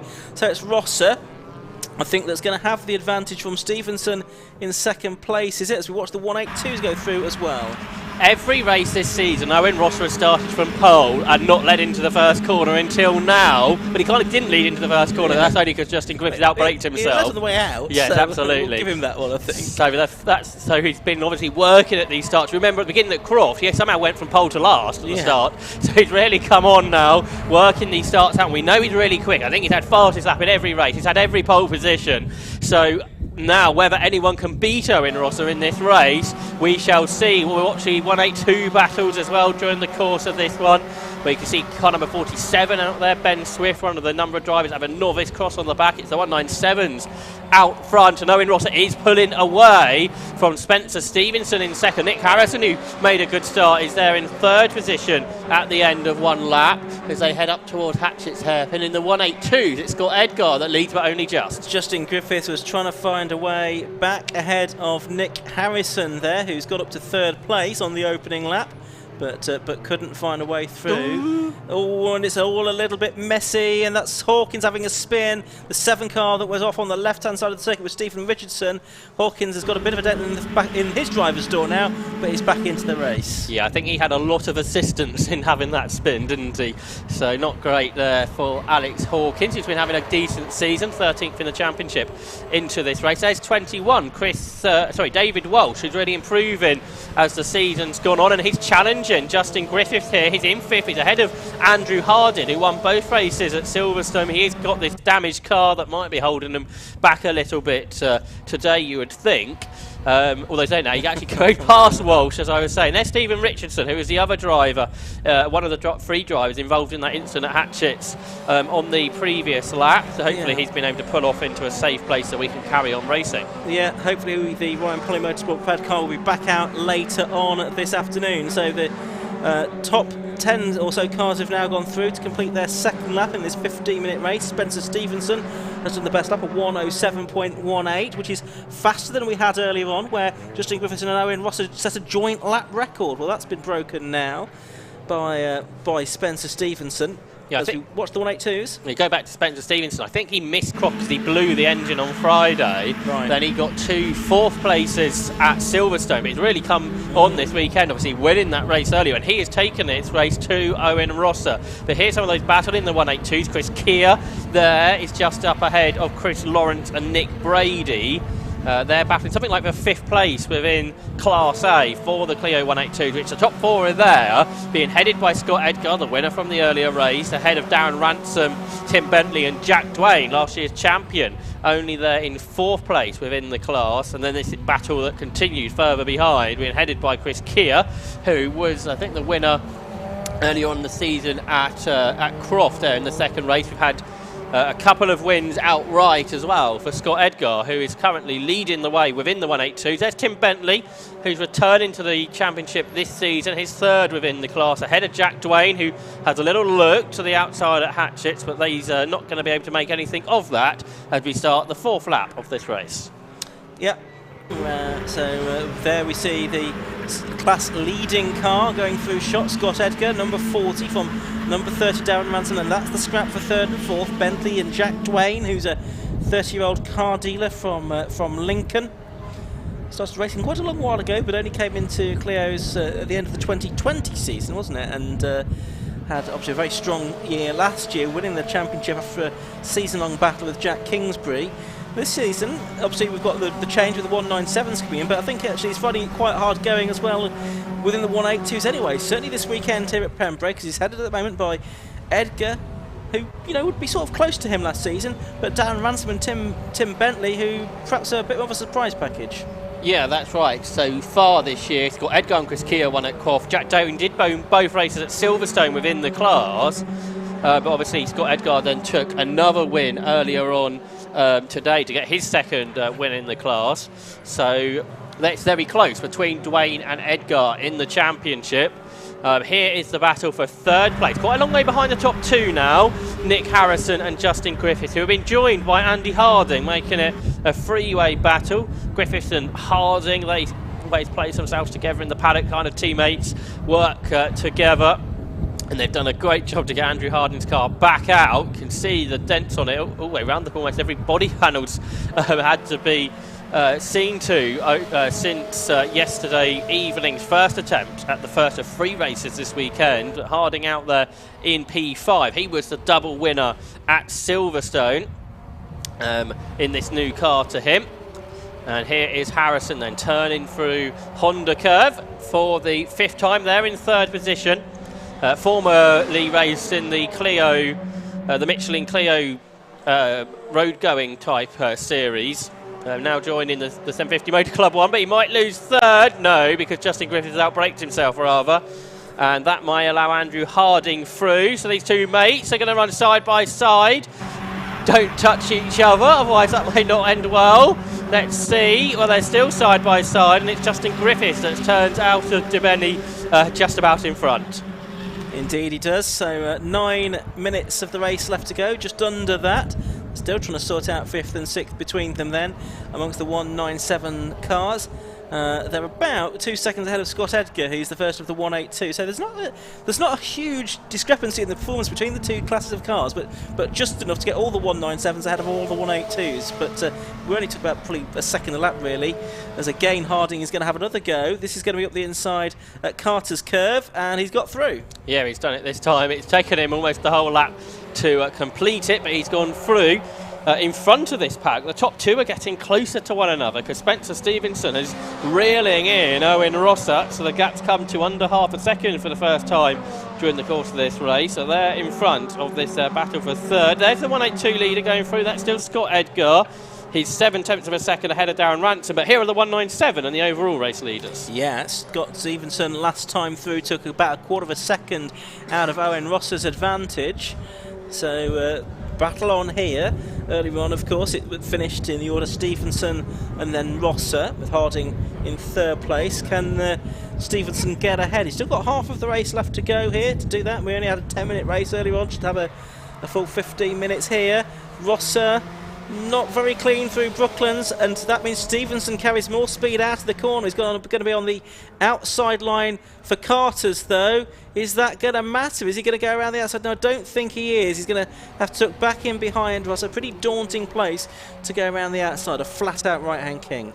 Yeah, that's right, but that all started, as you said, by I think a bit of a mistake at Brooklands Row. Ross. He braked really late and then the car ran out wide. He understeered through the corner, but he's just about been able to repel that challenge from Spencer Stevenson's Russell James-backed Clio. He uses a lot of the curb. We know today the officials are keeping an eye on that, so you need to make sure you do keep within the track limits, because it wouldn't be the first race where somebody's got a penalty today on Sunday of this 750 Motor Club meeting at Pembrey. But it's Owen Rosser still in front again.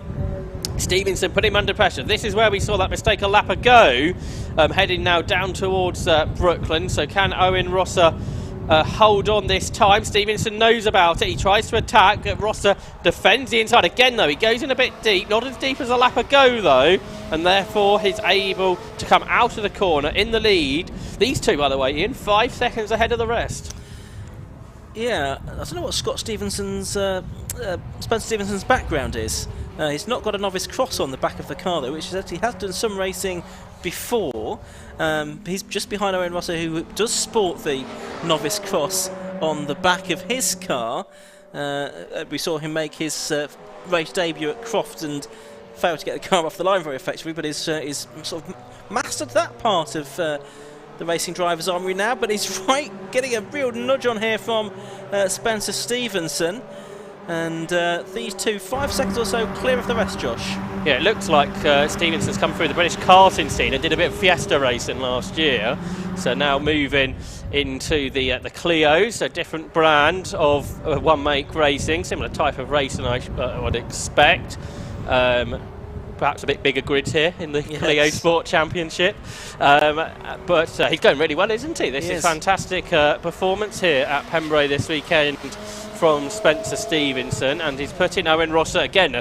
Both of them have come from karting, both haven't got that much experience in cars, but both doing a great job here to be at the front, a long way clear of now Andrew Harding, who's made his way up into third, who's been racing with the 750 Motor Club for a long time, although only took his first car circuit racing victory last month at Silverstone. Top two across the line. We completed 9 laps, and is Stevenson going to attack here up towards Hatchet? Well, Rosser's got the inside covered. He knows this is the real overtaking opportunity, and therefore he covers the line off and stays in front. Interestingly, no improvement on the fastest lap, I think, since it was the second lap that Spencer Stevenson set the fastest lap of the race of 107.18. So no improvement since then. We're now working lap 10 of the race. In the 182s, by the way, still number 40, Scott Edgar leading from number 30, Darren Ransom, number 4, Tim Bentley, and number 1, Jack Dwayne. Chris Lawrence now has a 5-second penalty for exceeding track limits, but he's down in 13th position. We're watching the overall and the 197 race leaders, who are really close together as Stevenson was attacking Rosser into Brooklands. Yeah, Ross's car's getting a load of understeer there. I'm not sure if it's just because he brakes too late and then has to try and desperately get the car turned in and power on and stay in front, or if the car isn't quite set up to his liking. Nevertheless, he is still there, out in front, in the car, sporting the livery of the championship sponsor, K-Tech Racing, who are massive Renault preparers and parts department. So if you've got a Renault, K-Tech are the people to go and speak to, who have supported the 750 Motor Club's Renault series now pretty much since its inception and have a big part to do with the championship. Yeah, obviously been supporting the development of the 197 category as well. Nice view there of Rosser, good view of him as working in the car. They're still trying to keep Spencer Stevenson at bay. I mean, what's impressive here is they are battling quite hard, these two, but they are getting away from the rest of the 197s. Andrew Harding now a little bit on his own in third place. Nick Harrison, Justin Griffith still together fourth and fifth, and David Walsh in sixth.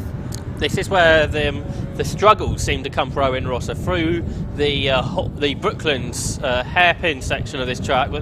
He knows he's got that issue and he defends well, therefore. Here's the battle for fourth. Nick Harrison, Justin Griffiths. The 182s, by the way, I think we've got 4 to 5 cars all together up front because Scott Edgar and Dan Ransom are being caught by Tim Bentley and Jack Dwayne. Notice there's a bumper lying on the side of the circuit there. So someone's obviously had an incident at some point. But this is the battle between Nick Harrison and Justin Griffiths. We're watching for fourth and fifth. I'm just watching out of the window and I can see that Jack Dwayne is coming up the inside to take second place away from Tim Bentley there. So Jack Dwayne made up 2 positions at Honda Curve there in the 182. They're a long way behind now. Scott Edgar in the lead of the 182 part of the race. But Jack Dwayne has made a great move. We're sticking with the 197s on the stream though. And there's a bit more of a gap now between Spencer Stevenson and Owen Rosser. And you've got Griffiths and Harrison going side by side into Benny. Yeah, and Harrison's just about holding Justin Griffiths back at this stage for fourth position as they head up now through the S's. This is the part of the track we've been talking about that's so quick. We're right on the limit. Absolutely fantastic part of the track here to view the cars from.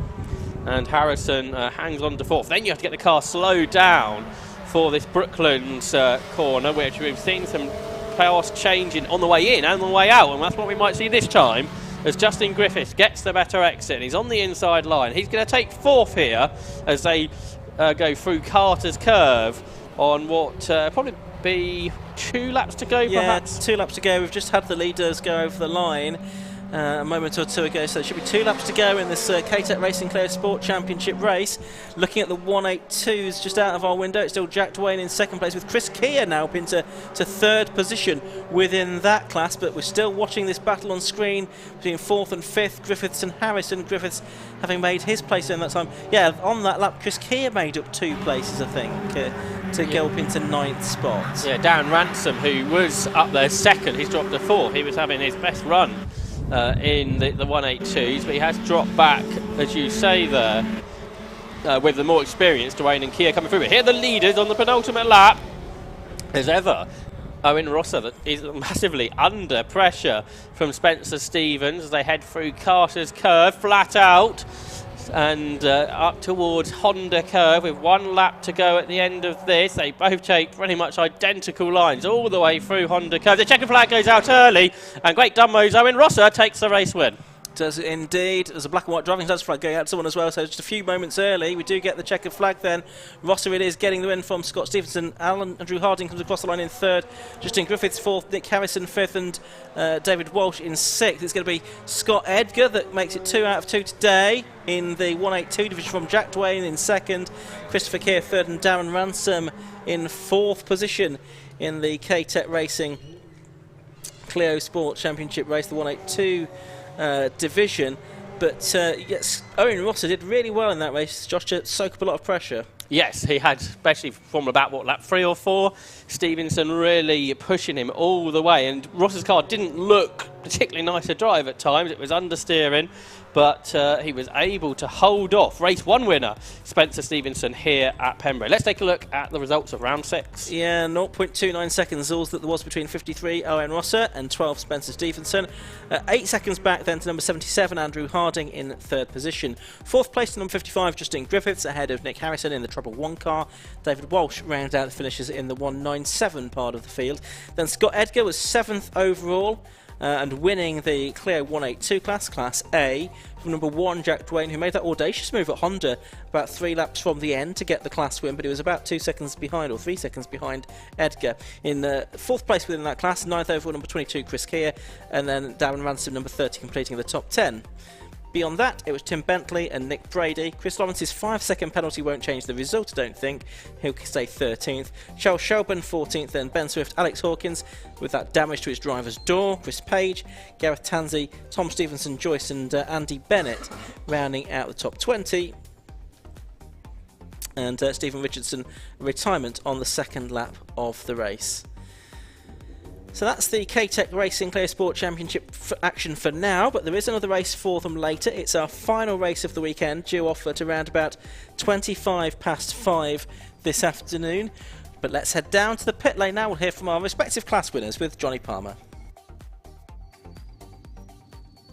More fraught stuff, wasn't it, from the K-Tech Racing Clio Sport Championship, and a chance to actually catch up with both of our class winners, because they were changing. Well, 2nd place in the 182s was changing fairly late on in that. The one man that stayed ahead was Scott Edgar. I'm going to have a word with Scott first, actually, because we always like to put the spotlight on the class a little bit lower down. And, of course, with the balance of performance in this championship this year, you can theoretically win a race whether you're in the 182s or the 197/200s. So Scott's just getting the helmet off. We'll also have a word with Owain Rosser, who I get the feeling this win's a little bit overdue this weekend. He certainly had the pace in the car and has started last night's aborted race from pole, started today's race earlier today from pole, but finally gets the win. Scott, congratulations. We always like to put the spotlight on the 182s, quite rightly so, and battling, changing behind you, but you stayed in front. Yeah, Dan was really fast in that race, kept me honest for half of it, but then I think the 2 behind him, gave him a bit of trouble, and it left me free to drive it home. So. And how was the car through the race? A relatively short race, it seems, but can develop. Yeah, I mean, it was a bit warmer than earlier, but yeah, manageable. It was quite good. Yeah. We'll congratulate Owain Rosser off camera, because thank you very much, Scott Edgar. We've got more action here on Alpha Live next from the Demon Tweaks Yokohama Low Cost Championship.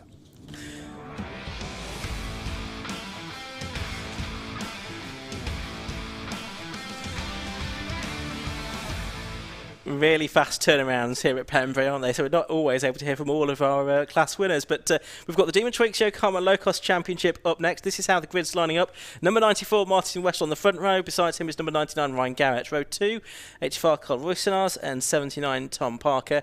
The 3rd row 82 Paul Clark and 73 Rob Apsey.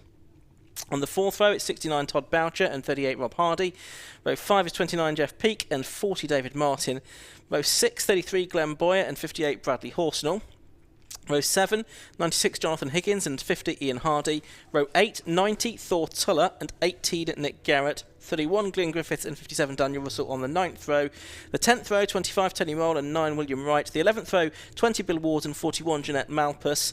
The 12th row, 19 Daniel Garrett and 87 Craig Land. That's the way that the grid lines up. There's going to be a brief moment because we're getting the Sports 1000 cars back to the outer paddock after their race. The race we had this morning for the low costs, Josh, was chaotic. Yes, there was lots going on, that is for sure. And it means the race result from that earlier race sets the grid for this final race of the weekend for the low cost, which means championship leader Craig Land is right at the back with Daniel Garrett, who's been quick this weekend. And Craig Land has won every race up to that earlier race where he seemed to have some sort of gear selection issue. And that means his championship lead is down to 5 points to Martin West, who starts right at the front after winning that earlier race. There he is, alongside Ryan Garrett. So and Martin West had to come back from 11th place, of course, in that race after an off at the Patrick's Hairpin on the Well, it's early on in the race. Can't remember what lap it was. It wasn't right at the very start, was it? But we're about to go racing here again for the 20th race of the weekend. The Demon Tweaks Yokohama Low Cost Championship. Revs starting to rise then. Red lights go on. Out they go. And a pretty even start between all of the top 6 or 8 drivers, it would seem to me, as they head down towards Hatchett's Hairpin for the first time then. It is West in the advantage, but it's the 99 car of Ryan Garrett that's level pegging with him. Roy Sonar's there as well in the number 84 machine with the Dayglow roll cage. They're making their way through Hatchet. It looks like they've all managed to get safely through, not entirely without drama. And it's West then that has the lead, Josh, as they head through to Benny for the first time. Yeah, it was almost a bit circumspect right at the front, wasn't it? They were one by one for a few of them, which made life easier on lap 1. I don't expect it will continue that way throughout this race, but it is Martin West that leads the way then, the champion. Martin West, but he has Ryan Garrett behind him, then Rousenars and Clark and Parker, who was quickest in qualifying yesterday, and there's a collision, there's a car that's gone off stage right. Ooh, there's a couple of, 18 was the one that comes. That's Nick Garrett. Yeah, he come barreling up the inside of the car that is out of the race, I think. Is that the 9 car of William Wright, possibly? We'll try and get confirmation on that in a moment. Leaders can take you over the line, and it is the 31 car, in fact, which is Glyn Griffiths, I'm afraid. Leaders are already heading down to Hatchett's Hairpin once again, though, and I can tell you it looks like Paul Clark is up into 2nd place down at Hatchett's Hairpin. Who is in the lead at the moment? I think it is still Martin West that is there in the lead. There's Clark in 2nd place, and then Colin Roystenars overlapping in 3rd place. So back through to Benny again, but they're going to have yellow flag to contend with, I think, once they get to Brooklands. From the back, Dan Garrett and Craig Land got to 14th and 15th, but not quite the perhaps not quite as much progress as you might have wondered. There are the yellow flags, you can see. So therefore everybody has to slow down, get their car fully under control, and hopefully everyone will achieve that. And is safety car coming out, everyone? Yeah, must be, because red flag in fact has gone out. Race being stopped. So we have a red flag in this Demon Tweaks Yokohama Low Cost Championship race. We think that's going to be because of the 31 car of Glyn Griffiths that was off into the barriers. The drive from Craven Arms off there at the Brooklands Hairpin, Josh. Yeah, so that's will mean a full gridded restart, won't it? So for Craig Land and for Daniel Garrett, they'll be going back to the back of the grid. Yeah, they've made up several places, haven't they, to be 14th and 15th at the end of lap 1. Yeah, something like 6 cars they got past who were able to continue. So we've got the drivers going to form back up on this original grid then, which is easier for the marshals. We don't need to wait for a new grid to be released for the second attempt at starting this race.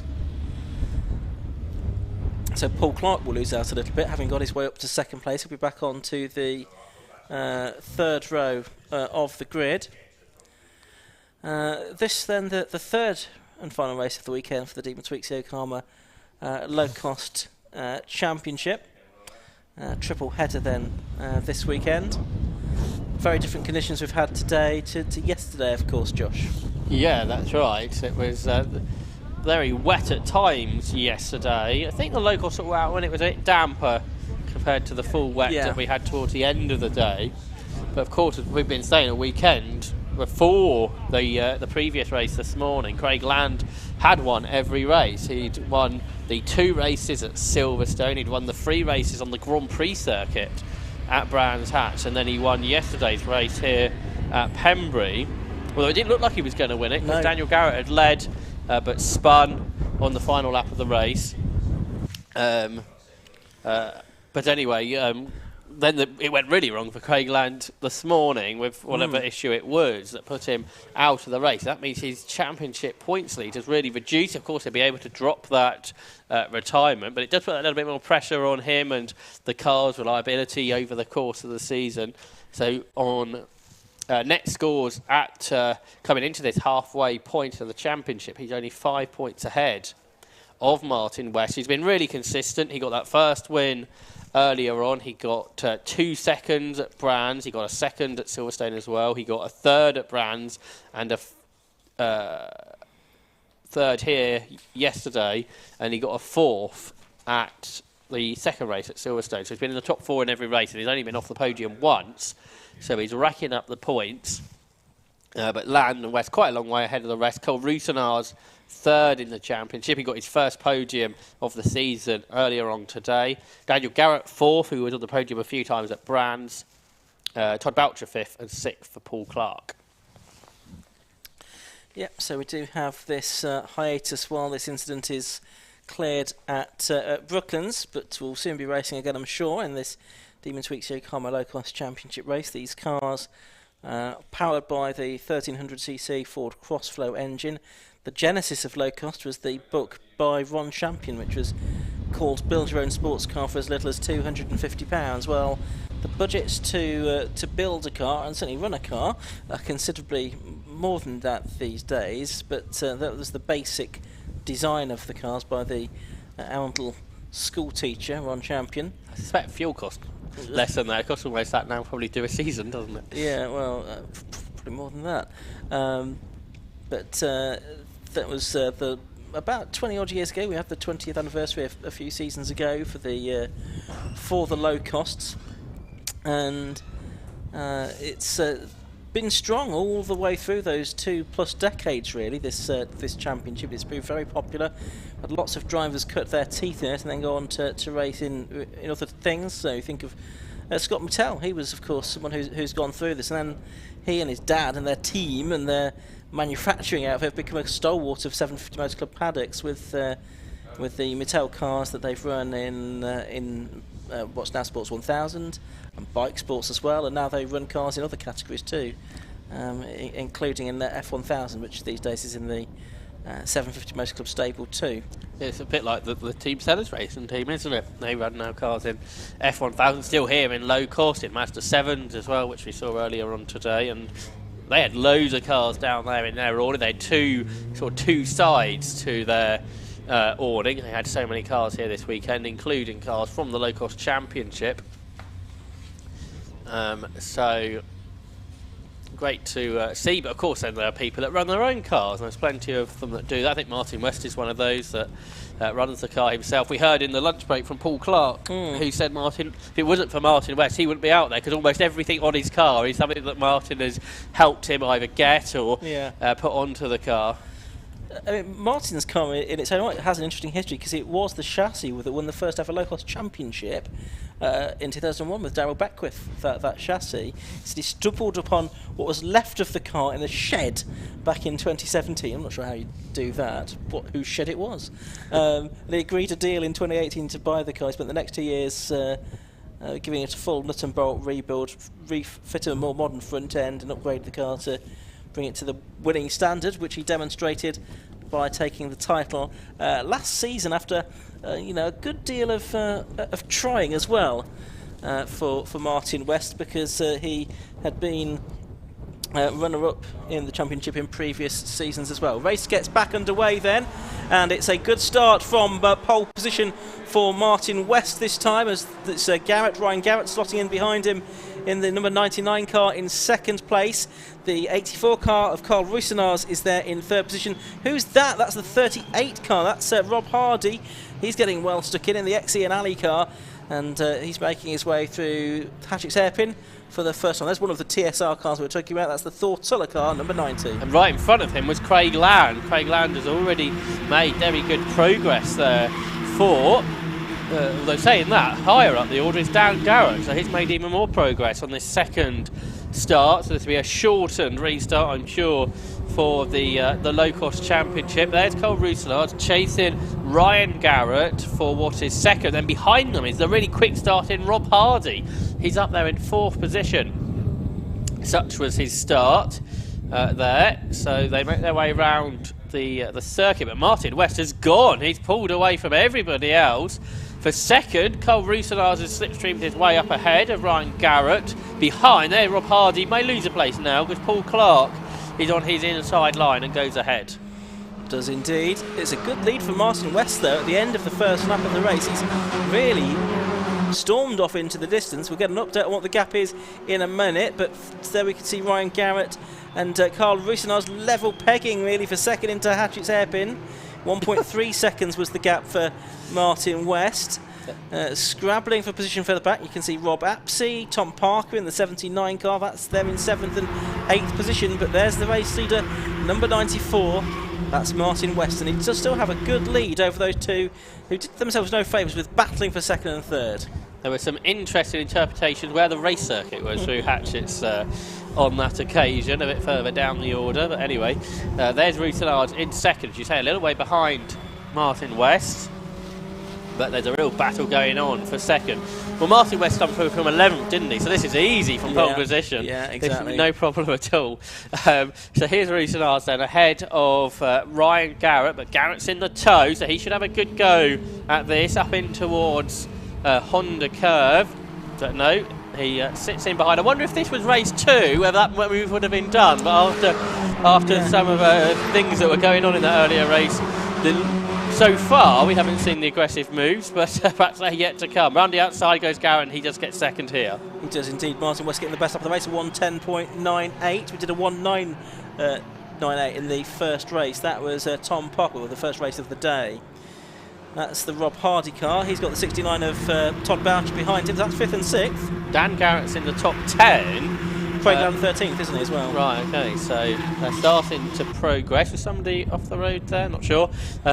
For second, Roussillard is trying to fight back now after Ryan Garrett passed him at the start of the lap, up in towards Hatchett's. This is lap 3 then. And well, they're 1.5 seconds behind the leader, who can now run his own lines, hasn't got to worry about what is going on behind. There was a car that went off. And is that Craig Land? It might be, you know. It could well be Craig Land that has gone off. It looks a bit Craig Land-like. You can see him getting out of the car there at Spitfires, and so that will be... Yes, it is Craig Land, and that brings his sort of Pembrey weekend to a stuttering halt, doesn't it? The man that was dominating before this weekend has not had a very good weekend at all. I think he's got the interviewer's curse. We spoke to him on Friday, which you saw in the lunch break, and he spoke about how good the reliability's been in his car. Safety car's coming out. Safety car is coming out. It's going to pick up the leader at the exit of Spitfires. So number 94 still leading the race, Martin West. He sees the safety car and they're all going to queue up behind. And that 2-second lead he had is gone. Yeah. But yeah, for Craig Land, I think he might learn not to talk up reliability of cars going forward when being filmed, because it's gone terribly wrong today for him. It's a disastrous day in his championship campaign. Daniel Garrett just in the best lap of the race at 1:10.54, up inside the top 10. We've had 3 laps of this race. Now, we don't know exactly how much time there is to go, because it was a restarted race, so probably less than the original 15 minutes. And we are probably 4 minutes or so into this race already, so it's going to be a question of how quickly that Craig Land car, which I presume is the reason for this, can be recovered. Already I can see there's a recovery vehicle heading out, and I imagine it will tow all right, so it shouldn't take a whole lot of time, because it is literally just across the circuit from the pit lane, so it shouldn't be much of a problem to get it back to a position of safety. Yeah, he's the only car that didn't come through at the end of that lap, so that must be the cause for the safety car, as you say, to come out, and we shall see, as you say, how long we get to go after this. But yeah, you'd think it might be quite frenetic with very little time that will remain once the safety car comes in. Yeah, but Carter's now, so they're going to have to do one more lap at least, aren't they, behind the safety car. The Craig Land car is now, I think, attached to a tow rope, so that's boding well for a relatively quick recovery. Yep, it's now being towed. They're towing it across the circuit now. They're towing into the pit lane exit now, so really probably the safety car can speed up a little bit now, and we can have one more lap behind the safety car and then get back into a few more minutes of racing. So yeah, I think the safety car just now starting to accelerate a little bit because the circuit is clear again. So good work there by the Pembrey recovery staff to get that car cleared so quickly. from the outside of Spitfires. No messing around by the staff here at Pembrey. Many thanks to them, and many thanks, of course, to all of the marshals here this weekend as well at Pembrey. They endured a torrid day yesterday with such bad weather. Didn't envy them at all, having to be out there in the rain. But today it's still quite cool and fairly breezy, as you can see, but dry at least. So we should, as you say, get going this time, and I wonder what Martin West's plan is here on the restart, how he's going to be able to get that break again. In the previous race it was pretty much impossible to do that, and now we're all bunched back up. It may be again pretty difficult for that to happen, but we shall see if Martin West can manage it, because he is probably the most experienced driver here at the front particularly, isn't he? Ryan Garrett's pretty new to this still. Cole Roussillon's been about for a few more seasons, as has Paul Clark, but certainly as the consistent front runner, Martin West here, Ian, is the most experienced driver in this category. He is. So safety car lights are out and it's pulling in. He caught the safety car almost too early there, but I think he just about timed it okay. Yeah, he did indeed. So he's coming through Honda and gets the green flag to restart the race. He's made a decent fist of that restart, actually, with Ryan Garrett a few car lengths behind in second place. Roycenard's there in third, Paul Clark fourth, but Todd Boucher it is on the outside line. Up into fifth place. West has gone wide. He's lost the lead in. He outbraked himself after making a decent restart. Yeah. And Ryan Garrett has got himself ahead and into the lead of the race, as we're seeing here as they come into the frame. So a really silly mistake there, perhaps, from Martin West, outbraking himself after making a good gap. So Ryan Garrett is in front. West is second. Third is Roussillon. And fourth, as you said, Todd Boucher now ahead of Paul Clark. 5 for the lead. Through the Senna S's and towards Brooklands hairpin they go then. So West with a little bit of work to do to try and get this victory back into his grasp. Will be an important victory for the championship as well, with Craig Land DNFing for the second time today, if he can do it. But Ryan Garrett's also had a pretty strong weekend, hasn't he? I think looking for his third visit to the podium this weekend. Certainly, can he cap it off with a win as well? That's the question. He's in the lead at the end of that lap. He probably won't be in the lead by the time they get to Hatchett's hairpin. West having a look up the inside. The door closed there. It's Roycenard's on the outside and Clark also on the outside, trying to go very deep into Hatchett's corner. They're 3 wide on the exit. Quite a lot of curb being used by some of them, but it's Roycenard's that's come through. He was third over the line. He leads at Hatchett's. Yeah, he's perhaps not the person who you thought was going to go through. Now Martin West slices up the inside of Ryan Garrett to get second. Sounds like somebody may have not been on the tarmac there on our effects bikes here at Alpha Live. Anyway, the leaders come through. They're all still there, are they? It's Todd Boucher still in here. There's Paul Clark in 62. There's Roussillon. He leads. Second West. Third is Garrett. Yeah, I think we might have lost Todd Boucher there. At DeBenny, perhaps. He's may have gone off the road. We'll catch up on that at the end of the lap. But for now, for the lead, West to the outside of Roussillon's.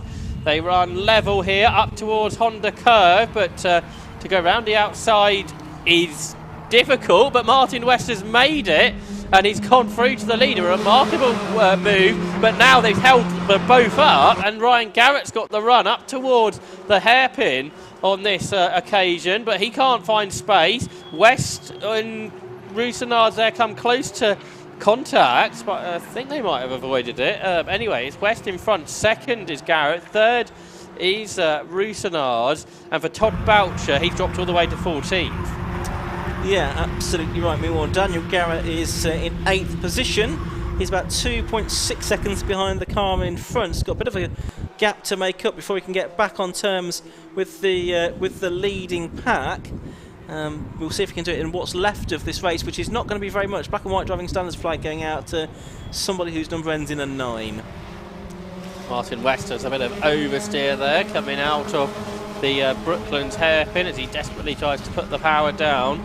And next up is Carter's Curve, the fast right-hander. 99, Ryan Garrett, the man with the driving standards flag. So that'll be a track limits issue, which doesn't completely surprise me. Well, yeah, we've seen quite a lot of road that might not be race circuit used up there. Hatchett's hairpin and There we see the board as the top two go absolutely side by side. Ryan Garrett on the inside takes the lead back up towards Hatchett's on lap number 9, but West brakes desperately late. Well, is he going to hold on to it? His nose is in front, but he's not got the line for Spitfires. He will have the line for DeBenny. He's on the grass, though, coming out of Spitfires, but nevertheless, Martin West is back into the lead. So Garrett back down to second, and then it's Royce in third. So quite a remarkable few moments there, but West, after losing the lead, got it back straight away pretty much with a fantastic late break in move into the Hatchett's hairpin. Behind they were side by side between Cole Roussillard and Paul Clark as West runs out wide sideways. Roussillard come out ahead of Clark. Then Tom Parker is there in 5th, not far ahead of Rob Hardy and David Martin. But for the lead through Carter's curve, Garrett goes through round the outside to get himself up ahead of Martin West. Into Honda curve they come. 12 minutes of this race has gone. West is sideways as they come up across the line. And take the checkered flag. So that was the last lap of the race, and that was therefore a very important part of the circuit to be leading at. Ryan Garrett takes the win by 16/100ths of a second from Martin West in second place. Carl Roussillard in third position. All very close indeed. The top 5 covered by 1.47 seconds. The top 6 by, or the top 7 by just a smidgen over 2 seconds, 2.01 seconds covering the first 7 cars there. Ryan Garrett then taking his first win in the Demon Tweaks Yokohama Low Cost Championship. Martin West second, Royce third, Clark fourth, Parker fifth, Hardy 6th, David Martin 7th, Daniel Garrett 8th, Rob Upsey 9th and Glenn Boyd 10th. A few drivers, I think, getting their best results there. Yeah, well, certainly for Ryan Garrett, his first win. Before this weekend, his best result this season was a 10th. Wow. And he got a second in the wet race and the dry race this morning, and then he got that win with that toe-in move around the outside through Carter's curve on the final lap of the race. So where his brother yesterday chucked it away on the last lap, today Ryan takes the win. He does indeed. Let's get confirmation of those results then. And it is Ryan Garrett, the winner, this time by 0.16 seconds in the number 99 car from 94, Martin West in second, 84, Carl Roussillard in third, then 82, Paul Clark fourth. Tom Parker was 5th in number 79, ahead of Rob Hardy, number 38. And it was David Martin and Daniel Garrett, 7th and 8th. Rob Apsey, number 73, was 9th, and Glenn Boyer, 10th in number 33. William Wright in number 9 was 11th, ahead of Ian Hardy. Brad Horsnell, number 58, took 13th position.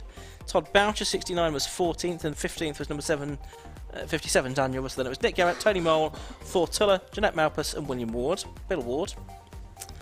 And Craig Land, non-finisher. And the safety car made an appearance again as well. So that's it for the low costs for this weekend. They will continue their season at Snetterton at the end of July. So a little bit of a summer break for them coming up. But it should be a very exciting season now. Probably selfishly a little bit more exciting than it might have been from a championship point of view, with Craig Land failing to finish the 2 races today. Let's head down to the pit lane and Johnny Palmer.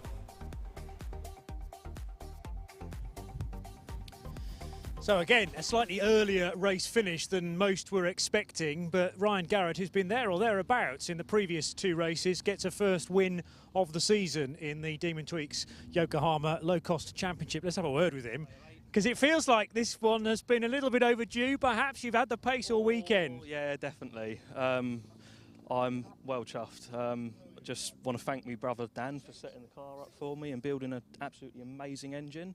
Yeah, so all respect goes to Dan, really. And did you say that you and Dan's cars are brand new for this season? They are, yes. It's been since this is a new car for this meeting. It's the same chassis, but the 3-week off period, we completely rebuilt the car from start to finish. New roll cage, new engine, new gearbox, axle, you name it, it's got it, and it's just gone to pay. So I'm well happy. And I think 3 times on the podium this weekend. That's a first for me. So it is, yeah. But what about Dan's luck? Because it seems like he's had a similar pace to you, but just can't buy a break. With me, unfortunately, he had a little bit of a collision with Carl in the second race. Racing's racing. We're all friends at the end of the day. So, yeah, it's a shame, but I'm sure we're at Snetterton next. I'm sure he'll be up here with me. That's the plan anyway. Good stuff. Well, yes, it's always great to see you door handle to door handle, two brothers. Congratulations on the race win. We've missed Martin West entirely. He was a little bit outspoken at the end of the previous race, you may remember. What I've forgotten to do, I'm holding this all the time. Well overdue. Congratulations, Ryan. And let's have a word with Carl Rousenars, because you, again, were in the right place at the right time. I mean, these races, they're supposed to run to 15 minutes, but who knows how long they're going to last. Yeah, that's it. And so you've got to take your opportunities when they come. And I managed to find my way to lead, but it's so close to the front, and it's very, very choppy change. Everybody's multiple positions in one lap. But I've got to say, the car was absolutely bob on. So a big thanks to Rob at RPN Racing and to my dad for setting it up. And yeah, to Pete Hatfield, who built the engine, so absolutely brilliant. We're really chuffed for the weekend. Nice to have most of the cars in one piece this time as well. I think a few words were said maybe after the second race, but yeah, the second race wasn't as fun because there was too much contact and things, but that was a better race. So yeah, I'm very happy. Thank you. Very well done. Third place, Carl Rousenars, and next, now on a green flag lap, third and final time for the Tigiwa Type R Trophy.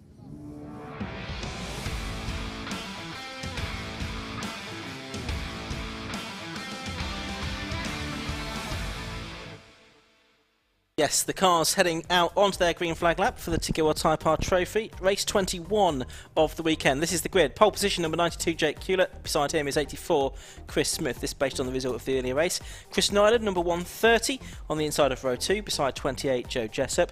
In 5th position on the grid is number 97, Matt Digby. Next to him is 104, Daniel Chapman. On row 4, it's number 11, Joe McMullen, and 83, William Puttergill.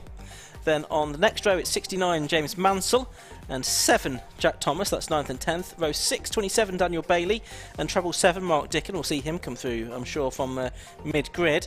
Then on row 7, it's number 9, Gavin Johnson, and 92, Tim Necklin. Row 8 is 95, Samuel Dennis, and 94, Ursula Jordan. Row 9, 18, Matthew Duffel, and 30, Craig Atkinson. It's Warwick Ellis and Alan Gill on the 10th row, 39 and 23. And Ashmore and Conor Murphy, the two cars slated to be on the back row of the grid. We'll see if they're there or not. Ashmore's car certainly was fairly heavily damaged in this morning's race, which brought about a race stoppage, Josh. Yeah, that's right. We've seen good work, though, last night from teams to get cars out that were damaged. So we'll see if Ashmore is there on the back, although, like you say, wouldn't be surprised if he's not. Championship here looking very close after 2 races already this weekend at Pembrey. Chris Nyland only 3 points ahead of Jake Hewlett, so very little can separate them. Nyland had a win in the opening race at Croft. He hasn't won since then, but has been in the top 4 in every race. Jake Hewlett, he cooked his second win this season earlier on today. He also won at Holton Park. Joe Jessup, he's a few points further back because of a DNF earlier in the year, but he has also won. He's actually won more than anybody else 3 times. He's won at every meeting. He won once at Croft, once at Holton Park, and already here at Pembrey. Then Matt Digby not far behind either. He's there 4th in the championship after a couple of podiums. A podium at Croft and yesterday in the wet here at Pembrey. So championship very competitive. You were mentioning that earlier, Ian. It's a very close fought championship, but our top 2 are there in the championship, are there together on the grid in 1st and 3rd. Jake Hewlett, new to racing, and a lot more experience behind him, Chris Nyland. Yeah, and in between them on the grid today, Chris Smith in his red and blue Apollo Autos liveried car. Last car's just coming into position. We get the green flag at the back. We'll be very quickly into racing. Red lights go on, and out they go. And it's a good start then by the car from pole position of Jake Hewlett. Chris Smith's made a decent getaway as well, as too has Chris Nyland. I think pretty good starts all across the board there. Nyland's going to have the inside line up into the hairpin, but actually it's around the outside that we can see the blue and red car of Chris Smith trying to make a move. I think in actual fact Jake Hewlett has probably just about held on. Yes, he has. Chris Nyland is that's gone up into 2nd place, or has he? Yes, he has. And Chris Smith in 3rd position with Joe Jessup 4th, Matt Digby in 5th. Yeah, they were almost overlapping, I think, as they went through short there at Debenny. But let's see as they come into the S's. It's Hewlett versus Nyland. 3 points between them in the championship. 3 points between them if they get 1st and 2nd. The 3rd place car there looked very sideways, but got through the corner without drama, but did lose a place. Chris Smith has lost out then, I think, to Joe Jessup. Dickens out of shape, sorry Josh. We saw this in the earlier race, didn't he? That he seems to get out of shape on cold tyres a little bit, Mark Dickin, this weekend. But there is Smith. So he's lost some more position. Daniel Chapman, that's one of the repaired cars from yesterday. Goes up the inside of 83 Will Puttergill at Honda.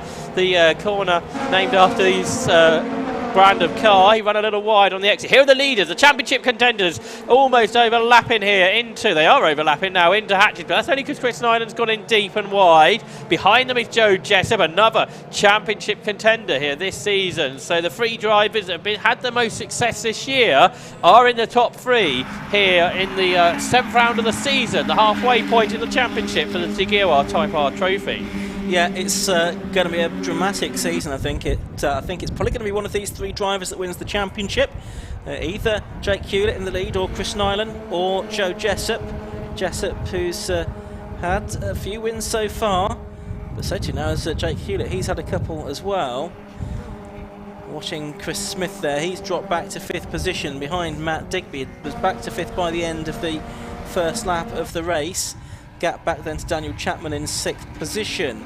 This is the 28 car of Joe Jessup, the man who has won races at Croft and Alton Park so far this season. Before we think about what's happened this weekend, and then we see them all head through Honda, the leaders down the straight towards Hatchett's Hairpin for the 3rd time. That's Chapman. Behind him is Pottergill, who's going pretty well this weekend, challenging for 6th place there at Hatchett's.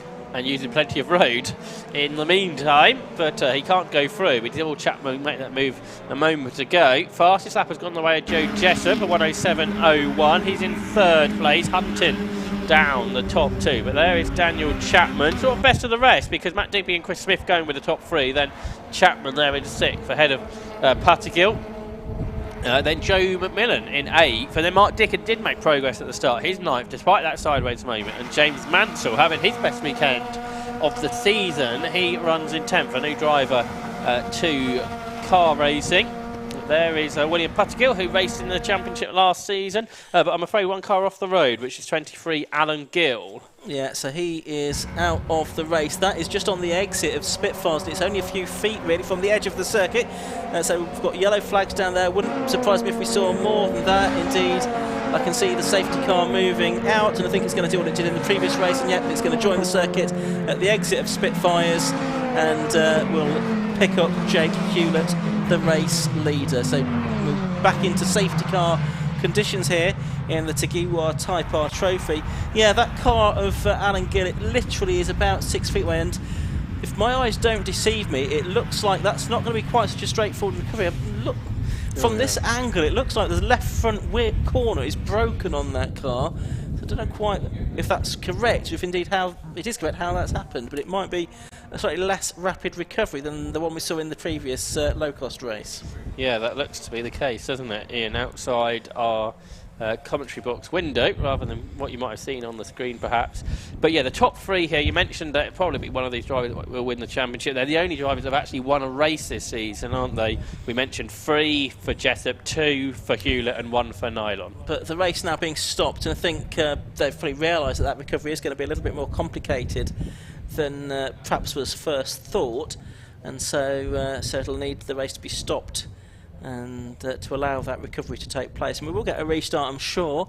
We'd had 3 laps, so that does mean we'll go to a new grid for the restart, which is going to be a little bit different than the first grid. Chris Smith is the one that loses out effectively, because he started 2nd and then restart 5th, I think. And yeah, just everybody's moved up ahead of him, haven't they? Nyland, Jessup and Digby during the course of this those 3 laps. That's right. So, and I suspect we'll get, I don't know, maybe an 8-minute restart or something like that again once that's all been sorted out. So we don't really know what happened to Alan Gill, who was towards the back of the field, whether there's been some contact with another car, or maybe something's just broken, maybe after hitting a curb or something like that. We don't know, but it does look like there is some damage to the left front corner of the car, so it's not going to be a straight tow effectively that's possible to sort that out. No, it looks that way, doesn't it? But helpfully, because the safety car did come out, everyone has been collected, haven't they? So yes, that makes life simpler than what it might do otherwise. Yes, it does mean that's held back at sort of Honda, isn't it? So there's Alan Gill's car, something being put in the in the boot.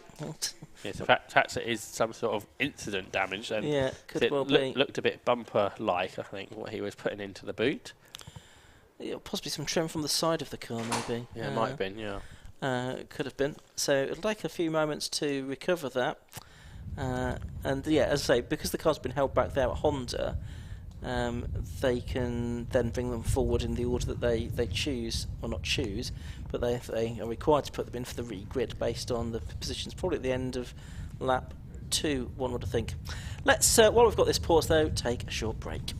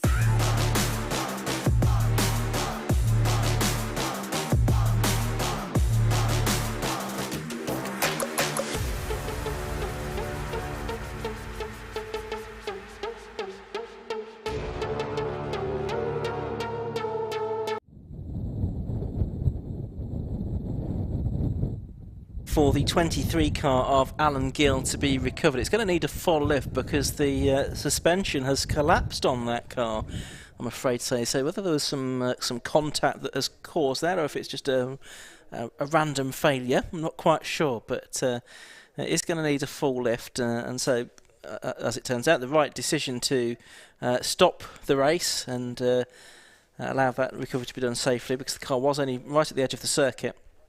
And we'll have a restart, therefore. They're starting to bring the cars forward to the grid for that now, so that just as soon as that incident is cleared, and again, they've not got too far to take the car away back to the pit lane, but as soon as that's done, we'll be able to get racing back underway. We'll have another green flag lap as well, I should think, because these Tequila Type R trophy cars do have a green flag lap.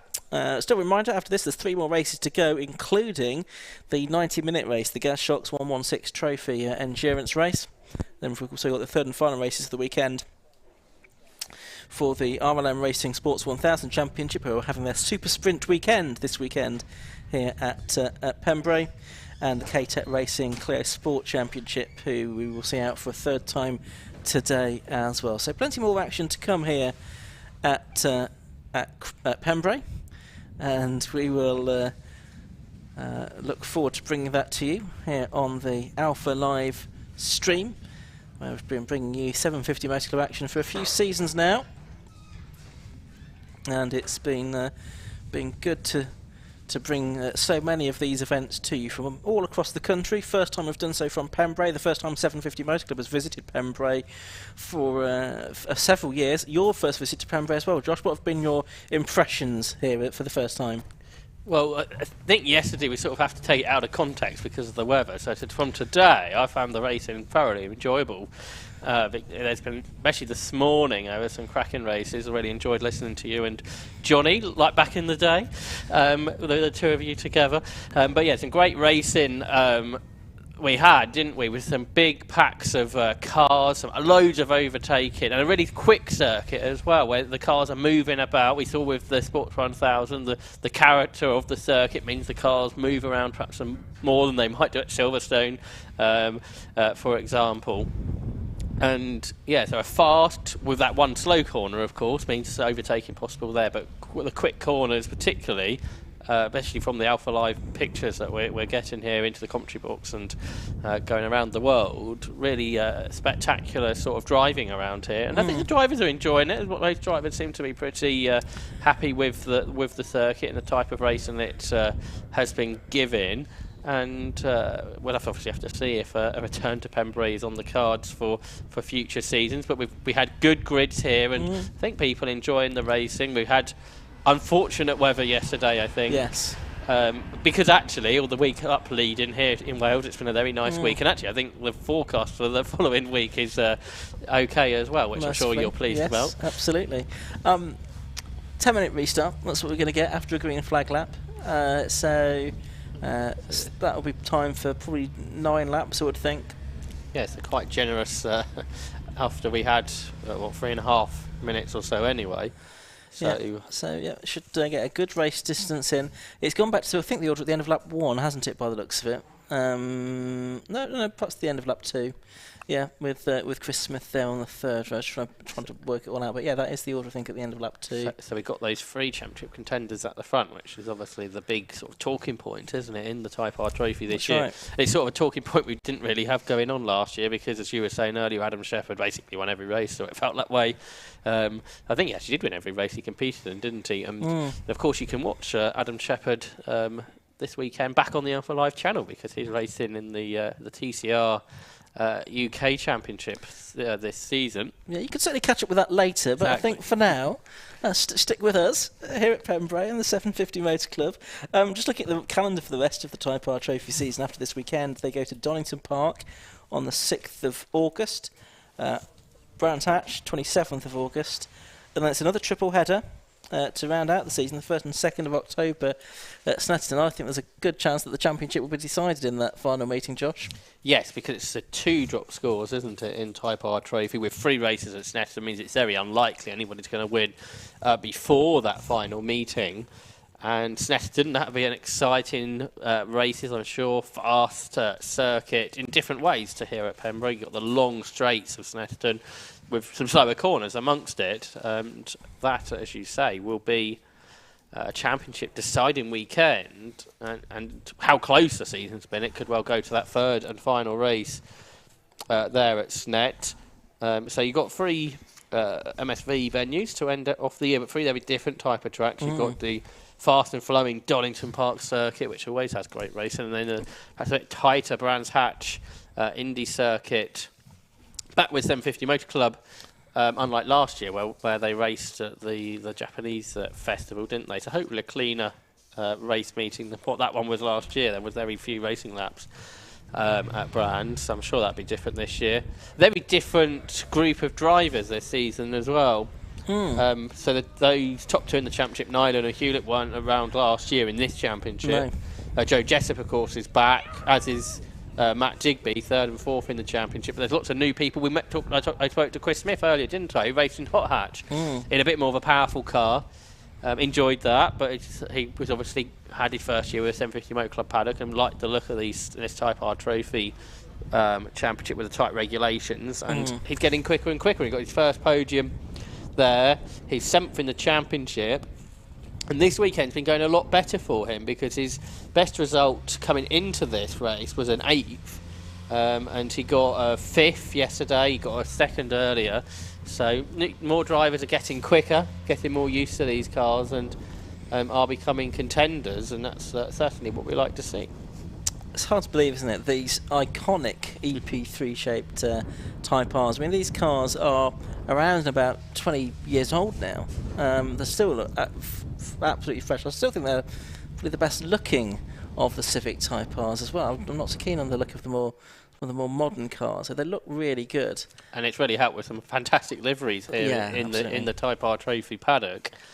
And yeah, like we can see on these Alpha Live pictures, the cars do look really good, and quite different liveries for most of the cars. That's always helpful from a viewing perspective, so easy to pick out, hopefully, each of the cars. And yeah, they do look like sort of mini touring cars, don't they? And like with Adam Shepherd, I guess it's a great way to get in if you have got that ambition of being a touring car racer. This is a great sort of first step onto the ladder with cars. As you say, they are a little bit old, but they are still very similar to any modern front-wheel drive racing car. Yep. And they're very good value. You've got the foundation package that the 750 Motor Club offer, which is a great way to get into the racing. A lot of people have done that over the last 2 years. They've got involved with the foundation that's run, certainly for the last 2 seasons.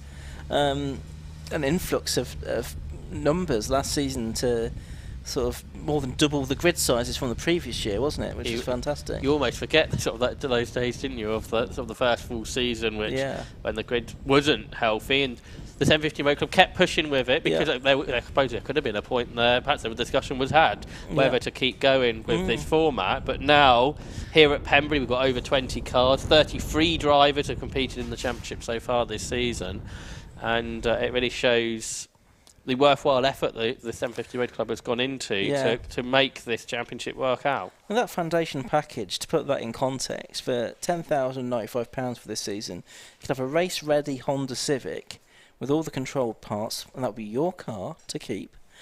Second set of tyres, pre-season track day, club membership, registration fee, the race entry fees, transponder hire, and discounted mechanical support and parts for just over £10,000. That's a lot of money, but in motorsport terms, that's a bit of a bargain, isn't it? And if you're a novice, you also got all the stuff that you needed to go racing for the first time as well. Your race licence, your starter pack, your race kit package as well, for only another £1,500. So really affordable way to get into the sport, and it clearly appealed to a lot of people. Well, like you say, it's a lot of money, but you get the car, and the car is worth a good amount of money that if you decide to either move on or you can't afford to carry on, you've got something that you can sell on and therefore get most of that money back again, I'm sure. Yeah, lots of demand for Type Rs out there. Yeah, it's sort of come on, haven't they, Honda Civic Type Rs as a popular club racing car over the last few seasons. It is an iconic, hot hatch in terms of road cars, isn't it? You think of things like down the years, Peugeot 205 in its era and the Golf GTI. I think the Honda Civic Type R was the sort of 2000s iconic hot hatch car. So I think it's got that sort of credibility and that appeal to people, and as well as making a platform for a very good racing car. Just having a look over my shoulder to see what's going on at Spitfires. We're still awaiting the recovery of that car. We've had lots of very efficient recoveries, but I think with that broken suspension, this one is proving a little bit more difficult to pick up. So we will await for the number 23 car of Alan Gill to be recovered, and then we'll hopefully get the race back underway in the not too distant future. I wonder if the extra delay might make race control rethink the time the race start will be, but we shall see. There's some progress now with getting that car away. It obviously was, in the end, not felt needed to go on the back of the flatbed, I assume. Yeah. So actually, out the window, it looked like there was less progress than there actually is. So.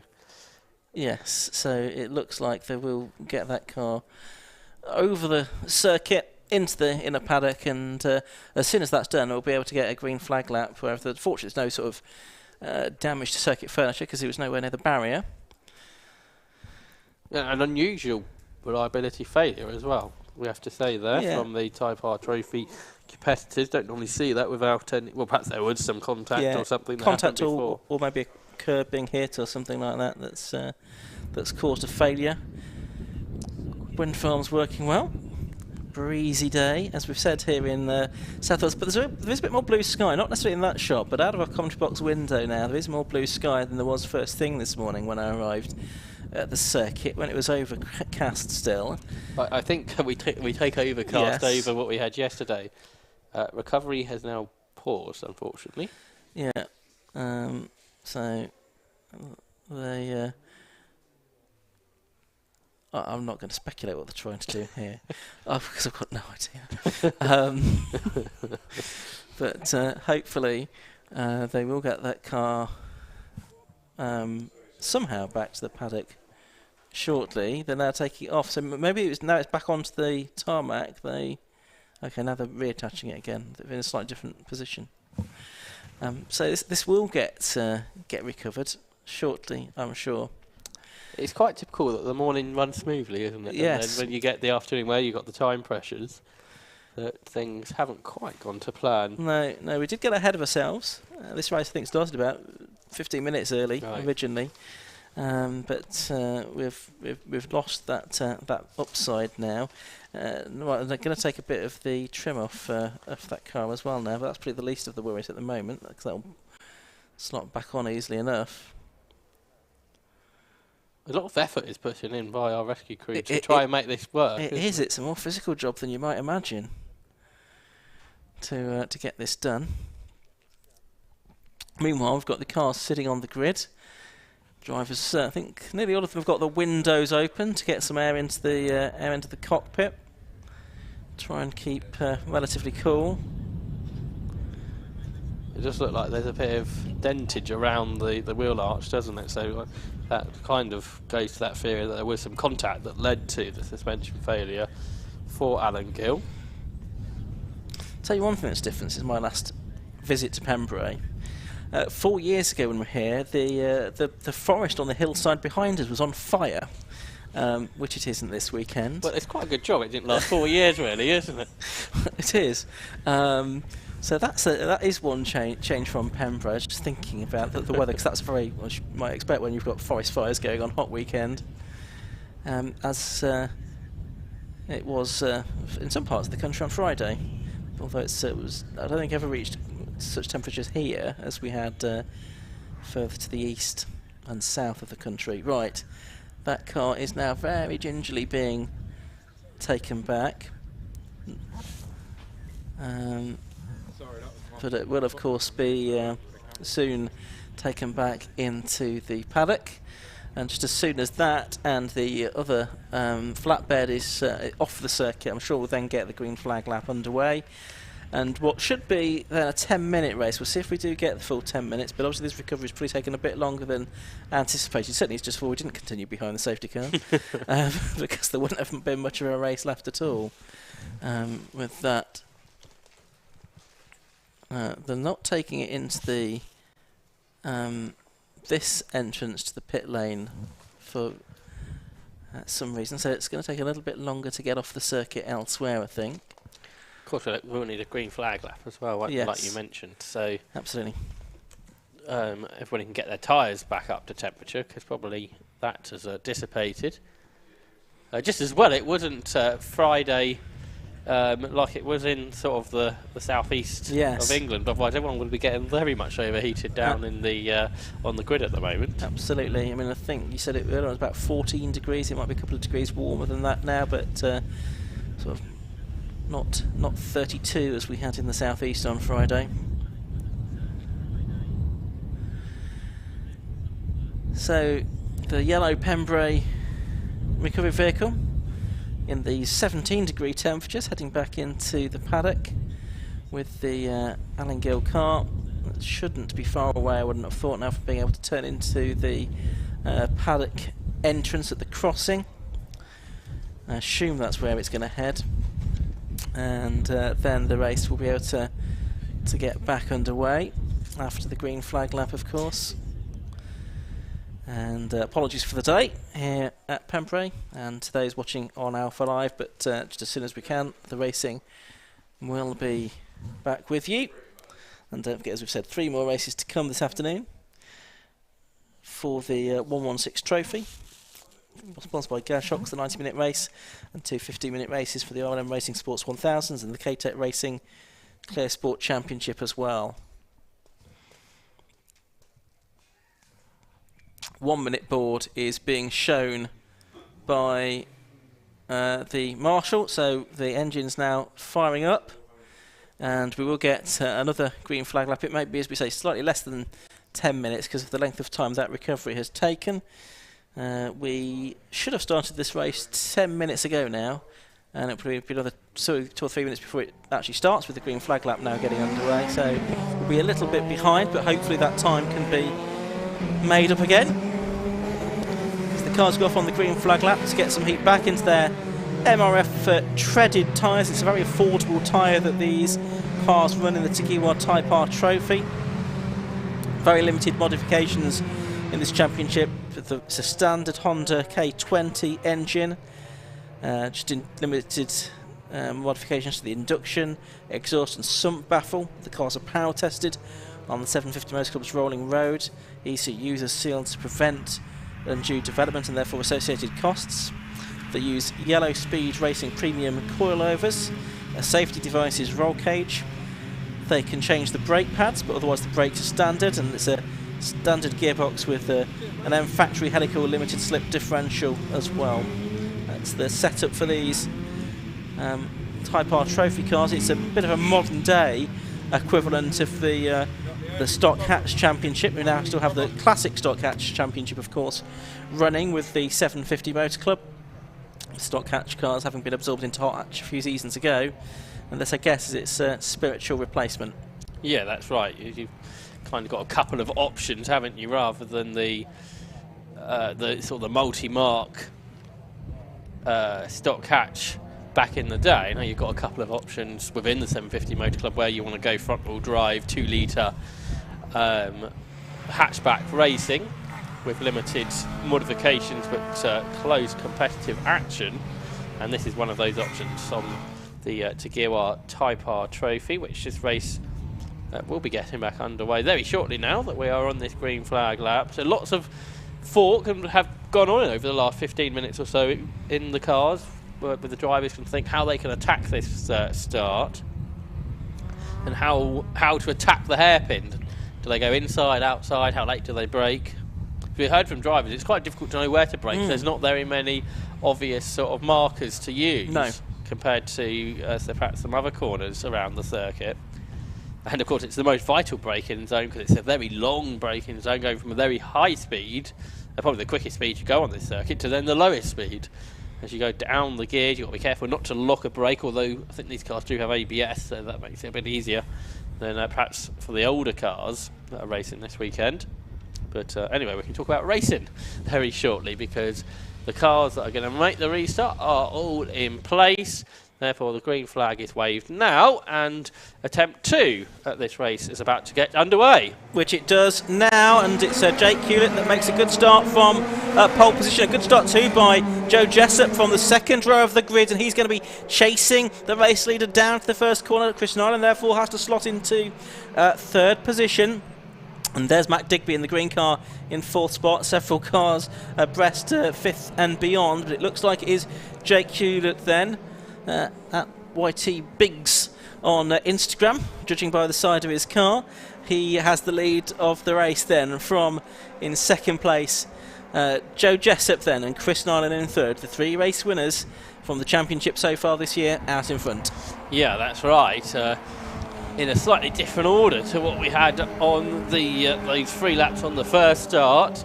Then you've got behind, a challenge for the lead round the outside has gone Joe Jessup. He's run out of road, so Chris Nyland passed them both. Well, he's certainly got past Jessup. He's brought Matt Digby with him, but it is Jake Hewlett, still with the novice cross on the back, that leads the way. But here comes Digby now. He's getting second, away from Chris Nyland on the inside, through Carter's curve into Honda. He's made it work, and Jessup's lost another place. We're there. He's sideways, Chris Smith.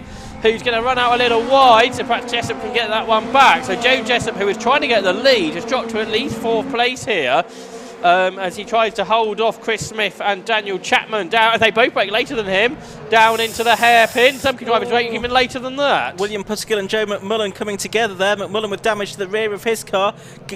Gavin Johnson there in the number 9 car squeezing up on the inside as well. Damage to the front of Pottergill's car, so you might be able to put those two things together.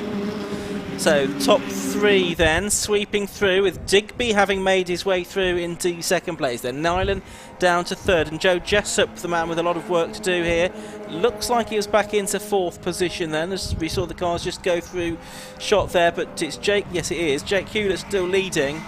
Quite a long gap behind Jessup now. Chris Smith has disappeared, it seems. Yeah, he didn't come through there. There he is in the background, so he's lost a lot of ground. And Daniel Chapman, very wide, didn't he? Went way out of shot, so wide he went. One car's gone in the mud, but it's come back out okay. So James Mansell is out there. He's in the car with the novice cross on. The car in front of him gets very sideways. That's Daniel Chapman, who is the first of these cars, a long way behind the leaders, and then everybody else is behind him as they head up towards the Hatchett's hairpin. Damage, as you mentioned, to the 11 car, Joe McMullen, who brakes late again. This time gets the car turned in. Another driver with a novice cross on the back of his Type R Trophy Honda. And Chris Smith hasn't come through, I don't think, has he? So no, he's just in the pit lane now, actually.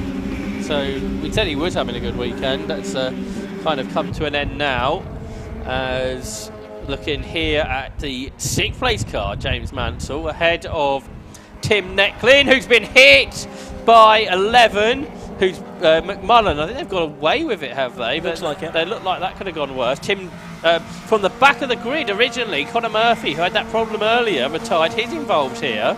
He's 10th at the moment, I think, isn't he? And maybe even a little bit higher than that. We'll get a check on that at the moment. Leaders are coming through over the line, I can tell you. There's the James Mansell car. So he was in 6th place at the start of the lap, and I think he still is there. So Chapman in 5th, Mansell in 6th. There's 2 evocative names from the history of motorsport.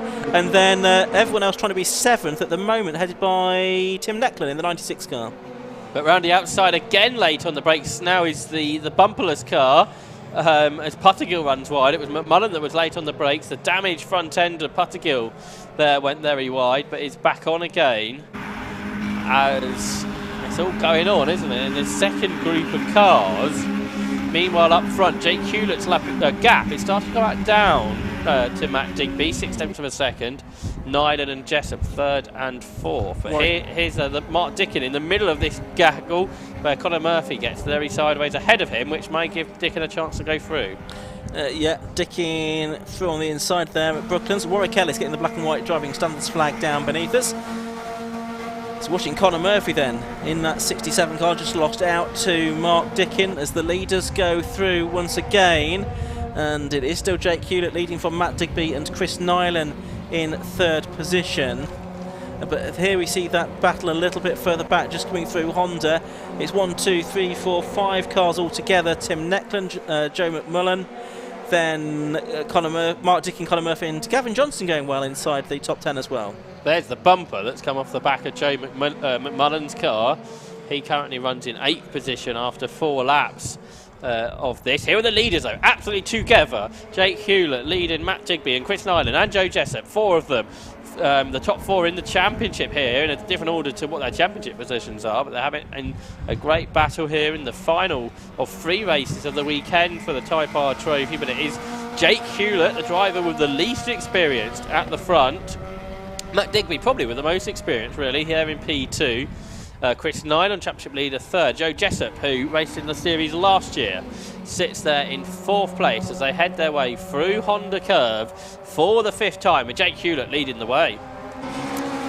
Yeah, over the line they go. William Pussigill now getting the track limits warning flag as well. He's in 13th position after his excursion on the previous lap. Chris Nyland going deep into Hatchett to try and get the place away from Matt Digby. Danger is there. He leaves the door open for Joe Jessup, who's not too far behind in 4th position either. He certainly doesn't get P2 away from the very experienced Matt Digby though.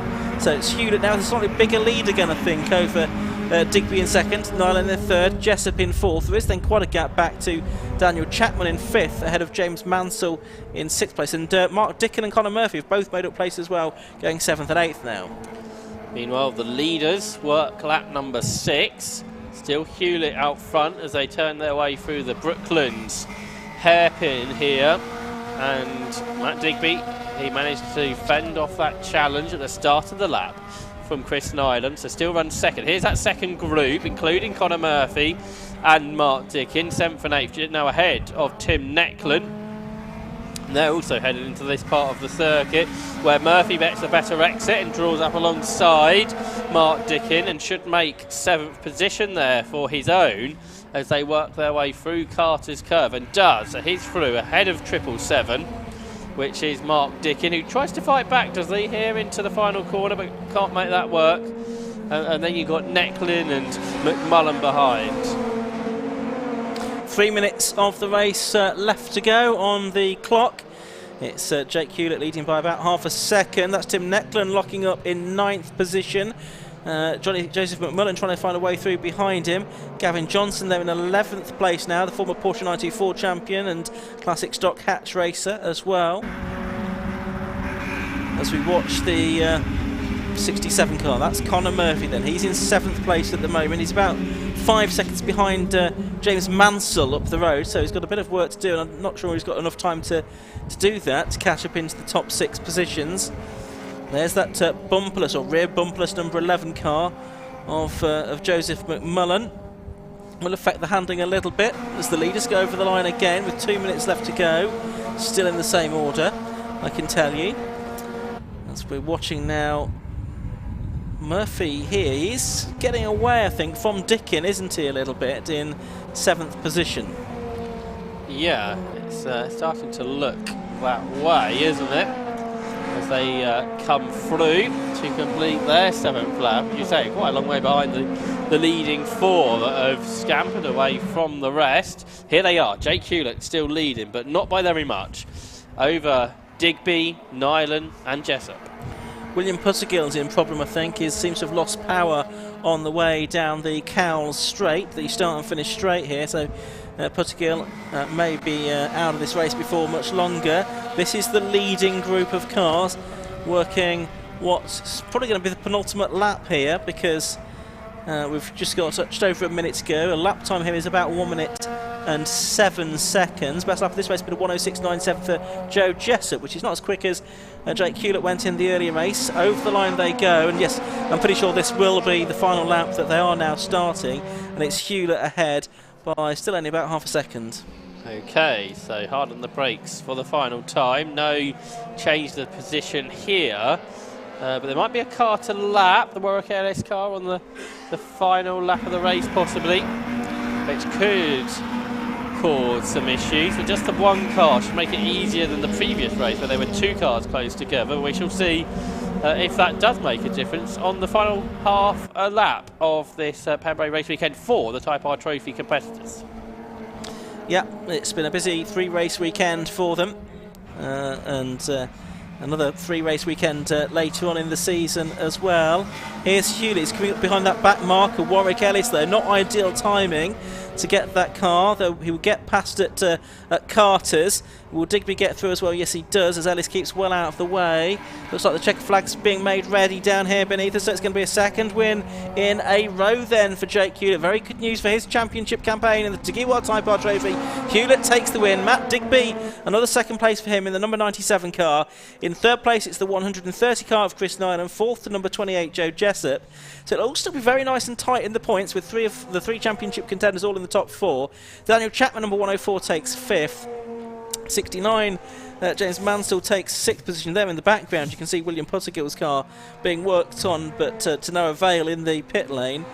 Conor Murphy takes 7th, Mark Dickin 8th, Tim Necklin 9th, Joseph McMullen 10th, and then the rest of the fields coming through. An entertaining race that for the Type R Trophy, but Jake Hewlett just seemed to have that under control all the way through. Yeah, and I think they take the championship lead there with another win. So he's adding to his tally here, taking that win at Oulton Park, but then 2 this weekend at Pembrey, so his 3rd win of the season. And let's take a look at those results then of round 7 of the championship. 9 laps completed in the 10-minute race for number 92, Jake Hewlett. He won by 0.41 seconds from number 97, Matt Digby. In 3rd place, it was the 130 car of Chris Nyland. He was ahead of Joe Jessup in 4th. Number 28. Then quite a gap back to Daniel Chapman, number 104, who took 5th. James Mansell, 69, took 6th. 7th place to number 67, Connor Murphy. 8th place to the 777 car, Mark Dickin. In 9th place was number 96, Tim Necklin. And Gavin Johnson rounding out the top 10. Well done to him. Joseph McMullen was 11th in number 11. 27th, Daniel Bailey was 12th. Then Samuel Dennis. Jack Thomas, Ursula Jordan, Craig Atkinson, Matthew Duffel and Warwick Ellis. We lost William Pudskill to the pits. Chris Smith was a retirement as well. So the Tagiwa Type R Trophy, that will continue before too much longer at Donington Park on the 6th of August. Look forward to that. A reminder that we have 3 more races to come this afternoon here at Pembrey. Coming up next, it's the 90-minute race. That's the Gas Shocks 116 Trophy for teams with up to 3 drivers. We've also got the RLM Racing Sports 1000 Championship and the K-Tech Racing Clio Sport Championship to round out the weekend's racing here at the home of Welsh motorsport. Let's go down to Johnny Palmer in the pit lane to hear from Jake Hewlett. The top 3 in the final race of the weekend for the Tagiwa Type R Trophy, neatly arranged in front of us, almost as they crossed the line. In fact, they were nose to tail. We won't be able to have a word with Joe Jessup, but he was just shy of the final podium slot. It's been a great weekend for Jake Hewlett, a couple of wins along the way, and he's taking his time to get out of the car. Who's going to win the race in terms of who's out first of all? Let's see if we can grab a quick word with Christopher Nyland whilst we wait for Jake. Chris, you came here as a championship leader. That's, again, useful points for 3rd position and some pressure from behind as well as in front. Yeah, well, on that race in particular, it was I couldn't really go for the move because I knew Joe was right behind me, and I did show me nose once, and he was right there. So I thought, no, I've got to play it safe. I've just got to think about them championship points. Obviously, they're catching me, but it's just about maintaining the points gap really. So I've tried my best. I mean, I've had a reverse grid, started from 8th, got to 3rd. I did start on pole yesterday, but obviously it just didn't go my way with that. But I think it was 3 podiums, so I'm happy with that. It's been incident-packed this weekend, but Pembrey generally has gone down well in the paddock, do you feel? I think so, yeah. Obviously the circuit, it's a good circuit, yeah. It's fast, it's flowing. You can't make overtakes, I've proven that. So, and it's a good track in both the wet and the dry. So I personally enjoyed it, yeah. Good. Well, it's been a pleasure to have you here as part of the 750 Motor Club schedule, of course. Let's move to Jake to make sure that we've got time to first of all present this. So, Victory Garland. It's been all right for you this weekend, isn't it? Especially the last 2 races. Yeah, very, very positive. Really struggled in the wet with the wet setup.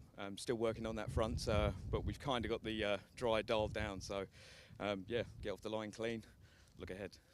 And lots of pressure from behind, but you had to keep it, as you say, neat and tidy. Oh, absolutely. There's some phenomenal drivers in this series. They've all got talent and they can all drive. Pressure throughout, but again, try to look ahead. Well, very well done, Jake. Enjoy the Garland. Now to one of the keystone events of the weekend, 90 minutes worth of the Gas Shocks 116 Trophy.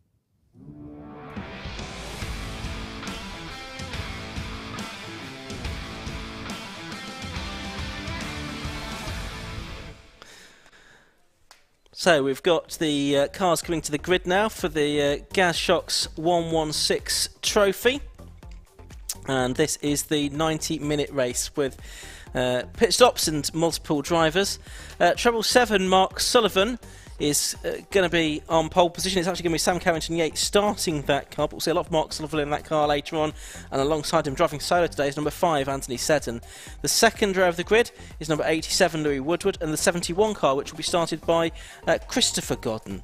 Row 3 on the inside is the, I beg your pardon, it's on the inside it's the number 34 car of Toby O'Reilly, and 42, Chris Warburton, is next to him. On the 4th row on the inside it's number 1, that's Richard Lakey. Beside him him is the 151 car of Peter Keane. In the 5th row, it's 44 and 88. That's Richard Phillips and Ross Riley. In the 6th row, it's 50 Liam Brezitz and 12 Andrew Woodbine.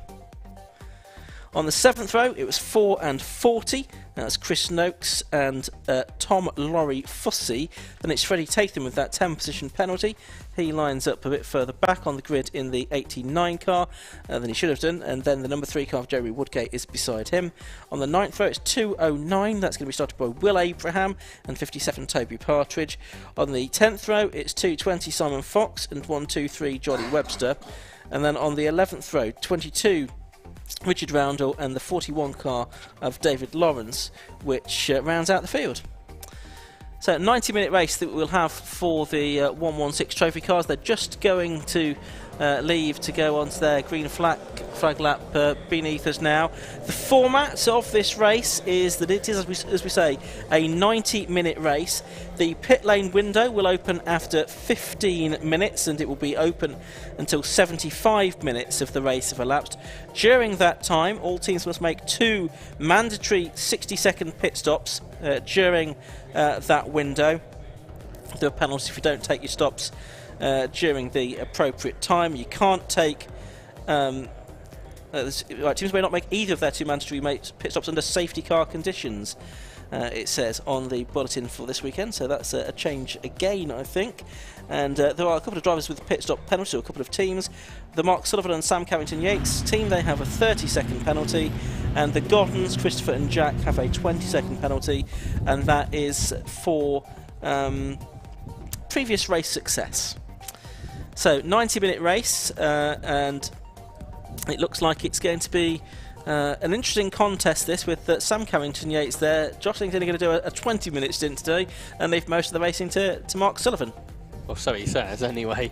So that is their initial plan. So we saw Louis Woodward go well earlier, didn't we, where he took second in that sprint race. He goes solo, doesn't have one of those penalties, so he's surely going to be one to look out for during the course of this race. The race wins have gone in the way at Croft of Harry Ormerod and Tim Crichton, and I think at Alton Park of Mark Sullivan and Sam Carrington-Yates, the last of the races. So that's the reason for their success penalties, which I think come in the first of the 2 pit stops. So you've got time to work your way back up after that.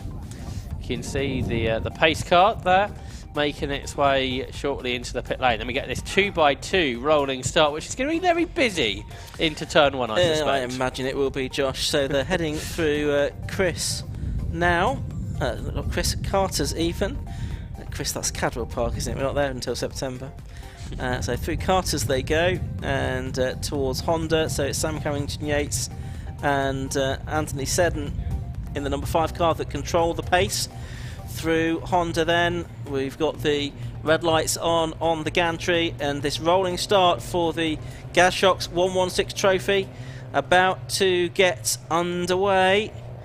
Through Honda they come, just watching out for the red lights, which are still on at the moment, and out they go. Away we go then for 90 minutes of racing in the Gazshocks 116 trophy. And they head down to Hatchett's for the first time. It's Sam Carrington-Yates leading. Louis Woodward in the white number 87 car, trying to make his way up the inside of number 5.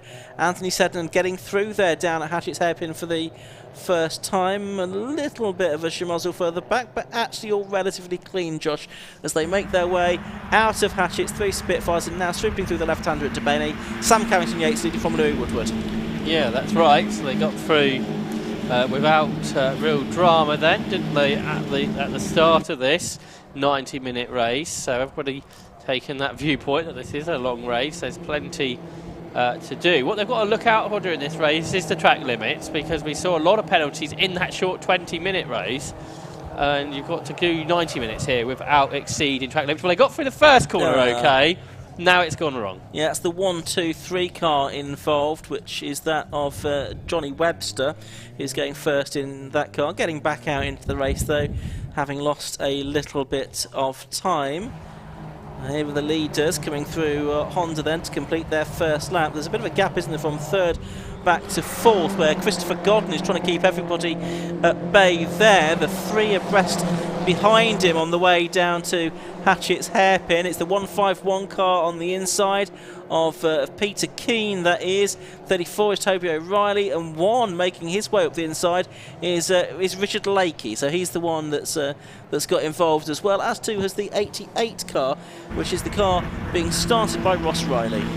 Yeah, that got all very busy on the run up towards Hatchett's, but actually they got through the corner without the drama that you may have thought was coming. But Godden, as you say, Christopher Godden, which is Godden Senior, starting this. And we know Jack qualified the car well to get it fourth, but now everybody's trying to take that position away from Chris. But he's doing a good job at this point here to keep what is a very long train of BMW 116Is behind him. And it is a 151 then, Peter Keane trying to come through, but I don't think he's able to make that work on this occasion through Carter's curve. He's got a tighter line though through Honda, so is this going to give him the run out of the corner down towards Hatchett's? I don't think it necessarily has, because there's everybody else trying to pass him here. 34 Toby O'Reilly to the outside, 42 Chris Warburton to the inside. And I think actually as they get to the hairpin itself, Keane has got up the inside of Godden for fourth. And does he make the move work when the cars come back into viewpoint? He does. So it is fourth for Peter Keane. He has got himself up ahead of Christopher Godden, but he is now 6 or so seconds behind the top three, which is Carrington, Yates, Woodward and Seddon. Yep, so Godden doing a pretty good job here at the moment. There's the O'Reilly car, 34, the Eco Trailers livered machine. 42 is Chris Warburton up on the inside. Thought he might make the move at Brooklands, but that didn't quite work out. It's Ross Riley in the 88 car that's going to stand to benefit here. He gets a good exit out of Brooklands. He's going to be on the inside line for Carter's curve, and it looks like he has gone through. Yes, so number 88, Ross Riley, goes through and up into 7th position at the expense of Warburton. A very sideways car behind them though, that was Richard Lakey, but he was able to control that slide through the very fast Honda curve that completes the lap here at Pembrey. Battle here for what is 7th position, I think, as the Riley car loses out, I reckon, there to Chris Warburton.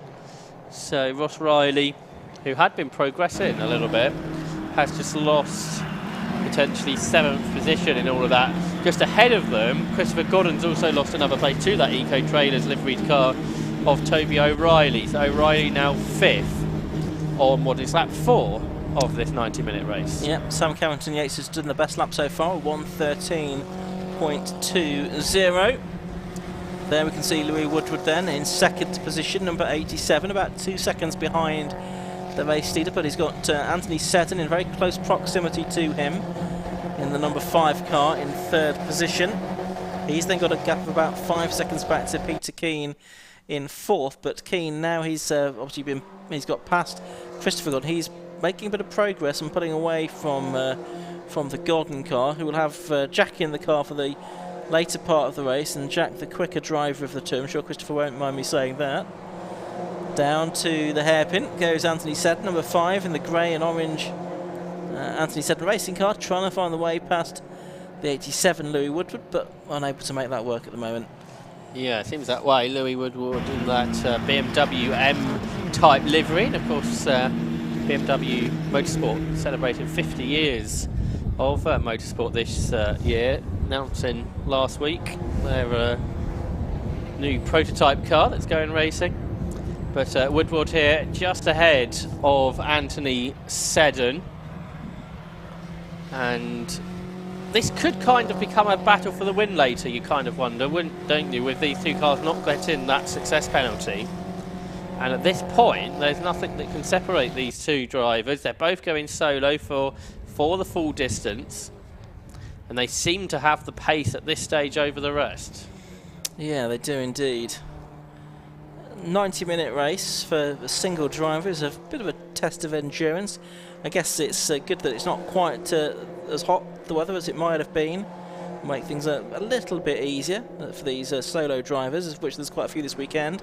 Seddon and Woodward overlapping there on the way down into Hatchets. Different lines being taken, and net result is not much change to what happened on their way into the corner. Yeah, that's right. Seddon didn't feature as well, did he, in the sprint race this morning? But now coming to sort of the proper race, the 90-minute race, as is the case with the usual races for the 116 trophy. He's right there with Louis Woodward. These two in 4 seconds, by the way, behind Sam Carrington-Yates, who does still lead the race. Now, Peter Keane, since he got into 4th, is starting to close them down. He was 0.8 of a second quicker than Woodward and Seddon on the recent lap. He's 3 seconds behind them. So Peter Keane could become a factor in all of this. There he is, I think. Yeah. In the 151 car. Here we're getting a good view of his BMW now. Yes, I've not seen too much of Peter Keane so far for this weekend, I don't think, but clearly going pretty well this weekend. And good to see a number of new drivers coming into 116 Trophy and into racing more generally. Peter's obviously got some experience under his belt, no novice class on the back of his car. But I have to say, not a name that I've come across before too many times. There he is, chasing after the top, or the second and third place cars. Woodward, number 87, and 5, Anthony Seddon. Sometimes that car of Anthony Seddon shared with Alan Caulfield, but Seddon driving solo this weekend, we understand. Keane is about 2.35 seconds behind third place at the moment. He's now 6 seconds, very nearly clear of Warburton. Christopher Godden has now sort of tumbled back several places compared to the 4th place he was in the earlier stages, back down to 9th place. He was just ahead of Richard Phillips as he crossed over the line that time. Looks like Peter Keane's had success here at Pembrey in the past in the Citroen C1 Endurance Series, and now he's moved to rear-wheel drive with the BMWs and going well. That car that went out of shot there was a bit wide, kicking up the dust. That's the car that's running just behind Peter Keane, I think, Chris Warburton. Then for 7th, you've got, for 6th I should say, Toby O'Reilly, Richard Lakey and the late-breaking Andrew Woodbine, who's going to run out of road just a touch there. Yep. So he in 8th in the AWE liveried car, stays in that position after all. And then Christopher Godden is up next, isn't he, in 9th. Still with a bit of a train of cars going on behind him. Peter Keane on the previous lap lost a couple of tenths to Anthony Seddon, actually, 1:14.05, so a bit slower than he had been before, but we'll just look at this scrap going on here for 6th, 7th and 8th position. It's making its way out of Brooklands towards Carter's, and it looks like Woodbine might make a position here, might get up to 7th place. Yes, he's done it, he's through on the inside at Carter's, and so number 12 goes through. Another new fastest lap for Sam Carrington-Yates has just been set to 1:13.10 now. Obviously yesterday's qualifying session was wet, so not a representative lap time. There is a 5-second penalty being applied to yeah, they've taken the numbers off the board already, I think, before we could work out who that's going to, but we'll hopefully get that appearing on our screen as well. Number 3, Jeremy Woodgate, okay. I've got here. Yes, there we go. So this is already happening 8 laps into the race, Ian. Yes. There's going to be probably another 70 or so laps, isn't there? Well, close to it. Yeah. So drivers really have got to keep in the track limits. We've already seen today one driver being black flagged and brought into the pit lane because they weren't respecting track limits. Yeah. In the previous 116 Trophy race, 5 or 6 drivers I think got penalised. So actually, success in this race, I think there's a car running wide there, is going to be keeping the car on the circuit in the defined race circuit and not picking up a penalty, which will affect your race. Yep. So within the white lines or the curbs, any wheel over the edge of a white line, or a curb if there is one at that particular point, that is exceeding track limits, and that is where you'll start to attract the attention of the observers around the circuit, who will report drivers perhaps going over that. So there, for example, you're allowed to use the red and blue bit, but you're not allowed to use the green bit. Some drivers were obeying that particular corner, some maybe less so. Second and third still together. They're 8 seconds behind Sam Carrington-Yates now. And Sam has really been the form driver in this category for a few seasons now. And he's driven away from these two, Louis Woodward and Anthony Seddon. But Sam Carrington-Yates has this 30-second success penalty to serve at the first pit stop.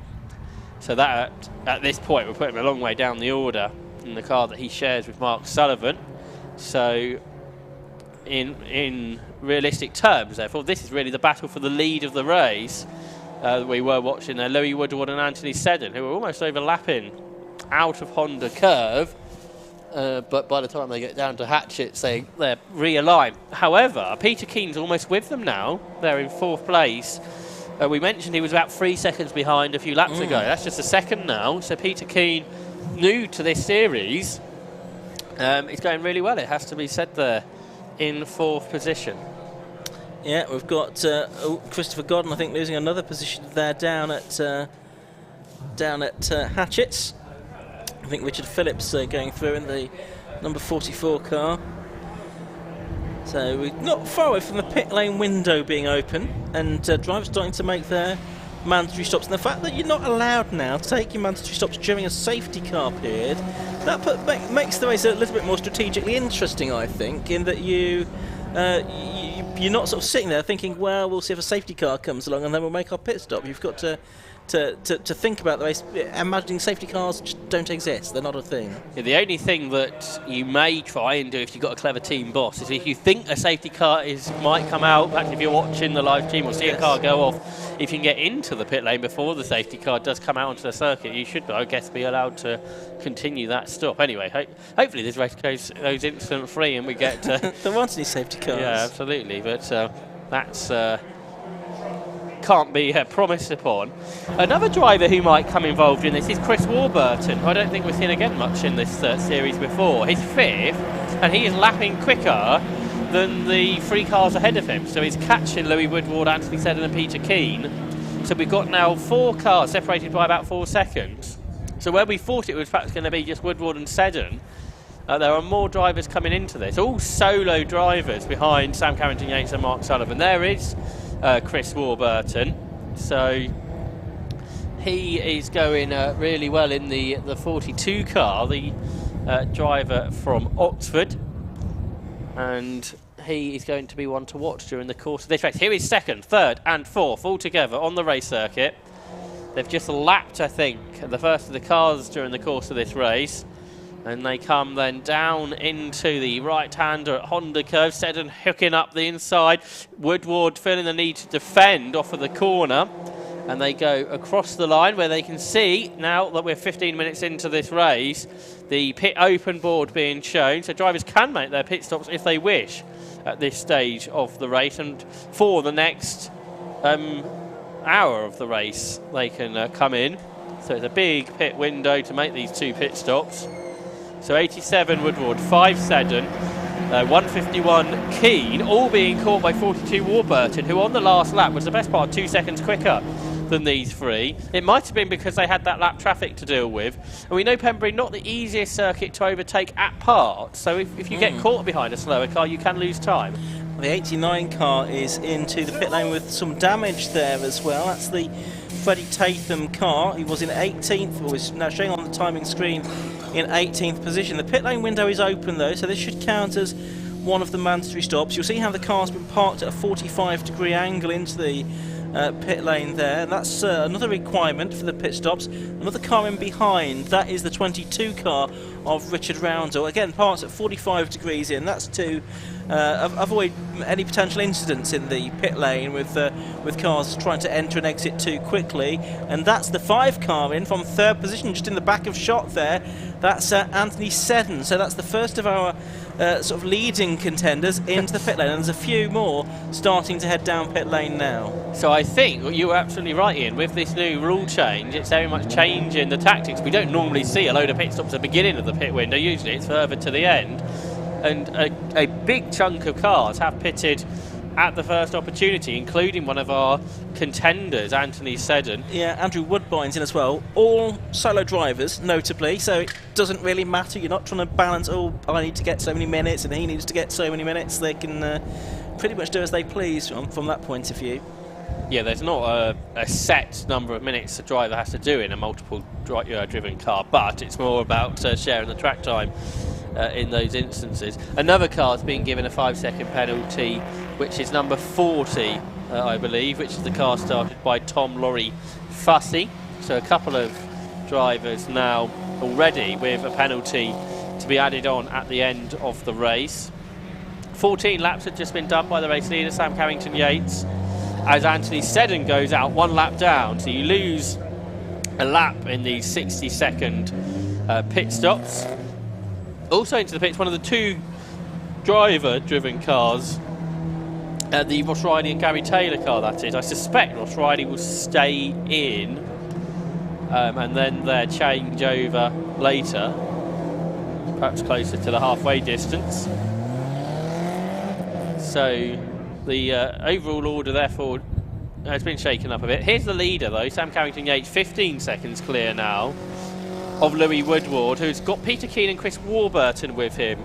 So he's lost Anthony Seddon behind after Seddon pitted. I wonder if Seddon felt he was being held up by Louis Woodward there, because he was behind him for a long time. Yes, possibly so. What have we got? 71 minutes left to go.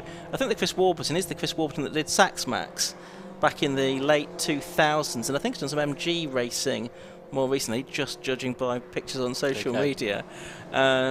So Chris Warburton, I think, is familiar with the 750 Motor Club paddock, having raced in Sax Max a decade or so ago. He was a front runner in that, wasn't he, or pretty high up the order? Just trying to get the details of his Sax Max career up in front of me while we're talking. But he's going well here, and he's just got past Peter Keane. Well, that's because Keane has pitted, so another of the front runners is in.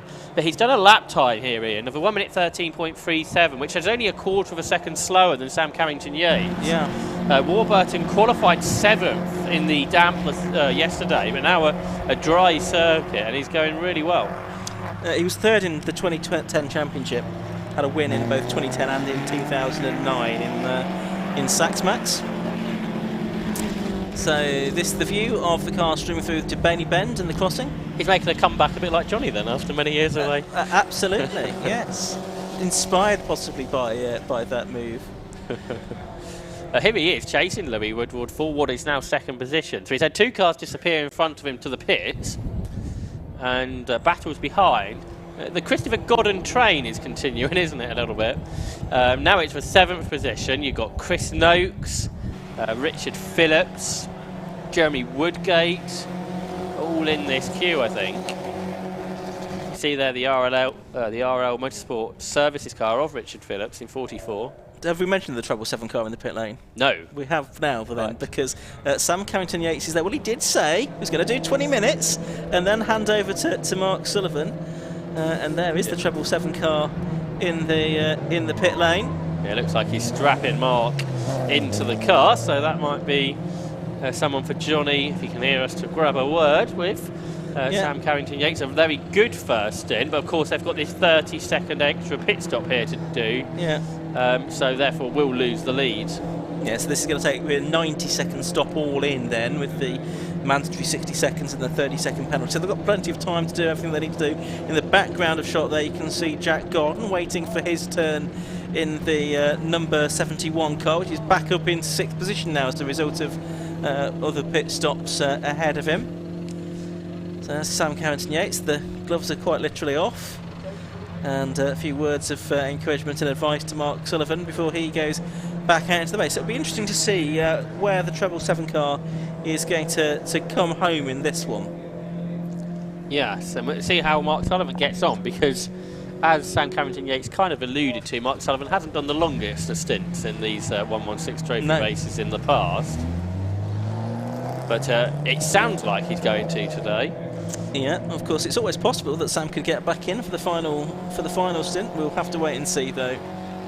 But for the moment, he's going back out into the race. There's the 40 car then on screen now. That's the 11th position car. Tom Laurie Fossey in that car at the moment. It is a car that has a 5-second penalty for exceeding track limits, as well as the Woodgate car, the number 3 car, a little bit further up the order.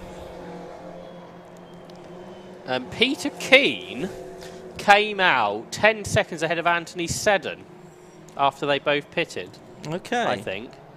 And they're in 13th and 15th at the moment. Oh, not. Meanwhile, Chris Warburton's leading the race. There's the 1 car of Richard Lakey, the RL Motor Services machine. So Warburton's got past Louis Woodward on the road there. Yes, he has. That's a good point. And they're just passing our commentary box now with that change certainly cemented, and the gap having gone out a little bit now from 0.4 of a second as well, I suggest. So something that Anthony Seddon wasn't able to achieve in sort of 10 or 12 laps early in the race, sitting behind. So there's Christopher Godden, so he is 5th, and this is Anthony Seddon unlapping himself. No, what was he? Yeah, unlapping himself, isn't he, from the 71 car? Yeah, so you lose over a lap, but how he has lost 10 seconds to Peter Keane is a slight mystery at this stage. Could just be the in and out of the pit lane, a bit more cautious maybe than Peter Keane, or maybe Keane was a bit not cautious enough. Who knows? Well, that's sort of the question, isn't it? Whether it was that Seddon was too slow in the pits, or had an error around it, or if Peter Keane had been too quick. But it's more likely that you're going to be slower, isn't it? Not very often that we see a mistake with a short stop or whatever. Although it's quite a long pit entry here, not quite sure where the speed starts. No, it's speed limit. Yeah. So you could, if you're sort of aggressive into the pit lane, you could gain some time. There's a very sideways car there behind these two, and I'm not sure if it went off. Yeah, it did. That was Richard Phillips out of 7th place. It did. The 41 car's been into the pits and has gone back out again. So that was David Lawrence who started that car. So it's either going to be Yayan Evans or Freddie Blackman at the wheel now of the number 41 car. So 24 minutes or so into this race, coming up towards 1/3 distance of this 90-minute Gas Shocks 116 trophy race. There's the 12 car of Andrew Woodbine, so he's in 14th at the moment, having made his stop. But let's head down to the pit lane, and I think that Sam Carrington-Yates is with Johnny Palmer. I thought one of the best places to start was the car that was setting the pace in the initial stages of this 90-minute race, and Sam Carrington-Yates, that was you. You managed to get a fairly decent lead ahead of the first pit stop. Yeah, Anthony and Louis were having a little bit of a battle together, so it gave us a bit of a chance to get away and try and build a gap for Mark. Mark's going to do a little bit more time in the car today, so needed to build up as much as possible. And Mark, are we expecting lap times to not be quite to your level, without wishing to be rude? He's a couple of seconds off in testing, yeah, but he was going really well in testing around here, really consistent time, so if he can put that together, then we'll hopefully, with a 30-second penalty, it's pretty difficult. We've obviously done a 1.5-minute stop there instead of a minute, so that makes it almost a sort of a game over sort of situation, and we just try and do whatever we can. And then it's the idea that you get back in to bring it home for the last however many minutes are left. Yeah, so we'll see what he can do. He's got 45 minutes to an hour, depending on how long he can last. That's not an innuendo. And hopefully I'll get in at the end and go like mad. Proverbial clappers. What do you like in terms of being out of the car and having to observe rather than being in control? yeah, that's quite weird. That is a bit different. But I'm looking forward to it. Martin needs the time in the car, and he was really consistent here in testing. So I'm looking forward to seeing what he can do, and it'll be a bit of a challenge and a lot of fun at the end of the race as well for me. Got to conserve the car throughout as well, and it needs to be in a suitable state for you to take it over later. Hopefully. We wish you well in the 777. Well done. Thank you so far. Thanks, Johnny. So great to hear there from Sam Carrington-Yates, and it sounds like a slightly different strategy going forward than what possibly was talked about earlier. Here is Mark Sullivan then. He's in the 15th position, but of course has made one of those pit stops. The car behind him, Richard Lakey, is battling for position with. So they're both on the same lap. And a better exit to the corner for Lakey, and he's got 209 coming with him, which I think is still driven by William Abraham. And Lakey's going to go through, and Abraham's going to follow him, I think. So Mark Sullivan just lose a couple of places there. So that would drop him to P17 after 20 or so laps of racing here at Pembrey for the third race of the season for the Gaz Shocks 116 trophy. And working his way then through the S's is Mark Sullivan.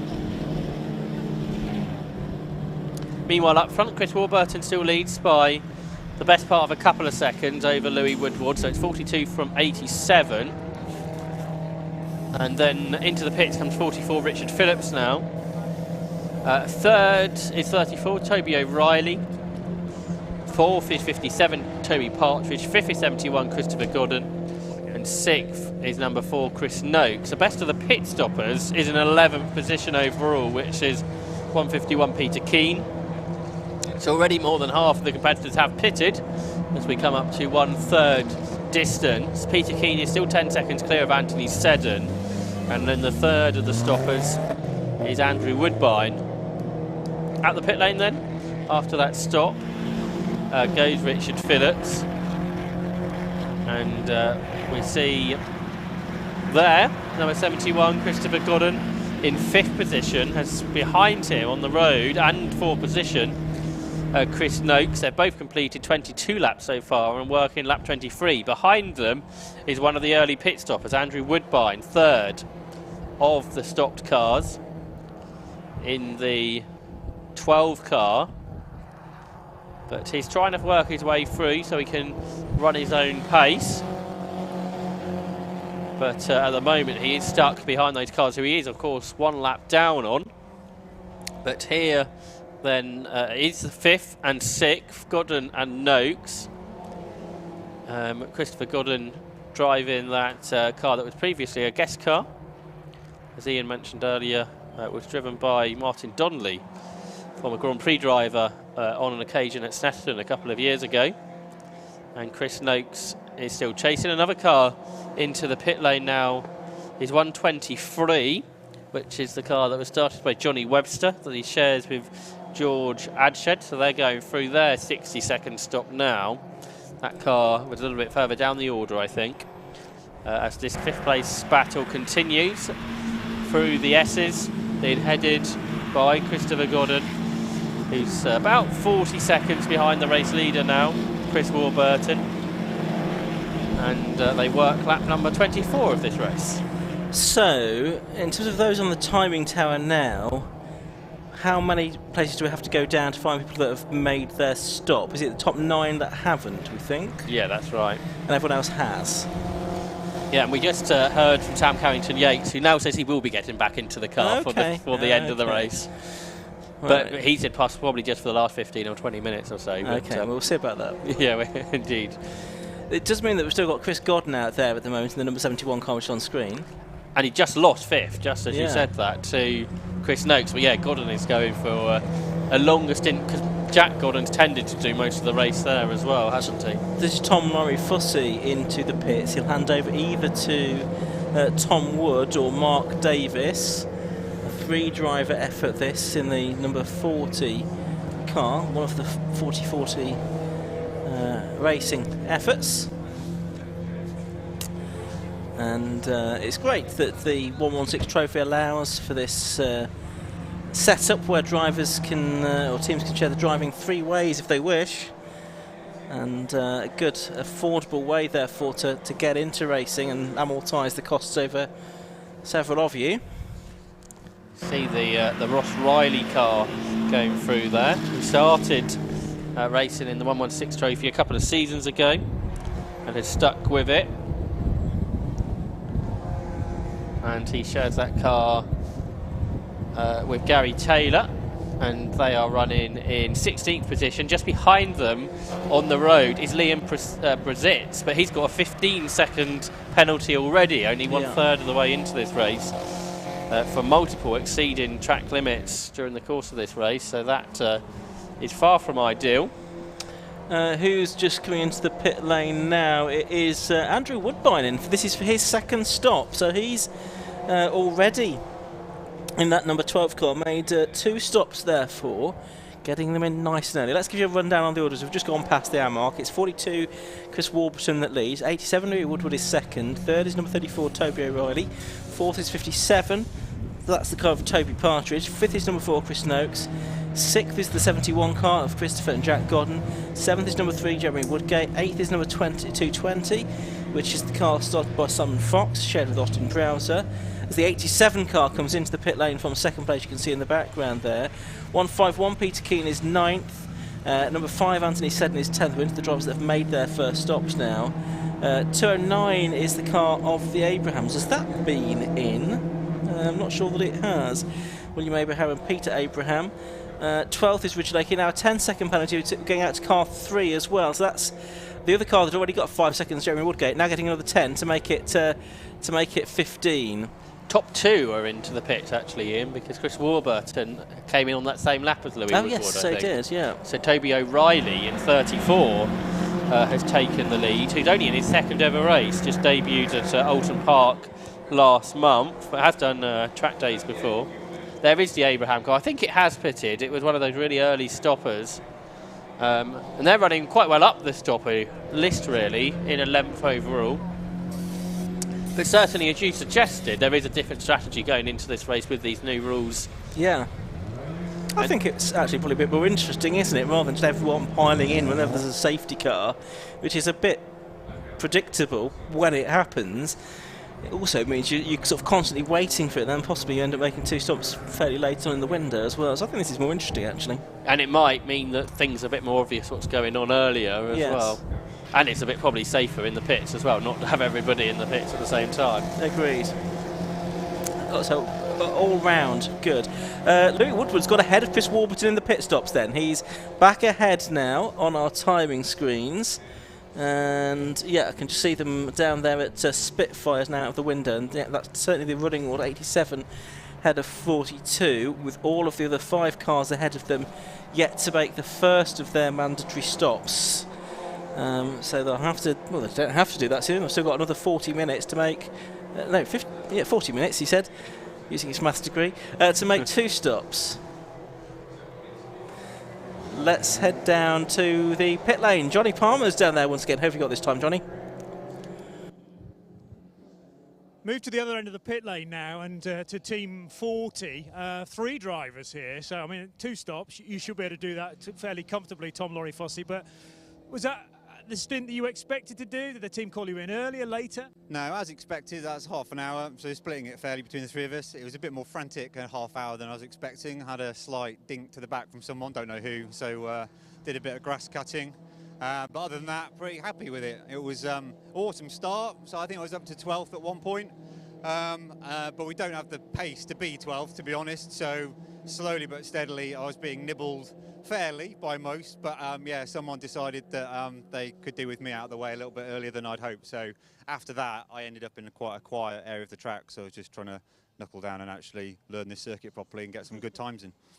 That's a nice idea, certainly. How do these cars take to a little bit of punishment, the odd knock here and there? No discernible difference? No, I radioed in, because obviously in the cockpit you can't see anything, and with a hands device you can't even really turn to left or right. So I was shouting at the pit crew to tell me whether they wanted me to come in, I didn't physically hit anything other than the dink from the other car, so felt all right. And actually, I think I put in my fastest times fairly soon after that because it felt all right. But yeah, it was. They can take some abuse, but equally there's a limit. I think particularly our front tyres, I might have been a little bit hard on them. But we'll see. We'll see if the other two guys start moaning that it's understeering, and I guess that's all my fault. Mark Davies taking over. Did you offer any advice to what had happened in the opening stint, or just keep quiet? Yeah, I just shut up and got out, to be honest. He's very good as well, so he'll just find his pace. He's actually usually better on the brakes than I am, so we'll see if I've cooked them, and if not, then we'll expect some decent times from him. Exciting to watch that car. We'll see how you get on. Well done. Thank you very much. Thanks. So thank you very much to Johnny Palmer down there in the pit lane. Good to hear from the Team 40 car, which is now in 19th position. There it is on screen now. We're seeing it in the window as well, in the inset, while we're hearing from Tom Laurie Fussy, and they are ahead of Andrew Woodbine in the running order. But Woodbine, of course, has made 2 stops, whereas they've only made the 1 so far.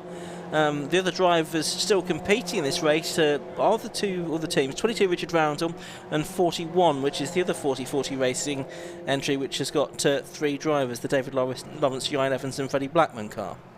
There is Andrew Woodbine, the only of the cars that have made 2 pit stops, so he's obviously a long way down the overall order, but he will progress forward if he continues to have a clean race here. Quite a lot of cars together on the circuit actually around him. And the leaders are nose to tail, or not the leaders, the drivers that are the 2 likely leaders. When the pit stops all shake out, they can tell you that they're heading down towards Hatchett's Hairpin. Lou Woodward and the 42 car of Chris Warburton, and it is for the moment still Woodward ahead of Warburton. We're watching there the treble 7 car now being driven by Mark Sullivan. He's in 13th position at the moment. And just behind him on the road is the Woodbine car that has made 2 stops already. Those are the two cars that are probably going to shake out battling for the lead, Josh. Yeah, it seems that way at this stage. Oh, there's a big accident, I'm afraid, out of the final corner. Out of shot, Andrew Woodbine, who we were just watching, actually, has just slammed into the pit wall. So therefore, I suspect there might be a caution coming in this race shortly. But this battle continues on the road between Louis Woodward and Chris Warburton. The good news is that Andrew Woodbine, as you can see there, is out of the car. What is left of the car, because the front of the car has been rather dearranged, but he's out of the car. He's climbed over the pit wall all by himself, so that's the good news out of all of this. And one of the Warburton's pitted, I think, has he? Yeah, the Warburton car's into the pit, so that's for a second stop then. Yellow flag's out, safety car out, unsurprisingly. So did he get into the pits before that safety car board went out? Well, we've said before the safety car got out onto the track. Yeah, it's a question of where. I'm not sure how well defined under the safety car is, because the safety car wasn't on track. What does this regulation say? It says teams may not make either of their 2 mandatory pit stops under safety car conditions, which implies to me that's when the yellow flags and safety car boards come out rather than when the safety car enters the track. But when he entered the pit lane, possibly all right. Yeah, we shall see. He's running one of the 40-40 racing cars, which I don't think we've really seen battle for a win before. No. Because usually it's got novices in and people that are getting into it. Okay, Chris Warburton, I don't think he's raced much recently, but we know he's a quick driver. So it's showing these 40-40 cars are well prepared. They are cars that can run as a winning car.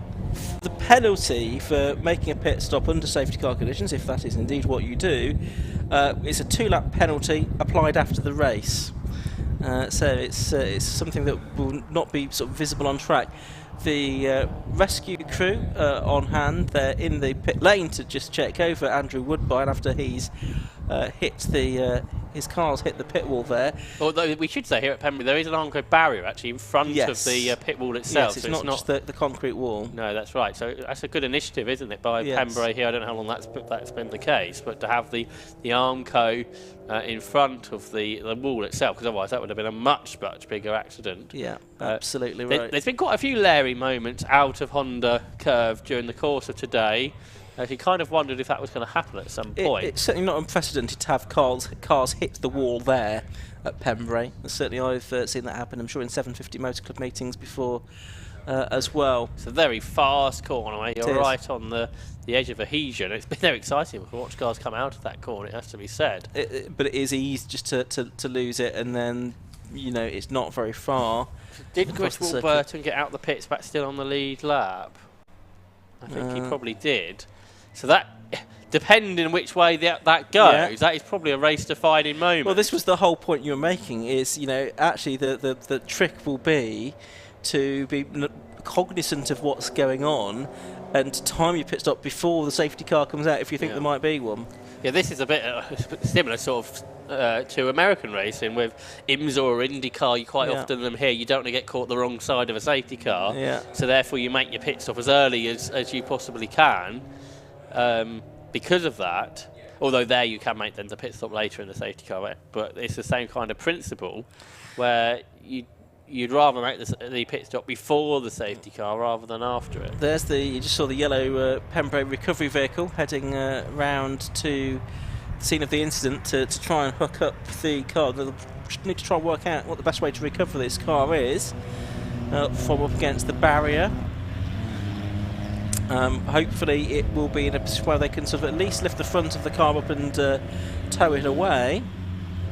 I guess the other thing is if it's dropped any fluid on the road. I was just thinking that as well, yes. There was a lot of steam and smoke perhaps when after the car did hit the pit wall. So if there is, barrier.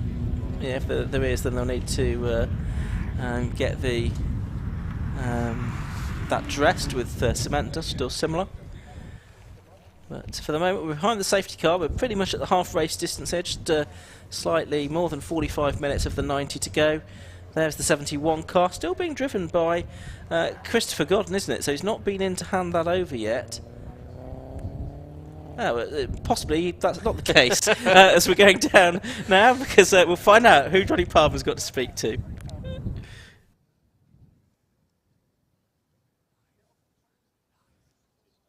Very distracted because I'm trying to work out whether we're going to go back to green flag or not. I was just having a word with you, Chris Godden, about whether that was a neatly timed stop. You just handed over to Jack, and then within 30 seconds, the safety car came out.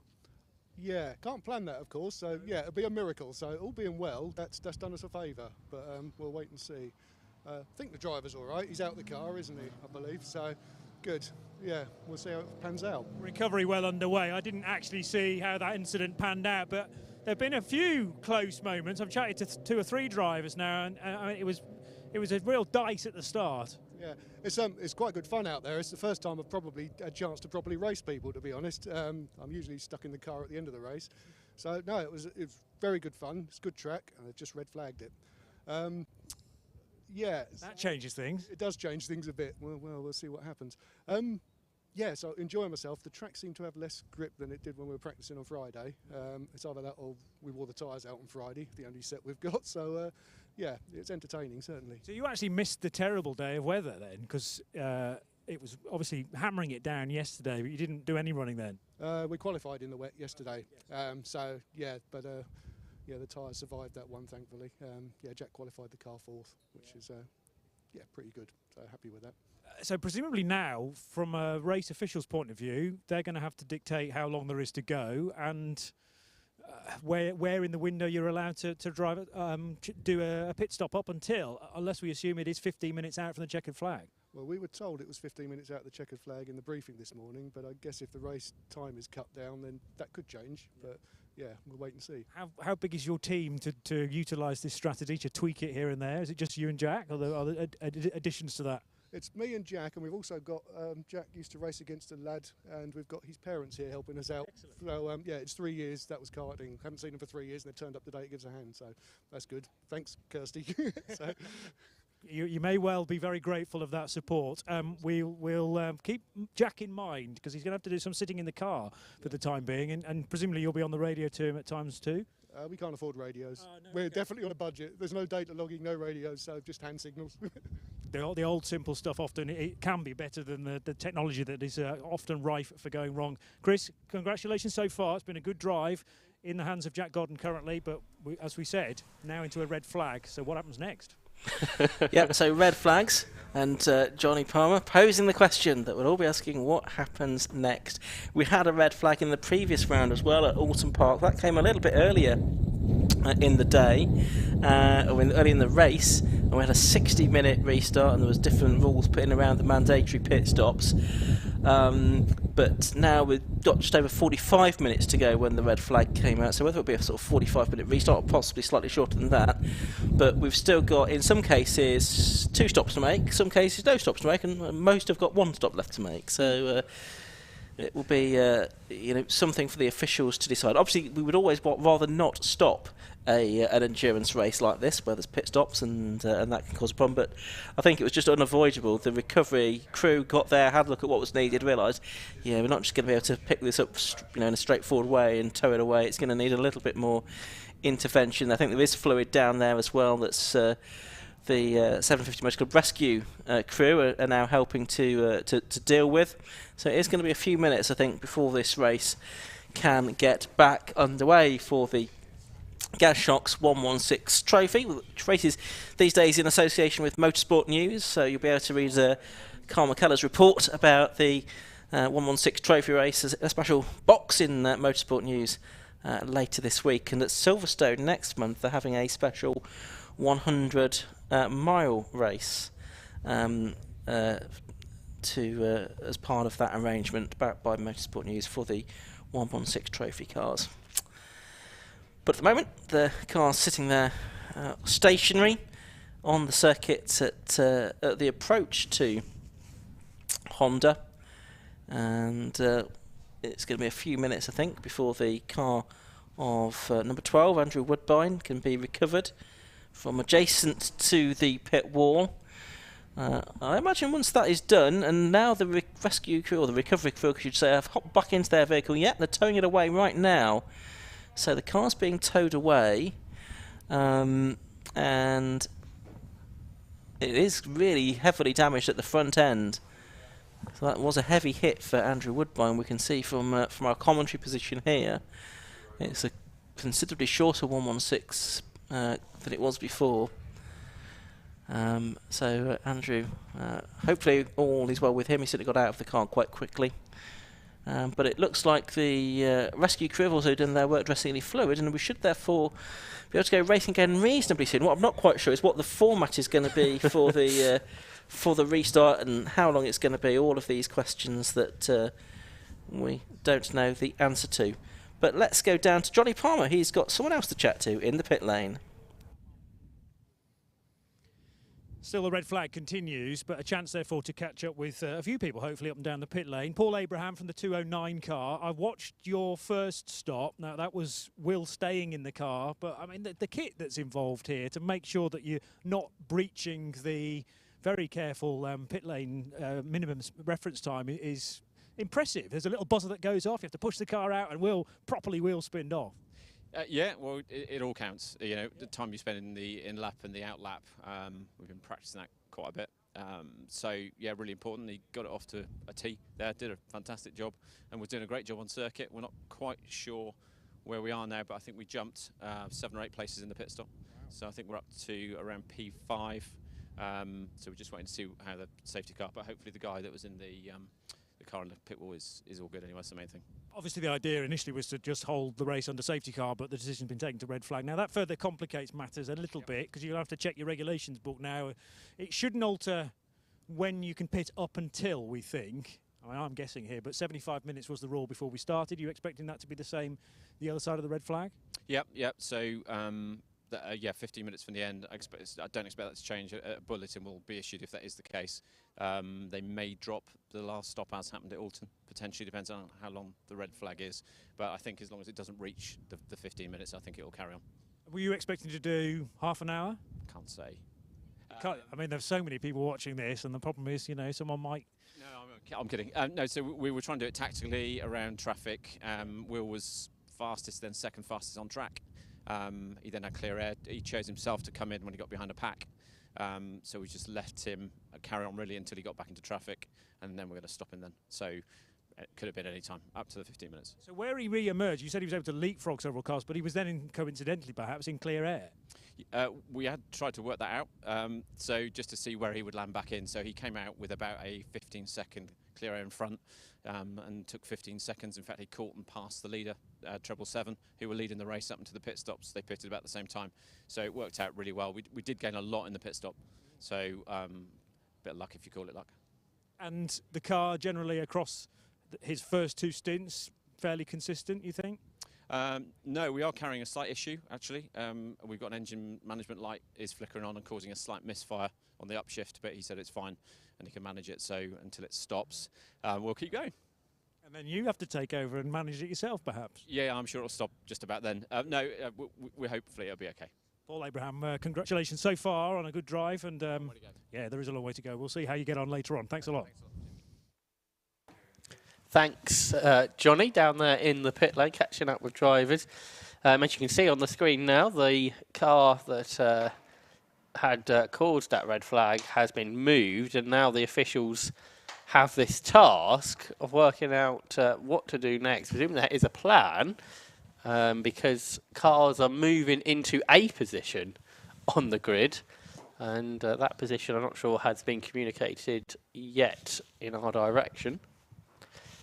Yes, I've requested an update from race control, but at the moment that's not forthcoming. So the cars look like they're being regridded in the order in which they were at the time of the red flag. So we've got the Toby O'Reilly number 34 car and the Chris Noakes number 4 car on the front of the grid. They're gridding up side by side as if it's going to be a rolling restart again. So then Louis Woodward is going to be 4th on the grid in the number 87 car. And then the next car we should see is the 151 car of Peter Keane, therefore, if that's how this is all working. And yes, it is. They've found him, and they've found Anthony Seddon as well. They've got to sort of find them all in the pack and then shuffle them forward.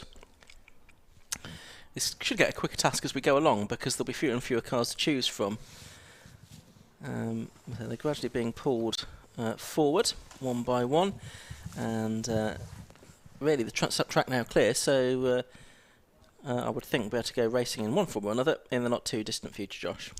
Yeah, I guess the other thing that needs to happen before the race can restart is for what the plan is going forward to be communicated to the teams.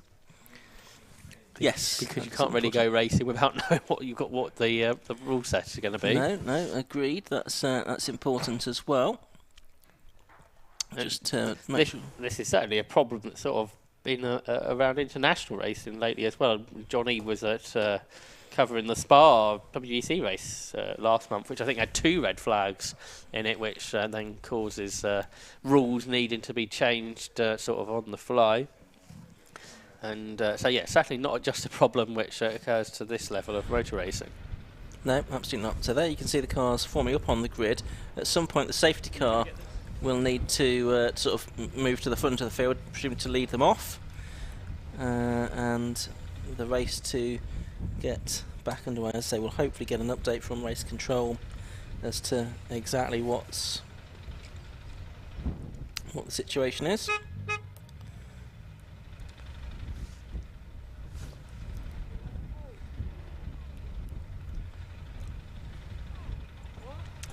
So we've got the majority of the grid now formed up, so we'll shortly be able to go underway. I think probably the teams have now got an idea of what's been going on. It's just not been communicated to us yet, but hopefully we'll get that information. Certainly we'll be able to make sense of what's going on for the remaining half of the race.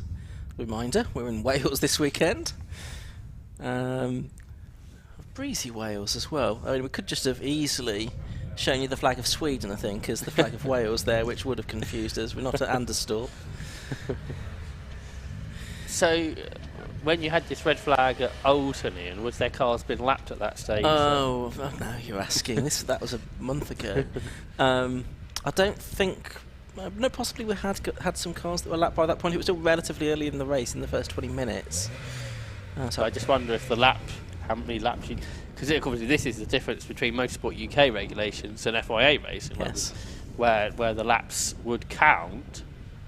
If this is a totally new grid, because we're not sort of doing a safety car restart, are we?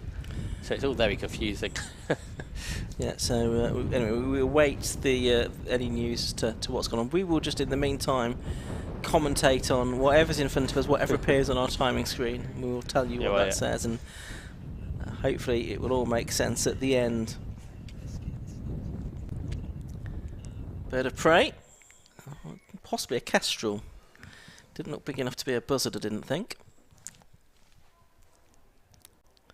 Looks like the pace car is... Yeah, so the pace car's moving off, and they're going to go round, I think, in 2x2 formation. No, they're dropping to single file now, so they are dropping into... some of them are dropping into single file, and some of them are staying 2x2. So I think they're trying to work out what it is they're supposed to be doing. Yeah, they're dropping into single file now. There's the Woodbine car, which has had that very heavy hit, unfortunately. So my screen here, Ian, is showing everyone on 0 laps. Okay. So as if this was like I say, like a sprint race restart. So we're possibly going to aggregate the times after the race, perhaps. We'll see if we get news on that.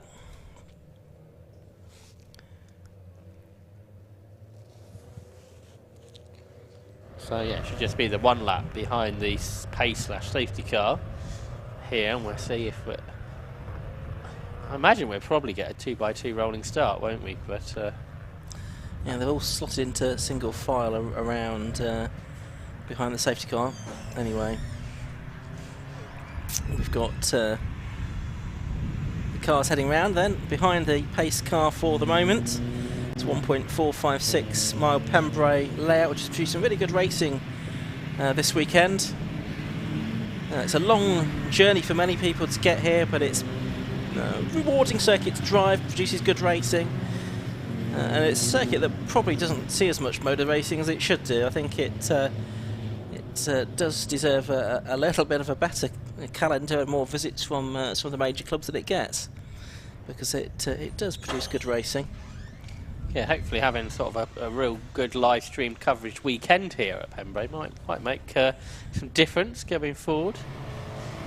Great to have this coverage to perhaps people who've never seen a race on Pembrey before here this weekend for the 750 Motor Club race weekend here with, like we said, decent grids, good racing all the way through.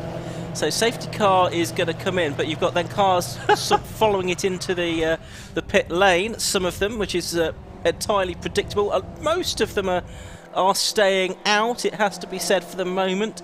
The couple that are coming in, try and pick up who those are in a moment. But Josh, what's going on down at Hatchett's? Well, this is the battle for the lead then between Toby O'Reilly and Chris Noakes, it would seem. So they make their way through. Third is Louis Woodward. Fourth is Anthony Seddon. And this is because Peter Keane has come in, one of the front runners from before. And the other car that is pitted is the Simon Fox and Austin Broutzer car. But the Peter Keane car is particularly important because he was a front runner earlier on. So we work this then the second lap from what was a safety car restart, as we saw there. There's 44, Richard Phillips, out there in the RL Motor Services car. Jack Godden just going through shot in the number 71 car as well, having taken over from his father Christopher, so he'll drive to the end of the race whenever that comes. There's 87 Louis Woodward then, and he's now got 5 Anthony Seddon behind him. So this strikes me as a significant battle potentially. Yeah, so these are currently third and fourth. Make that second and third. Has Chris Noakes come into the pits? Yes, he has. Yeah. So number 4 has pitted. So this certainly would suggest that there's one more pit stop to do. There's more cars coming in, I see. But yeah, second and third, Louis Woodward and Anthony Seddon. Now 2 seconds behind Toby O'Reilly, that driver we were talking about, who's only in his second race. There's the 220 car going back out into the race then. And the other car that's just come in then is the 123 car. So that's the second stop, isn't it, for the Webster and Adsed team. So did they change drivers at the first stop, did we think that they did? It was Webster that started the car. Yeah, it looked like we're changing drivers now though, didn't it? Okay. Yeah, not sure which way around. Okay, so we've got the 87 and the 5 car there, Louis Woodward and Anthony Seddon doing battle here on the road. And these cars are going to be two cars that are pretty evenly matched as well, as we saw in the early part of the race too. Woodward sweeping his way through Honda there, and Seddon's got a good run on him though, and will challenge on the way up to the Hatchett's hairpin. We're watching the cars just behind. That's the 57 car of Toby Partridge. Behind him is the 209 car, now being driven by Will Abraham, as we heard from Paul Abraham a moment ago. So they're battling away down into Hatchett's hairpin once again. Yeah, that's right. So no change there. What about the second? Well, Anthony Seddon ahead. So he did get ahead of Louis Woodward, who seemed to run a little wide at Honda on that previous lap. So change there for second. Woodward's car was all over the place there, over the bumps, was really bouncing around in the 87 car. So change of driver here for 88. So Ross Riley getting out of the car, and Gary Taylor gets into the car. So that is occurring down there in the pit lane currently. But Toby O'Reilly, his lead is starting to be closed in on by Anthony Seddon, and they're making their way to the end of the fourth lap. But it's still O'Reilly in the Eco Traders car that leads, but not by very much as they complete their fourth lap, Ian. Yeah, so it's going to be 35 minutes from when they started, which was 5 minutes or so ago. So I still think it's 15 minutes from the end of the race when the pit lane window closes. The aim will be to aggregate the times from the two parts of the race to make some sense. So what we won't see here is the result as it stands. So what we see on circuit will need to be added together to what happened in the first part of the race to come up with the result. We should have took a picture of the position, shouldn't we, or something? We should have done. So we may not get post-race interviews, I guess, from this, because there may not be a result out at that stage. Well, Johnny can possibly just chat to some people he meets down in the pit lane, as he has been doing for the last half an hour, really.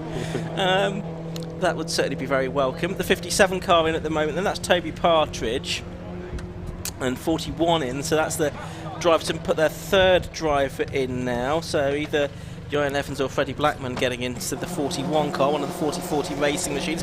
There's an interesting scrap, because you've got Jack Godden there in the number 71 car up the inside of treble 7. So that's for position on the screens for 7th place in this second part of the race.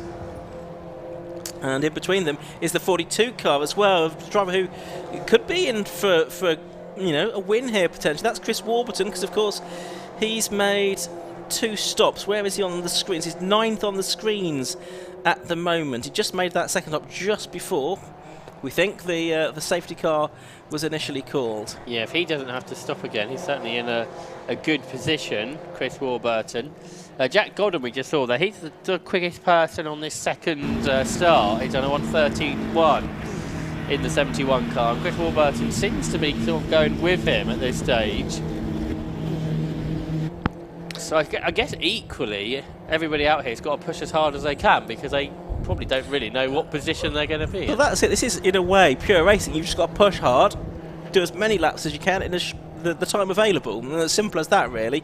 Not really worry too much about the competitors that are around you. Just get your head down and drive quickly and see where that leaves you at the end of the race. And of course, aggregate results were certainly a thing of the past. Yeah, absolutely. When there were red flags, that was quite a usual thing. Hasn't happened much lately, I don't think. No, so that's the aim, that's the hope, that we'll be able to aggregate the results to decide the winner. That's the 40 car then. So that's going to be Tom Wood getting into that car for the final third of the race. Tom Laurie Fussy having started. Mark Davis done the middle stint. Obviously a stint for him that's been sadly disrupted by the safety car and the red flag. Yeah, that's right. There's Mark Sullivan still, isn't it, in 777, yeah. 7th in this part of the race. And he was passed, wasn't he, recently, I think, by Gooden and Warburton, who we were seeing. So they make their way through here on what is the 7th lap of this restarted race. Here is Anthony Seddon, who leads this part of the race by a second over Louis Woodward. And so they've got past Toby O'Reilly, who's pitted, I reckon. in 34. Yes, he did. So therefore, these are the leaders of this stage of the race. So the Anthony Seddon racing car, driven by the man himself, up through Honda curve to complete another lap of this. But Louis Woodward going with him as they come up across the line then to complete the 7th lap of this part of the race. So 25 minutes still on the clock. There's going to be a stop and go penalty for somebody, because I can see the boards being prepared, the numbers are being pulled out of the rack. We'll tell you who's got that stop go penalty in just a second, but let's go down to the pit lane. Johnny Palmer's there once again. Pit stop just done and dusted in the number 123 car, and Johnny Webster's just got out and handed over to George Adsheed. No, that's not his name at all. Adzed is the correct pronunciation. That's a running joke, apparently. Apparently so, yeah. Yeah, we like to tease him about it. Now, your opening stint had everything you just told me, including a slight off. Slight off up at Senna S's, yeah, on the first lap, which wasn't ideal. It's quite quick there. It is, yeah, and obviously the tyres weren't quite warm enough. So, yeah, it took me by surprise. So, on the grass, opposite lock? Yeah, a bit of rallycross. So, a bit of rallycross. Just managed to avoid a collision with a car behind me. And managed to get back on track and get back up and regain 4 positions. And what do you do in terms of kind of clearing your mind and saying, that's done, I've just now got to get my head down to what eventually was a double stint and a red flag? Well, safety car, red flag, and like I say, it had everything. Yeah, absolutely. Now you just got to get your head down and crack on, really. Just, try and keep back up with the pack. So... When the safety car comes out, does that cause you a bit of a rethink about, should we do another stop right now? Yeah, you have to toy with tactics, so the radios come in quite handy. Go out with one tactic, safety cars can always change it, and then you come back in with another. So, yeah, safety cars can potentially where you are, work to your advantage. And how much did you know then during the red flag, whether things were going to alter, the drive window was going to change? I don't think it has, incidentally. No, I mean, for us it was just a case of making sure we split the time, so as soon as we got the first opportunity we'd already done the first mandatory stop, so it was just box as early as possible. And we're going to see similar times now after the change of driver, or are you tending to be the quicker? George was actually slightly quicker in the sprint race this morning than what we found in testing, and he's now got a lighter car because there's only half a tank of fuel, so he's no excuses. Johnny, good drive so far, and we'll see how your co-driver gets on. Cheers. Thank you. Cheers. The 34 car is the car that's getting the stop-go penalty. The black flag is being displayed to it, so that I would think will be for an infringement during its pit stop, which it made a few moments earlier. So it could be for not stopping at 45 degrees, for example, in the pit lane. It could be that, or excess speed in the pit lane might be another explanation for that. But certainly a stop-go penalty for the number 34 car. There that car is, going up the inside into the turn 1 hairpin, the Hatchett's corner there. Just getting past one of the other cars out there is Toby O'Reilly, the driver from Manchester. And who we said earlier, just in his second race, coming through from track days before. It was parallel to down the pit lane rather than at 45 degrees, I think. So that was the reason for the stop-go penalty for the number 34 car. Yeah, so he's driving the car that says here was built by Anthony Seddon for Simon Walker-Hansen and David Whitmore, but I don't think they ever raced it, did they? Did they? They may have done once. I can't really remember. There's just something ringing a bell for me, but okay. I can't quite remember. 87 has been into the pit lane as well, so we've seen Louis Woodward in and go back out again. Anthony Seddon has also been in and gone back out again. We've only got 6 minutes left, so drivers having to make their second mandatory stops don't have much time left to do so. The treble 7 car is going back out into the race, and I think that's Sam Carrington-Yates getting back into the car then. Yeah, he said he was going to, whether the day plan changed with the red flag and stuff, but we shall see how quickly that car goes now. Which is Chris Noakes goes back into the race. 44 is in, Richard Phillips. Driver's being strapped into the car. I can see the 34 cars come into the pit lane. I'm not sure if it's stopped in the official penalty area. It's stopped this time. They stopped about 60 degrees rather than 45 or sort of parallel. Does that but I even it don't out? think he stopped in the correct pit box, the penalty box. Okay. Potentially not ideal. There's 151, Peter Keane, who was impressive in the first part of this race. He runs 11th in part 2. And he's got a couple of cars around him. Car that's now first on the road in this race is the Will Abraham number 209 car from Jack Godden in second place. Chris Warburton has made his way up to third place, but we think that Abraham and Godden have probably both got another stop to make. That is going to leave Warburton out in front. In fact, he's got ahead now of Godden, has the 42 car, and the Godden car's in the pit, so that's why. So that puts Warburton up to second, 6 seconds behind the Abraham car in this second part of the race. Yeah, Will Abraham, he also hasn't done that much car racing, but he's done Rotax karting before. He had his first race just in November last year at Anglesey, so very little racing for Will Abraham, who was born in the 2000s, so a very young driver there out there. Yeah. 1:13.07, the best lap of the race. That is to the man that's in the pits at the moment, Jack Godden. So he's gone faster than Sam Carrington-Yates, managing the early part of the race. I don't think we've had the lap times from the early part of the race on the screen. That's quite right. So that is just from the second part of the race, I beg your pardon. But yeah, I can't remember what Carrington-Yates managed. No, beg your pardon. I'm not sure it was any much better than that. No, it could well be the best, but because I guess he's got a bit less fuel, so the car should be a little bit lighter. But getting percentages, it doesn't make a huge. 209's in, and that is the car from the lead. Then, so that means that Chris Warburton's now leading on the road, and he's got no more stops to make. So he's looking good to win this second part of the race, certainly. And it's then a question of whether the results can be satisfactorily aggregated together from the first and the second parts. Okay. So pit stop going on. So Paul Abraham are getting to that one down there now, the ex-Fun Cup racer.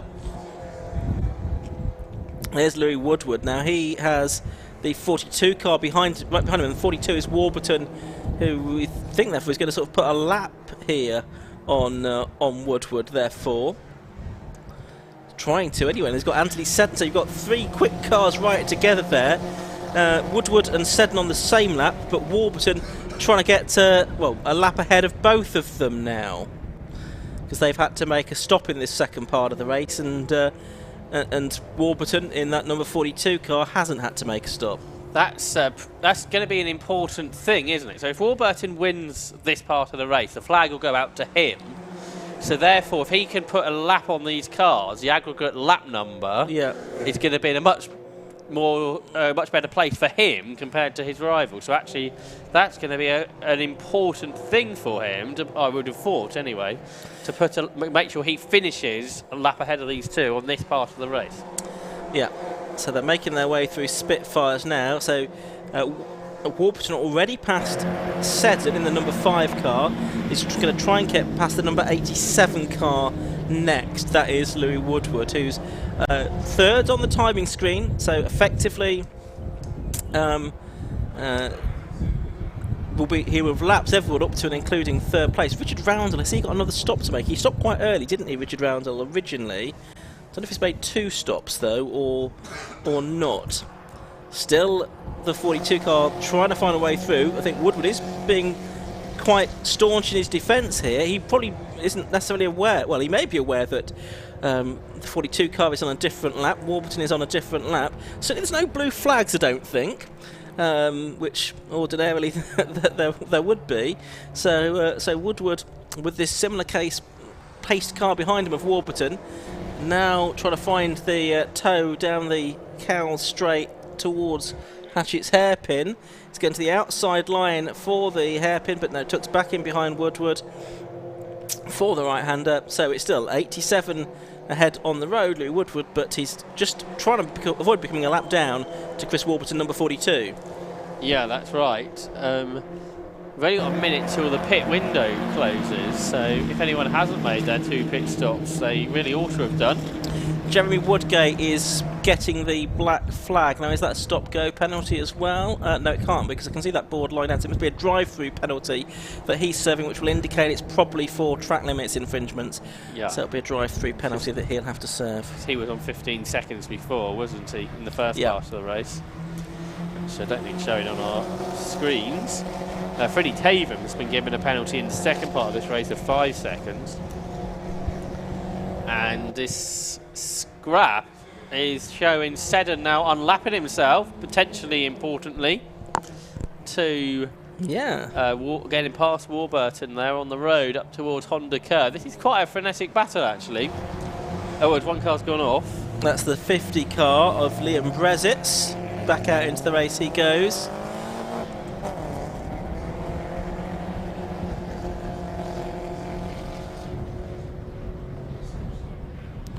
Okay, so we're hearing from the pit lane in the 209 car. It's Will Abraham who's going to do all of the stints in that car. So Paul Abraham not getting in the car then today. And they are 6th in this second part of the race at the moment. There's the 3 car going in. That'll be for its drive-through penalty, Jeremy Woodgate. We've now got less than 15 minutes to go. The pit lane window is closed. The pit closed board is being shown from the starter's gantry. And so it's now just a 15-minute run to the checkered flag, but an unusual one in that we have this situation whereby we've got cars on different laps and a possible aggregation of the times, and Richard Roundell therefore hasn't made another stop, so possibly he did make his 2 before the red flag. Looks that way. This is all quite exciting stuff. As through Honda Curve, Louis Woodward was running wide and Antti Seddon was coming down the inside of him. Let's see if we can pick that up down towards Hatchets. Yeah, Seddon's done it and he's brought Warburton with him. So Louis Woodward has dropped behind these 2 cars on the road. Actually, Warburton might get both of them here because Seddon also runs wide. And yeah, he's done it. Warburton's put a lap on these 2 cars in part 2 of this race.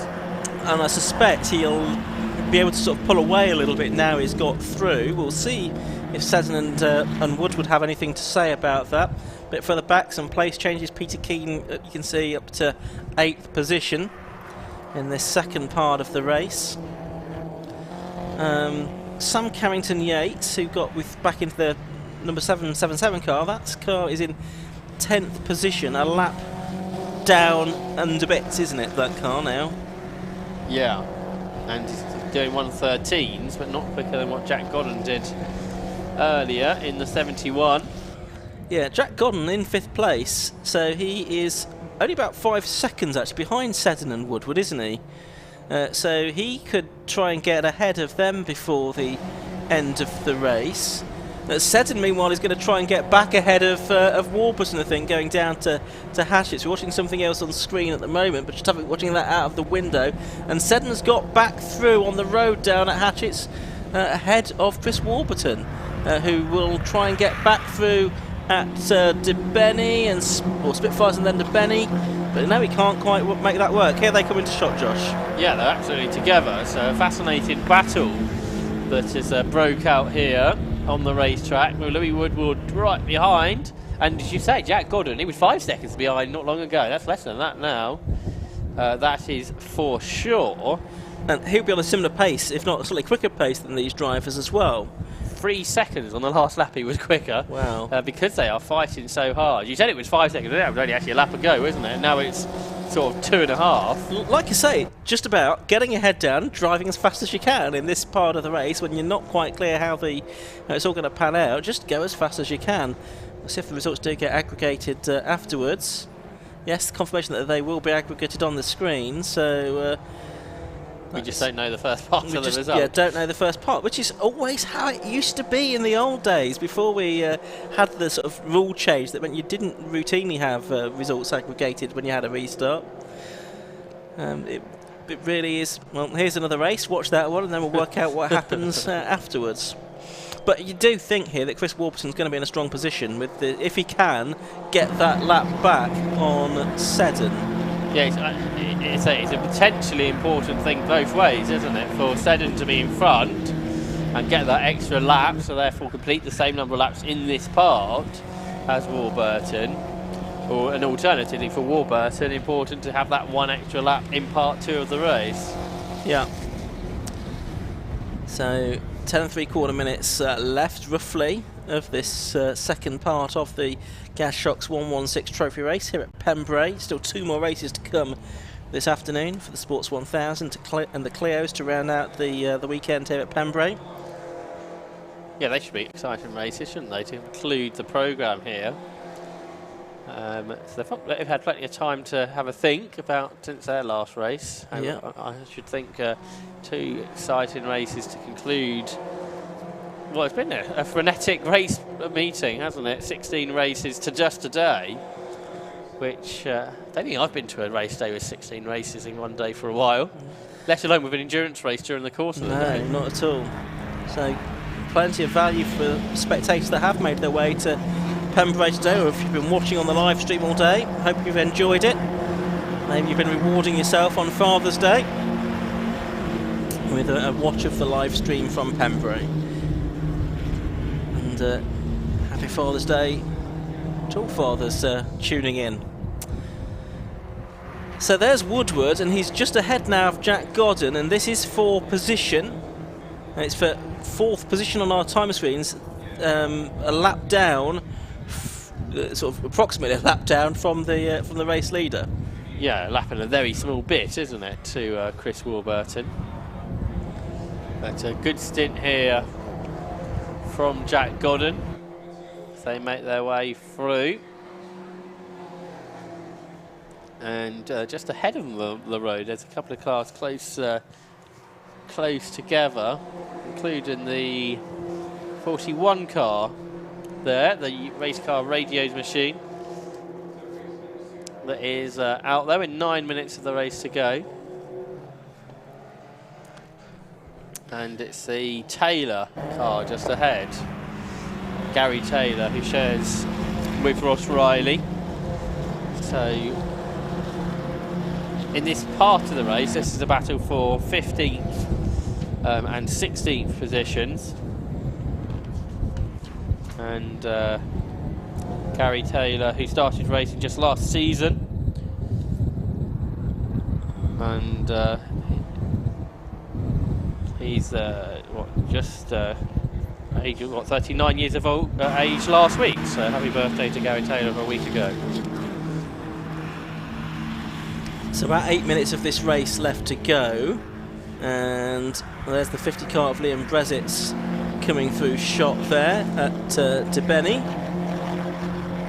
and that's Rich Rounder who's in second. Now Jack Godden here, he's behind Louis Woodward still. He's not yet been able to find a way through. They're just coming through Honda now and onto the start finish straight. While they've been battling, they've actually fallen behind Anthony Seddon and Chris Warburton, who are still in that order on the road. Warburton just needing really to nip ahead of Anthony Seddon at some point in the next 7 minutes or so to really help his cause potentially in quite a big way. Yeah, absolutely right. And there they are, just in front. And then this battle behind that Ian has been describing with Louis Woodward in the 87 and the 71 of Godden.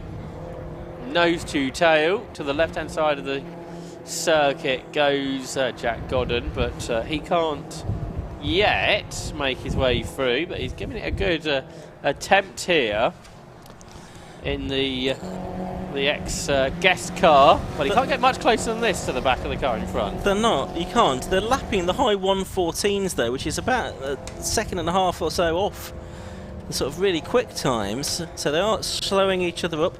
Let's have another word down from the pit lane. Johnny Palmer.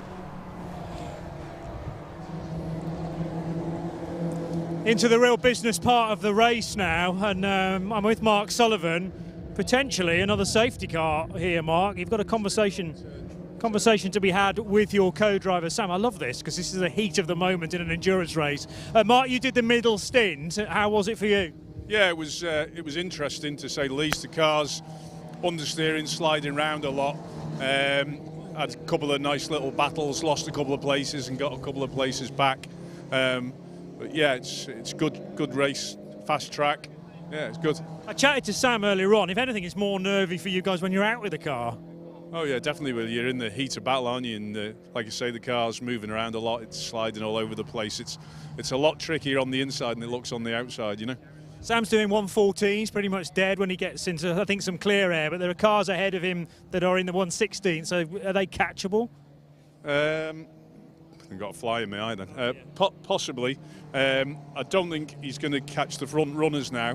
But, you know, as always, Sam will give it as good as he can. I think we might end up possibly get a 5th, something like that, which is okay. I'll let you get back to the radio.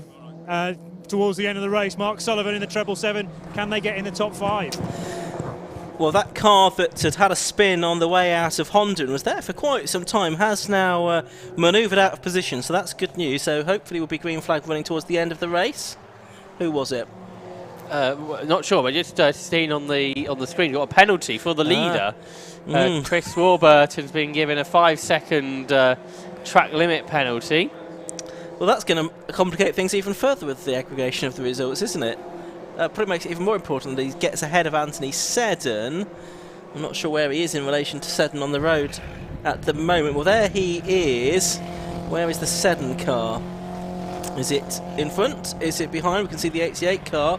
The Riley and Taylor behind it. Yeah, he's behind the 5 car, so... And he's fallen away a little bit, if anything, hasn't he, as well?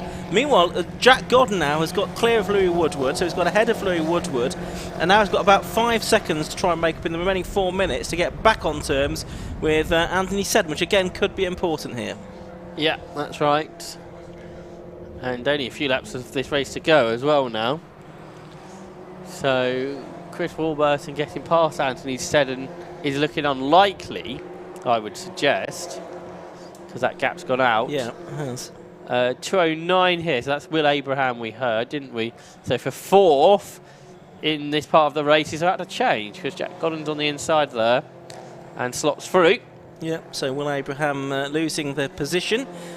Jack Godden going through, and yeah, the chase is on now for Anthony Seddon then, in 3rd place on the road.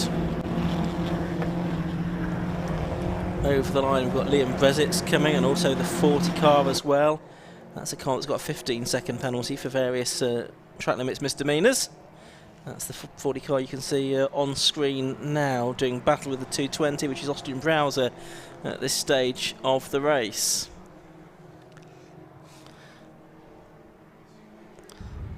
So we'll keep an eye out. There should be 3 minutes to go. See if the checker flag appears on schedule. There's a board going out for 87. It's a stop-go penalty for Louis Woodward now.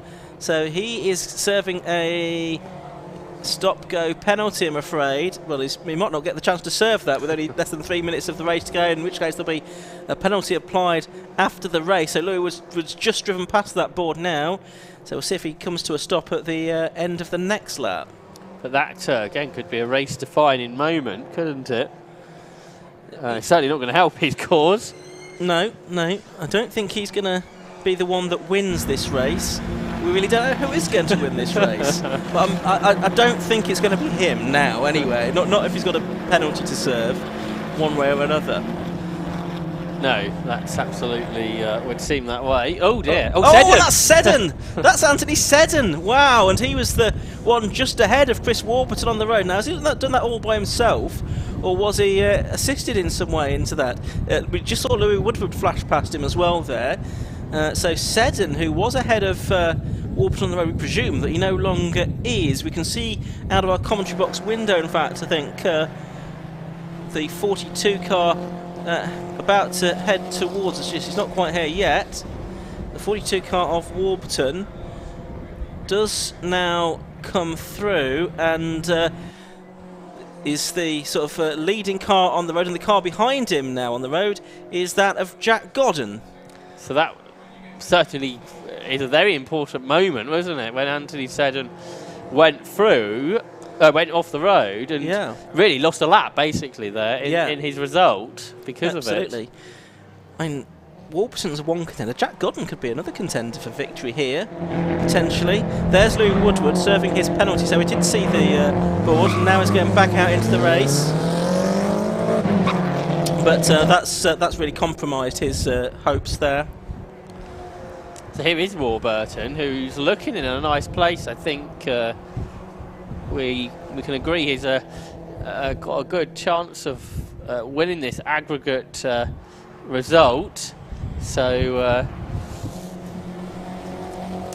the Woodward penalty, by the way, that was for a short pit stop. Okay.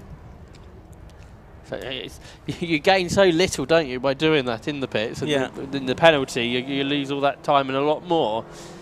So round comes Warburton to start the final lap. Well, there's no checkered flag this time, so it's only at least one more lap to go. So how far behind is Jack Godden now on the road? Obviously he's a lap or so behind, but only a matter of 3 or 4 seconds behind Warburton. The other thing for him on the road is he's only a couple of tenths behind Will Abraham for third in part 2 of this race. Yes. Hadn't he got past him once? I think he had. And he's now trying to do so again. I think Godden had got past Abraham previously, so may have made a mistake and fallen back behind. That last lap he did was a slow lap in the 15, so possibly lost that place on the last lap. Seddon came through in 6th after his spin behind Carrington Yates. Checker flag's being made ready, so I think it is going to go out this time with the clock having counted down to 0. So Chris Warburton heading into Honda for the final time. We're not sure if this is going to be how the full classification turns out after the results have been aggregated, but he is not quite yet going to come into Honda. He is now. Here he is. It's the 42 car coming through now. So it is Chris Warburton winning on the road in the Gas Shocks 116 trophy race. Second on the road will be Richard Roundell, albeit most of a lap behind. A whole lap behind, but just behind Warburton on the road is the third place car of Will Abraham. Just behind that car in 4th place is Jack Godden. Sam Carrington Yates has got back to 5th in the end in the car that he shared with Mark Sullivan for that second part of the race, ahead of Anthony Seddon, benefiting from Seddon's moment about 3 or 4 minutes from the end. Peter Keane 7th in the 151 car, 8th to the 57 car of Toby Partridge, although he's got a 5-second penalty to be added to his time.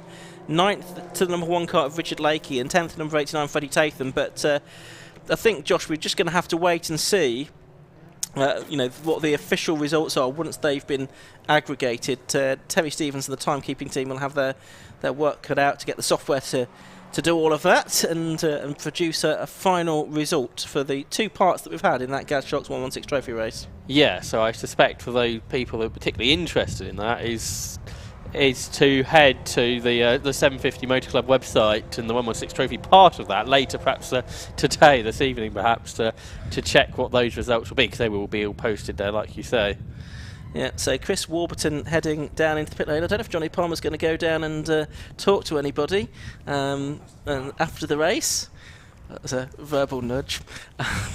And he will hopefully catch up with Chris Warburton, Richard Roundell maybe, and Will Abraham. They're as good of people as any to talk to. We'd not heard from them during the course of that race, so it'll be interesting to hear what they've got to say anyway, although there is some doubt over the full classification, which will be hopefully made clear a little bit later on. The Gas Shocks 116 trophy that continues at Silverstone with that 100-mile race next month, and they rejoin the 750 Motor Club bill at Donington Park on the 7th of August. That's the BMW day, isn't it? It is. Donington. Summerfest.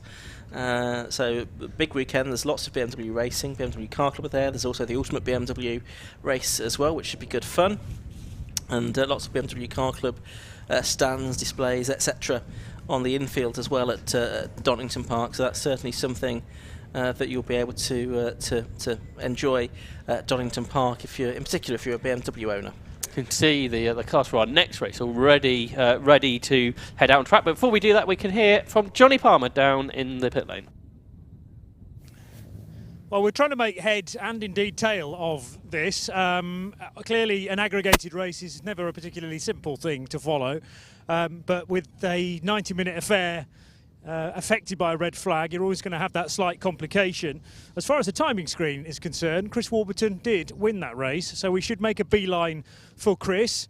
A little bit of a tattered front right corner, I noticed, but it did the business. And a little provisionally, Chris Warburton, we're going to put that around your neck, purely because of the red flag. I understand it's now going to be an aggregated race, so we're going to have to add the first half to the second half.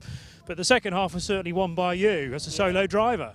Yeah, it was great. I've got to thank Jez and 4040 Motorsport for actually letting me come and use the car this weekend. It's first time jumping in the car on Friday, and then since then they've been working with me to try and improve the car and get the balance better for myself and what I wanted out of it. And it's just been great since. And Jez made a great call as soon as he saw the car crash on the pit lane to come in and do the second pit stop before the safety car boards went out, which then allowed us to actually then get that extra pit stop before everybody else.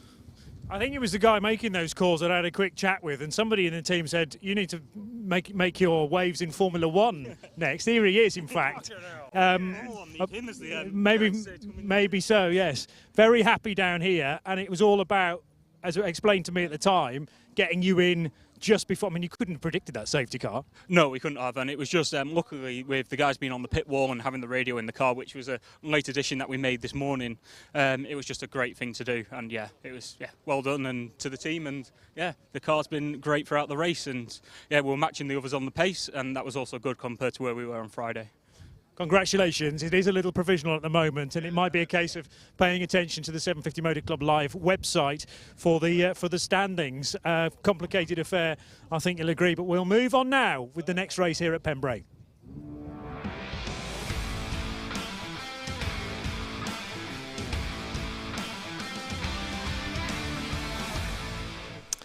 And it's going to be the third and final race of the weekend for the RLM Racing Sports 1000 Championship. Their super sprint weekend of 3 15-minute races opposed to the usual 2 20-minute races. Pole position for this one is number 88, Richard Webb, and besides him is number 2, Michael Roots. Second row has 1 on the inside, Ryan Yarrow, and 14, Paul Smith beside him. On the third row, it's going to be 43, Paul Rogers, and 8, Dan Clues. Row 4, 63, Colin Chapman, and 72, Jonathan McGill. Row 5 is 21, Phil Hutchins, and 44, Carl Austin. The 6th row, 9, Ian Hutchinson, and 71, James Foley. Row 7, 85, David Watson, and 33, Daniel Ashby. Then Paul Sawyer, 11, and 24, Rich Miles. We're starting at the back. In fact, I think they have shuffled, as we thought they might, the David Watson car to the back because it is a guest class car. Second race of the afternoon, Josh, for the Sports 1000s, and third race of the weekend. Yeah, that's right, and it's Richard Webb who remains unbeaten in the championships. He's got a big old lead now, something like 40 plus points over Ryan Yarrow, last year's champion. We'd have to see here if Michael Roots can get his car off the line, which he hasn't been able to do in the previous 2 races. If he can, he might be able to take this battle to Richard Webb, the championship leader in the RLM Racing Sports 1000 Championship. Yarrow 2nd, 3rd Smith, 4th Chapman, and 5th Rogers in the points, as the countdown is shortly going to get underway for the penultimate race of this busy race weekend here in the south of Wales. We can see there the Spire and the Mattel all the way on the first 3 rows. It's Spire's on the right hand side, it's Mattel's on the left. No Rich Miles by the looks of it, and no Paul Sawyer either from towards the back of the field. So we're down to 14 starters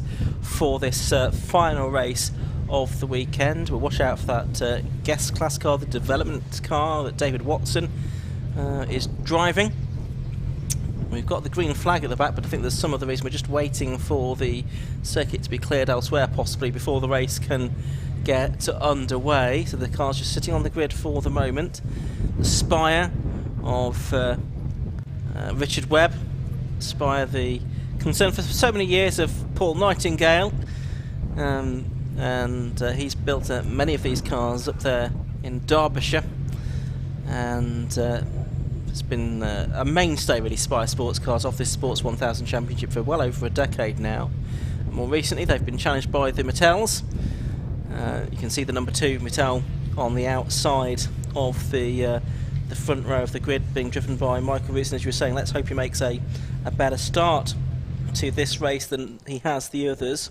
I think we're doing letting some teams out of the paddock by the looks of it at the moment, Ian. So it will be a few moments before we get the race underway. That's right. Somewhat unusually, the paddock is on the inside of the circuit with no other way to get out apart from over the circuit itself, as you can see here at Pembrey. So if you've never been here before, that's something you may not know.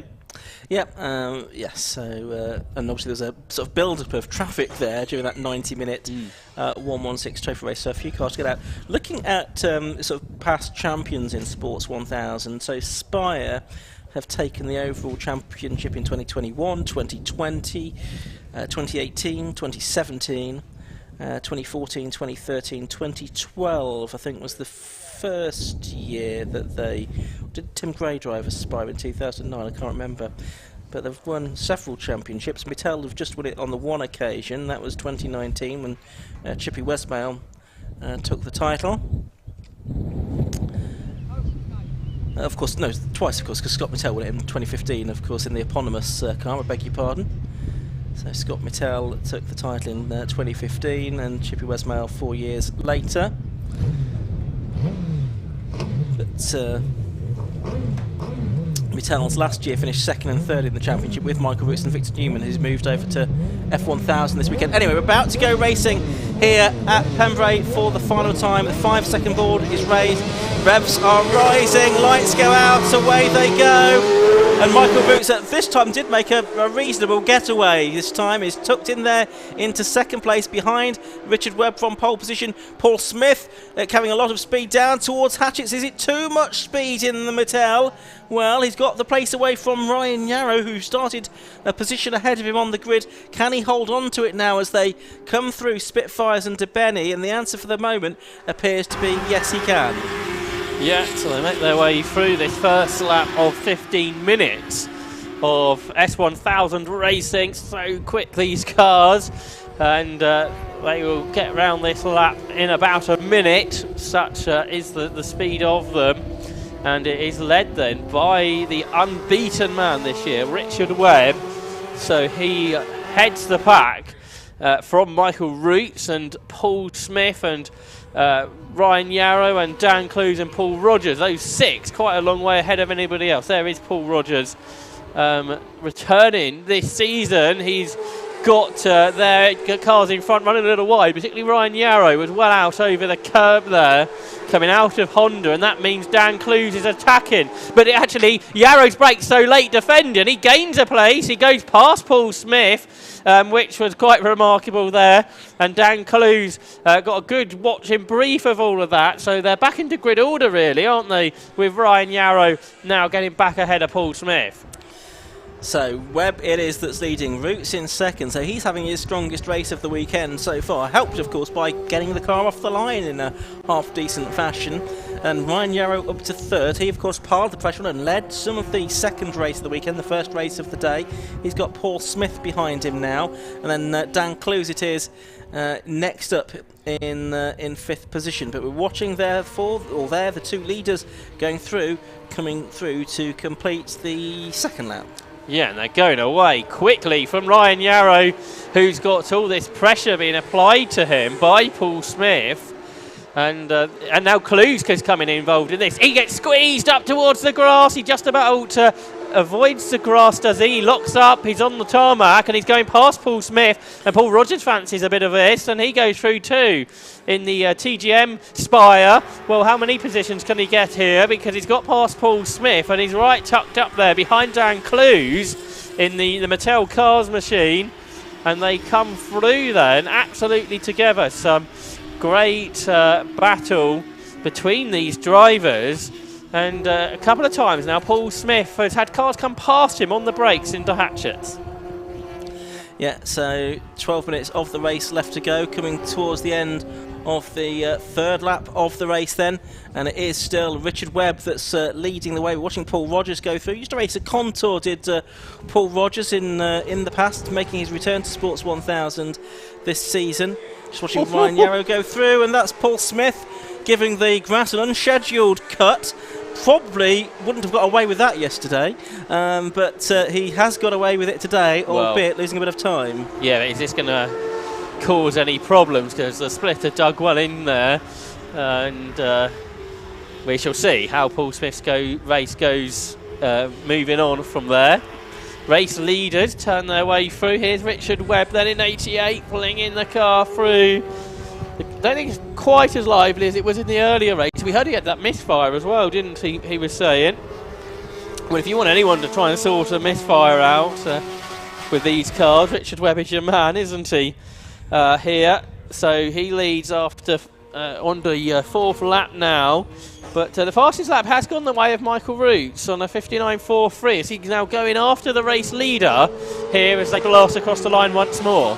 59.43 is exactly the same lap time as Richard Webb did in the earlier race as well, so that's still half a second nearly outside the lap record. I thought we'd be nailed on to get a lap record today in Sports 1000. It's not happened yet, Josh. 58.97, the magic mark. Yeah, that's with Matthew Higginson, who we'll see later in 750 Motor Club events in a different championship. The multiple champion, of course, Higginson. It does show you the development of these cars. Sort of hit a brick wall, didn't they, around that time? Well, I guess all the development had gone in and not much more was to come. Just little tweaks here and there. Where there were big jumps around that period, weren't they? Going into that was those really years. when we were moving towards much more of these rear engines. You were still on that crossover where you still got a strong front engined division as well at that time. But now, as you can see, it's really very much a rear engine championship that we have on our hands here. These sort of prototype type machines. That's the 21 car of Phil Hutchins. So he's in 9th place, sandwiched between Carl Austin and Jonathan McGill. Okay, as they come up across the line. Phil Hutchings, still quite new to this Mattel that he's campaigned now for a few races. McGill breaks extraordinarily late, but that's okay. He gets the car turned in and he gains the place. He gets 9th position away then there from Phil Hutchins. Jonathan McGill has had a best result this year of 6th. He's currently running 9th here, just getting himself past, as we were saying there, of Hutchings, who's ahead of him in the championship by just a point. So over the course of the year, very little has separated McGill and Hutchings. And again today, they are together on the track, just behind Cole Austin, actually. Cole Austin, who sits in 8th position. He's had a better result this season of 7th. Richard Webb now, though, is going quicker. He's pulling away from Michael Roots. And he's done a lap time of 59.23 seconds, averaging over 88 miles per hour around this circuit, which, of course, includes that very slow first corner. So, as we've been saying here, these cars very quick, and Richard Webb getting closer to that lap record. As my old mate Andrew Wilkins used to say, that includes all the corners, not just the first corner, Josh, all of the corners. As he explained how incredibly quick cars lap Mallory Park in my youth. They lap Pembrey incredibly quickly as well, and Richard Webb certainly is doing that. 59.23 then. He's now 2.26 seconds clear of Michael Roots in 2nd place. He in turn has got 4 seconds in hand over Ryan Yarrow, who's got a bit 1.5 in hand over Dan Clues. 4th and 5th looks a little bit tastier. Dan Clues and Paul Rogers only about 0.4 of a second between them at the end of the previous lap, and as you see them coming into shot now, there's still only a matter of about 0.4 of a second between them as they complete lap number 7 of the race. Paul Smith still behind them, so it looks like that grassy excursion of U4 isn't too bad for him. Rogers got past Clues on that lap, didn't he? He's up to 4th now. There we see him in 43, narrowly ahead of 8, which is Dan Clues as they make their way through. Spire ahead of Mattel in this particular tussle that's going on. Paul Rogers got his first podium earlier on today. He sits 5th in the championship. Dan Clues sits 7th in the championship. He's had a best result this season. Oh, but they were squeezing one another, there, Josh, through the Brooklands hairpin. Rogers just about holding on, sorry. Yeah, 4th is his best result so far this year, and that's for Clues, who's currently 5th. So he'd like to get another 4th here, and he's challenging up the inside there into Honda Curve. We haven't seen many passes there, particularly in these cars that are so quick. That was fantastic. Yeah, really nice move that from Clues. Oh, and that's a shame for James Foley. His black and yellow Spire, the ex-David Whale car, that's out of the race, I'm afraid. Yeah, that's a shame for him because James missed the race yesterday, obviously with some kind of issue. but he's not going to get to the end of He had today. an off in qualifying, didn't he, yesterday, I seem to Okay. remember, so that might explain why. At least he got out to do the 2 races today, at least start them. So here's the Clues and Rogers battle. And you can see their driver working at the wheel, putting lots of correction into it to get the car pointed in the way he would like it to go. And Dan Clues then just ahead as they go screaming through Carter's curve and up to Honda. This is where we saw that move a lap ago. And it's Dan Clues then in front now. Pit boards out to the drivers as they cross the line to complete 9 laps of this race, which is still headed by Richard Webb with 5.5 minutes to go. So what's this going to be? 7 wins for Richard Webb if he can keep hold of it. 7 out of 7 so far this season. That starts to look pretty imperious as far as the championship's concerned. It's probably starting to look that way before this weekend, to be honest. But he's cementing it here. But we saw with in the low cost, didn't we? Craig Land was doing the same thing. He was winning every race, and then a bad day happened, and everything goes wrong. The difference, whoa, big from Paul Rogers. He spins out. Yeah, I didn't think he was stopping there at Brooklands, so a big moment there for Paul Rogers. He tied the game in place. He spun out. The difference here for Richard Webb, of course, is it's not just been winning by small margins generally. It's been the quickest driver, getting fastest lap in every race. I think ultimately won by a ridiculously big margin. And that's what's the real thing in this championship. Meanwhile, we see here Dave Watson in the MK Indy, this new RLM engined Cup 200 car that Dave Watson's having his first out. And the first time it's had any kind of race, this car that runs the 1340cc motorcycle engine compared to all the championship cars that run the 1 litre car, the 1 litre superbike engine.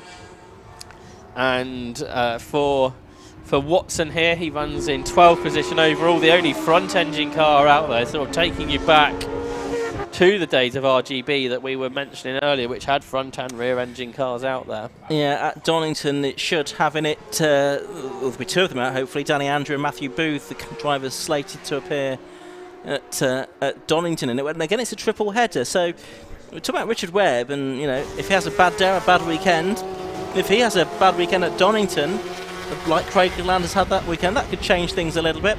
That would be his local circuit as well, of course, for Richard Webb, so who wants to do well on home territory. So also, the other point is there whether Richard Webb could actually wrap the championship up at Donington at the next round. We'll have to get our calculators out on that one. He's certainly going a long way to try and be the first champion of the year. Certainly is. Jonathan McGill and Carl Austin here.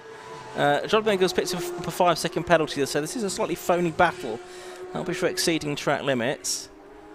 So realistically, he needs to try and get ahead of Carl Austin and pull away from him. Coming past the commentary box, so you can tell the different note of the Watson MK Indy, the bigger engined car.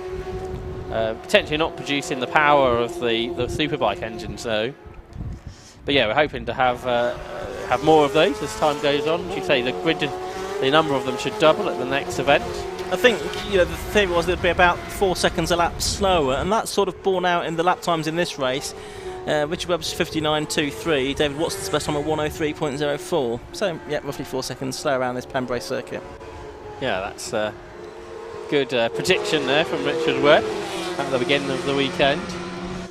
And his lead, by the way, now is 3.8 seconds over Michael Roots. 3rd is Ryan Yarrow, a long way back now. 4th is Dan Clues, 5th Colin Chapman, 6th Paul Smith. So Colin Chapman's got past Paul Smith recently. And of course they're both past Paul Rogers, who had that off. And then in 8th position here is Cole Austin. On the road in 9th is Jonathan McGill. And 10th for Phil Hutchins, with a couple of laps to go at the end of this one for these cars. Already at the end of the lap is Richard Webb as he continues to push on. Guess the shame for Michael Roots was that he didn't make the good start in the race where Webb had those issues. Yeah, could have snuck a win there, couldn't he, Michael Roots, which would have been the first man to beat Richard Webb this season. Phil Hutchins now tracking Johnny McGill as they go through Carter's there and towards Honda. We're just watching Carl Austin, but did Hutchins get through? Yes, he did do that at Carter's. So Hutchins goes ahead of McGill now, up into 9th place on the road. Roots. Oh, Webb sideways there. He's pushing on still, isn't he? Second place for Roots with Insane. He's had a bit of a problematic season. I think he had some issues at Oulton Park where he didn't really get much of a run in either of the races, and that dropped him down the championship table a bit. Currently 6th. But apart from that, he had to get in second at Croft in particular. So he's been like one of the better drivers in the championship, but had those issues. Just behind the commentary box, the number 9 car, Ian Hutchinson, has spun out of 11th position at Debenny, but he's got going again. That's not that far ahead of the leader, Richard Webb, who is onto his final lap now. There he is. He's just lapped the David Watson MK Indy. Yeah, so Webb now working the final lap. The car was moving around a little bit. There's Roots, who's second in the Mattel, second last year, second on another occasion this season. That's one of the earlier spires out there, isn't it? Daniel Ashby, great to see some of the earlier cars out there, and with a new driver to race in there. You saw the novice cross on the back. But for Richard Webb, it's going to be win number 7, it would seem, Ian. Checkered flag being prepared here. Yeah, he's heading through Honda for the final time. Up to the checkered flag he comes at almost exactly 15 minutes, and he takes the checkered flag to win round 7 of the RLM Racing Sports 1000 Championship. Michael Roots comes home in 2nd position, 3.74 seconds behind. And then Ryan Yarrow, quite a distant 3rd actually. He didn't seem to have the pace that he did in the earlier race. And he takes 3rd position in car number 1. Dan Clues, after that good scrap with Paul Rogers for much of the race, he takes 4th place in number 8. Over the line, 5th place is number 63, Colin Chapman. Paul Smith, after his grass cutting moment, is going to be 6th in number 14, and Paul Rogers takes 7th after his spin up at Brooklands earlier in the race. And we'll tell you in a moment the results of the Gasshocks 116 trophy race, which has now been confirmed. So we'll look first at the results of the Sports 1000 race. That's a win for number 88 Richard Webb. From number 2 Michael Roots in 2nd place, the gap between them 3.74 seconds. In 3rd place was number 1 Ryan Yarrow. 4th to number 8 Dan Clues, then Colin Chapman 5th in 63, Paul Smith completing the top 6 in 14, then Paul Rogers, Carl Austin, Phil Hutchins and Jonathan McGill. And then further back, Ian Hutchinson with a spin towards the end there, and then a lap down, David Watson even, and Daniel Ashby. James Foley retiring from that RLM Racing Sports 1000 Championship race. Before we head downstairs and hear from Johnny Palmer, let's tell you about what the aggregate results of the Gasshocks 116 trophy was. Those have now been published, and I can tell you that the winner there was number 42, as we thought it probably would be, Chris Warburton, completing 59 laps with a time 1 minute 43 seconds ahead of Anthony Seddon, number 5 in 2nd place, despite his spin. Peter Keane, 151 3rd. Louis Woodward, number 87, 4th. The 209 car of the Abrahams, or just Will Abraham as it turned out, in 5th. Treble 7, Mark Sullivan and Sam Carrington Yates, Josh. But that was a crucial spin there for Anthony Seddon, because he would have been a lap ahead. Yes, he of would. Chris Warburton. So that's we thought that was a crucial moment, and it turned out to be that way. So congratulations to Chris Warburton on his return to 750 Motor Club action, getting the verdict in the Gasshocks 116 trophy race. And I think that aggregate result is very much a fair result as well. Let's head down though to the pit lane to hear from the RLM Racing Sports 1000 drivers with Johnny. Richard Webb already in position at the end of that last of the weekend RLM Racing Sports 1000 Championship races. It'll be the 2nd time I've caught up with Richard. Finishing 2nd, Michael Roots, Ryan Yarrow completing the podium. Ryan's Spire just pulling into position now. And Richard's having a quick chat. Let me give you that first of all. Near perfect conditions now. I've had to wait all weekend for them. Yeah, absolutely. No, that was it was nice to get a second dry race of today. Conditions were great, and that was a far more happy race for me. We've solved the misfire, still not quite there with the handling this weekend in the dry, but we got done what we needed to do. So. And generally about a 3-second gap back to Michael, which I suppose was manageable even through traffic. Yeah, it was manageable. I would have liked to have carried on pushing a little bit harder. I think the car has got more in it. We're just struggling with the rear end this weekend. So, but bottom line is we got the job done. We got the points in the bag again. So pleased the misfire was so easy to solve. Well done. So we'll move to Richard's right-hand side, or his left-hand side, to the number 2 car, Michael Roots. 3 seconds adrift, and you couldn't quite get close enough to attack after he'd made the break. No, not at all. I was just glad to get off the start line, to be fair. It had pretty good pace. But I'm just glad to have finished in a representational sort of position, to be honest. Has it been a trying weekend, particularly yesterday with the poor weather?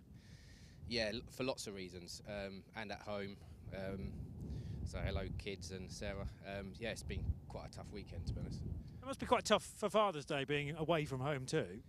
Yeah, it is. Yeah, but we're all in the same boat, I suppose. But the kids also miss us, I suppose. Yes. But yeah, this will be for them. Second place for them to end the weekend. Yeah, no, I'm happy enough with that, I think.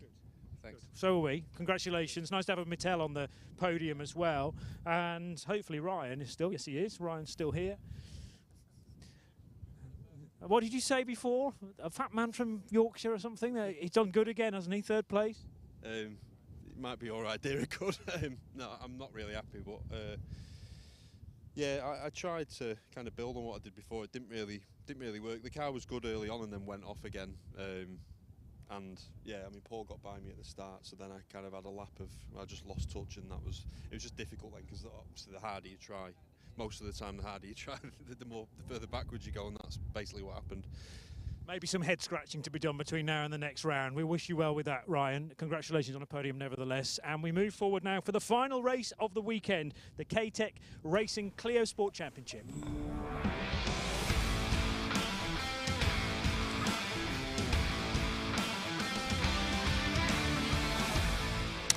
Yep, race 24 on the programme, final race of the weekend, and the 3rd and final race of the day for the K-Tech Racing Clio Sport Championship. Pole position goes to number 12, Spencer Stevenson. Beside him is number 53, Owen Rosser. Second row of the grid is number 55, Justin Griffiths, and 77, Andrew Harding, is beside him. On the 3rd row, it's the 111 car of Nick Harrison, and then the 1 car of Jack Dwayne, the first of the 182s. Then on the next row, it's 22, Chris Keir, and 21, David Walsh, but he's not there by the looks of it. The 5th row is 4, Tim Bentley, and 30, Darren Ransom. The 6th row is 56, Chris Lawrence, and 33, Nick Brady. The 7th row, 40, Scott Edgar, and 15, Alex Hawkins. The 8th row is 48, Charles Shelburne, and 47, Ben Swift. Tom Stevenson Joyce, number 49, and Chris Page, number 31, are on row 9 of the grid. Row 10, 26, Gareth Tansey, and 65, Andy Bennett. The 11th row, 7, Stephen Richardson, and 38, Olivier Algieri. I think he's not out again, though. I think he was having some engine problems earlier on today. But Josh, final race of the weekend for the Clios, it should be a good one. Yeah, you'd think so. And we've had some good racing, haven't we, in the 2 classes, in 197s and in the 182s. In the overall standings, it's still a 182 driver that leads. It's Jack Dwayne, I reckon 7 points clear of Scott Edgar, but they're being drawn in now by Owen Rosser, who took his first win earlier on today, and Owen Rosser now just 9 points behind the overall championship leader. Also very close, Justin Griffiths and Nick Harrison, top 5 in the championship, separated by just 18 points after 6 races. Yep, so a triple header format for the K-Tech Racing Clio Sport Championship this weekend. Double header at Donington Park, double header at Brands, and a treble header at Snetterton to round out their seasons after this. But this is another championship that looks like it could be fairly wide open. The narrative changing as the season has gone on. Certainly the 197s have had the upper hand over all here so far this weekend. We'll try and have a good look at what's going on in the 182 battles as well during the course of this weekend, where Jack Dwayne is effectively on class pole position after this grid was set up, and he is quite a long way ahead on the grid of Scott Edgar, who's been the man that's won the 182 class in both of the races so far today. So that's intriguing. Yeah, Edgar's going to have his work cut out if he's going to win this one. Certainly is. I'm sure we'll have a good look at that as the race gets underway. And it's a good start then by the black car of Spencer Stevenson from pole position. There you can see Andrew Harding trying to get alongside and past Owen Rosser and up into second place. Jack Dwayne trying to get in amongst the 192s. I think he had a little bit of a biff there, did he not, from one of them as they went through the 197s. And then the rest of the 182s going through. It looks like Scott Edgar has made up some places already. Chris Keir off over the grass at Spitfires. That loses him, I think, a little bit of time. Chris Keir in the number 22 car. But out front, it's a change of lead. Owen Rosser's got through to number 53 from 12, Spencer Stevenson. Yeah, he's starting to sort these starts out now, isn't he? He didn't start on pole that time, but he is now leading the race. There's 55 just in Griffiths ahead of Andrew Harding. Stevenson is second, by the way. So they make their way through this first lap of the final race of the event here at Pembrey. And it is Owen Rosser then leading the way. We had a good battle earlier between these two drivers, and yesterday really, between him and Spencer Stevenson, and looking to continue here in this final race of the weekend as they come up across the line and down towards the hairpin. So it's Rosser, Stevenson, Griffiths and Harding and Harrison in the 197s. Behind they see Jack Dwayne leads. Oh, and the 182s have just wrecked themselves up towards hatching, which included Scott Edgar, the winner from the two races earlier today, got involved in that with Darren Ransom. At least those two were involved.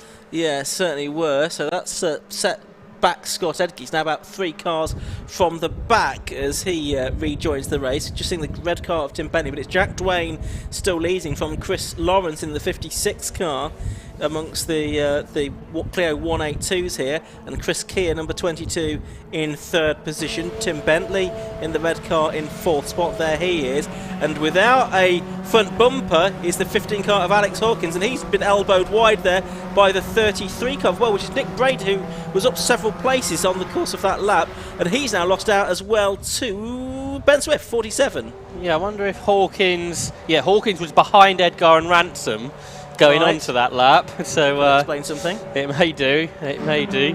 Yeah, so the 182 battle is lively, it would be fair to say. Meanwhile, up front, Owen Ross is a second clear of the rest. Let's see if people can break this time without taking anybody out into the hairpin. Well, maybe.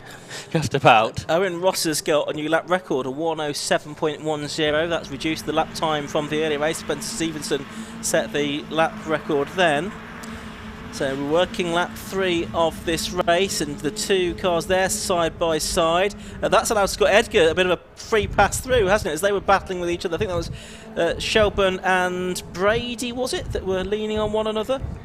Shelbourne, I think, might have been the other one, possibly. But certainly, as you say, Edgar making the most of them. More grass tracking here. That's Chris Lawrence off. So Chris Keir's going to go through to second place within that class, and Jack Dwayne is now pulling away, isn't he, from the the rest of the 182s here. Very much so.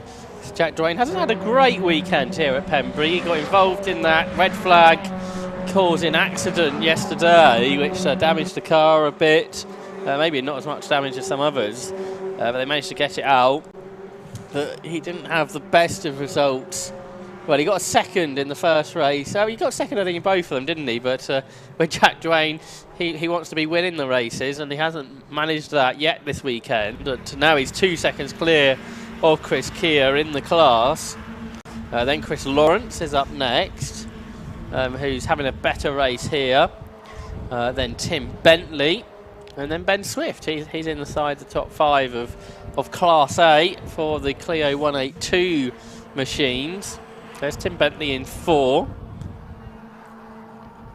But yeah, well up the road is Jack Dwayne in the class.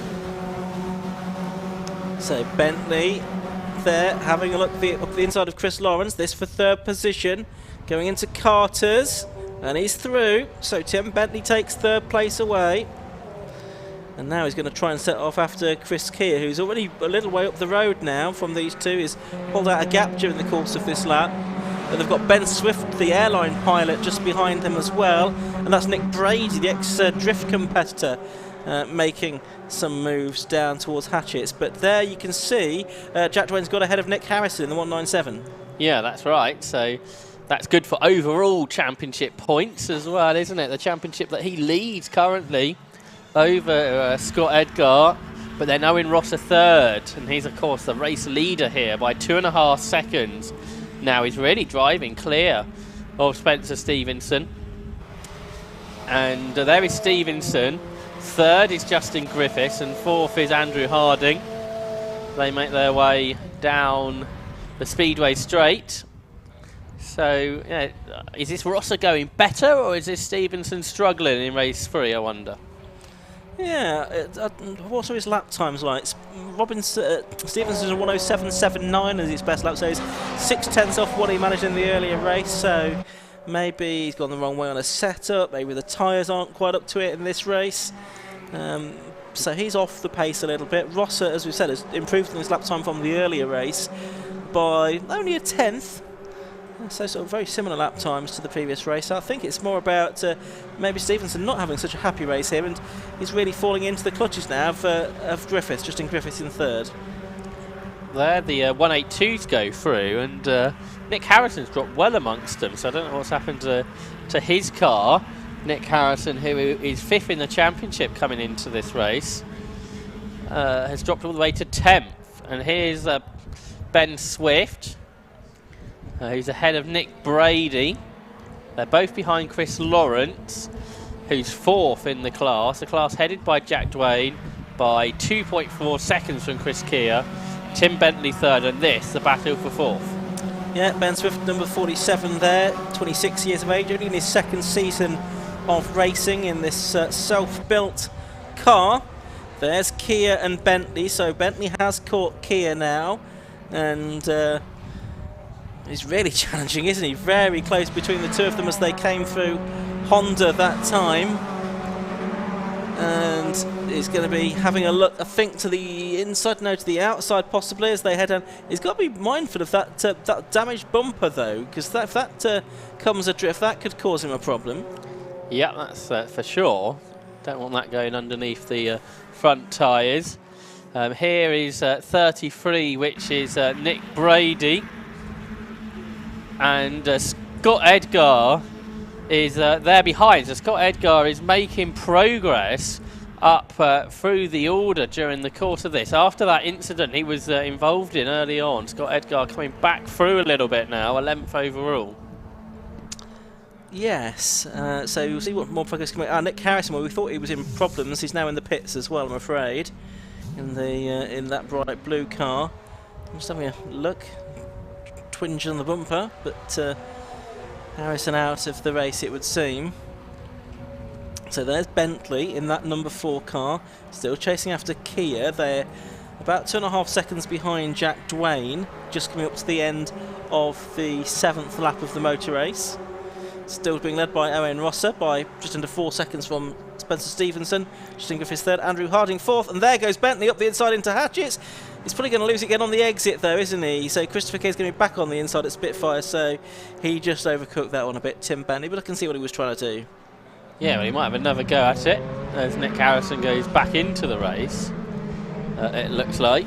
But here's that battle for 6th overall, 2nd in Class A, and they make their way.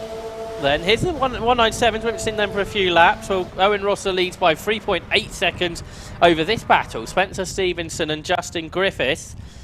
And then Andrew Harding in 4th position, but Stevenson ahead of a very sideways Justin Griffiths there as they turn their way right through, which is Honda Curve. And they go up across the line then to complete what is 8 laps of this race. 4 seconds behind the leader, so Owen Rosser looks good for a win. But for 2nd, well, that's all up for grabs in the final 5 minutes of racing. Chris Lawrence is getting the driving standards flag, number 56. He's in 11th position at the moment, so he needs to watch his step as far as track limits are concerned. Yeah, he's lost some places lately because he was ahead of Ben Swift, Nick Brady and Scott Edgar at one point. Yeah, there's Darren Ransom just getting through. He's just behind Chris Lawrence actually, and Alex Hawkins in behind him. You can see Edgar there with the bonnet, with the bumper flapping in the breeze, just ahead of Lawrence. So there's the Ransom car, and there's the Hawkins car, which lost its bumper in the early stages. been a decent fight back from Edgar here, hasn't it? Because he was pretty much last, not quite, but that pretty far down. Dan Ransom also has some damage to his rear bumper, getting sideways. He's, what, 12th here. He's been having a pretty decent season. Big improvement for him from last year. Alex Hawkins, one of the new drivers, just behind him as they come through to the end of 9 laps of this Pembrey circuit. Ransom hooks a couple of wheels over the dirt though, which is unadvisable, I would think. But it didn't really affect him much. No, so there they go, 4.25 minutes left. Darren Ransom in 12th, Alex Hawkins in 13th position in that number 15 car, first year of racing for him. He's done some BTRDA rally driving in the past. He's 32 years of age, telecommunications engineer. We're watching now though the 55 car of Justin Griffiths, who's there in 3rd position, not terribly far ahead of Andrew Harding at the moment. 42 years of age, Justin. Also did some rallying in the 2000s, and he's involved in property restoration. Yeah, he's got his mate Andy Harding right there, as you say. 2nd, 3rd and 4th. Harding, who won the 2 races at Silverstone. In fact, it was a new rear axle they went and got down the road last night and fitted that. And well, he's got him to through the races, hasn't it? All the repair works they've done on that car. This has been a good drive by Owen Rosser, let's not forget that, because he's pulled out a nice lead of more than 5 seconds over the next 3, which are pretty much together now. It's the kind of thing that he's shown his paces though over the previous 6 races, and now he's put it into a race distance so far. 182s are battling for 2nd position, and it's Chris Keir and Tim Bentley alongside one another. They're both about 3 seconds behind Jack Dwayne at the moment, so it really is the battle for the minor places. Ben Swift's also involved in this as well in the number 47 car, but he's actually losing out to Scott Edgar here. He's trying to come back through the order. He's made up a couple of places already on this lap, getting past Nick Brady and now Ben Swift, who's lost 2 positions in 2 corners. Yeah, and it's very lurid as he's trying to get the car back under control. This has been a really good drive from Scott Edgar, hasn't it? Because he didn't qualify, or didn't start very well, didn't start very high up the grid. Had that moment where he was knocked out of contention, it would seem. But he's fought back really well here. Probably one of his best drives. He's won races this year, but to overtake so many cars on a track which isn't the easiest perhaps to pass on, he's worked his way through the order. It's a nasty dent he's got in the driver's door as well, isn't it? And if he hadn't had that incident, could well have been challenging Jack Dwayne here for the win, which would have been his 3rd of the weekend if he was able to wrest it away from Jack Dwayne. So there he is now, up into 4th place within the Clio 182 class, just behind Bentley and Keir. So what price P2? He's not going to get the win, I don't think, unless Dwayne has a problem or makes a mistake, because there's only about 1.5 minutes left to go. Yeah, so this might or might not be the penultimate lap of the race, actually. For Andy Harding, he might get 3rd from Justin Griffiths here. He's on the inside line, headed up towards Carter's Curve, and easily powers past him. He must have got a better exit there, or has Griffiths got an issue with his 197? Because he's dropping way back. The leader goes across the line with more than a lap time to go, so we might get 2 more laps in here. Yeah, should do. So waiting for the 182s to come through. Honda to start what we think will be their penultimate lap. We're watching a bit further back though. The 26 car of Gareth Tansey and 49 Tom Stevenson Joyce. There's a few cars with bodywork damage in this race, isn't there, Josh? Yeah, it kind of brings the memory back to the old Clio Cup days when they were 182 cars. There used to be quite a lot of that sort of thing going on there. But here's Owen Rosser. We haven't really seen him all race because he has been dominating this motor race. He leads by 6 seconds in the car that was used as a development car last year for this new class that's come into the Clio Sport Championship for 2022, the 197. And Owen Rosser, in his first year of car races, come from karting. and he's absolutely dominated this one. He should get one more lap in as he goes across the line. So that means the 182s, this battle for second place within their class, well, it's going to have an amended result on what we see on the circuit, because Tim Bentley is going to be given a penalty for exceeding track limits during the course of this race, and he is running third on the road. So Scott Edgar should get a class podium out of this. Yeah, he should do, shouldn't he? Might even do it sort of on the road, because they've still got just over a lap to go. Sort of halfway round, very nearly his final lap now has gone Owen Rosser in the lead of this race. There he is, just heading through the crossing and towards the centre S's now. So around about halfway through this final lap of the race, heading off down to Brooklands. Meanwhile, all kinds of shenanigans still going on in the 182s. That's the battle with Chris Lawrence getting ahead of Nick Brady now. There was two cars, well, there's one car between, no, that was just a change of position, wasn't it? It's just updated on the screen. But that's for 10th place anyway, is what I'm trying to say. Owen Rosser, meanwhile, is heading through Carter's Curve for the final time this weekend.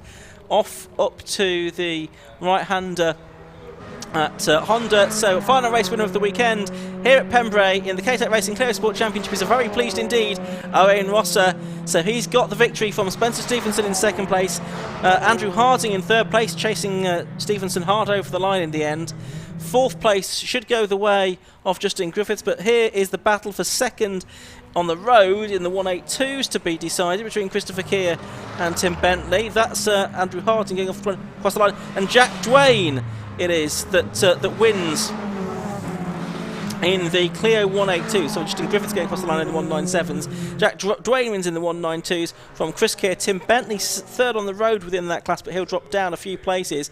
So Scott Edgar, as you predicted, Josh, will get a class podium out of all of that. And Josh, we've had some excellent racing from the Clios, but across all of the categories today here at Pembrey. Yeah, that's absolutely right. A frenetic day, 16 races we've had. We've got through it, all before 20 to 6, and a great day, proper 750 Motor Club racing throughout the day, where some races weren't predictable until right at the end, and it's been great to come here to Pembrey, and yeah, it's been a really good circuit to see racing at, and as always, it's been great to be part of this coverage with you, Ian, and with Johnny.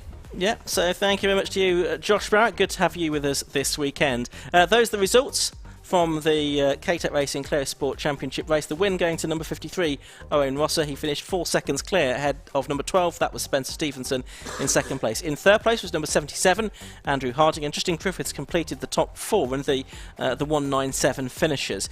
First of the 182s, in fifth place overall was number 1, Jack Dwayne. In sixth place, number 22, Chris Keir. Seventh place to number 4, Tim Bentley, but he'll drop down once that 5-second time penalty has been applied. 8th to number 40, Scott Edgar. 9th to 47, Ben Swift. Chris Lawrence rounding out the top 10.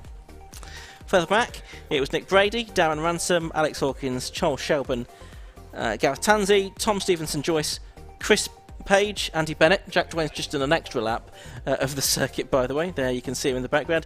And Nick Harrison did get back out to complete his race and take 19th position. So that's it from the K-Tech Clio Sport Championship for this weekend, and indeed this 750 Motor Club meeting. The Clios are out at Donington Park in August.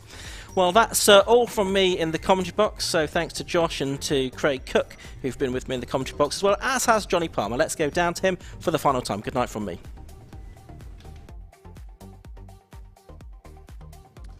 So the end of another K-Tech Racing Clio Sport Championship race. It's another win for Owen Rosser, and we missed the opportunity actually to speak to Owen last time. So thank you for being patient. There's your garland, and a chance to really sum up your weekend. Another victory. Yeah, it's been a great weekend. Didn't have a lot coming in, really. Never been to the track. Still only my third race in cars. So, yeah, it's been a fantastic weekend. I just need to give a big shout out to my dad over there. Happy Father's Day and all that. You know, I wouldn't be here without him. So, yeah, it's been a great weekend. Really good. So when did you know you were going to be really competitive? I guess from the moment off yesterday, but they were in very different conditions. Yeah, obviously yesterday very different. Soaking wet yesterday. You know, obviously pole in those conditions that guarantees nothing today. And yeah, I mean, from the off, it's been a really good weekend. And yeah, on to Donington now. And a peculiar situation when you expected to be racing last night. We attempted it, and then you had to wait you know, a full overnight spell to be racing bright and early this morning. Yeah, absolutely. It's a bit of a weird one. You know, I think after quali I'd have liked a wet race, but yeah, we'll take it. We'll take it today. You know, second and 2 wins. Can't get much better than that. Indeed so. Congratulations on a second overall and indeed class victory, Owain Rosser. And let's move forward to Jack Dwayne, because you've had stories at each end of the extreme, haven't you? Tell me about yesterday, first of all. Yesterday there was a racing incident. I'll not comment on what happened, but it went obviously terribly wrong into that hairpin, and there's a lot of damage caused to cars, mine being one of them. So I've got to thank everybody that built my car for me all through the night and, well, into the night. Lent me parts. Scott Edgar lent me parts for the car, bearing in mind we're friends but we're rivals, so that was very nice of him, and just everybody helped really, because we were going home, so it's nice to finish on a win. That's really good. I mean, we don't want to dwell on the incident, but clearly you had a lot of tidying up to do to the car. I saw you late last night trying to see whether the front wheels would even move, and now you're winning your class. That's it, yeah. The setup's not too bad on it. It's not exactly how I wanted it to be, but it's working. I've sort of adapted to drive it how it is. It's not quite how we want it on the back end, but it's can't just nip home and sort it out, so made the most of it and got stuck in. You ever raced here before? I know you're a Pembrey fan now. First time here, really like the circuit. I said that as soon as we did the first test session, so I really like it. I like bumpy, technical circuits where it's not all about straight line speed, so yeah, good place. Congratulations, Jack. I'm sure there's probably a garland somewhere, but we've run out for the time being. But congratulations on the win in the 182s. Jack Dwayne taking the victory. Now, our next live stream, we will have an announcement about that on the 750 Motor Club socials in the next few weeks. So keep an eye on @750 Motor Club on Facebook, on Twitter and on Instagram. If you want to see 750 Motor Club in the flesh, Brands Hatch Indy Circuit is the place to be, because, I mean, Indy Circuit racing, as I'm sure you'll know, is always phenomenal. And when the 750 Motor Club make their trip down to Kent, it's one to be there for. So that's the first weekend of July, 2 weeks from now. But for the moment, from Josh Barrett and from Ian Soman in the main commentary box, from me, Johnny Palmer, in finally a sunny pit lane here at Pembrey, it's bye-bye for now.